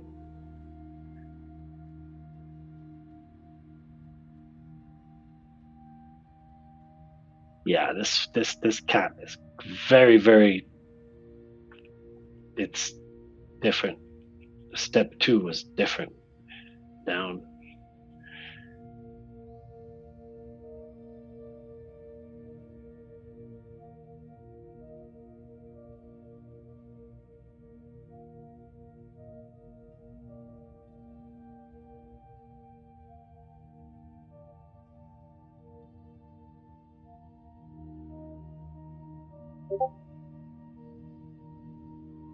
What's nice about it is that on the 4 hour, it's kind of cool. It's drawing you enough on the chart to actually give you some sort of idea or confirmation of really, if you drop below a level, what should happen, you know? Instead of, I mean, it's the 4 hours just so undecided. Apart from these higher lows. Hey. Hello. Good morning. I entered a short yesterday, and it's up 22%. On a short? Did we even move? Yeah, from yesterday? We pumped up yesterday to 21 something. Now we're at like 2,500, and it was like a 10x short or 12 or something. Nice. Yeah. Good job, B. Thank you. I'm trying my best. But So yeah. So we did move. Yeah. I guess so. I didn't really look at the overnight chart on the small time frame. Well, we hit that bull gap that I was mentioning, and then I was like, "Fuck, should I get in?" I was like, let me see, let it fucking run, and see what's gonna happen here. And 21.3. Yeah. Sorry. No, you're good. You know what's good, man? You know, my two favorite Snapple flavors are orangeade and the banana flavored Snapple. They're so fucking good, man. Banana Snapple. I've never had that. Yeah, it's so good. Can't go wrong with a classic strawberry kiwi. Good. Strawberry kiwi snap. Classic. Nah, strawberry kiwi gives me like what's the check? Like heartburn or acid, whatever. Yeah. It's hit or miss. Like the red Gatorades, red, orange, green. Yes. Me Heartburn. Yep. Same here, man. Absolutely. You had to get the lime and the grape. And the coconut? I get the And the really coconut. light flavors on Gatorade, the really light ones. Put the lime in the coconut. How's it going? You doing good? That's cool. One beat to another. That's cool, man. I'm cuter though. You see that? Way cuter. This thing is going to do a third bump down on the 1 minute. It's going to give us a tiny bit of a lower low. Then to 24.15, I think it's going to come right back up again and just fuck everybody for these little shorts. Yo, is I that don't me in your picture? That's what I think so. No, it's me. Where do you guys keep getting all these pictures?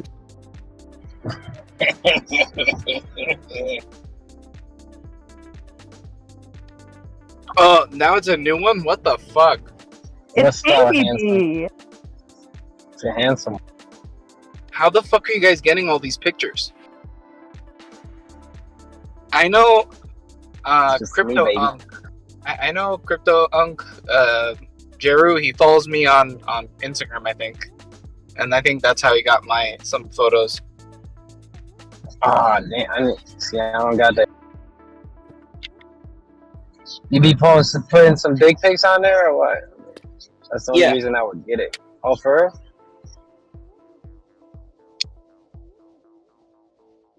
real? Your deformed baby dick. Alright. You can give a lower low here. That's a cute little formation.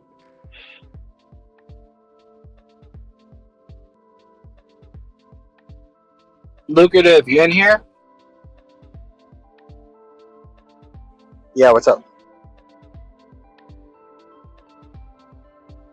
Have you thought about the spy thing I was talking about? Uh-huh. Have you thought about it? I mean, yeah. Did you look at the stuff that I sent you? When did you send it to me? Do it, Luke. Last night at in the group chat. Oh, I didn't. I looked at that level though. I mean, dude, I don't know. We just have to go level by level. And the first level we need to get to is the 340, the previous all-time high, and we'll contend with that. And we should get a nice bounce off of that, and then we can short the rally from there, which should be significant. But in the meantime, I don't know, man. I don't know if it's useful to even try and think about levels like that, dude. Well, it's also the fact that if we we've only made a 26% move down. If I sent you like 6 different times that it looks similar, and we made 50% retracement down. We typically 50. I think the average is like 57 or whatever, but or maybe 59. I don't remember. But I sent you like 6 different times where that shit's happened, and yeah. But right, but I'm not saying I'm it's the not devil's possible because advocate. like you're saying, it has happened before. I absolutely, yeah, I know this and I agree. I just, like I'm saying, going level by level, I don't know. So I'm not saying it's out of the question. Yes, it could happen. Absolutely. I think it's likely to happen. It's happened in the past. It could be happen now. It could happen now. I don't know. I was looking at, I think that like a 40% retracement is probably more likely as a max pain type retracement. That wouldn't be an anomaly, but the retracements after the moves that it has done have been no lower than 36%. 36% is the lowest it's ever done after a move like that. So if 25% is the bottom, then that would be an anomaly. In the words of my friend, an anomaly. So I would say between 36% and 50, or sorry, in 62 or some shit like that percent would be the range in which it would fall, and I'm betting somewhere in the middle there, like 50.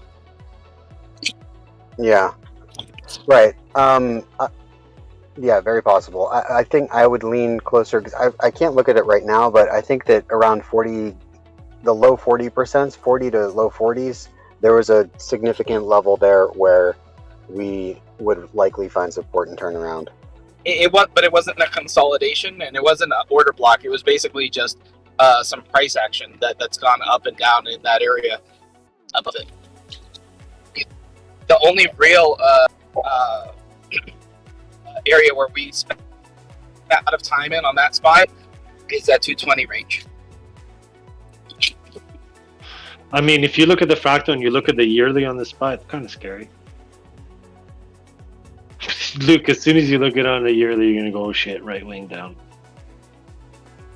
You think But the you were monthly is thinking questionable because you send me the monthly. The monthly is questionable. The monthly could just be in a hook and ready to come back out and punch up. The yearly, though, engulfed the candle in front of it very clearly. But on the Heikin-Ashi candles, there is no wick on the bottom of that. And usually, is there a wick? Oh my god, it's like the tiniest little thing. But I mean, that's probably a lot of price movement, just that tiny thing. I guess the difference between 362, 367. I mean, I don't know. I don't like it on the yearly. That's all I can say. On the yearly, I'd have to agree with you. That would probably bring us to a hook, which would be around here. That would be 212. 212, 217 area. Yeah, I don't even want to look at the yearly either. That's depressing if that's the case. I hope this is the hook and we're coming out. Look at it. Usually gives you a nice solid red candle, and then the next candle's green. 220 is what? Ian, 220 is what you said. Is pretty much guaranteed to go to 220. In my opinion, in my confidence. That's my confidence level. Is it guaranteed to go down there? But that is my confidence level.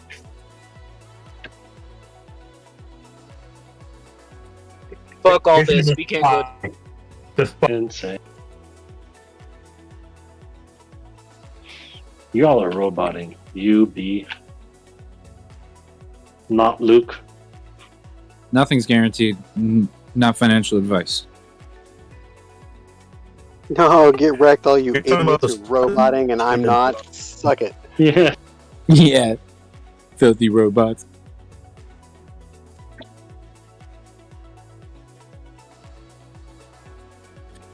Lucrative. It's those Starlink satellites that got put up today. I'm not even on it actually right now. I'm on my Jitterbug phone. You must be close to a retirement home. Jitterbug phone gets great service around there. Get wrecked. You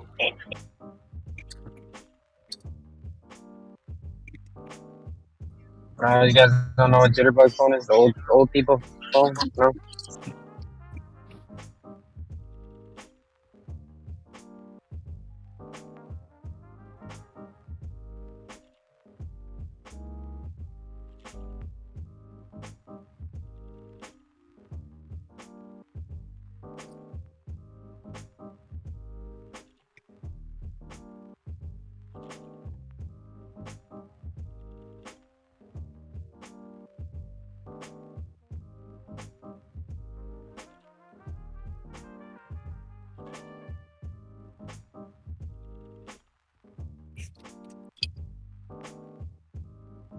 Hey, what are you eating?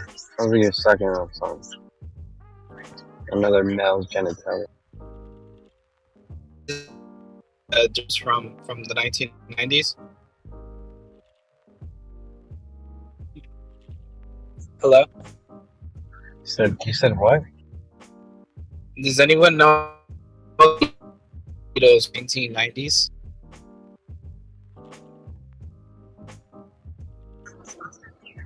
$1990s what? You cut out. Sounds like a 1990s fucking mic you've got now. Get wrecked, just a bitch. Doritos! 3D Doritos! Oh, yeah.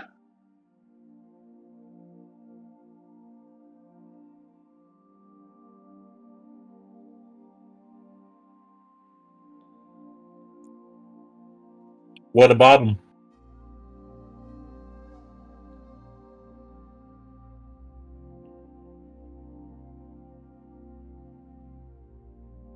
I'm going to work on my car for half an hour. I'll be back.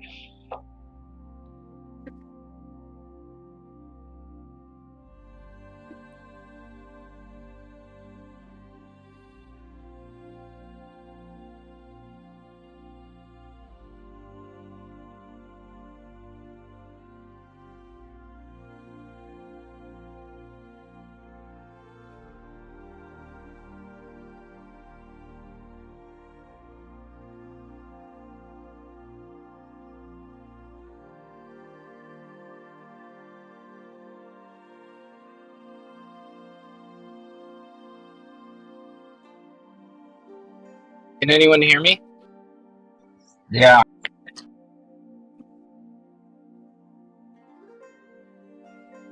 So, you know the Doritos from the 1990s? Sure.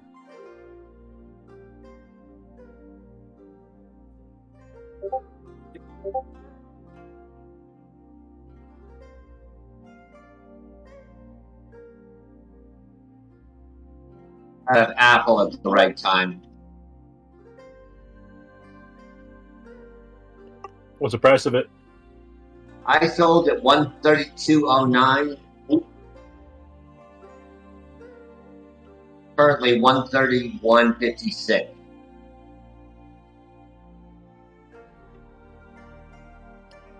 It hasn't dipped down into the 20s yet. Again. Did it wick down there? I mean, I'm barking too much. Got 8 minutes left in the day.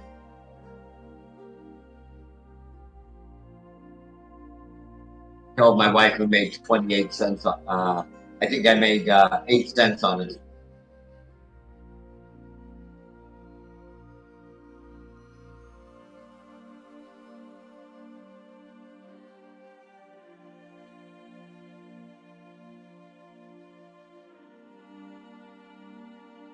I've been losing 56 cents.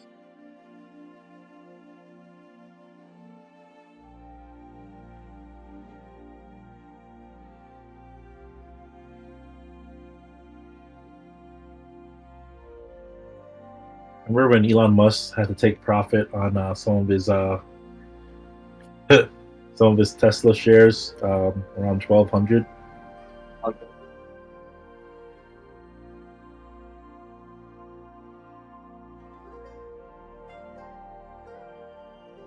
Deal of the day was Drip, up 14.43%. Oil's going down.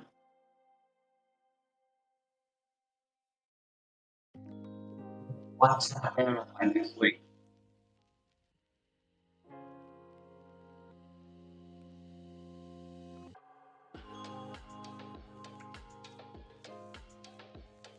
Because Bitcoin's taken its place as the new world currency. That's the new snake oil.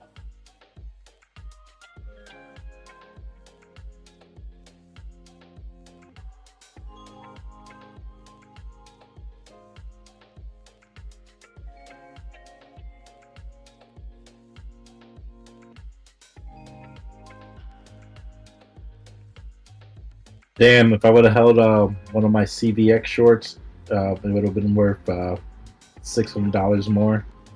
Kind of forgot I was playing those, and another one would have been worth $150 more. So 50% and 200% more.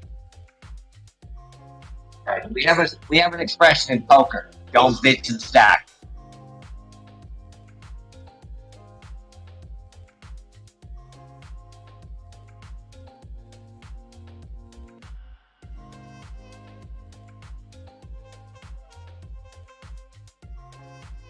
You can make a 35 minutes. For 35 minutes, it looked like the best slice outs. you can make a fortune by getting out too early. Dippity dip. That's true. I did still secure profit, so that's all that matters. That's it. Yeah. You got to take that language out of your system. You're saying it, you're thinking it. It's profit. It is. I look at it. I constantly have to go back once in a while, and it's like, oh, Jesus, I'm down 53%. And then I start going over the other 90,000 trades I make. I'm like, boy, I made the right decision on 89,000.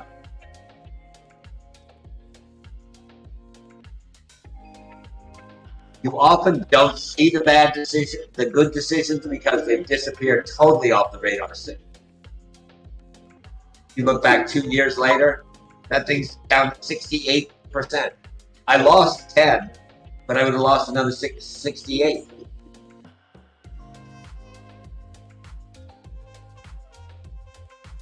Okay, 4 minutes to close. I think it's going to be a very boring weekend for crypto.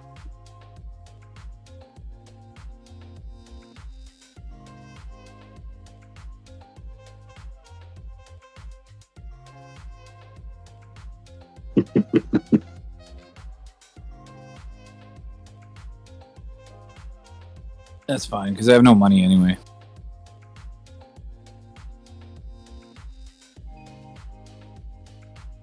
And Robinhood was taking a last half hour, last 10 minutes.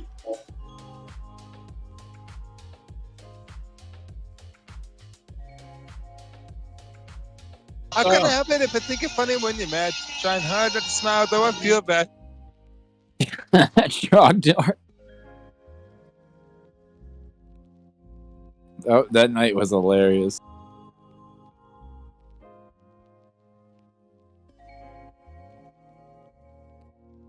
I'm the kind of guy the last at a funeral can't understand what I mean. You soon will.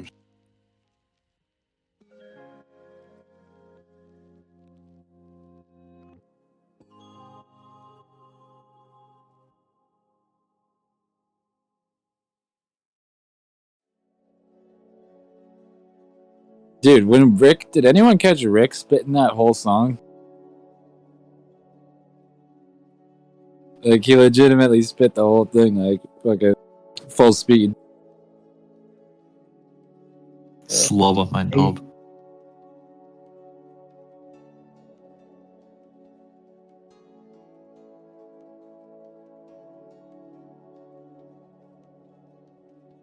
Gotta get a set of better clothes, gotta find a come with Danny Nubs just so my arms aren't always flying off the backswing. Gotta get into a Sailor Moon cause that cartoonist got the boom and babes that make me think the wrong thing. I've never heard of spaghetti charts.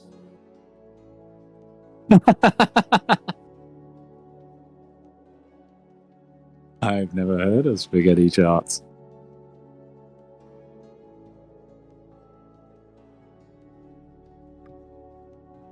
Robinhood hit 7.26 before the close. 1 minute. No, it's not going to do it. It's going to fucking zero.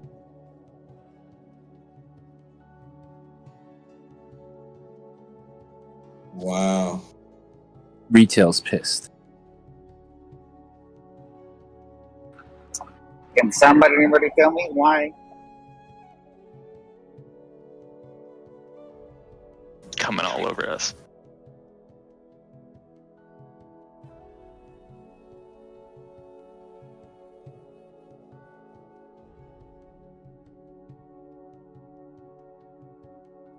I'm sorry, you want me to fuck you hard?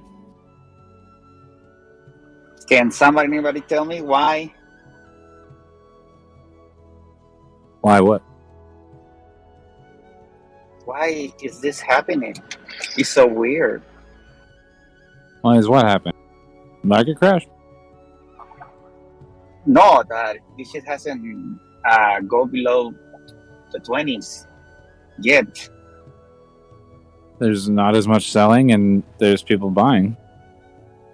There could be a whale. There could be a whale that's trying to like prevent another whale from getting a better position.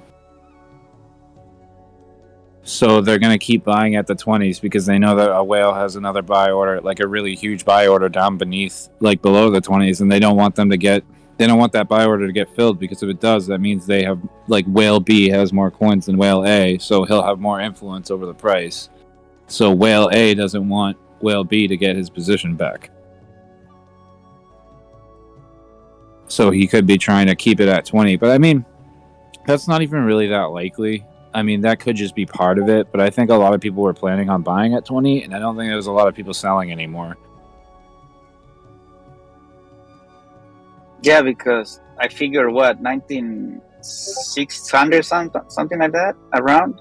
I mean, for $400, $500, come on, dog, you know, you ain't gonna lose that opportunity, right? If that's the true support.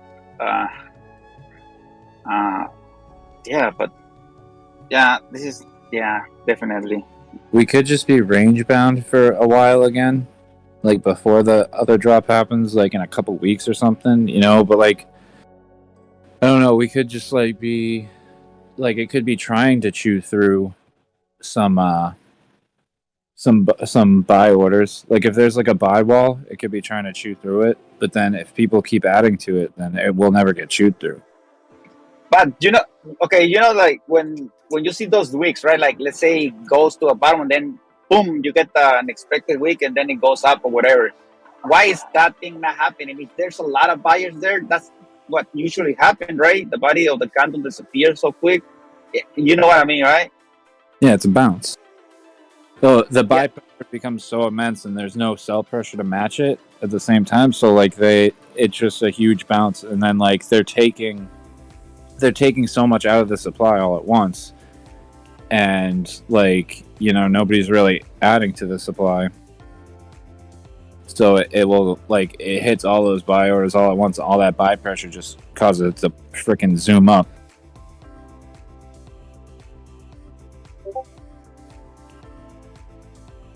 So yeah, It's a spring. That's like essentially what a spring test is too, like in Wyckoff theory. Like if you have a spring, like you could spring from off of a real important area of value. But also another thing about 20K is that it's like a crazy psychological number.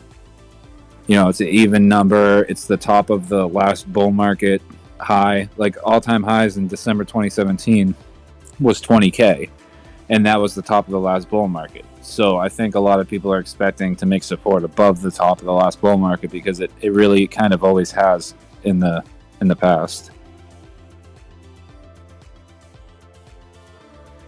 Yeah, a lot of shit points to the number 19 and above, but well, I guess there's enough buyers, or people don't want to sell below that. I guess, I don't know, but I'm surprised, honestly, that it hasn't dropped more.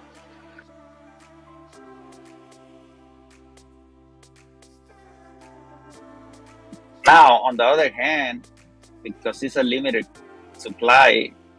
That could be it, dude. Like maybe people imagine 21. How many? 21 million total supply. And if you own one, you don't want to fucking lose them. Like if you own a bunch, if you're a whale, especially. Yeah, I mean, I think it's easier for them to part with a couple, but I mean, there's also plenty of people that are trying to DCA just to get one, like a whole coin, you know? Oh, that's for sure. Yeah. And there will only ever be 21 million in total, but 3 million of those have already been lost. Like people lost their wallets, or they lost the keys to their wallet, or forgot them, or people died, or people threw out a computer that had a ton of Bitcoin on it. Like before, there was like those complex types of wallets.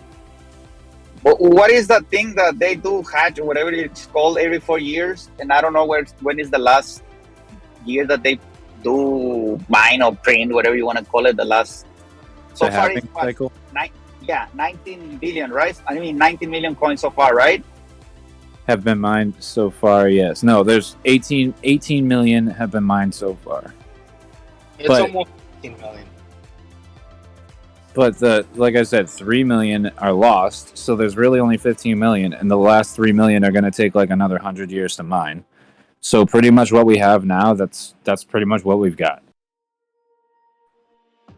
Yeah, I think like 20, 60 some bullshit. I don't remember.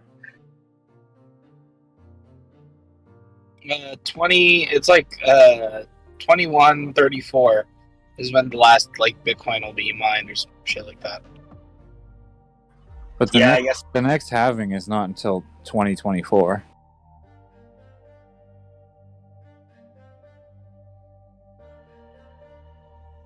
We just had one in 2020, and that's what caused the huge parabolic rally. The huge parabolic rally came right after the last halving.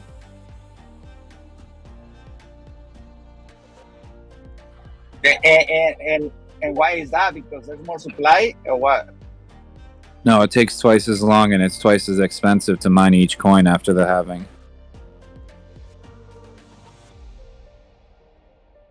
So it gets harder and harder and takes longer and longer to mine each coin after each halving. Like the time it takes is doubles and the expense doubles.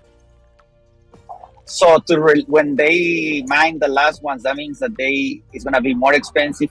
Therefore, they're gonna sell it for more money or whatever. But I don't know. So this is not a buyers versus sellers. Right now, we at that point, right? More buyers, more sellers. Like the stock market, that shit goes up or down, right?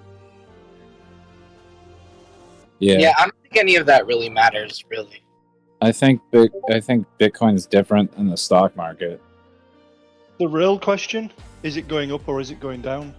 Oh my fucking god, look who fucking is here. What the shit? Hey, Joel.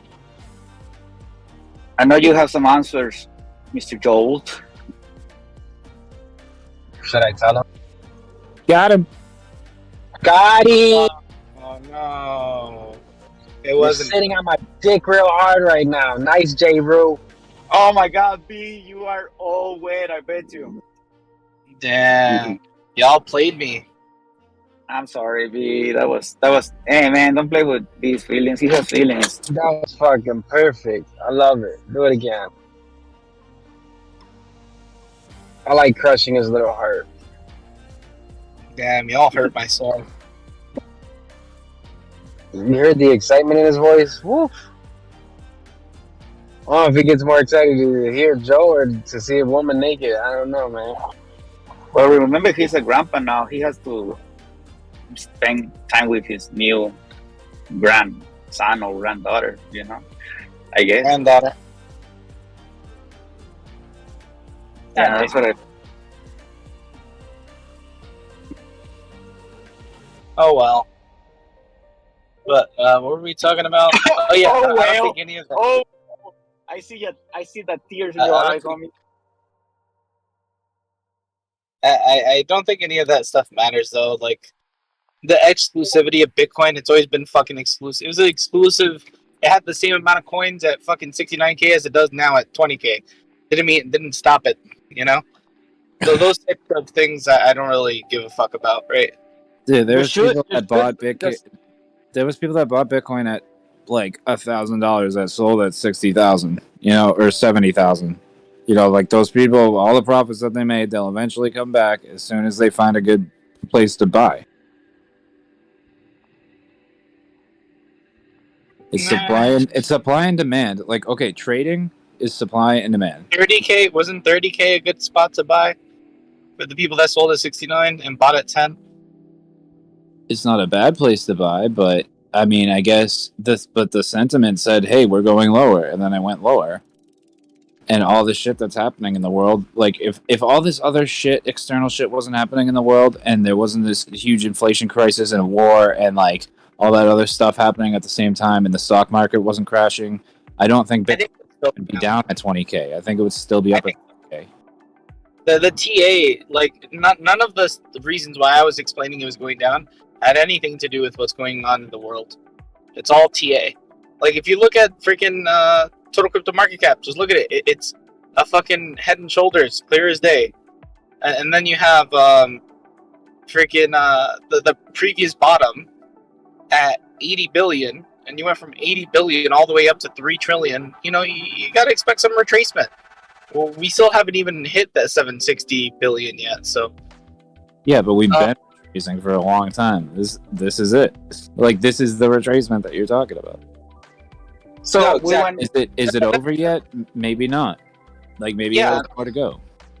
So be the percentage that we went up was like at this point from if you measure from the bottom to the top is like 200%, some shit like that, and then going down like 70%, almost Yeah. 70%. Yeah, Bitcoin So always goes. if something goes up 200+%, it has to retrace. 69, 70% is not that bad. Yeah, if you go up 200% and then you retrace 50%, you're still up 150% technically. That's correct. Like Bitcoin, you act like Bitcoin's nothing special and that it sucks and it's bearish, but dude, like Bitcoin is like the most bullish fucking thing ever. Like the supply, like trading is all supply and demand. Okay, literally all we have to worry about. All we have to worry about is demand. The supply is already decided for us. Literally, all we need to worry about is demand, and the demand will come. Trust me. Yeah, It's outperformed every other asset, B, over the past year. It's literally outperformed everything. Every other single asset, it has outperformed everything over the past 2 years. past 2 years, no, Sheep and Doge outperformed the BTC.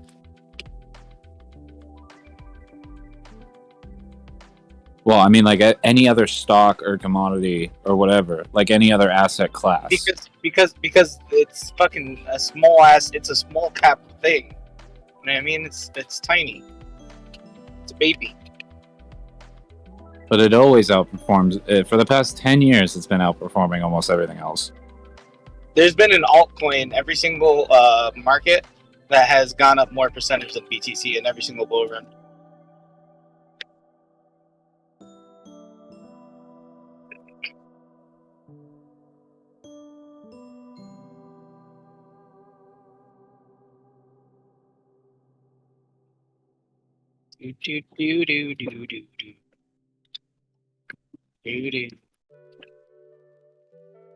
Like I just, it's just none of the stuff will stop us from fucking going. You can say fucking BTC is the fucking future. Its supply is capped. You don't gotta worry about supply. You just have to worry about demand.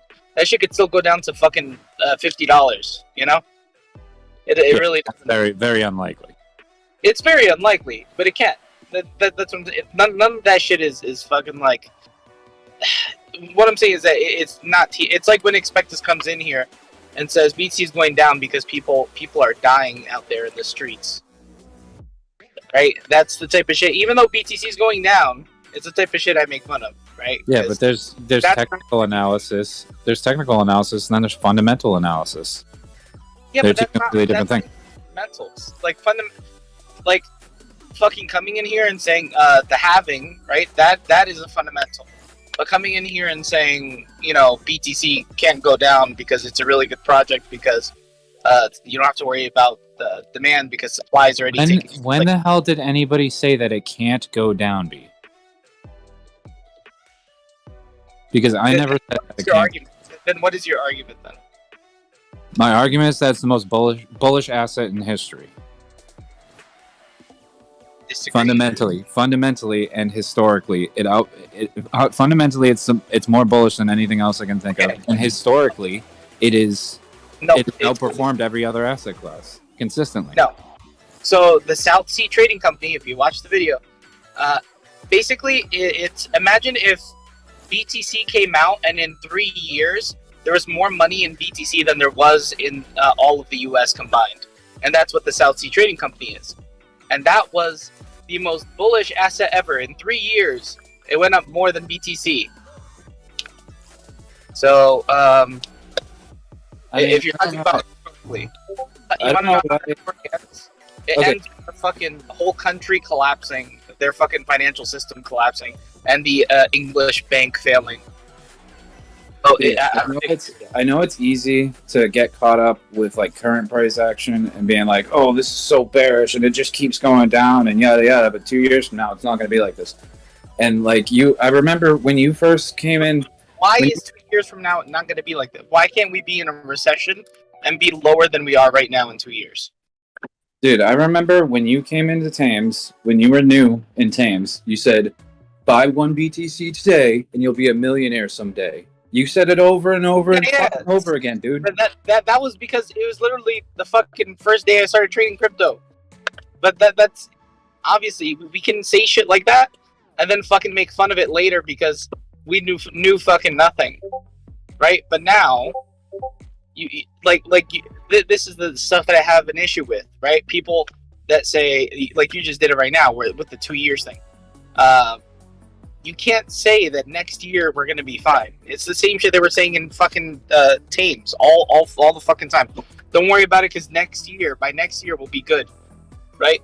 We'll all be rich by next year. We just have to keep buying. And same thing.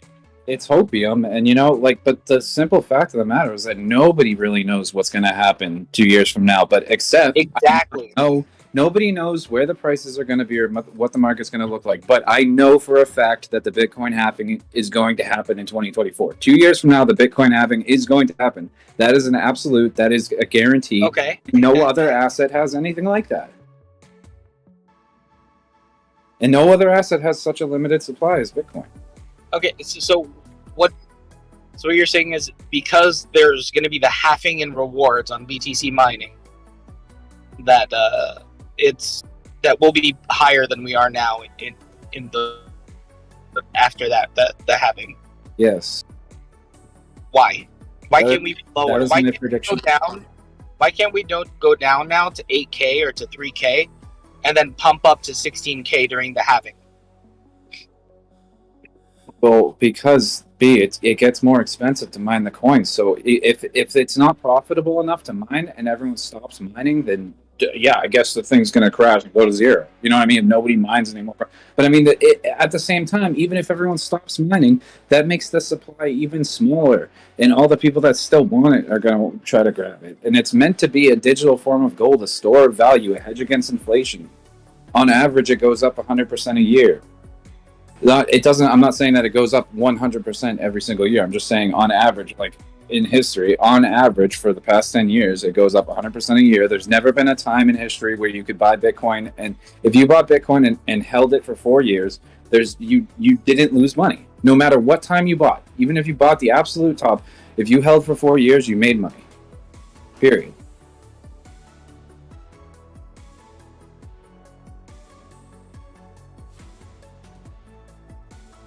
Qui-Gon. Yep. You know, I was thinking about that. You're referring to that guy Michael Saylor's investment. Yeah, Michael. Of course, in 4 years, you're gonna have a spike up on Bitcoin. It's not gonna stay, You buy it at 30, of course it's going to go to 35, 40, during 4-year period. But that doesn't mean it's going to go 4 years and stay up. You know what I'm saying? Yeah, well, you have to sell because, like, the thing is that people are like, "Oh, how is it a hedge against inflation if it just dropped 85%?" Well, it's like, well, you buy after it goes up 1,000% when inflation is kicking in, and then you sell, and then that's the hedge. That's the hedge against inflation. You're not supposed. I mean, realistically, okay, you're not supposed to hold it forever. Michael Saylor thinks you should hold it forever. I don't really agree with that. But like, you just said it was hold. You just said No, it was. but he was insinuating that you hold it for 4 years, and at the end of 4 years you sell it. Yes, and that's how you That's hedge what he- against inflation. But that's not necessarily true. You know what I'm saying? What if it goes up for 3 years and the last year it drops? So you have to sell when it goes up. Well, and that's if it goes up. If we go into a fucking recession, right, and anything could fucking happen. I already went over this. Fucking anything could happen. A fucking coin could come and take BTC's dominance from right under it. There could be new technologies by that time. BTC's old as fuck already. It's a fucking dinosaur. Anything could happen. Do I think the best bet is buying BTC and averaging in? Yes, I think the best bet is buying BTC and averaging in. But it is not fucking it is still the most fucking risky asset you can compare to all the other stocks. It's the most risky shit you could get into. Well, yeah, it's immature and it's known to be the most volatile asset in history. And it could fail. It's But not you- the most bullish. But you keep looking at it. It could fail, but I think the likelihood is it's very highly unlikely that it would fail. I don't think that this whole crypto thing is just going to disappear. Dude, then you're going against what you're. If it's very, very highly unlikely that it will fail, then it's probably better than most stocks. Then that means it's not volatile. It doesn't matter because it's not going to fail. It's not risky. It will get less volatile over time as it matures. The more money comes into the space. It hasn't even become what it's supposed to be yet. And like the thing is, Qui-Gon, anything is possible, man. We've seen it too many times. Anything is possible. Even if it's 1% or 5%, chance of it's failing. We've seen it too many times. I said last night, didn't I say last night? I said, hey, the thing could. I said I think it's going to $1 million. It could go to $500 before it goes to $1 million, but I think it's going to $1 million. Yeah, it's good. Good, yes. Good. Maybe 60-40 is what I'm thinking, right? 60-40 that BTC over the next 10 years has similar gains to what was done before. Maybe not even that much. I think it's very unlikely, actually, that it'll have similar gains. Let me say 300%. 300% is a lot more. 60-40, that'll go 300% in the next couple of years. From the all-time high. But what bothers me about your argument is that you keep looking at it like as if it's just a trading opportunity. It's not a trade; it's an investment. You told me it's not. It doesn't matter because I'm just buying this shit to sell. I have to sell at the top anyway, so who gives a fuck? If you're buying and selling the same day or the same week, you're not really investing. If you're buying and looking to hold it long term, then that's an investment. Well, I'm only holding it for 3 years because you told me if I hold it any longer, it's a hedge. It's supposed to be What are y'all arguing about right now? Nothing. That's fine. Then I was going to ask you guys. Take profit. No one ever went broke taking profit, and you don't have to sell your whole position either. You could sell if it goes up 1,000%. You could sell 10% of your position and get all of your initial investment back. The goalpost keeps moving. And then then all of your Bitcoin is free. If Bitcoin goes up 1,000,000%, you can sell Clay. Yep, that's. Let's keep moving this fucking goalpost fucking down the block, man. Fucking. Hold on, I want to ask a quick question on hedging. I literally just gave you math. When you hedge, should it be one second, in? What I said. It'll be at work by the time you get done. No, what I said, B, was if you invest in BTC, and it goes up 1,000%. And you take 10%, and you take 10% of your position. You take profit. You get your entire initial investment back. You get all the money that you invested in it back. Plus, 90% of your position is free. That's the point. Sorry, Matt, just go ahead. How about we see where this dip goes? If it goes below 1905, you got an argument, or you don't have an argument. But what if it goes up 3,000%? If it goes below 1905, then you kind of don't have an argument about you hold and you make money because it has that potential of going below that 1905. But. All right. So my first question is one thing at a time. Obviously, if it's a hedge, my understanding or my idea of a hedge, I could be wrong, is that as the market crashes, it should be going up. Because it's going I think it's down, a fail as a hedge. it's not hedging my bet.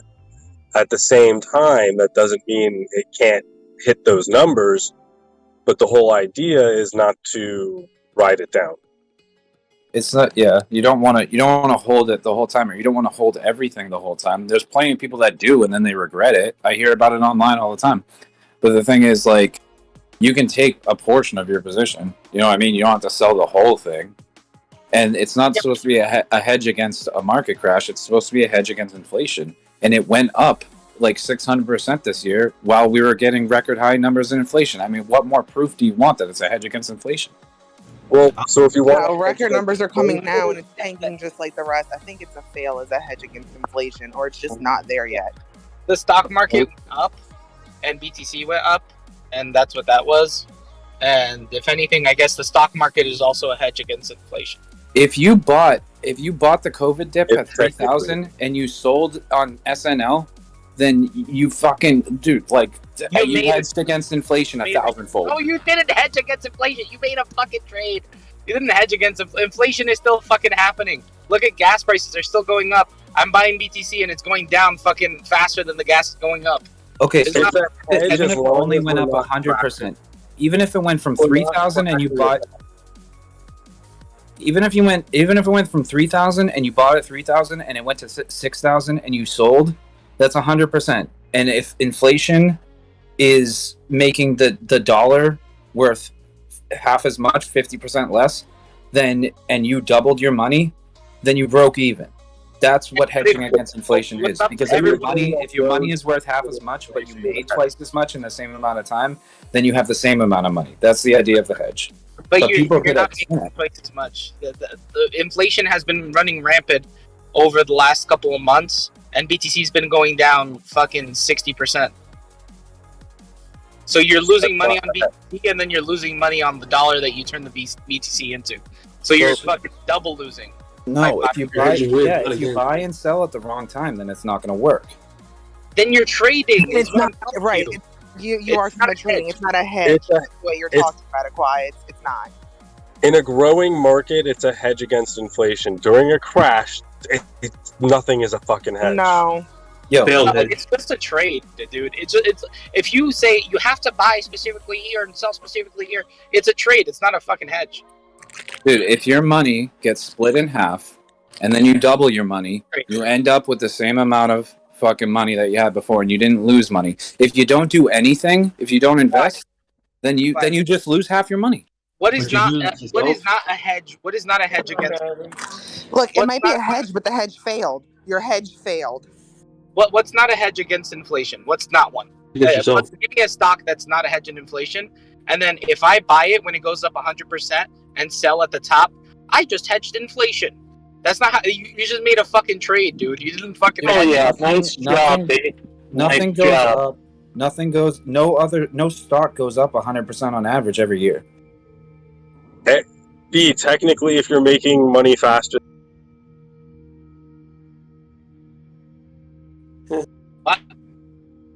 If you're bringing in money faster than inflation, you are hedging. Bringing in money faster than inflation? I think that y'all are not making sense right now, but B, I think you just sound like you had a shitty day at work. No, it's just frustrating. I'm trying to get the fucking point across. Look, and that example that I gave, fucking moved. the example that I gave to hedge against inflation, that's only to break even.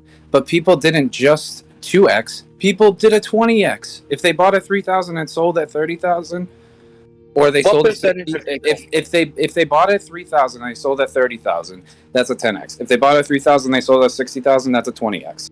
What percentage of people, since this is a hedge, right, and we're all hedging against inflation, what percentage of people that bought into crypto in the last year during inflation, right? In the last year, have people bought the COVID. The people in the last year. No. In the last year, inflation has been running rampant in the last year. People, what percentage of crypto buyers have hedged their bets effectively? You're supposed to buy before inflation peaks. That's a and trade. When it peaks, you sell. Yeah, but it's peaking now. It's higher now than last year. Sorry to interrupt, Speak. Yay, girl. That's because they printed twice, or they printed half the money that's in existence now. They printed within the past year. That's why. I hedge against people. Agree to disagree. This is fucking getting boring. The fucking breath before I start muting cocksuckers. Yay, girl. Hey, Crispy. A sweet little ass doing, girl. What are you doing? I miss you. I miss you, honey. How you been? Living the dream. I miss y'all too. Yeah, we miss you around here. Y'all. Hey, Jago. Hi. But by the way, the biggest hedge against inflation was sheep. It went up 46 million %, and on average, it goes up 26 million % a year. Just so you know, it's way higher than BTC. But it's only been let it around go, for so we need to long. let it go. Hey, Miss Stang, CEO, can you make it so we can't say hedge anymore? I'm so glad you said that. Nobody listens to me, OG. All right, B, I'm sorry. I'll never talk about Bitcoin on your crypto channel ever again. No, it's not Bitcoin. It's the way. It's the way you speak about Bitcoin. It's like the way. What was it? Like, okay, so like, it's the way you speak about it, and literally, it's the shit that I don't like, and you actually do it. Like, you say, in 2 years, we're gonna be fine. We're gonna be okay, and like, you know what I'm saying? That type of stuff. I don't like that shit because it's not true, right? Can't know you don't know. People, How do you know the it's last not year true? it's not Do you true. have a crystal ball? Can you tell the future? Hopes, desires, No, and because dreams. people said it last year and it didn't happen. Because it's Someone already wants been to wrong see my once. And I'm not crystal saying 100%. I'm not saying 100%. It's not likely that it maybe in 2 years it might be higher than it is now. Who knows? But it's not true that it's guaranteed. Is what I'm saying. The halving is guaranteed. It's not true that it will be higher than it is now. It's not true that it will be. It is not true that it is guaranteed that it will be higher than it is now in 2 years. That is not a fact. Instead of arguing about it, you guys should play it. Yes. I tell you what's going on. We go through this every 2, 3 years, 5 years, up and down. This is very normal to economy. Yeah. Now we're going through a recession. Could you say? Let me finish my thought, please. Sorry. The first sign of a recession, you go into a recession, is a drop 40% or more from the all-time high in the financial markets, which just happened. Okay, we're gonna go through a recession. Then the Feds will start raising interest rates. Somebody asked me, when does the recession stop? When the economy starts turning around? What sign do we need?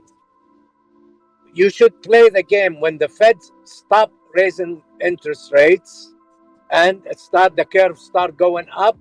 That's when you start playing the game. So if you know the cycle, just play it. You know, that's not the argument. This goes at the end of the day. Who cares? Just fucking play it like Z says. Who cares if it goes $1 million or $1 billion? Just fucking play it. Man, people make money in every market. People make money in recession, depression. You just find the right niche. That's not the discussion. That's not the discussion. I'm not trying to say that you're wrong, B, No, or that but you you're guys gonna are be arguing wrong. about something. You're not getting anywhere. I'm Just giving play the it. reasons why. I'm giving the reasons why I invest in BCC long term. That's it. I'm not trying to say you're wrong. I'm not trying to argue with you. I'm giving my argument, my reasons for why I personally invest in BTC long term. That's why I do it, because I believe that that's how it's going to play out. Okay. And that is that's okay. That's okay, but it's okay. So imagine if I came in here and I was telling people Well, don't worry, you don't have to buy now because in 2 years it's going to be cheaper than it is now. Or in 5 years it's going to be cheaper than it is now. So don't worry, guys. Dude, you're way If too I was worried talking about like you're way indefinite. too worried about other people getting wrecked, man. Seriously. Well, that's the point of the channel, is to not mislead people, I think, is what he's getting at. I think you just say "I think" and then proceed with what you think it's going to be or how you feel about Exactly. crypto. Yes. And I usually say that unless I'm stating facts and it's an opinion, then I try to make it known that I use words like I think. If it's just my opinion, I say I think, or at least No, but that's what I'm saying. You don't. That's what I'm saying. You don't. You just say it, and then I try to correct you on it, and you argue it, right? That's what I'm trying to say. Like telling people for sure that it's a fact that we're going to be higher here, higher in 2 years than we are now. It's not guaranteed. I It's not never a fact, said it's not that. true. I said yeah. Things are going down right now. I'm like, but in 2 years, it's not going to look like this. That's what I said. Well, if you follow historical data, B, it's likely to say that it is going to be up. I mean, unless historical data somehow suddenly decides to do something completely different, that's what happens. Yes, we would be up in 2 years at the next halving. Highly likely, yes, but not guaranteed. Yes, it's possible, but it's not guaranteed. Like you just did it again where you didn't say I think or anything. You know what I'm saying? It is you just saying that in 2 years we'll be higher than we are now, right? That is historical said it again. It is what it is. Yeah, I mean, history tends to repeat itself. It doesn't always, but it tends to. All right, how about this? Let's who thinks Bitcoin is going to reach $50,000 again in the next 5 years? I do. I definitely do. I think so. In the next 5 years, potentially, yes. Are you going to be here in 5 years? Are you going to be here in 5 years? Nope. I'll be dead in 5 years. How do you know you're going to be around in 5 years? How do you know this economy is going to continue in 5 years? Because I got jury duty. Yeah. You know they ain't gonna let the world go to shit if I got jury duty, bro. They've been trying to get me. This is my second time trying to get out of it. What up, Snook? Long time no talk, if you just don't respond at all, they don't do anything. Yeah, that would work if you had, like, say, a normal person's background. This would be sweet. We could just go pick Snook up on this one. Live in the present. Play 3 times in a row. Well, I beat the first one. I went the first time. I found out it was for some bum case, like nothing serious. So I sweet talked the plaintiff, and she let me loose. Well, no, but from what I've told, of course she did. What I'm told is they have no guarantee that you receive the mail. So by responding, that's you're obligating yourself. Ah, good point. Yo, with a parking ticket. Tried that with a parking ticket. That shit didn't work out too well for me. Yeah, I just, I'm gonna go Yeah, to that. If I'm lucky enough, it might be like some child trafficker or something like that. So they're getting 100 years off of Snook. Yeah, fuck them, man. Anything with the kids, you doing 100 years, guilty, off rip. Let's go. I'm pretty sure I still have. I'm pretty sure I still have a warrant in Texas because of a piece of mail that I didn't see. And if they bought Safe Moon and didn't buy Shiba, yeah, the life sentence. Warrants are bigger in Texas. Yeah, they are. B, I have a question for you. Yep. You got me worried, man. The other day I overheard you talking about USDT and USD. I have all my dry powder is in USDT. What were you saying the other day? Is there any risk with USDT? Well, yeah, there's obviously a risk in anything, Yeah, obviously, especially but not immediately. Stable coins have been fucking dying depegging left and right. So there's obviously potential for it to depeg, and it's also under investigation currently. But no, I was just saying that USDT dominance is going up. As long as Tether going USD is doing 65% rewards, I'm scared of it.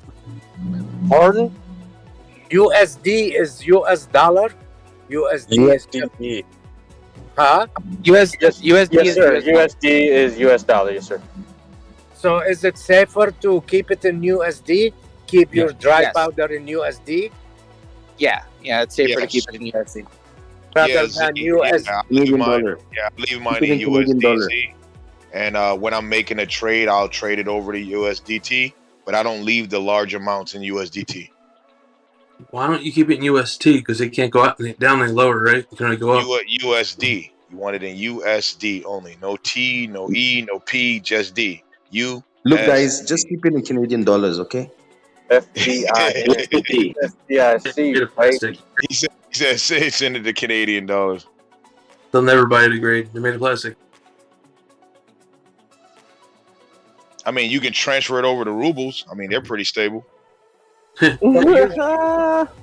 should keep the majority of your dry powder in USD, and whatever you're trading, just use USDT. That's what I do, sir. That's what I just said. Oh, okay. That sounds good. Thank you, Snoop. Appreciate it. What Good about man, man? Good man. Thank you, B. What B about ain't shit. B always bring up good shit, man. Seriously. What do you think about UST going lower though? It can't go any lower, right? UST? Yeah. USD. Luna. Well, I went all in on T and Luna. I bought them all. I have every single one, I think. All the so-called coins. You got GUSD? UST, the Luna Terra. It's pretty what is the TGB? Hold on, what the hell is that one? Hold on, there's a weird one in here. Hold on. USDD? Nah, some weird one. Hold on. And in the end, it doesn't even matter. That's the LGBTQ coin. Well, There we go. That was it. this is so you don't have commercials. Sorry, B. I didn't mean to get so heated. What? Sorry? I didn't mean to get so heated with our debate there. And I don't mean to like speak in absolutes or whatever. Like if that's what it sounds like, then I'm doing it by mistake and I'll try to be more careful. But also just like, I mean, you speak in absolutes sometimes too. Like I say something and you're like, well, you said that this is going to happen when it's wrong, or you promise that this is going to happen when it's wrong. Like, you know, you don't know. Well, I'm meaning it like it's not guaranteed. That like it is not true that it's not that it's guaranteed. Like I never said it's guaranteed that it's going to be higher in the future, but I said that in the past, it is always, if you bought Bitcoin and you waited and you held it for 4 years, you made money. Like that's a fact. The Bitcoin halving, that happens every 4 years. That's a fact. Yeah, I guess. I don't know. But it's the same type of logic that I said before with the SHIB. SHIB, on average, if you held SHIB on average, every year you would make 23 million. Yeah, the fucking thing just came out. The fucking thing just came out a year ago. It came out 2 years ago. It doesn't even have enough. Let's circle back to the South Sea company or whatever trading company. It just came out. It just came out 2 years ago in August. 2 years. It came out 2 years ago. Yep. I bought it that day. So that's what I'm saying. I don't know. You could do the same thing with Doge. You could do the same thing with Doge. Doge does have history. I love that y'all arguing about my Shiba baby. Y'all making me feel so good right now. I don't think When that did Doge Shiba- come out? I love you too, man. August 2014. When did Doge come out? 2014, I believe. That's a direct quote from Michael Saylor. Held it 4 years. So B, I've been reading into that stock that you were talking about. Was created in August 2020 by an anonymous person named Ryoshi. Which stock is that? So I didn't yeah, know what it was I don't. But SHIB hasn't been around long enough to have like a year-over-year, like, you know, repetition or pattern forming. Like, you know what I mean? Like you can't claim that it's up year over year. It doesn't have enough data yet. It's brand new. Hold on. It doesn't have enough I data just want to say one thing first, real quick, about the. You were using the company from 300 years ago as a comparison to why this will all crash. No, that won't work. What was I that? didn't- What was the point of that wasn't- comparison? because he said it is the historically the most bullish asset that ever existed. And It has outperformed everything else over the past. It did outperform He was that also asset. explaining how they It started was with, volatile. and That and they asset did only start reached with, $1,000. Even if we gave it, even if you gave it a head start and started at 1,500, you still did better with Bitcoin. Okay, explain what were you saying? Go ahead, Mitch. So that one stock, because it went to 1,000 or whatever. So you were using it as the most bullish thing ever. I mean, it was bullish enough to. There was more money. There was more money in that stock than in the whole country. Whole of England. No, there was more in that stock than the whole of England. They bought England's debt for $6 million.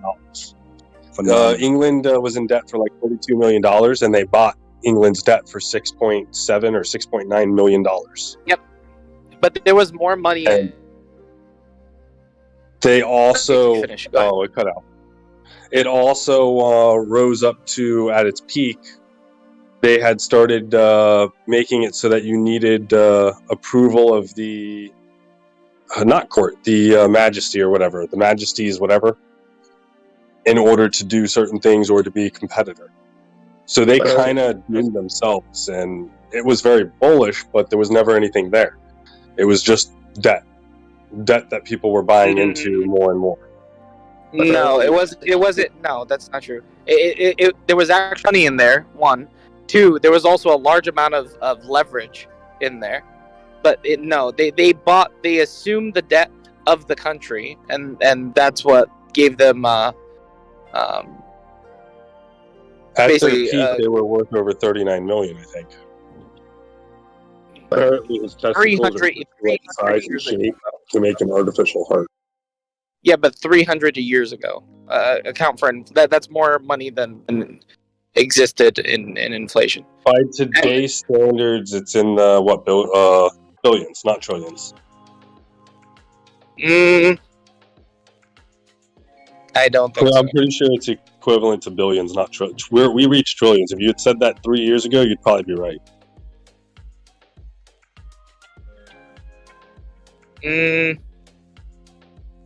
I don't know. So you're saying that an entire country is like England would have less money than Bitcoin now? Like, so Bitcoin has more money in it than England today? I don't know. No, not a chance in the world. And no. Well, the point being, I was just curious because I started reading about that stock, trying to figure out why they went down and why you're applying it. I understand you're applying it because, yes, it can always go lower. But they had some unique, that wasn't at all. I was just saying that it was most bullish. Fish. Hey, y'all send me some Dogecoin. I need some fucking gas. Peanuts throw an asset. metabolism if you eat too many. I'll throw an asset class out there that's outperformed Bitcoin. What? Real estate. Real estate. Beef huts. Yeah, well, I was just looking at Amazon. Amazon went up like crazy. Amazon went up 22% or 22,000% over the past 10 years, but Bitcoin went up 50,000%. Has the housing market gone up 50,000% ever? Real estate. Yeah, over time. Ooh, what are we arguing about?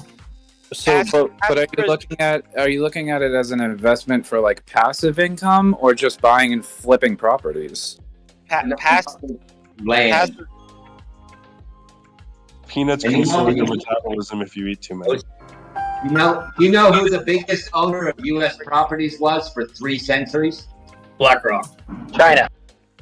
No, not even close. Trump. No. It wasn't the Japanese. It was the Those are very true. for the last 3 centuries, it's actually Holland. Say Holland? Holland. That's what Oh, I'm the talking country? about, baby. Hey, Trego, hit it, baby. Okay, so just a quick Google search matches.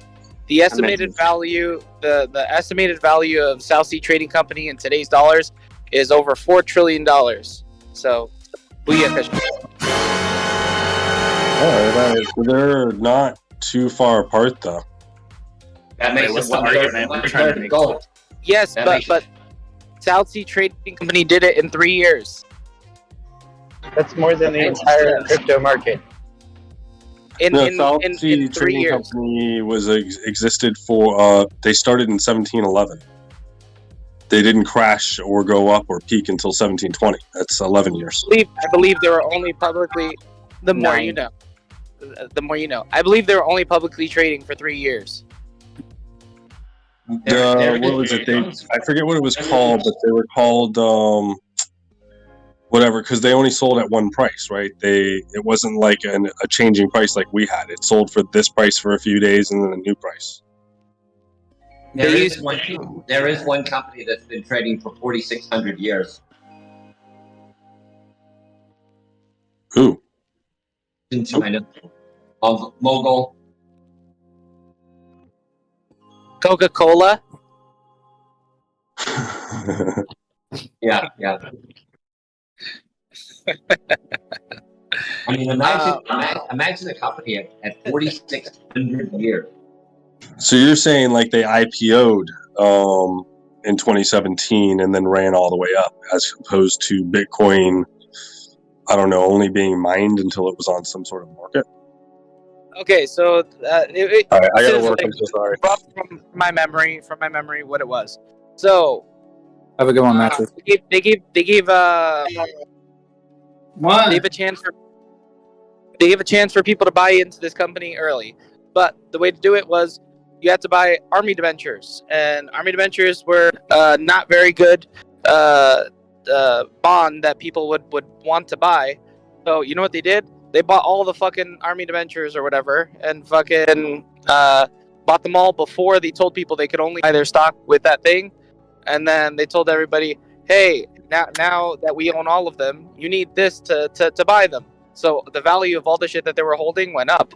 So then when they sold all those debentures or whatever, they fucking put all that money back into the fucking company. And that was like round one of them fucking boosting up the company before it was publicly trading. But they did random shit like that. And I believe it was only 3 years that they were trading from. All right, South well, Sea Trading I think I Trading get your Company fucking point. I'll catch you later. South Sea What? Trading Company lasted 150 years. South Sea Trading Company? Yeah. It from 1711 until it was disestablished in 1853. Okay, well, it managed the debt of the United Kingdom. Okay, well, it crashed in 1720. It reached the 4 trillion that we're talking about in 1720.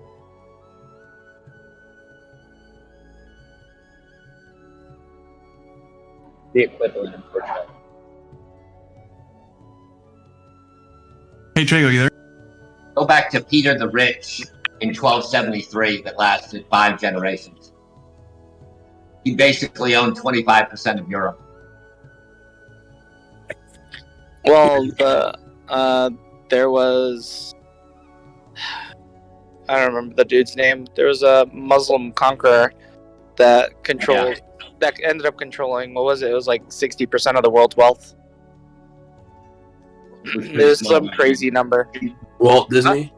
Like $10 trillion. What happened, Clive? I'm looking it up now. I think it was worth about 10 trillion. What, the Muslim dude that united all those fucking Muslim countries? Wow, I forgot his fucking name, but I'll search it up. Yeah, like Genghis Khan is supposedly related to about 40% of all of Asia. Walt Disney's some shit Muslim? like that. But yeah, besides the point.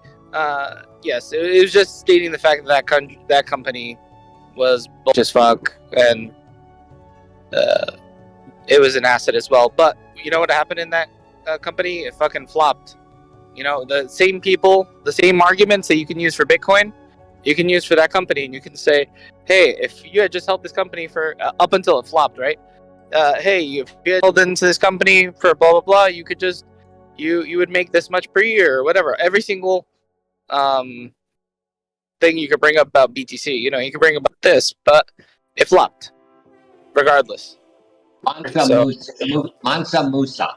Well, I There you mean, go. I want to apologize again, and Don't apologize. It's not okay. that. I'm just salty about it. Well, no, It's- I don't want people. Okay, so like, I am. You didn't do anything wrong. No, it's not that I am like against you, or it's not that I hate your opinion or that like I don't value your opinion. I do value your opinion, but the thing is, like, I'm just so passionate about it. I'm just so personally. If I sound really aggressive with my argument, it's only because I'm really personally I'm personally so passionate about it, and like I don't want to see people get wrecked. But I also don't want to see people miss out on the next on the potential next gains, which seem like they're very likely, like based on like historical data. And like the thing is, I just don't want people to miss out on the next run. That's all I'm saying. Like I want people to fundamentally know what's so special, what I think is so special about Bitcoin, and like we understand that. The merit. Understand that. I don't think your passion is the problem. But and I'll try to be more he's careful. He's been trying to tell you that it's just more in the languaging, because you do often present it as if like there's no risk. No, there is huge risk. I don't mean to convey that no risk. You're like the Max Kaiser of the group. No, You're roboting Ocean. Okay, so Ocean, you're roboting. There's a lot of people in this group that. Go ahead. You're not roboting anymore. You can take over again. Push the top. Am I good? Yep. Yeah. There's a lot of people in this group that came from other groups that were very misleading constantly with their wording and the way they discuss things. And I think B's just working very hard to make sure that this community does not turn into another one of those.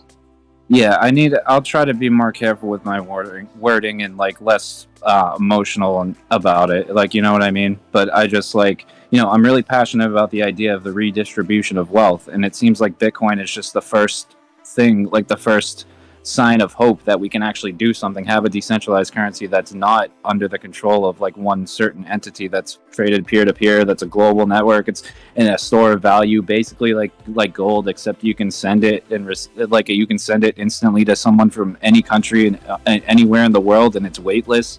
It gets there instantly. Like, you know what I mean? It's just the transfer of wealth is what I'm passionate about, from the control of a centralized entity to the control of a decentralized network of the entire globe.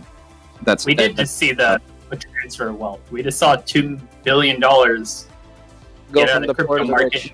Get retail get wrecked. Trying a long way from 64K down to 18. Yeah, but everyone that bought in 2018 didn't get wrecked. They fucking wrecked us. Yeah, they're breaking even now. But besides the point, it's just one factor is the specific wording around like in like 2 years everything will be okay, that sort of thing. I kind of don't like that, because I kind of got jaded from that based off of what happened in Thames. The whole by next year we'll all be rich, and then fucking everyone's down even more now next year. You know? Yeah, So, $1. on that. But I really didn't. All I said was 2 years from now, it's not going to look like this, which is a fact. I mean, I didn't say it's going to be up or it's going to be down. I just said it's not going to look like this 2 years from now. I believe at this point, with these numbers, if big money knew that this was ready to pump, they'd be fucking buying right now to the fullest. They could be. That could be why we don't dip below 20K. Who knows? But also quiet. It's also, I get fucking frustrated sometimes because what it is I hear some of the stuff that you say, and to me, in my opinion, it's not concrete TA, right? It's more opinionated kind of TA, or it's kind of like cherry picking data from BTC's past and using that as evidence to support your, and that's the kind of stuff that bothers me, and I try to get you to understand it, and then it frustrates me because I can't articulate it well, so I get even more frustrated by it. But it's not a big deal. And Bro, this is Bitcoin. TA doesn't even work with Bitcoin half the damn time. Well, I mean, ask Clive. Clive's been around for a long time, and he's seen a lot of market cycles. I mean, markets go through cycles. No, don't ask Clive. And ask him. History tends to repeat itself, does it not? Well, he say Clive. No, I would not say that. I would not say that. I think there's no saying. One at a time. I don't think you can take the same history of what's happening now and apply it backwards. It is so the world is so different now. I mean, the internet is only 20 years old. Imagine that. It's only 20 years old. Yeah, Christian. Yeah, but what about this just flu and the market crash in 1921, and then now we're in 2021. We've got a pandemic and a market. But we had a population of 1 billion then, if that. Now we're at 8 billion. It's so different. I mean, if I wanted to go see my neighbor 100 years ago, it was a day trip to go 50 miles. Now I just call an Uber and it picks me up. What's going to happen in 20 years from now? You look out the window. You'll have a spaceship. A drone Clyde, will be picking you up. Clyde, Or I have a question for you, Mr. Clyde. As an investor and manage people for other people, when the market is down, the stock market is down, and BTC is down, what would you choose to buy? Oh, that's a good question. bargain hunting, baby. Well, what is the future?